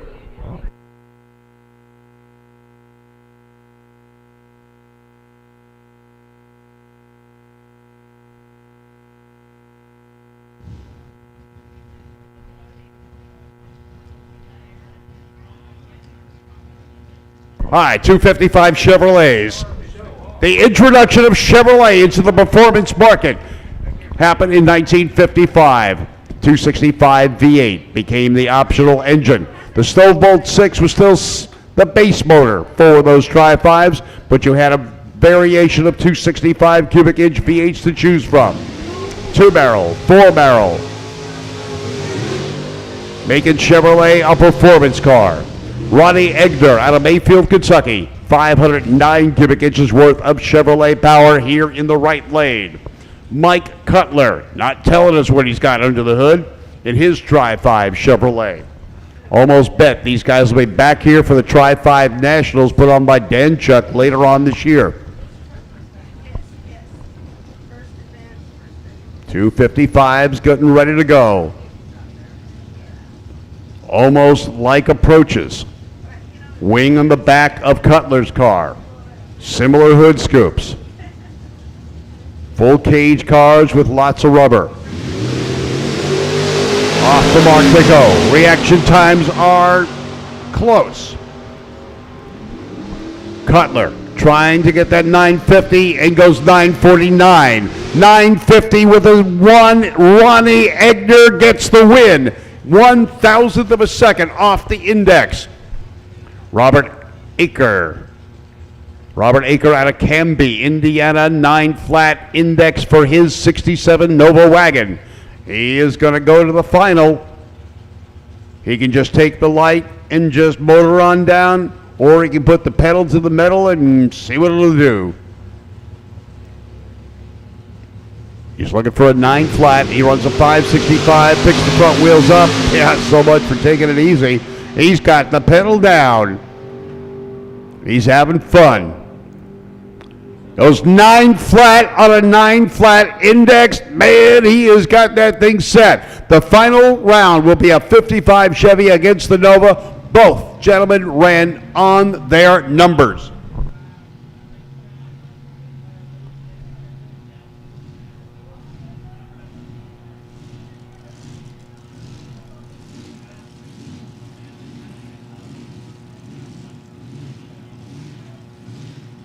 Dylan Starks out of Greenbrier, Tennessee, the snap-on man in the dragster, pulling up in the jegs lane.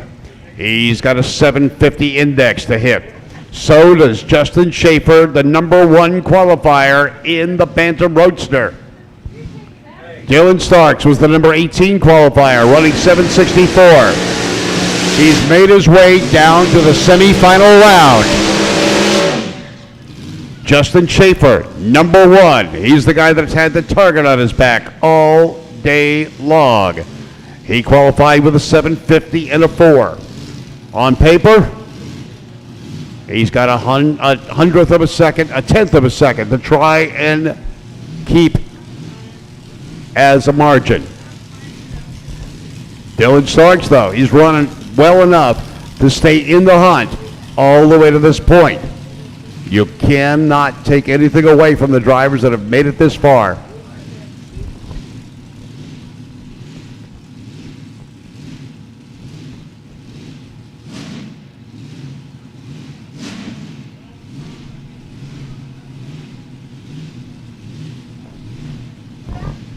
Schaefer with the Bantam, rolls up to the beams.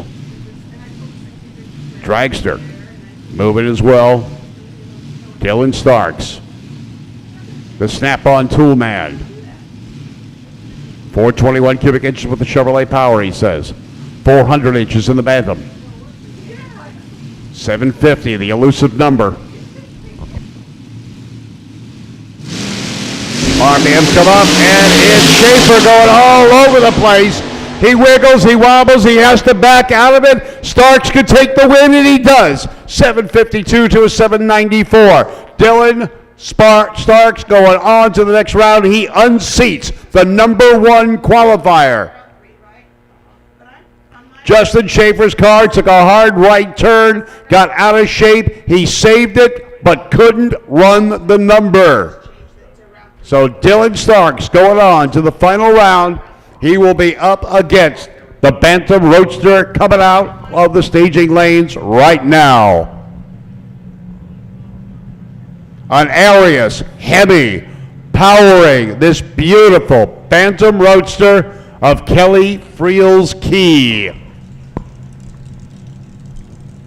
She's made it to the final.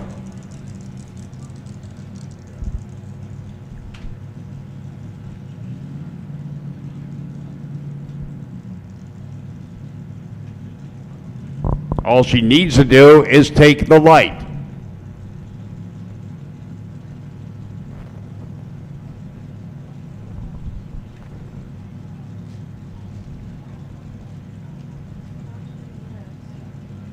And there's a problem. They noticed something in the back of the car. The crew's looking at it. They're talking about it. Staging master found something.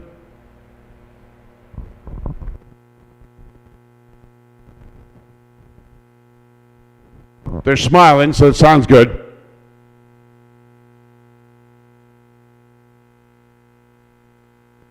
Car coming on down the top end, that might be part of it.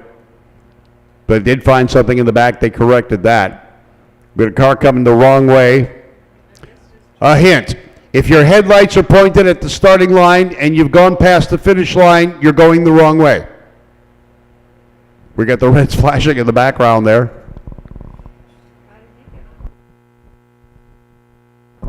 Doing a quick check of the track, and they're going to be talking to the gentleman in the pickup truck.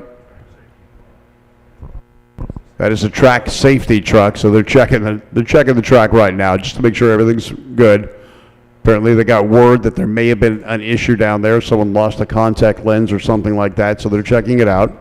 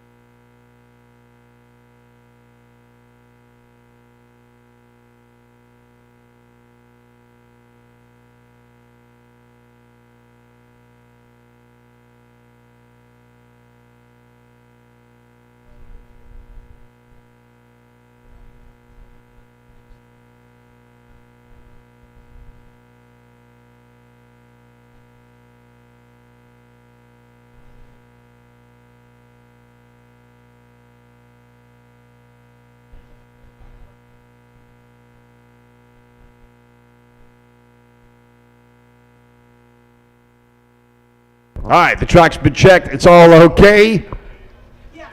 And we're getting ready to go with Kelly.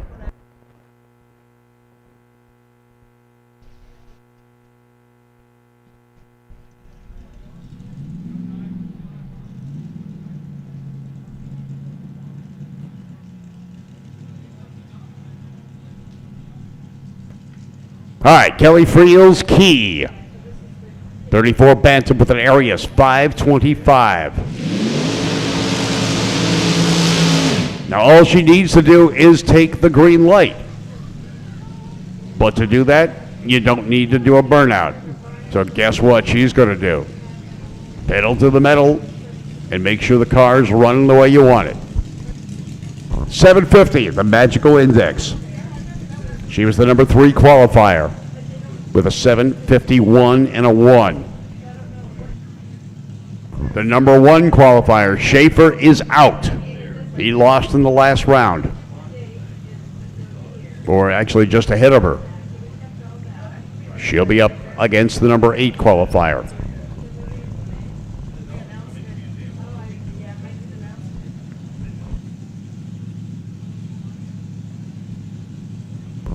Full stage, RPMs come up, front wheels come up off the ground. An 0.52 reaction, 1.060 foot mark. Pedals it at the finish line for a 7:59, 170 mile an hour run. She'll be back for the final round in just a little while.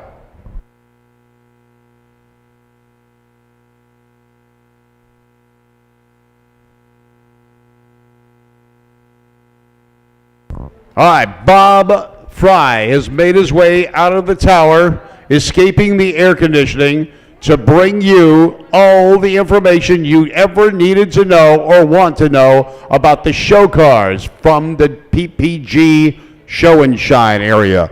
Now he's coming up. They're going to do the trophy presentations. So drivers, please return to your vehicles.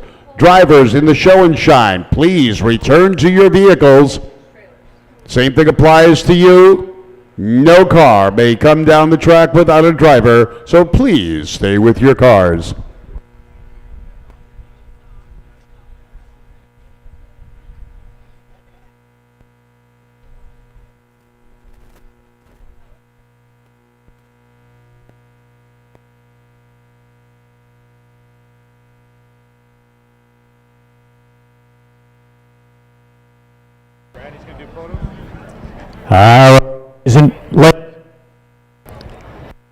Set to present to you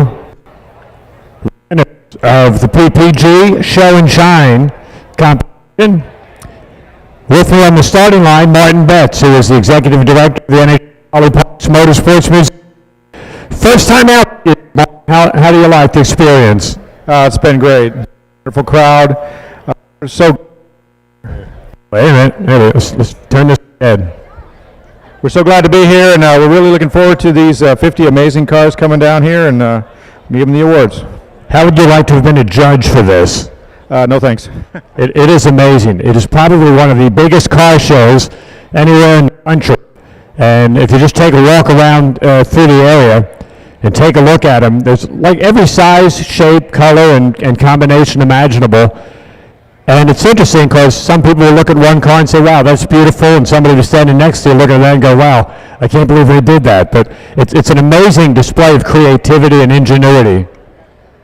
Yeah, I'm even kind of going toward the rust. It's great. I always said that one man's rust is another man's patina. That's right. You know. So, wait a minute.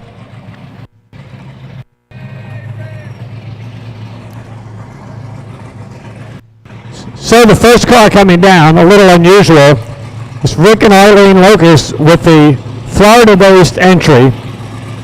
The Goins and Goins car that, except for the body, is all original. Now this car, wait a minute.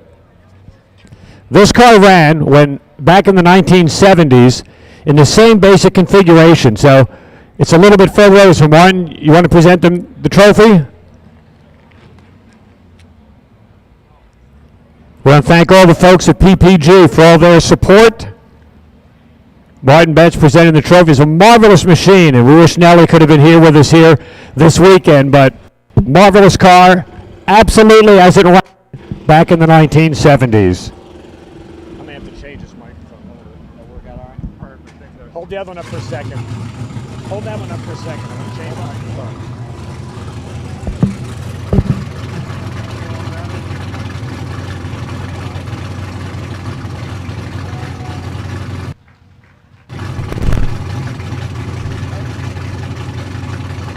Next up, coming in.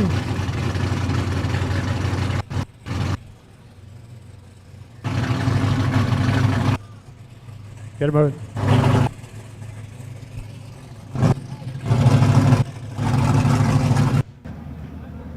There we go. We'll get the hang of this.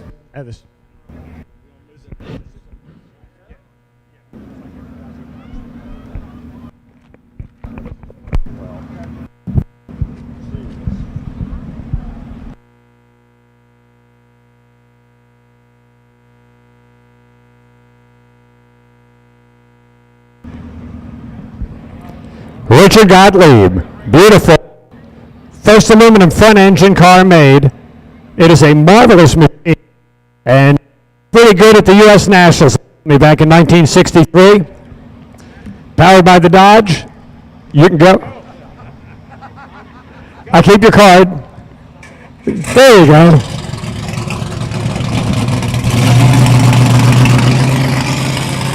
All right.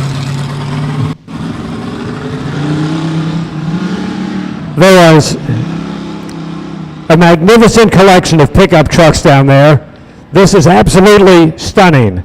Dan Buckman, Henderson, Kentucky, 51 Chevrolet, and a beautiful paint job. You try to get a paint job like this in the color black, it's an unbelievable job.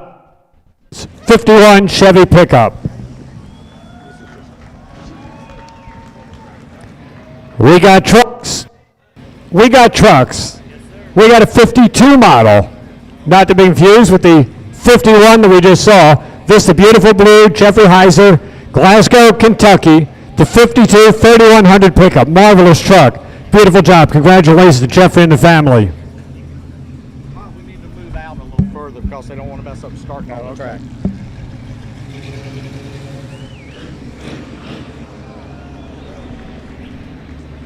We like roadsters. What a beautiful machine this is. We got stuff in the back. Blown Mercury flathead, built by Motor City Flatheads and the late Mark Kirby. Tremec 5-speed transmission. Missy and Robert Newman from Martinsville, Indiana.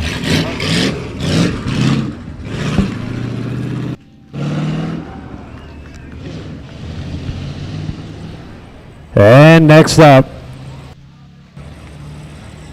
just automobile. Oscar Gamble, Paducah, Kentucky. 1932 classic Ford Vicky. Beautiful red color, and the 32 car is immaculate from front to back. Marvelous machine from Kentucky.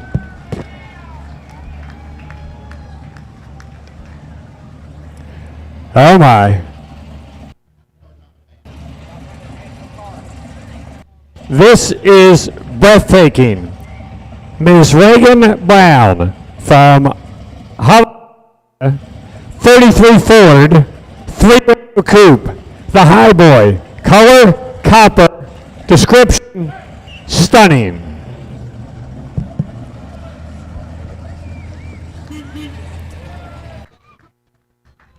The Roadrunner. This is the first car that I saw this week when I came in. Parked at the hotel. Beautiful Chrysler, Plymouth Hemi Roadrunner. Paul Piles, Newcastle, Kentucky, the Roadrunner.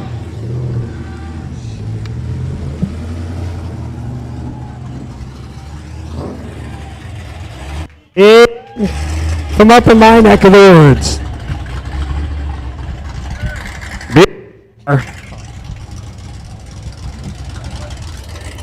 Eugene Reedy, Lighthouse Point. He has owned that Corvette for 50 years. Used to race at my home track in Atco, New Jersey. Wow. This is a wow. Joey Fisher out of Glasgow, Kentucky. 72 model. Immaculate, beautiful paint job, 350 Chevrolet, mango and atomic orange. Tour, as so many of these cars did. If you love your Pontiac Firebirds, Aaron Johnson from out of Kentucky, 78 Pontiac, Trans Am, got the classic bird on the hood. Beautiful, magnificent car.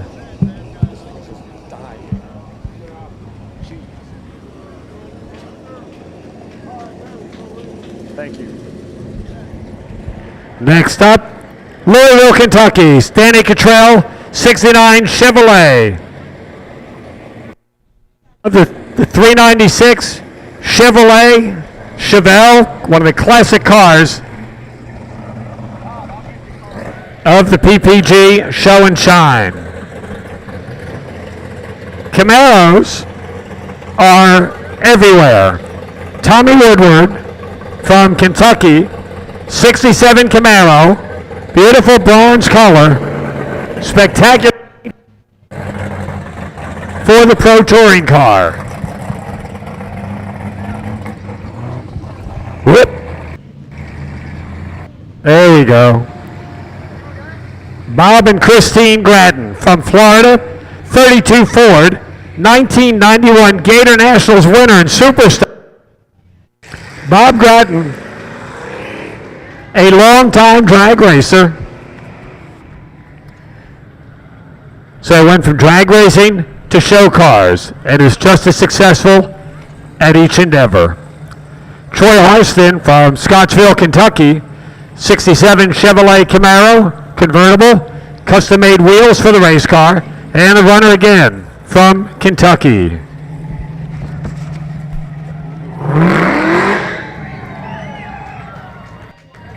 What? Here we go. Frank Halen from Fairdale, Kentucky, 1930 Ford Coupe, Copperhead Pearl, the paint.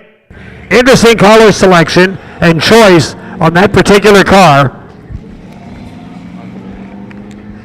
Wow. You gotta like your Tri-5 Chevrolets. Don't forget, right down here at Bowling Green in a couple of weeks, the Tri-5 Nationals. Truman Morgan will be here out of Bunkersville, Kentucky. 56 Chevrolet, red and white Bel Air. Give him a nice round of applause. What a beautiful Chevrolet convertible. Wow. Now, that's a unique paint job for Jerry Adams from Tennessee. 56 Ford, panel truck. Look at the graphics when it comes to you. Beautiful machine. Congratulations to Jerry.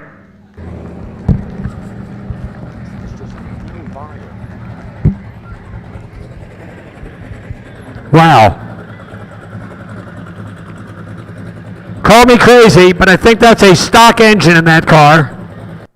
81 Willis, black cherry paint job, beautiful flames, breathtaking engine from start to finish.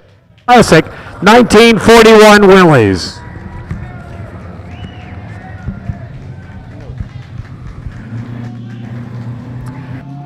Little tip to our friends at PPG, their support. John Edge from San Antonio, Florida, 32 Ford Coupe. This is your classic. Gotta love hot rods and gotta love 32 Fords. Beautiful machine in the classic blue paint job.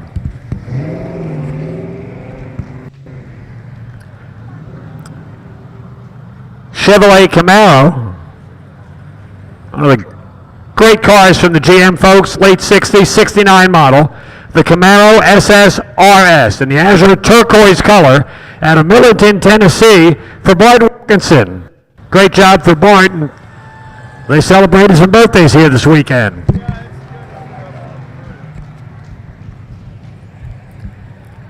Chevrolet El Caminos. Is it a car? Is it a truck? It's Danny and Holly, Jonesboro, Indiana. The 59 silver Chevrolet El Camino.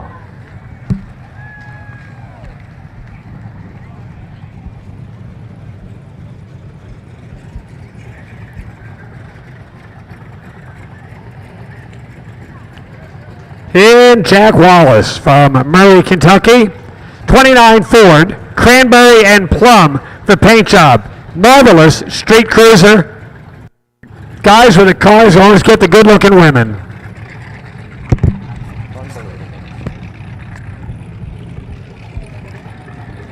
Next up, for the Chevrolet Vintage, wow, 1965 C10, light green, from Martin Reed, back-to-back cars out of Millington, Tennessee.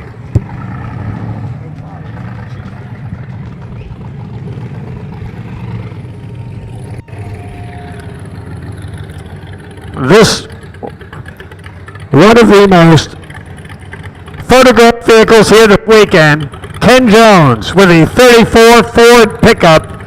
More people took pictures of this, I think, than almost any other car this weekend, or truck.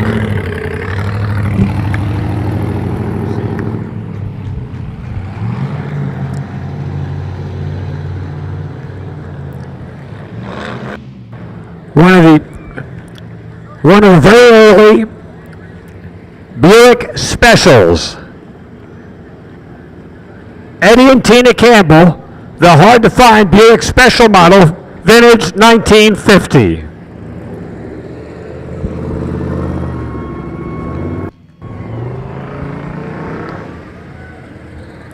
Against the wind, 427 cubic inch A-gas type car. Dave Pennington from Germantown, Ohio, 64, 65, 66, NHRA national record holding Chevrolet. Hot Rod, Nostalgia Modified, Superstock. In the town of Corvette, you'd be hard pressed to find one nicer than this one. Randy Ransom, 67, 427, Chevrolet out of Orange Branch, Mississippi. Hot Rod, Nostalgia Modified, Superstock, and Modified Eliminator. To the lanes, please. Gotta love your Chevrolet Bel Air two-door wagon. Bubba and Lisa Craig. Murfreesboro, Tennessee. Tangerine, the color on that car, and that is a spectacular Bel Air two-door wagon.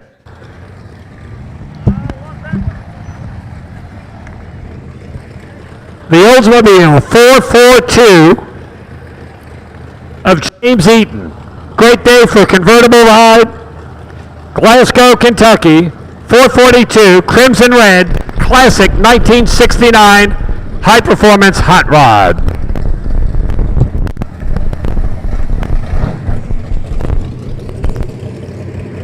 Take you back to those American graffiti days. Bob Hilton. Wow, the Plains, Virginia. How about that? The Hilton family. Bobby makes some fantastic cars. This is a great example of what he can do. Longtime racer, hot rod builder for the Hilton family. Our friend George Petit has some great cars. This one, the Zach Straits 61 Ford. That's your Starliner with the big cubic inch V8.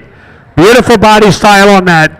You got to take a look at this close up. If you love the classic early big block Fords, that Starliner fits the bill.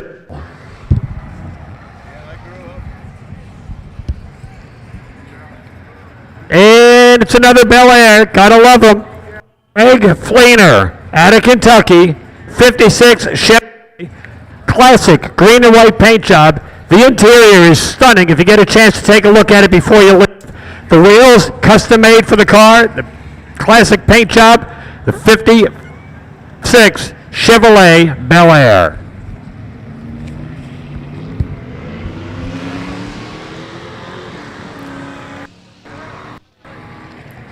Andrew Petrillo has a stunning 1962 Chevrolet Corvette. In the platinum color paint, the marvelous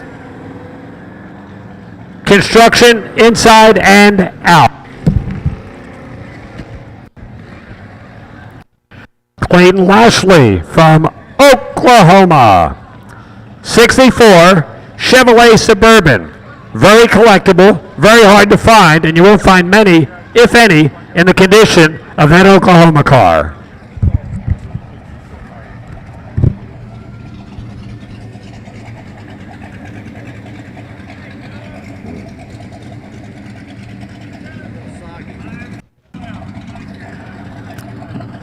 James Mulligan. 34 Ford, Murfreesboro, Tennessee. Several of our winners out of the Murfreesboro area. Paducah, Kentucky.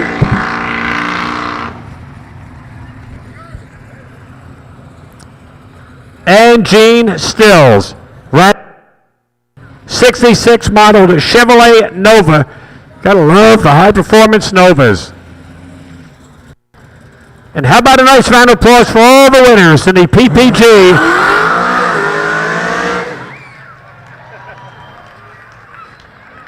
Show and Shine. I'm holding on to it. Martin, that was just a great collection of cars. Great collection. Great collection of cars. Wonderful to see everyone.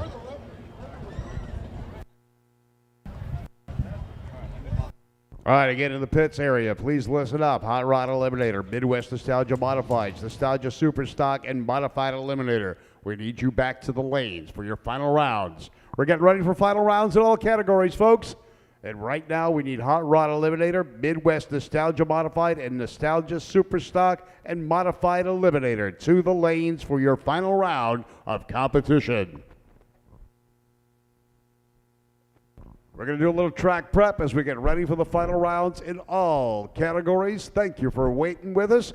It's going to get more exciting as we go along now. The best of the best are going to be appearing before your very eyes in just a few moments. We're going to work our way through the classes and get into the Nostalgia Top Fuel, Funny Car, and Altereds in a little while. But first is first. Let's get the Hot Rod, the Midwest Nostalgia Modifieds, Nostalgia Superstock, and Modified Eliminator. We need you to the staging lanes now, please.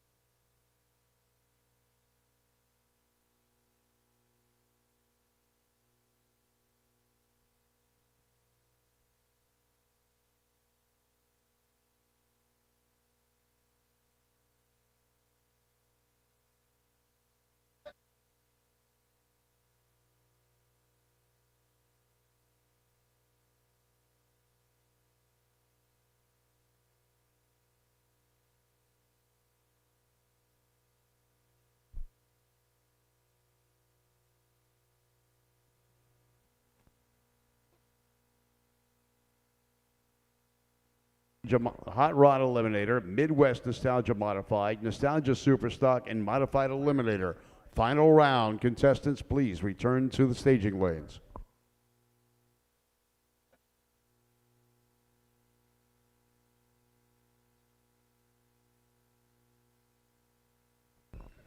All right, we need all remaining competitors back to the staging lanes. Please line up with your appropriate competitor. Hot Rod Eliminator, Midwest Nostalgia Modified, Nostalgia Superstock, Modified Eliminator. You should already be in the lanes. Gas Eliminator, Competition Eliminator, Geezer Gassers, Scott Rods, 757060. We need all remaining competitors back to the staging lanes. Please pair up with your final round opponent.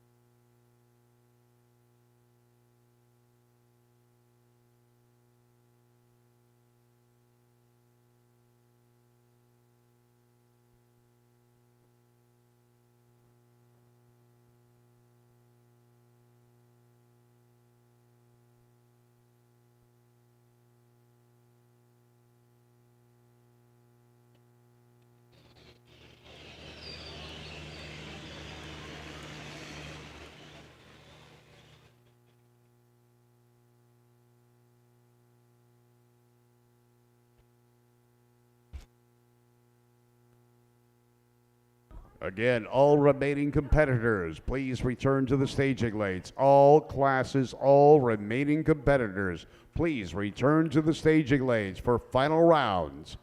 All remaining competitors, please return to the staging lanes for final round of competition.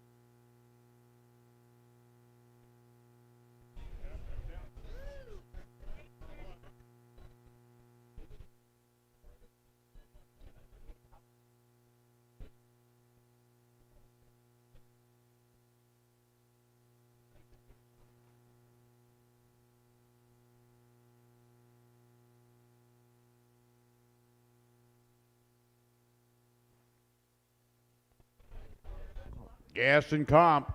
Competition eliminator and gassers to the lanes. Competition eliminator and gassers to the lanes, please.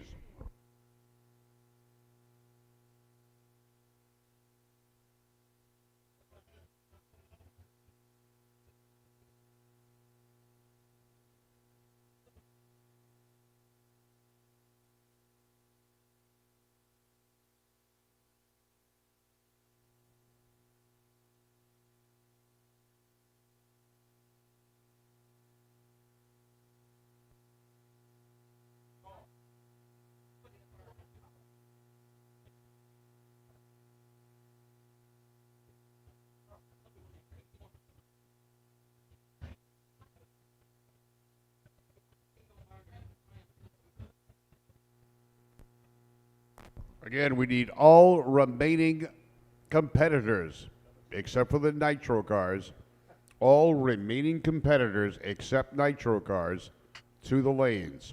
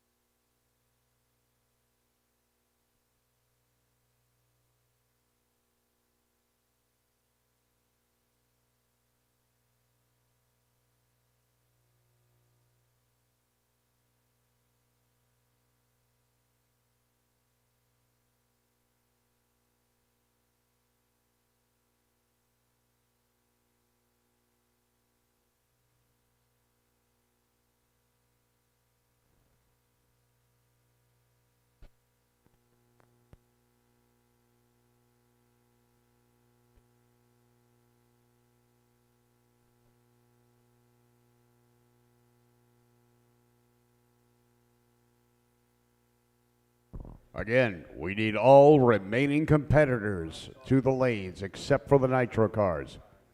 All remaining competitors except for nitro cars to the lanes, please.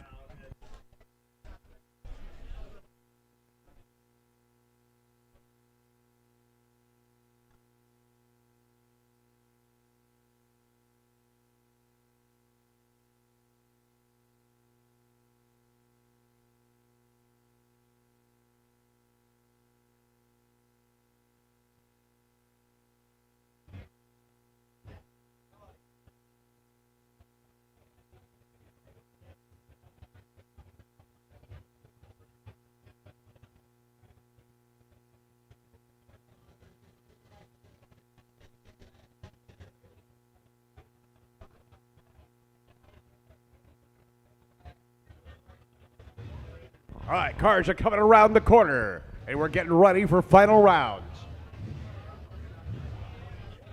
If you are in the final and you're not in the lanes, you may be losing without even showing up. So if you're snoozing, you're losing.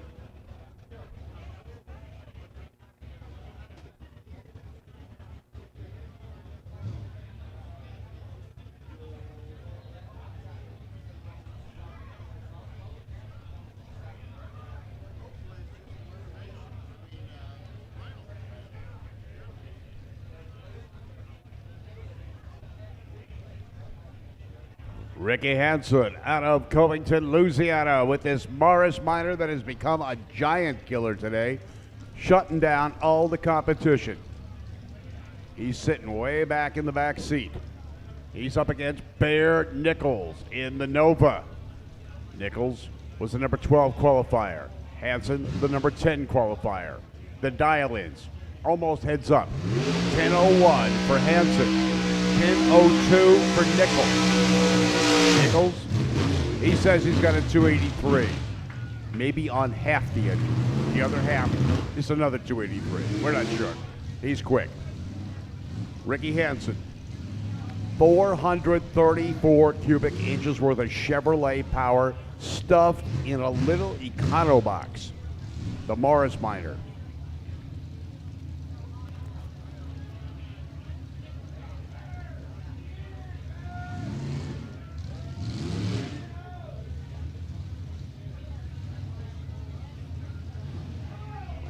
Little Morris Minor is going to be chasing the Nova. 1/100 of a second separates them on the Christmas tree.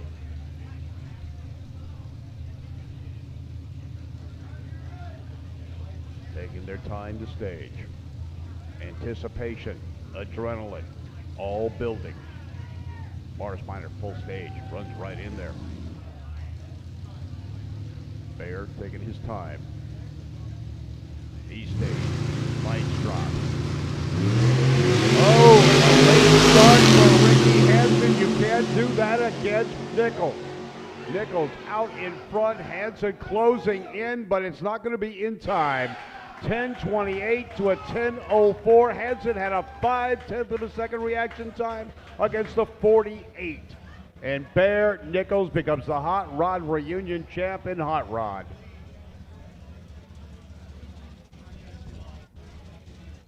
John pulling up with the Camaro here in the Jegs lane.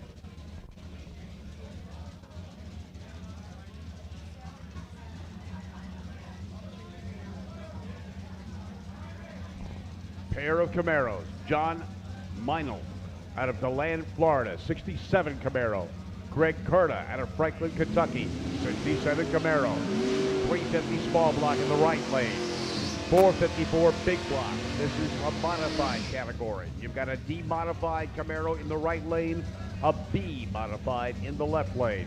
1050 dial in the left lane, the Budweiser lane. 1150 in the Jegs lane.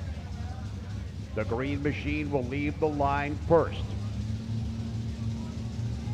267 Camaros make it to the final. Red light for John. 5,000 for the second in the red.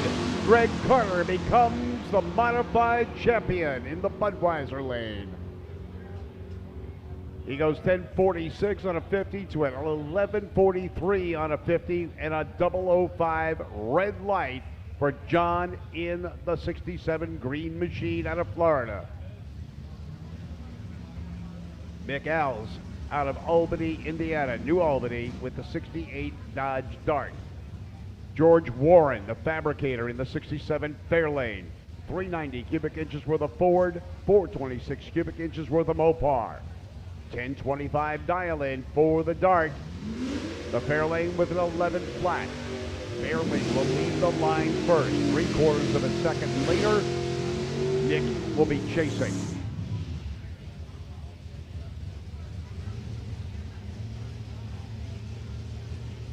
Pulling up into the beams. They've made it to the finals. The adrenaline is pumping. Full stage. Off the mark they go. Wheels up for both cars. Reaction advantage, a huge one. Dart starting to close in on the Fairlane. Fairlane is out in front. Dart is right there at the stripe. The Fairlane holds on. Greg Warren, the champion, an 11:02 on an 11 flat to a 10:34 on a 25. Mick does not run the number, was caught on the starting line sleeping. He had a 179 reaction to an 031.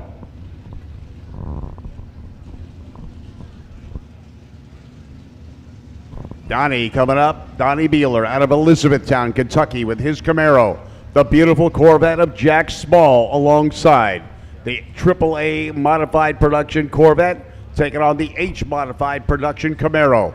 Huge gap in dial-ins. 11 flat index for the H modified production Camaro. 875 for that beautiful Corvette. The Corvette.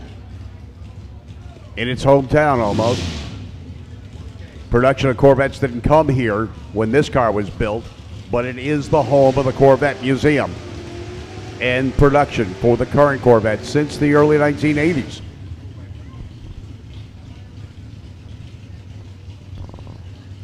Two Chevys in the final. Donnie Beeler. 327 cubic inches worth of 67 Camaro. That was the base model V8. You didn't get the 350 unless you had an SS. Even the RS didn't get the 350 unless it had the SS option as well. Beeler, an 11-second index, small in the Corvette with an 875 index. Small has got to wait a long time before he can start chasing Beeler. Got to be patient. 7-0 and 6-0 to the lanes. Red light, he couldn't wait. 0-2-7 reaction in the red, and it's Donnie Beeler taking the win. Beeler in the Camaro goes 11.05 at an 11. Small, not only does he red light, but he breaks out insult to injury. 6-0 and 7-0. We need you to the lanes. 6-0 and 7-0 categories for your final round. We need you to the lanes. Ronnie Egner out of Mayfield, Kentucky, 55 Bel Air, is going to have a 950 index to run against. It's a D-gas car. He will be in the right lane. Robert Aker in the Kemby, Indiana-based 67 Nova wagon has a 9-second index in C-gas. The 55 Chevy will leave the line first, gets a half-second head start. The custom two-door Nova wagon will be chasing.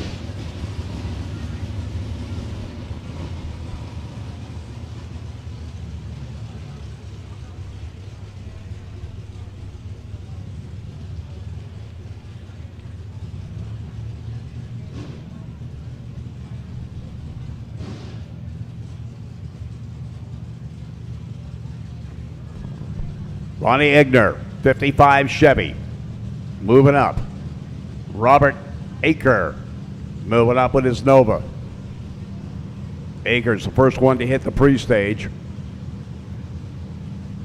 NHRA racers, you can tell the regulars, they courtesy stage, lighting the pre-stage light, waiting for the competition to do the same. Aker bumps in. Egner gone. Oh, and Aker goes red. 068 red light. Egner becomes the winner. The Mayfield, Kentucky driver in the 55 Bel Air becomes the champion in the gas class. Gas Eliminator runs a 10:59 on a 50. Aker goes 8:98 with an 8 on a 9 as well.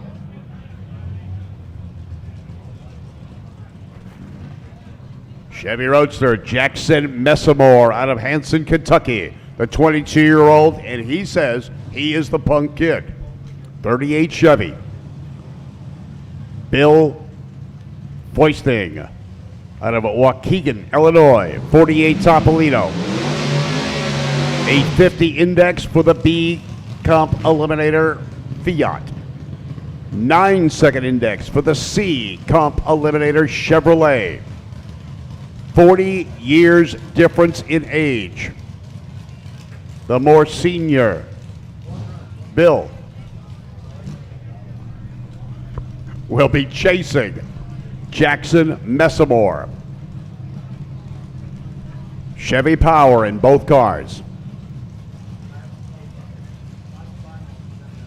Final on the 7-0 cars. This is your final call.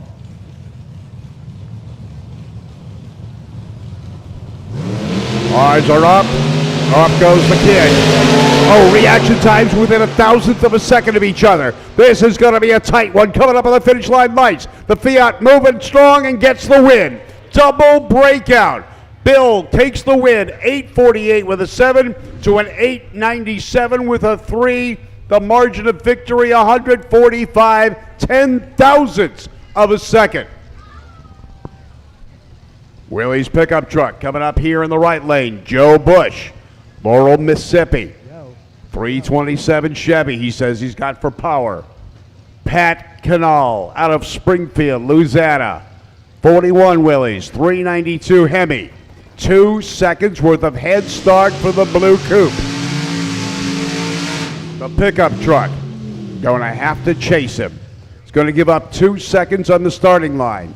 The blue Willys will be past the 60-foot mark before Joe Bush's lights even start to think about coming down. 392 Chrysler Hemi in the blue coupe. He's backing up, didn't like his burnout. Straightens it out. The pickup just goes right up to the beams. Joe Bush in the 40 Willys pickup truck, Chevy power. Canal with the Chrysler power.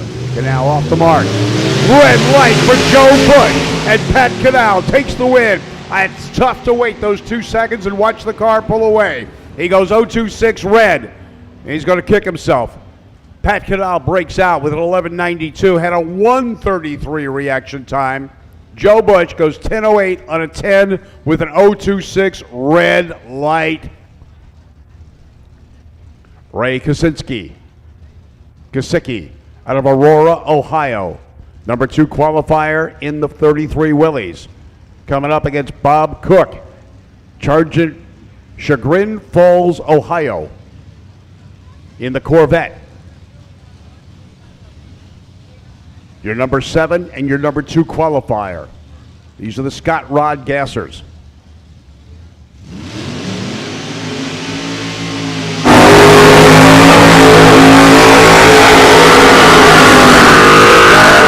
These guys and their burnouts, the Scott Rod Gassers. They do one hellacious amount of tire burning at each and every race they go to. They make it easy on themselves. They run 8th mile. That's why their ETs are so low. 560 heads up for Ray Kosicki and Bob Cook. Now in qualifying, Cook ran 554.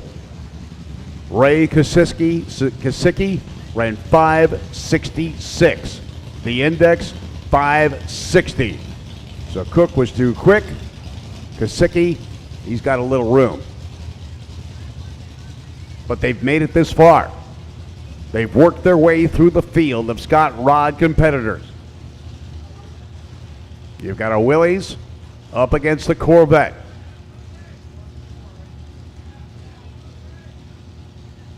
Both drivers out of Ohio.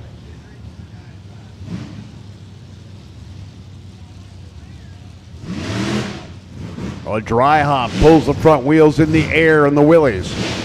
The Corvette does 2 dry hops. He knows he's got it now. They've got to get the power to the pavement. They've got to be consistent. Reaction times are going to be critical. But as we've seen in the past, the anticipation and the adrenaline rush can overrule your foot. Bob Cook, the grandpa's in the beams. Now Ray pulls in. Ray's the first one to full stage. He can relax a little bit.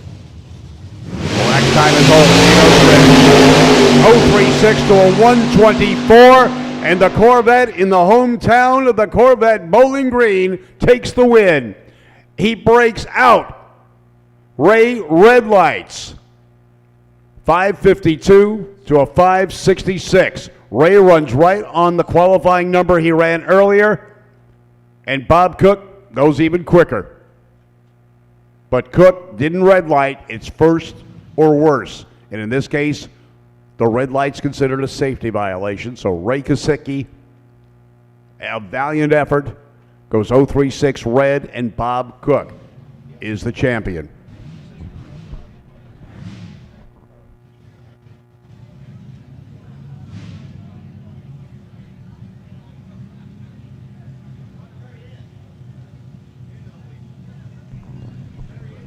More final round action coming your way as we get slowly move into the pro classes, the nitro cars coming up shortly. Kelly Friels Key, the number 3 qualifier. Dylan Starks From Greenbrier, Tennessee, the number 18 qualifier. 750, the elusive number for these two racers.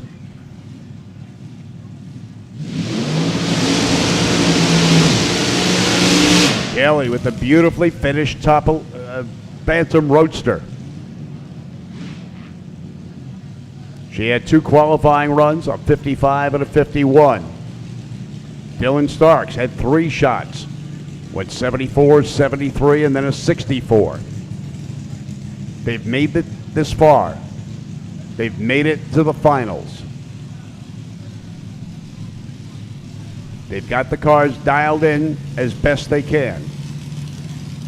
The rest is up to the driver.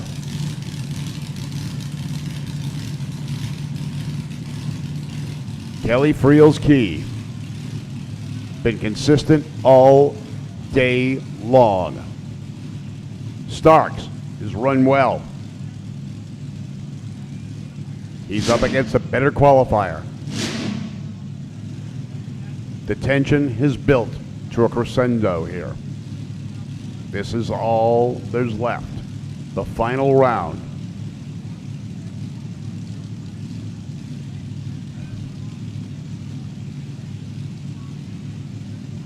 The money rests on this one run. Bragging rights and the trophy to prove it right here. Red light for Dylan Starks, and it's Kelly Friel's Key, the champion. 750 on a 750. She had a 128 reaction. Dylan went 016 red. He saw he lost. He saved the motor. Just motors on down. Kelly stayed in it. Goes 750 on a 750, 173 miles an hour, and Kelly Friel's Key becomes the champion in the 7.5 class.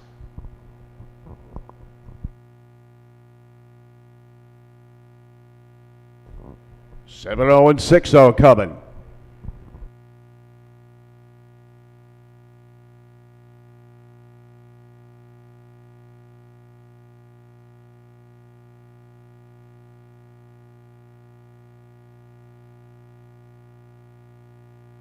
We need fuel finalists to the lanes. Fuel finalists to the lanes, please. Top fuel, funny car, and AA fuel altereds to the lanes. Top fuel, funny car, and fuel altereds to the lanes, please.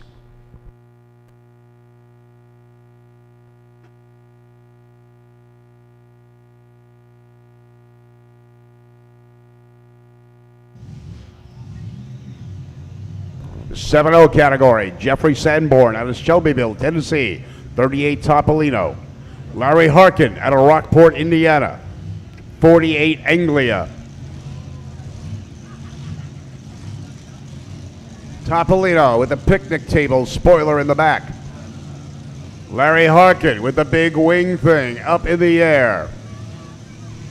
These wild machines are running 7-second ETs. Larry Harkin was your number 8 qualifier.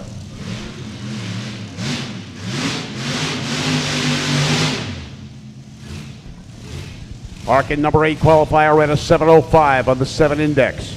Jeffrey Sanborn ran 7:00 with a 5 and was the number 3 qualifier. Sanborn out of Shelbyville, Tennessee, 38 Topolino with a 500 cubic inch Hemi. Larry Harkin out of Rockport, Indiana, 407 cubic inch Chevrolet. This is the final round. Sun setting in the background. It's right in their eyes. How is that going to affect them seeing the Christmas tree? It's going to be tough. Sun shining on the track. Temperatures have dropped. Tune-up was done before the temperature dropped. How much has it dropped? I don't know. I'm in the air conditioning. How about you? All right, well, we'll see. Jeffrey Sanborn out of Shelbyville, Tennessee, has been doing consistent runs all week long. He qualified 7:04, then 7:03, then a 7:0. Harkin, 2 shots at it. 709, then a 705. 7-0 category, getting ready to go. Deep stage in the left lane. Now it's a full stage. These guys are close, within 200ths of a second of each other. Coming up on the stripe, it is Harkin with a double breakout. Harkin goes 697 with a 7. Sanborn a 696 with an 8. Margin of victory, 93 ten-thousandths of a second based on reaction times. Harkin had an 077, Sanborn 058. The win is the win, and Harkin becomes the champ in 7-0. This is 6-0. Gary Wheeler Jr. out of Tulsa, Oklahoma. 2017 Yancer Chassis Dragster was your number 1 qualifier. Ran 631. Cody Crone, the number 2 qualifier, the student. He ran 665. 3/10 of a deficit to his competition, but he's made his way this far. Both have heavies, both front engine dragsters. They're looking for the elusive 600. They've been close.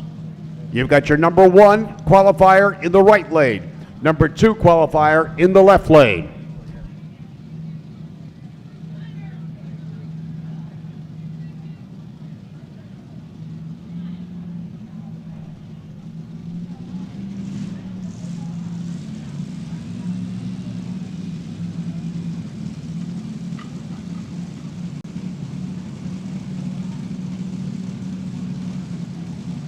All right, here we go. They fired up. They're ready.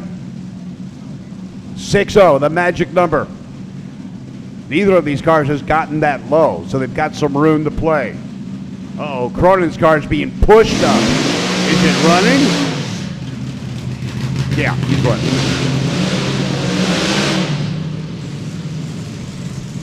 Crone does a short burnout. Doesn't go too far down track. Wheeler is still rolling forward. He hasn't stopped. There he goes. Now he's got to back it up. The problem with going that far down the track is, will the tires cool down coming back? Crone makes a short burnout, goes a short distance, is coming right back. He spent less time slowing down. The heat in the tires may be critical at this juncture. Gary Wheeler coming back from a long distance, went all the way down to half track. Cody Crone, the student, 17 years old, has made it to the final. That has got to be a heck of a feeling. But he's got to stay calm. Gary Wheeler, 50-year-old mechanic, more experience behind the wheel, could be more settled in, could be more anxious. Tough to say. Will a 17-year-old student teach the experienced driver a thing or two? We'll see. It's going to be tough. It's going to be tight. They've made their way this far. The number 1, the number 2 qualifier. RPM's coming up. They're fully staged. Lights drop. They're gone. Advantage to the youngster. Speed, though. Wheeler moving strong. Wheeler gets the win. 629 to a 664. 209 miles an hour for Gary Wheeler. 205 for Cody Crone. His almost fastest run of the day. His quickest run at 660. Falling behind by 0.08 of a second. At the 330 mark, he's behind by 0.2. The car fell off, and Gary Wheeler went down track, taking the win, running 629, 209 to a 664, 205. Hats off to John Brook. Owns the Grand Prix Auto Center, the oldest speed shop in the state of Oklahoma. 50 years this year. Wow, congratulations, and a great showing here. And he's got 2 cars out here, too. A top fuel car still to come. Or actually already ran. All right, so put your hands together for Gary Wheeler's crew and Cody Crone. Excellent driving. They've made it to the final. Gary Wheeler prevails in this round of 6-0. Now we've got Top Fuel coming to the lanes. Fuel Altereds and Funny Cars for their final round of racing action. It's Nitro in the night. With the sun setting, you're going to see some spectacular flames coming out of the pipes. But it's not over. Cacklefest coming up right after the final round of competition, where you're going to have 25 fuel-fed cars all running at the same time right here in front of the grandstands. So stay with us because the fun and action is not over. I see Ron Hope getting strapped into his Fuel Altered. We're looking for the Top Fuel cars and the Funny Cars. The Funny Cars are at the back of the staging lanes.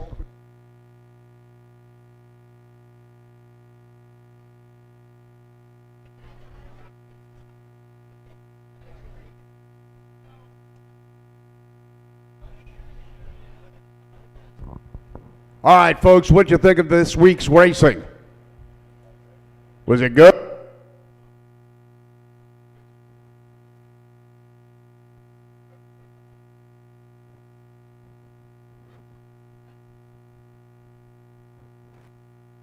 All right, first call, Cackle Cars to the staging lanes. Cackle Cars to the staging lanes.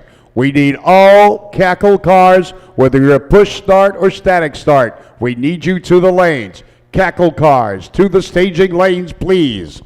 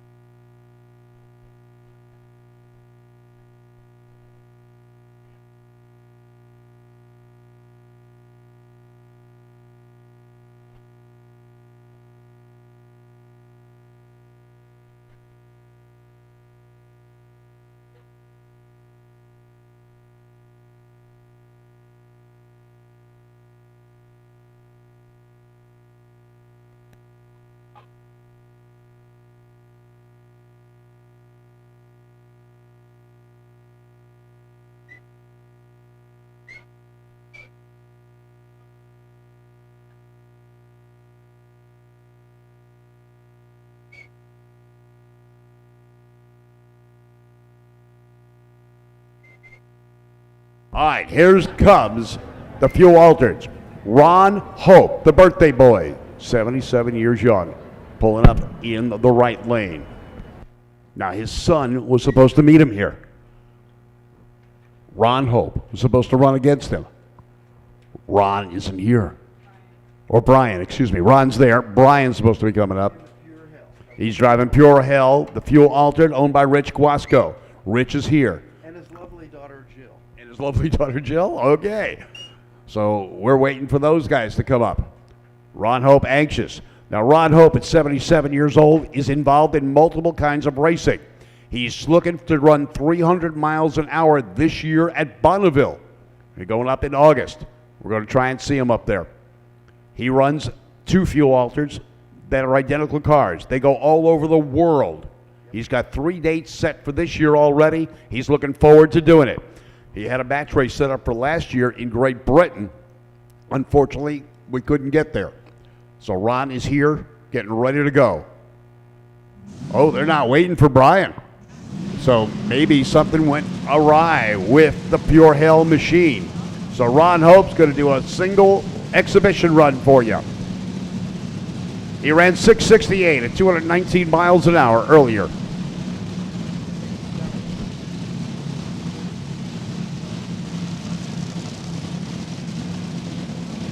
Ron Hope from Franklin, Tennessee.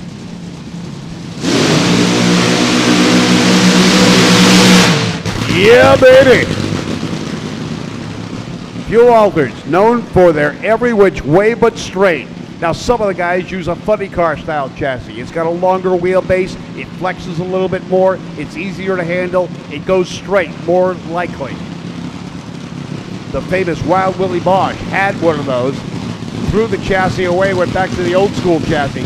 He wanted to go sideways. He wanted to have some fun.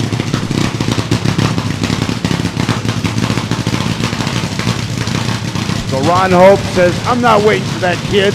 He knew when I'm supposed to be here, but he's coming around the corner now. Ron's not going to wait. It looks like they're both going to do singles.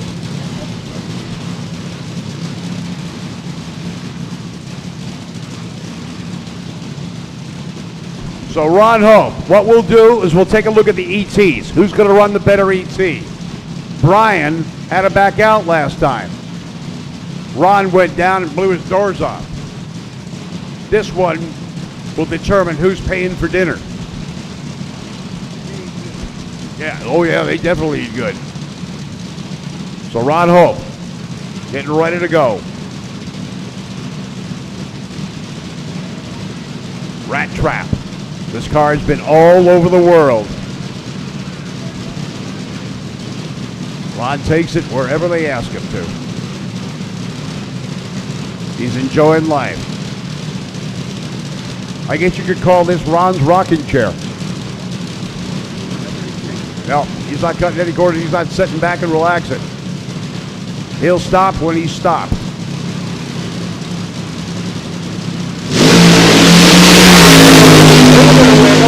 He's keeping it right in the groove. Engine starts to go away at half track and he shuts it off to a 732 at 143 miles an hour. Saves the parts and pieces, keeps them inside the engine where they should be. Next up, it's Brian. Pure Hell, Rich Guasco's. Car's running the 5s. Yeah, he's been able to run. He's run 5s. This is an old school car.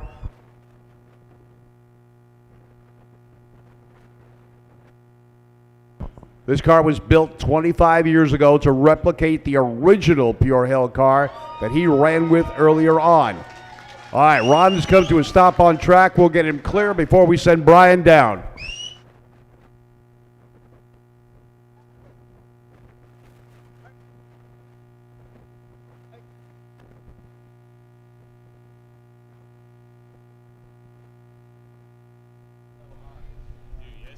All right, they're going to get Ron Hope off track. Brian's there, and it looks like Dan Pettinato is going to be running up against Brian Hope. So Dad didn't get a chance to beat Brian a second time tonight. So we'll see what happens. Brian Hope in the AA fuel altered out of Mount Pleasant, Tennessee. He's driving the Rich Guasco car. He was the number 4 qualifier at 187 miles an hour with a 776. Dan Pettinato Sr. out of Fountain in South Carolina. Got the 23T. He was the number 2 qualifier. He ran 636 at 177 miles an hour. We know the Pure Hell can do 5s. Whether it can do 5s today will remain to be seen. And Rat Poison, they run 595. When they run at Bakersfield, it's a 6.0 index. And they can run under that and still slow it down to 6.0. So we know these guys can do it. The track surface seems to be holding the power. We've had very few people spin the tires and go up in smoke. These guys are rocking and rolling and ready to go as soon as Ron Hopes clears the track. They're checking the track right now because there was some smoke coming out of the back of Ron's car. It appears to be clear, which is a good sign. And they're going to get him clear of the track. Once we are clear, these two cars will fire up. Still to come, Top Fuel and Funny Car. So sit back.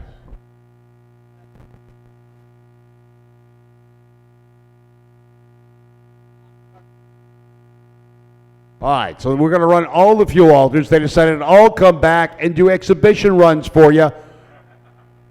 So sit back and relax. It's going to be a lot of nitro in the air.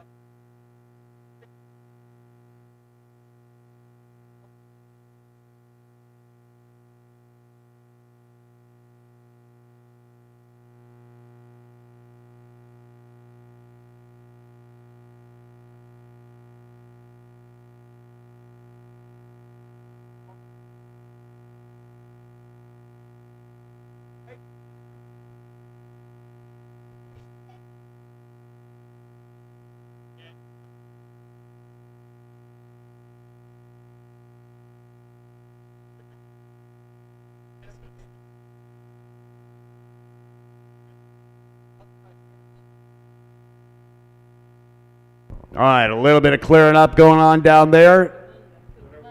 So they're going to get that cleared, get Ron Hope off track.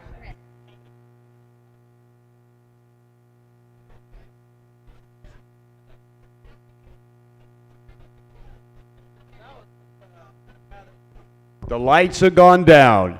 The darkness is upon us. When the fuelers fire up now, you're going to see flames shooting out of the pipes.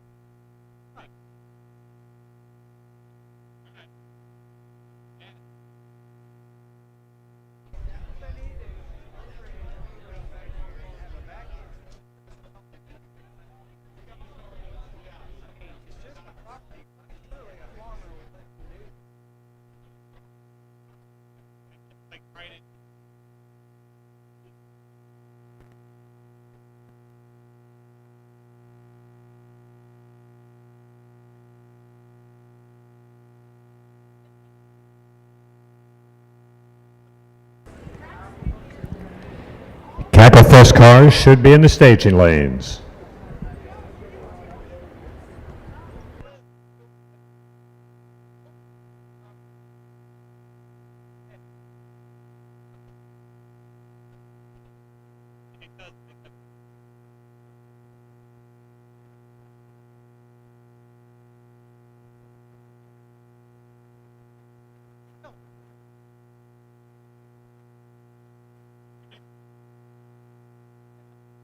All right, darkness is upon us. The track lights are come on. Like I said, watch the pipes.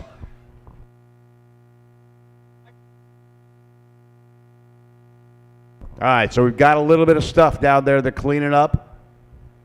We'll get it done. We'll get it taken care of. We'll be back to race it in just a few minutes.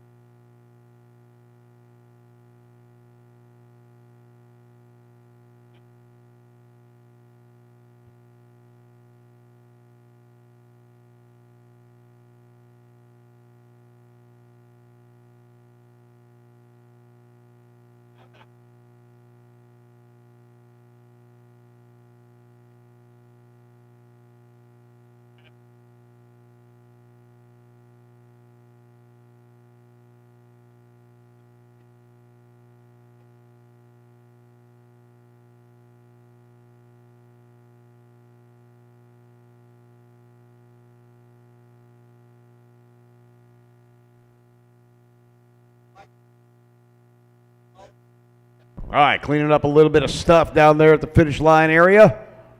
Ron Hope with his altered had a little bit of an issue. We saw it start to go up in smoke about half track. He realized it, shut it off, but the damage was done. So we're going to get cleaned up. We'll be back to racing in just a few moments. The benefit to you, the sun's gone down, the lights have come on, the nitro burning out of the pipes is going to be visible to you, and you will see it, and you'll see the flames high in the sky as they come off the car, hitting the loud pedal. Going to get a lot of excitement here. It's a totally different experience watching these cars in the darkness.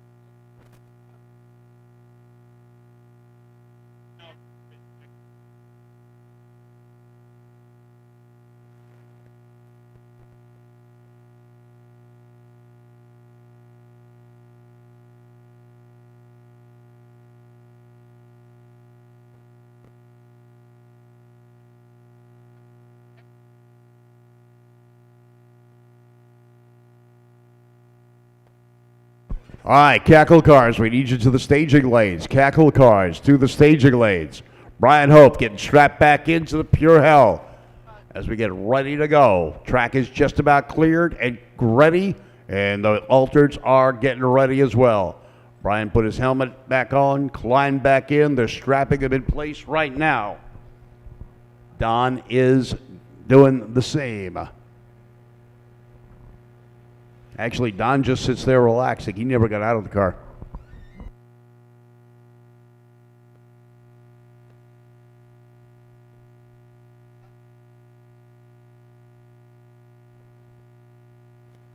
When those red lights at the finish line go out, you know we're ready to go.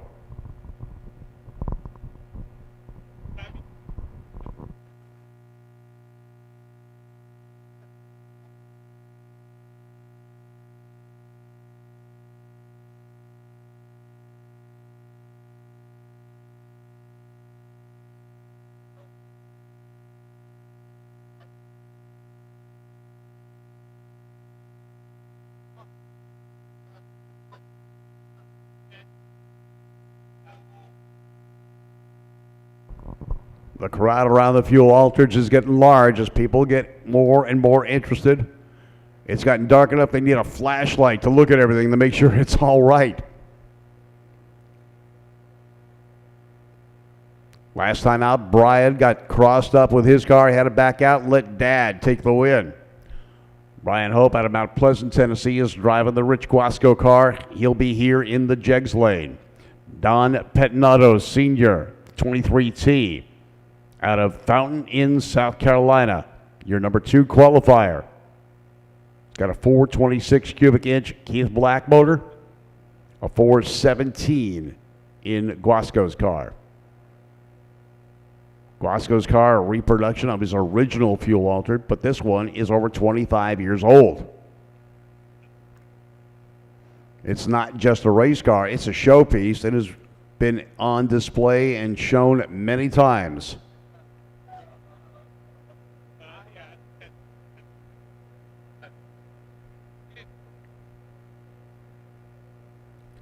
Rich Guasco, who used to pilot that vehicle, is standing right alongside it.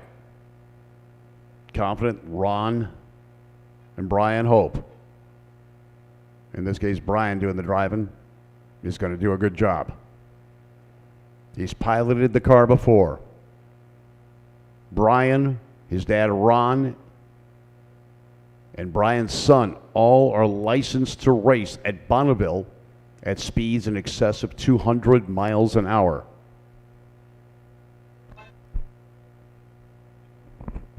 Petinato Sr. moving up into the water box. We got the all clear from the top end. The safety vehicles have cleared the track. We're ready to go. Are you ready for more nitro action? All right, here we go.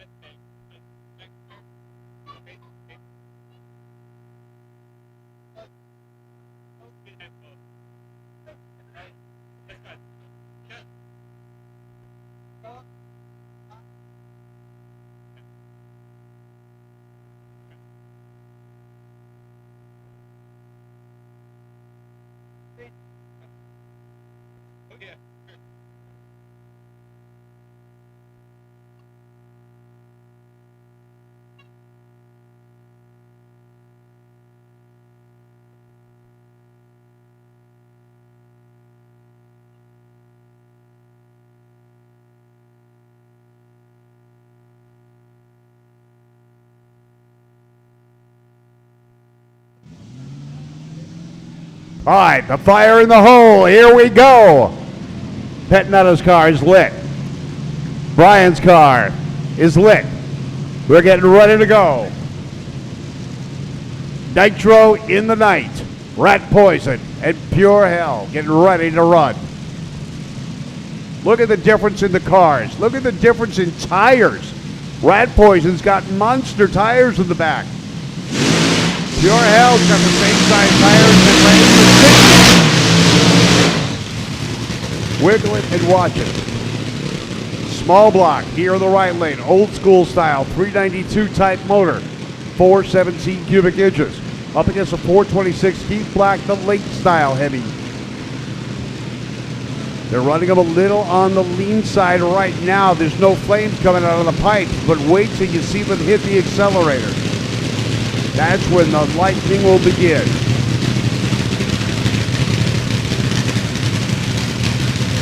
In the tower with us now, Brendan Murray. Mode burns fuel is what he's saying.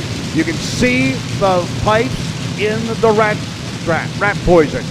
You already see the unburnt fuel getting lit coming out of the pipes. He's running it a little on the fat side, getting some extra fuel in there. Helps keep the tops of the pistons cool because the fuel keeps going in there. Now you can see a little bit of flames coming out of the Pure Hell car. Guasco does his last minute adjustment. Dry hop for rat poison. This is what it's all about. Look at those flames. You can't see that during the day. This is why I love watching nitro cars at night. The show is even better. Wasco still working on it. They're moving him away right now. Rich still moving, still going. After many years and many surgeries, he's staying on his feet, keeping active. Brian Hope. AA fuel altered. The old school style. Don Petnato. New school style, nitro burning altered. Three-stage lights lit. Full stage now. Petnato shuts off. Brian Hope right down the center of the lane. 632, 228 miles an hour. He would have shut Pop down on that run. I'll tell you what. He went straight and smooth, 228 miles an hour, 632. Petnato's tires start to spin. He backs out of it before the 330 mark. 60 foot, Petnato was 1 second. Brian Hope was 1.1. That may not seem like much to you, but that is the difference between winning and losing. Brian Hope kept his foot in the throttle. The car went straight down track, right in the center of the lane. It made the run at 632, 228 miles an hour. Put your hands together for both teams as they put on a great show for you. But it's not over yet. We've got two more, Altereds, the Bradfords, and the Panic Machine coming up. Now, the Van Horn family and the Bradfords, this is the final. The other cars were exhibition runs. This is the final pairing for bragging rights. Ron Hope's on the starting line talking to everybody right now. Who's going home with the gold? I love the tow vehicle for the Panic car. Little Nova wagon, that thing is super straight.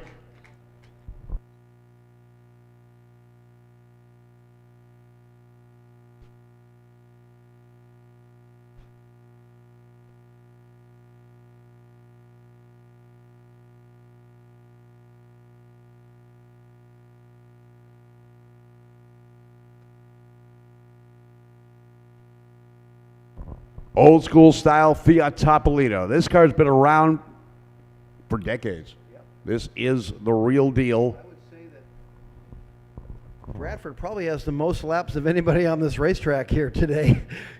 Yeah, and this car is beautiful. It is just as nice now, probably even nicer than when it was first built. You got to remember when the early days of drag racing and hot rodding, it wasn't necessarily how good the car looked because a shiny car doesn't make it any faster. Well, as time went by, the attention to detail became important, and the cars got better looking as well as faster. And this was a morphosis of the sport. All right, we got a little bit of stuff down on that one, and we're going to scrape it and get it cleaned up as rapidly as we can. Trust me, we don't want to be here any later than we have to. We still have the Cacklefest and the trophy presentations to do. We want you to get home in a decent hour, and so do we. So a little bit of stuff, they're mopping it up. That's why he backed out of it and had to pull over. Petnato shut it off.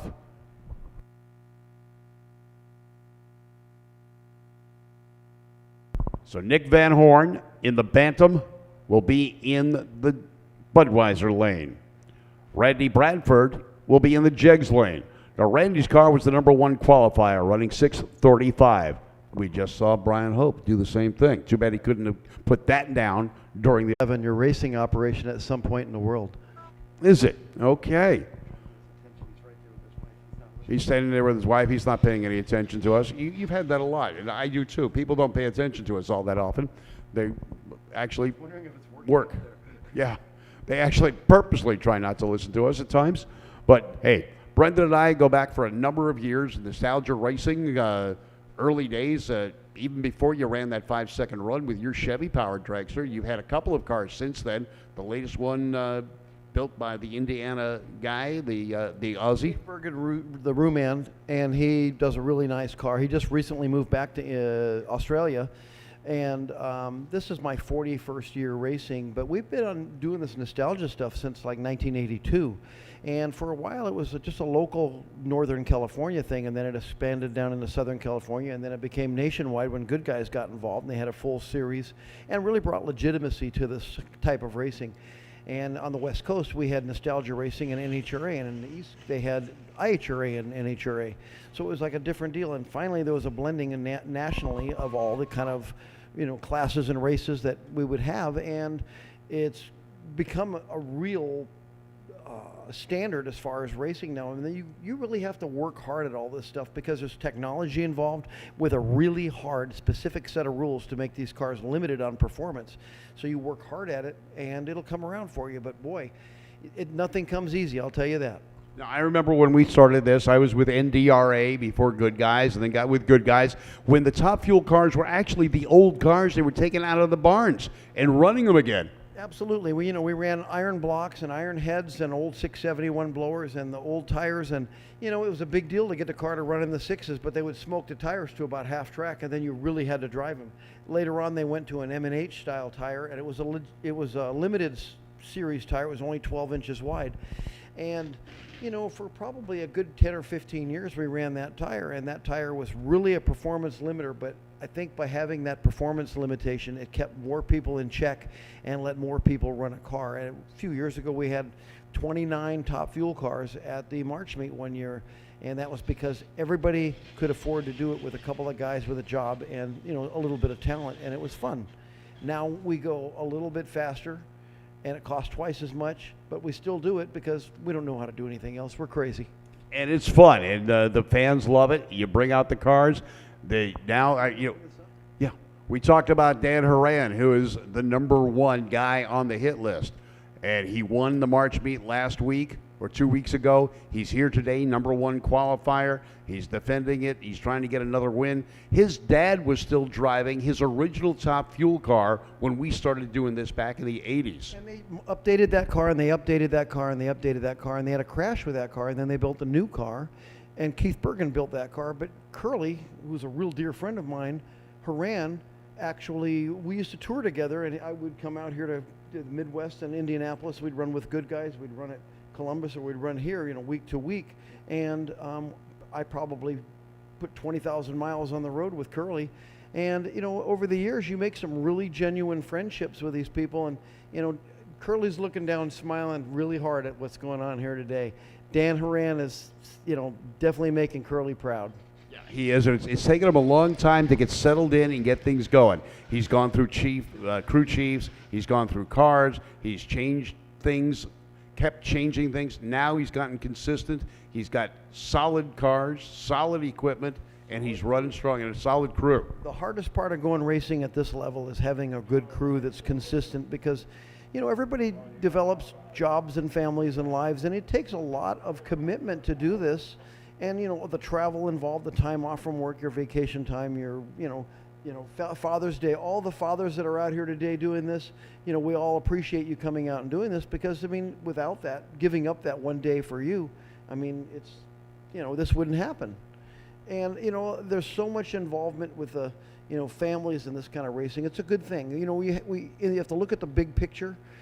This isn't going to last forever, and there's a very few select people that can race at this level. It's really pretty special. And, drag racing can't happen as often as it used to.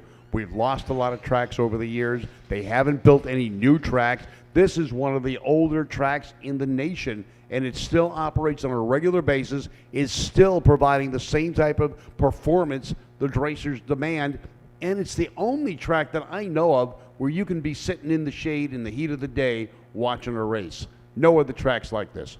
No, this is actually my favorite track to come to, and the first time I came here, I was sold on it. It was just, it's something special about this place. There's some magic here, and I got to say, it's just the way the nitro hangs in the air, the way the sun sets and the colors come out, and the way the fans come out and really support this. You can't look back at this and say there's anything bad about it. No, I always look forward to coming back here for the race. We've been here. This is my 5th year here. And I love this track. I love the place. If I were to leave where I live now, both my wife and I say this is where we'd want to be. The car culture, the people, the track, this is a wonderful place to be. And hats off to everyone who lives in this area. Thank you. Yeah, and you got Cracker Barrel too. Well, they just opened up one by me. Yeah, we've got one out in the Ventura County area of California. So we get to go, and our governor, he finally got his hair cut, so now he's letting us all go out and go to restaurants again. It's it's kind of nice. So we're back to it, and we're going to be going to Cracker Barrel for breakfast when we go home. So it's going to be, we're going to hit the one here on the way back to Nashville, and then dinner will be at the Cracker Barrel up in Camarillo, California. So we'll be out there. All right, we're getting ready. Track's just about done. Crews are moving off. We're going to scrape or rub the track with some traction compound and a little rubber and get these cars going down track. This is Randy Bradford's run here in the right lane, and Nick Van Horn, the final in fuel altered, is right there waiting, and they're getting ready to go.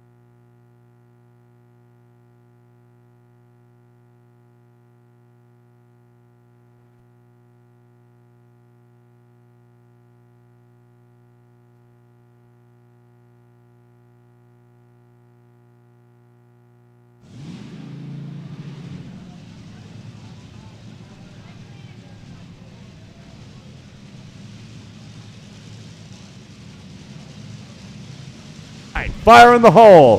Van Horn. Nick is out there already doing his burnout. He's really getting ready. He's anxious. They prepped the track. You know it's fresh. That could be a limiting factor. Bradford's ready to go. Randy Bradford out of Camino Island, Washington. 48 Topolino. He's running an old school style motor. But as I said before, the nitro burning out of the pipes is something you don't see during the day, and it makes fuel racing more exciting at night. That's why at Orange County Raceway, my original home track back in the day, all the racing was done under the light. 64 fun cars, fuel alters, top fuel cars, the fire in the hole. This is where it came from, and this is what you get to see. So Dick Van Horn out of Layton, California, he is in the left lane. Randy Bradford out of Camino Island, Washington, your number one qualifier with the old school car. Both of these are more old school than we saw with the last cars that ran. But these cars are quick. They are running strong. You can tell by the 635, the number one qualifier here in the right lane. Getting ready. Fire in the hole. You can see it coming out of the pipes. A little bit richer on the Bradford car. He's got more fuel processing through there. Watch them hit the loud pedal though.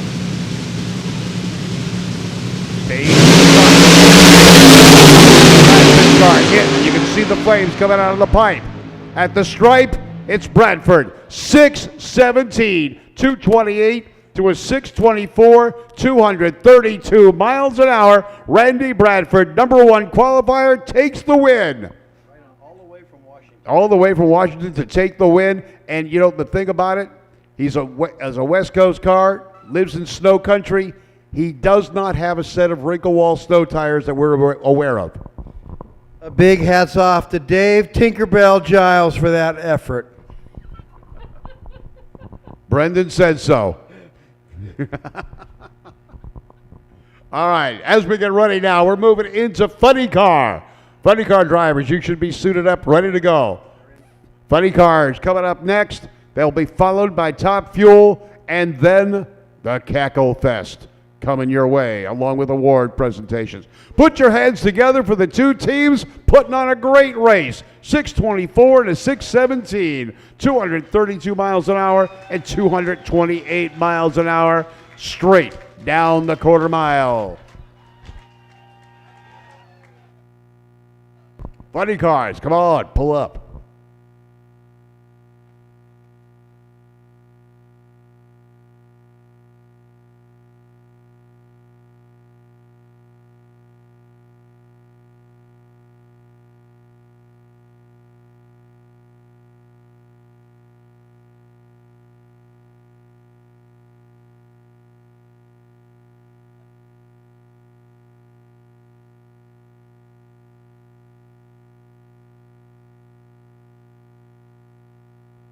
All right, here we go. John Smith, Anderson, South Carolina, a crew chief by trade, 78 Corvette, was the number 3 qualifier running 679. Taking on Levi Kanan, who's been dynamite all week long, qualified 613, 213 miles an hour. John Smith had a better run in eliminations than he did during qualifying, and he's got to step up that game just a little bit more to stay in contention with Keenan. Keenan's been running strong and consistent. His first run was an 856 off the trailer. They got it sorted. The next run was a 616, then a 613. Smith had 2 qualifiers, a 748 and a 679. Although in eliminations, he did step it up quite a bit, and he's got to be able to do that again. So we're getting ready. This is the final round in Top Fuel Funny Cars. So Nostalgia Funny Car coming your way with John Smith behind the wheel of the Corvette and Levi Keenan in the Plymouth Arrow. This is the days when I liked funny cars because you could actually tell what they were by looking at them. They looked like the car you could go down to the dealer and buy at the time. Just about. Now, the guy who changed all that was Bernstein when he came out with that Buick Riata that no one knew what it was. The Blob. Yeah, that was it. All right. Both cars have come to life. They're firing up. They're ready to go. Are you ready for funny car action? All right, because here it comes at you. Keenan, he's not waiting. He's saying, I'm doing my burnout, Smith, whether you're ready or not. They're lowering the body on the Corvette. Tom Motry, as far as crew chiefs, Paul Smith and Tom Motry, a million years worth of experience running these cars. All right, here we go. Nostalgia fun car. This is where the pros go to have fun. Look at the smoke coming off that car. Did you see the vortex as the smoke whirled around the back of the machine? Airflow coming over that Corvette, even at that slow speed, is going to create some downforce. Angle of that body. Now, not many people had success with that body. You and driving. That car was a car that they had to figure out how to make work. And now they know so much more about aerodynamics and spoilers. They can make these cars stick to the ground better. The chassis are infinitely better than they used to be, even though they're fairly similar. All right, they're getting ready to go. Plymouth Arrow. Corvette. Out of Paris, Illinois, Levi Keenan, 34 years old. John Smith, the crew chief, 54 years old. A lot of racing experience on both sides of the track. Experienced drivers, experienced race teams. There's a lot of work that goes into these cars, but nostalgia racing, a lot less pressure, a lot more fun, and a lot less money paid out. No big major sponsors in this category. Last minute adjustment, he says, all right, it's up to you now. Getting ready, getting him staged. Here we go. Reaction times are closed. Look at that fire in the hole from Keenan's car. And Keenan, 5:99, our first 5-second funny car run. 5:99, 217 miles an hour. 6:11 for John Smith, but 219 miles an hour. More mile per hour, but you can see the fire coming out of the pipes on Keenan's car. It was set on kill, and that's what he did. He got to the finish line a full 1/10 of a second ahead of John Smith. Reaction times, 164 to a 160. Keenan had a 0.9 second 60-foot mark. John Smith, a 1.0. Smith was behind on all increments going down the track. Keenan had it set to kill and ran a beautiful run going 5:99, our first 5-second funny car pass at the Holly National Hot Rod Reunion. Next up, Top Fuel and Brendan Murray. Lots of years experience driving Top Fuel cars. You've come out, you couldn't make the show, your car just wasn't ready. You guys hammered at it. What can you tell us that we're going to expect to see out here now? This is a very evenly matched pair. The track may be the limiting factor on both of these cars. You know, I think Jimmy Young has got the worst of the two lanes at this point. It looks like the cars are fighting that right lane, but Dan Horan, this is his second final round in, you know, the races we've been to this year, and this 426 with a 2-speed transmission is just turning into be a dominating factor.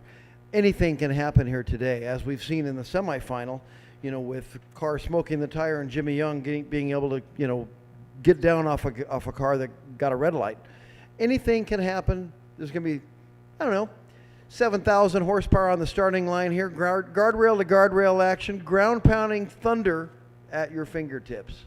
All right, we got Jimmy Young, the number 2 qualifier. He ran a 578, 245-mile-an-hour pass.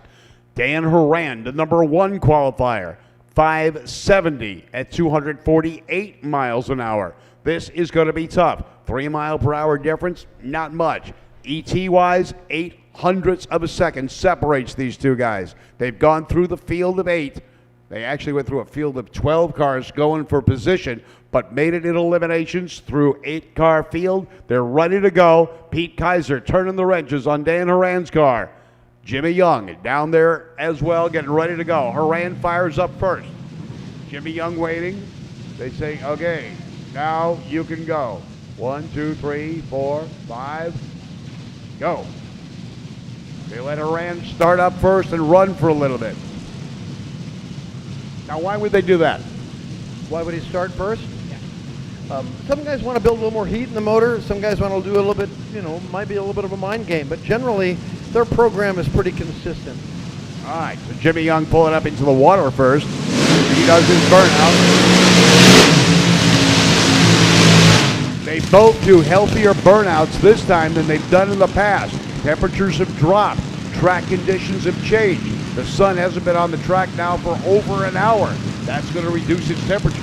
That track's going to tighten up, and the power is going to be able to. You're going to be able to make more power with the cooler air coming in the evening. These cars should both run, high five, 250 miles an hour. I would see this being an improvement over their last run. All right, so let's see what happens. Jimmy Young in the Jegs lane. Dan Horan Jr. in the Budweiser, trying to make it a twofer. He won at Bakersfield 2 weeks ago. He won Top Fuel. He runnered up in Funny Car. He's a versatile driver. They're his cars. He's running on his dime. Dan Horan's a second-generation racer. He wants to make this happen. It ain't going to get any better than this for him. All right, Jimmy Young, 41 years young. Dan Horan in the same ballpark. He's hiding his age. Yeah, Dan Horan and I have raced together for probably the last 30 years. Yeah, he's a racer. He's hardcore. He's calmed down. He's settled in.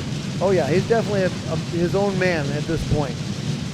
Dan's got his own electrical company out of the San Fernando Valley portion of L.A. Fritz Kaiser doing the wrench turning on that car. He's got that thing running like a Swiss watch. That car's a well-oiled machine. And Kaiser well experienced with Top Fuel, especially nostalgia cars. Here we go. We're getting ready to go now. Pre-stage lights are lit. It's all on the line right now. Horan overestimates, anticipates. He goes through the lights with a 572. Jimmy Young, a quicker 565. 260 miles an hour. He didn't need the red light. He got there in plenty of time. 565, his best run. Low ET of the meet. Almost the highest mile per hour. 260. Jimmy Young, the Hot Rod Reunion champ. Eighth final round, and he does it, and does it with style. Congratulations to Jimmy Young and for Dan Horan's team. They both made it to the finals.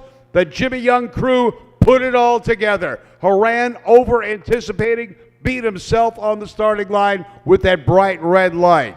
All right, Cackle cars, get ready. You're coming down the road right now. The first car coming out of the staging lanes for the Cacklefest is the USA 1 Camaro. I've seen pictures of this car with all four tires off the ground doing a burnout. Mr. Larson here with his USA 1 Camaro funny car.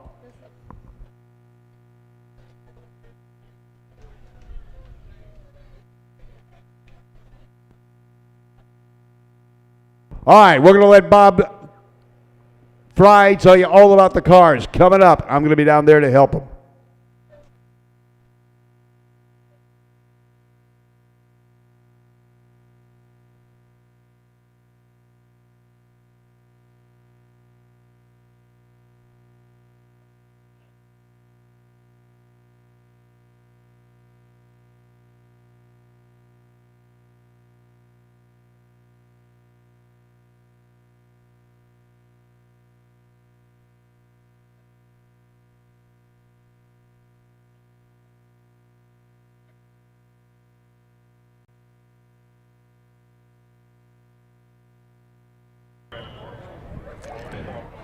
Well, coming up in just a moment, ladies and gentlemen, the fitting conclusion to this wonderful Hot Rod reunion. We want to take a moment to thank all of you great fans for coming out, participating in this event, all to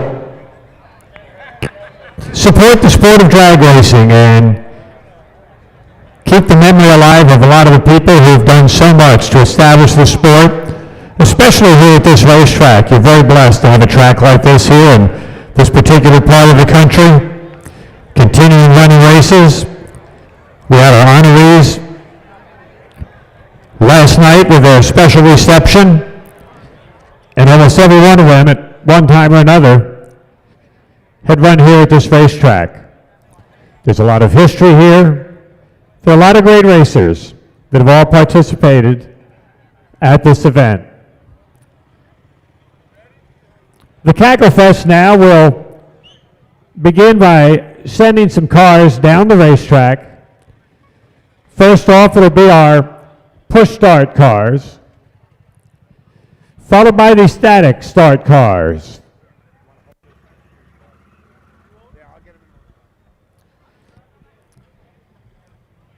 The first group of cars going down the racetrack will push all the way down, turn around, come back up the track. The second set will line up directly in front of the timing tower, or in front of the staging lanes on the right side of the track. You'll get a chance to look at some historic race cars as they'll begin the long process of going down to the end of the racetrack, spinning around and coming back up. The Pesic and Lucas Team Machine. Paint was by Hall of Famer Kenny Youngblood. A Speed Products Engineering chassis. Last raced in 1969. Put up for 40 years. And then returned to the current state by Paul's brother-in-law. Current owners are Jim and Benny Burles out of Texas. And your first car to push on down, ladies and gentlemen, your classic front engine, nostalgia dragster, Pesic and Lucas team car.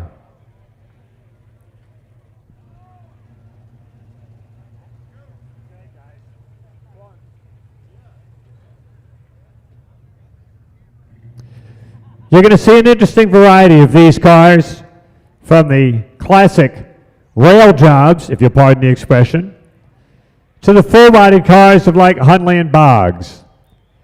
One of the great chassis builders, J. Ed Horton, behind the wheel. This is a race car that ran as quick as 6.5 seconds, won the IHRA U.S. Open, Rockingham, North Carolina. Richie Boggs, the current owner, out of Charleston, West Virginia. The beautiful full-bodied Huntley and Boggs with Hall of Famer J. Ed Horton at the wheel.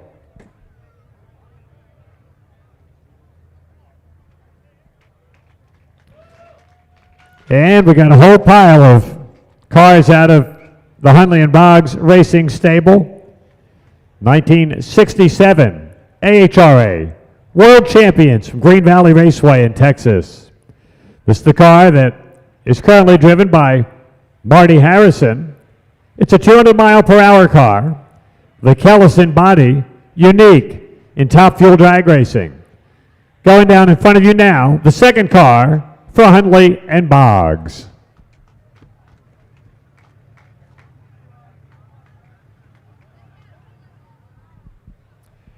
There are a lot of great race car builders, very few better in the drag racing world than Don Long. There are a lot of bodybuilders in drag racing, none better than Tom Hanna.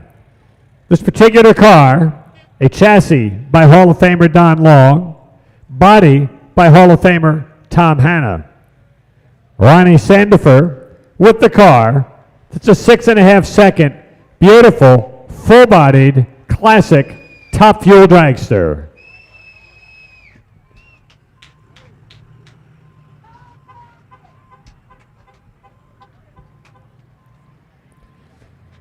You have seen the full-bodied cars. You've seen the classic rail jobs. Here comes one of the very early Dragmaster chassis cars, the Humor Standard Oil Special. Check out the push vehicle as well. Original owner of this car, the legendary Mickey Thompson. The Dragmaster chassis, PPG lacquer, a 9.5 second, 155 mile per hour shorty car, the Huber Standard Oil Special.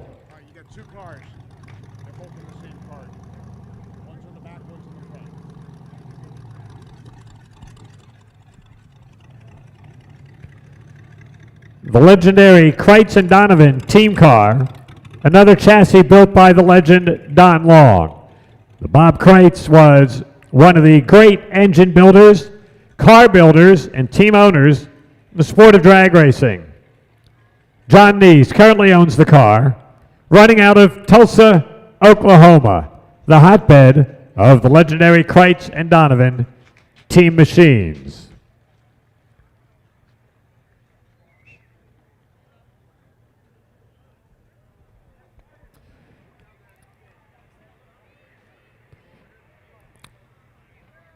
The second of their team cars carries the beautiful full-bodied paint job of the legendary Kreitz and Donovan team. This is their second car. Jimmy Nix, the original driver of this race car, one of the top running cars from the Oklahoma area, one of the legendary teams. As next up, the first of the static cars, the USA #1 of the great Bruce Larson. Bruce was the 1989 NHRA Funny Car champion and the last driver in the Funny Car class to go wire to wire. He won the Winter Nationals and he held the points lead all the way through the final race of the season, and nobody has done that since Bruce in 1989. Started out racing Ford Cobras, set national records with it, and then got together with the USA #1 logo, the Chevrolet. Ran them from the start of his '66 Chevrolet Chevelle to the end of his Fuel Funny Cars.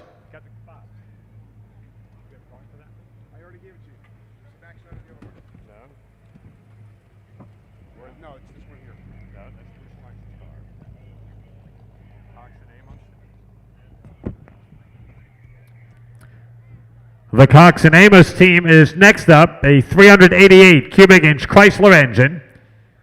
The original owners were Mickey Cox and Bob Amos. A 6-second car, 205 miles an hour. They set the NHRA mile per hour record in 1975. The Cox and Amos team ran a variety of cars for a number of years, all highly successful, and this is their recreation of their famous 1970s car, the Cox and Amos team machine. Johnny Albright built the chassis, and current owner, carrying on the family tradition, Chris Amos.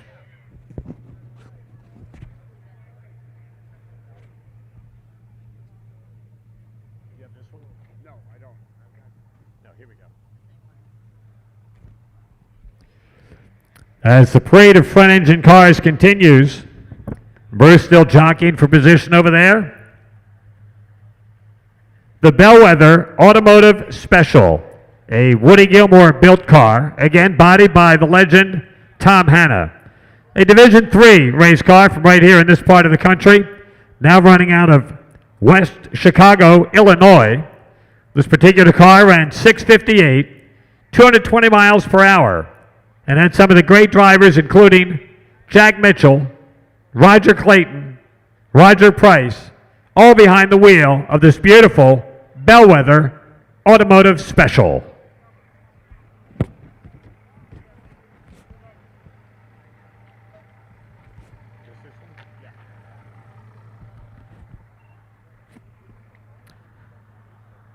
The Swamp Fox car with a 1967 R&B chassis, that by the Hall of Famer Little John Butera, one of the great car builders in drag racing history. Car ran 657 at US 30 in Gary, Indiana, set a top speed of 219 miles per hour at Dragway 42, won the 1968 World Series of Drag Racing. Give it up for the Swamp Fox.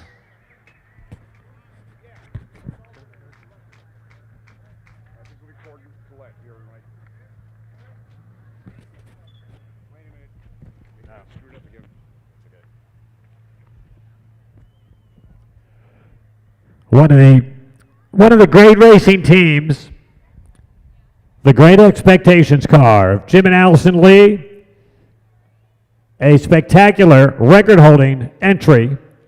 Record holder in 1969, 1970, Division I champion. Art Marshall took the Division I championship in 72. Brian Beatty has recreated this race car. This is the original car, and it is absolutely stunning. Ladies and gentlemen, the fantastic Great Expectations.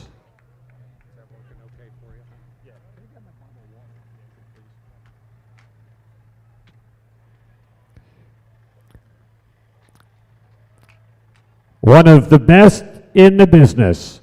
In the top gas ranks from Ohio, Gordon Collecting Collett. And this is a spectacular race car for a Hall of Fame driver. In the Division III Hall of Fame, the NHRA Hall of Fame, and the International Drag Racing Hall of Fame. Current driver, son Terry, who also drove in top gas with twin and single engine cars. In 1970, Gator Nationals champion, 1970 Driver of the Year, Carcraft Magazine Driver of the Year. Ladies and gentlemen, give it up for Gordon Collett.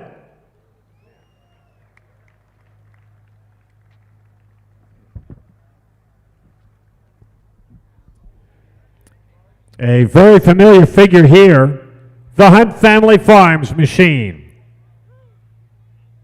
The AA fuel altered. By the way, a little tip of the cap to the fuel altereds today for the great job they did. Exhibition runs and competition runs for all those teams. The little short wheelbase, fuel burning, Hemi-powered cars are a real handful to drive. The Hunt Family Farms machine rolling up right now on the right side of the track.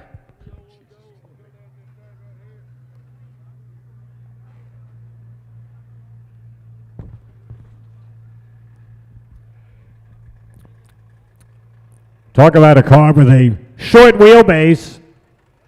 Here comes the Power King Special. 104 inches.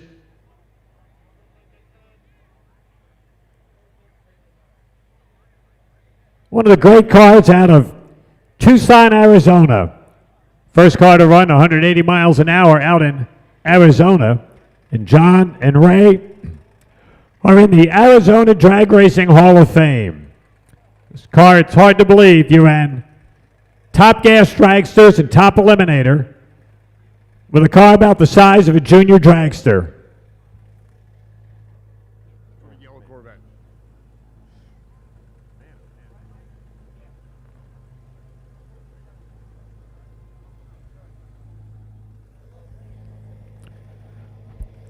The Sundancer, B Funny Car.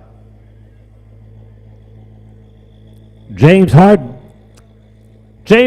the current driver, the Chevrolet Corvette bodied machine, fuel injected, 5.5 second race car, and they'll be towing over it right there with the Hunt family car with Bruce Larson's USA #1, another one of the static cars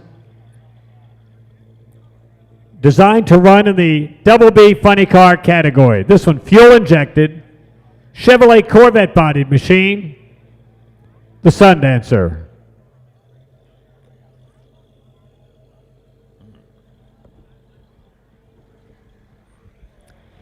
This car was the 1967 U.S. Nationals Funny Car champion. Doug Thorley came out of California with probably as much hype as any car at the time.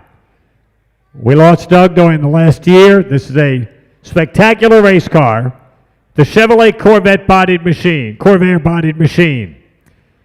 1967 included Don Nicholson, Eddie Schartman, Jack Chrisman, Joe Lunati, and when it was all said and done, the Funny Car champion first ever at the U.S. Nationals, the Chevrolet Corvair of Doug Thorley. I'm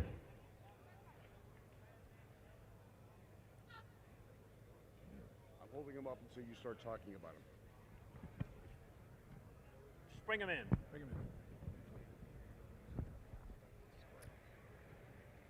trying to line up all of our static start cars.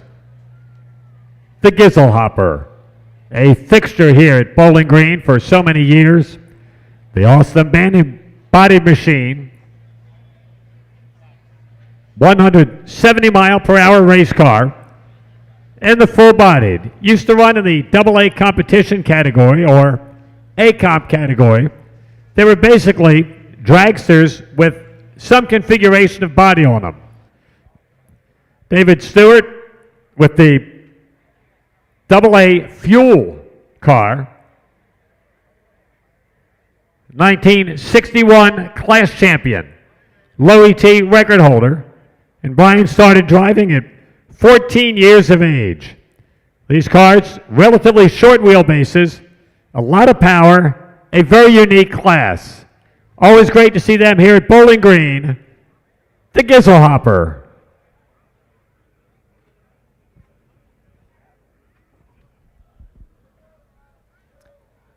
Former honorees right here at the Bowling Green Hot Rod Reunion, the Linwood Welding Special.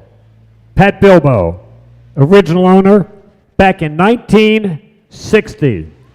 One of the first men to build dragsters and offer them to the general racing public.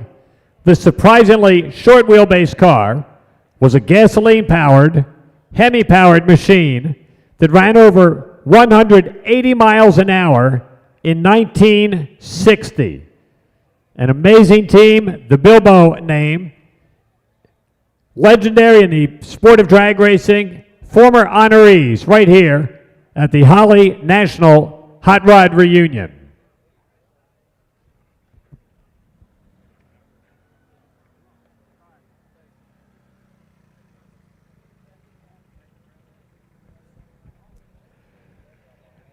One of the many race cars built by the folks at Linwood Welding. This next car, Nace, Roots, and Bowl. Another bantam-bodied machine.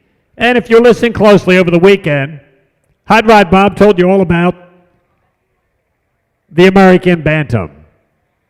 A fuel-injected, Chrysler-powered machine. Back in the early 1960s, a 145 to 150 mile per hour car. This car ran at the 1959 NHRA Nationals at Detroit Dragway. Won the best competition car category.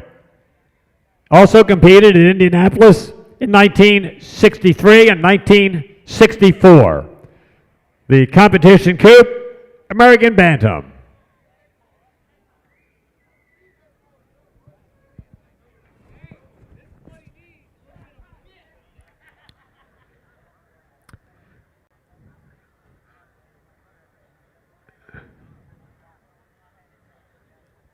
Coming up next, a custom-built car. Teams, even today, have the opportunity. Get somebody to build you a car, a chassis, a motor, or do it yourself. John ran this particular motor in his funny car in the 1970s. Meanwhile, little happy 15th birthday to Chase, who is with the team. You'll notice this car with the word Cammer on the side, a long, low, AA fuel dragster with the big Ford overhead cam engine. They had a great shelf life from about the mid-1960s to the early 1970s. After that, the overhead cam engine did not become competitive in top fuel or in very many of the other classes, but this one a beautiful creation running with the overhead cam Ford engine.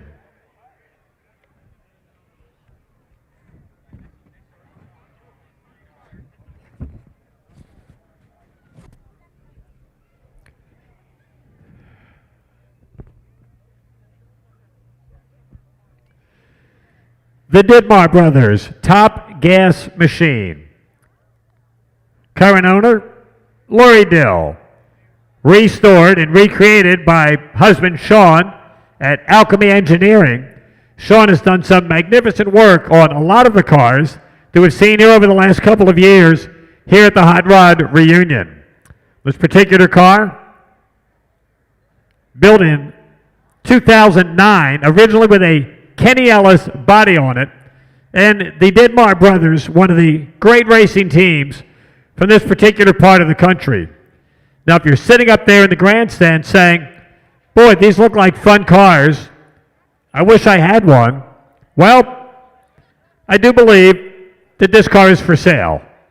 So the Ditmar brothers, top gas machine, Sean Dill riding, and he's the guy that did all the work on this, a magnificent, talented craftsman with the Ditmar brothers, top gas car.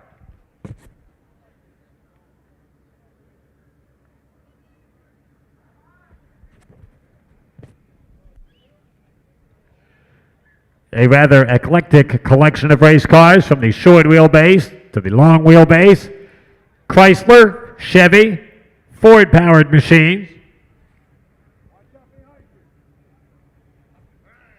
And next up, another of the home-built cars. And I got to tell you, this can't have a wheelbase of 100 inches. It's a small block motor. Always loved the front-engine dragsters. Chuck Williams decided to build one himself. This with a unique, small block, 283 cubic inch Chevrolet engine. So you just saw the Ford Camry go down there. Now a small block Chevrolet, a great mixture of race cars here at the Holly Hot Rod Reunion.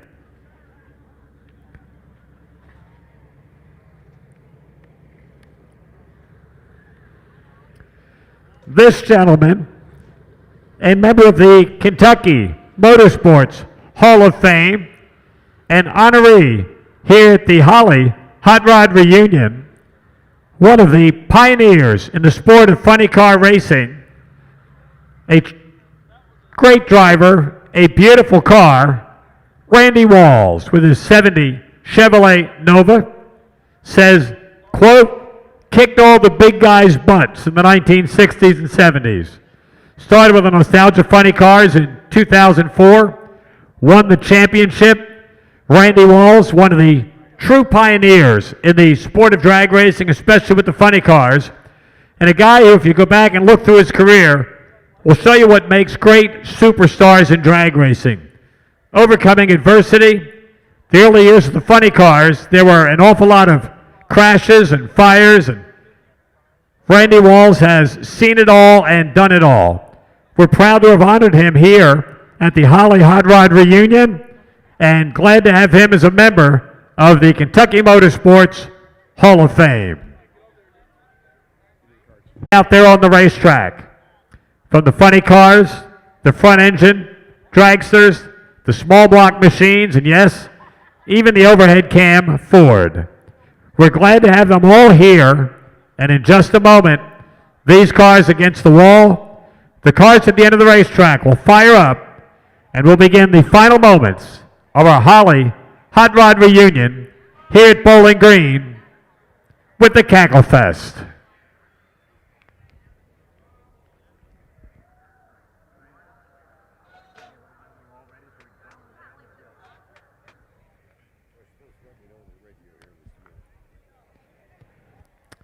The interesting thing is you look at all those cars, it is almost like a time-lapse photography of the sport of drag racing.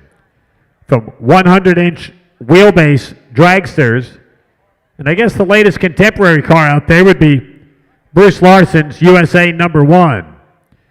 Bruce is one of the Hall of Fame members and one of the great ambassadors for the sport of drag racing. And that race car there epitomizes his career. Carried those USA number 1 colors and letters from the time he ran his first Chevrolet Chevelle right up until he retired from drag racing. A true credit to the sport. As I said, your 1989 funny car champion. And as hard as it may be to believe, Bruce Larson, not only the last driver to go wire to wire in the funny car category, Bruce is the only driver in NHRA history to have qualified for an NHRA national event in top fuel, funny car, and pro stock. In the history of the sport, the USA #1 driver is the only guy ever to do that. Always great to see him here at Bowling Green, at our tracks up in the Northeast, and his own little barn fest that he has in November up at his place near Harrisburg, Pennsylvania. Bruce, along with all the other dozen cars there, great tributes to the sport of drag racing, to the ingenuity and the creativity of the men and women who have made this such a great sport.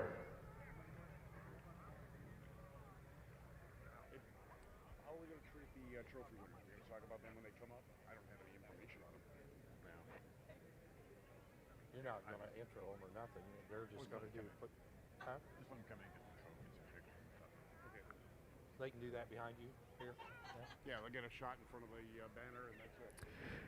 Just waiting for word from the far end of the racetrack. They had to spin all those cars around, get all the push vehicles lined up. I want to thank all of the teams, the men and women, who took the time and effort to come out and put these cars together. Some are completely original. Some are complete recreations. Some are a little mix of both. But we do appreciate the time, the effort, and the money that they've put into this for the love of the sport of drag racing.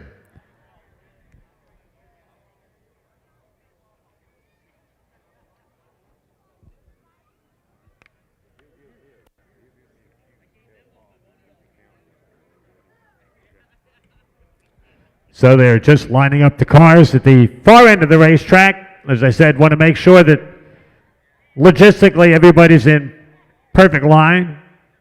By the way, when the Cacklefest is over, if you'd like to come out on the track, take some pictures with some of these drivers and cars, you're more than welcome. And if you are heading out right after that, on behalf of everybody here at Beach Bend Raceway, for the NHRA Motorsports Museum, for all of our friends at Holly and PPG and all of our great sponsors, thank you for coming out. A little hot day, a little humid weather, but a great couple of days of drag racing. Our winners will be getting their trophies up behind us here in just a moment. So some great photo ops for you if you'd like to come out and take advantage of the opportunity.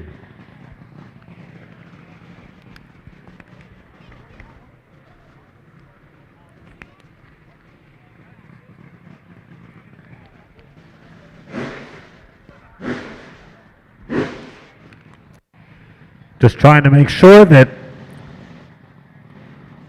all of the cars and drivers are ready to go, just like the guy that just fired up in the pit area.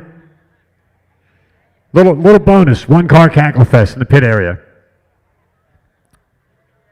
So just a moment or two away from firing up our static cars and beginning to push up the racetrack of our dozen classic front engine top fuel cars and gas cars from the far end of the racetrack.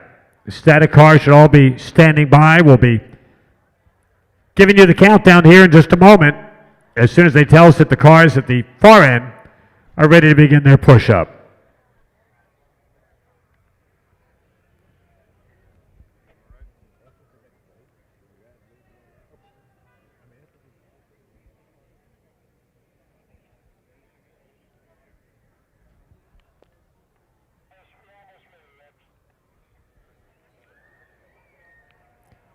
Well, we're almost ready, or so they said. We just try to choreograph this so that our cars over here, the static start cars, will still be running when the push start cars make it up. That's the theory. That's the intent. Sometimes it works, and, well, you know how that goes. But it's a great opportunity to take a look at those funny cars, those classic dragsters, the Chevrolets, the Chryslers, the Ford, from Randy Walsh at one end to Bruce Larson up here at the other end. classic drag racing history.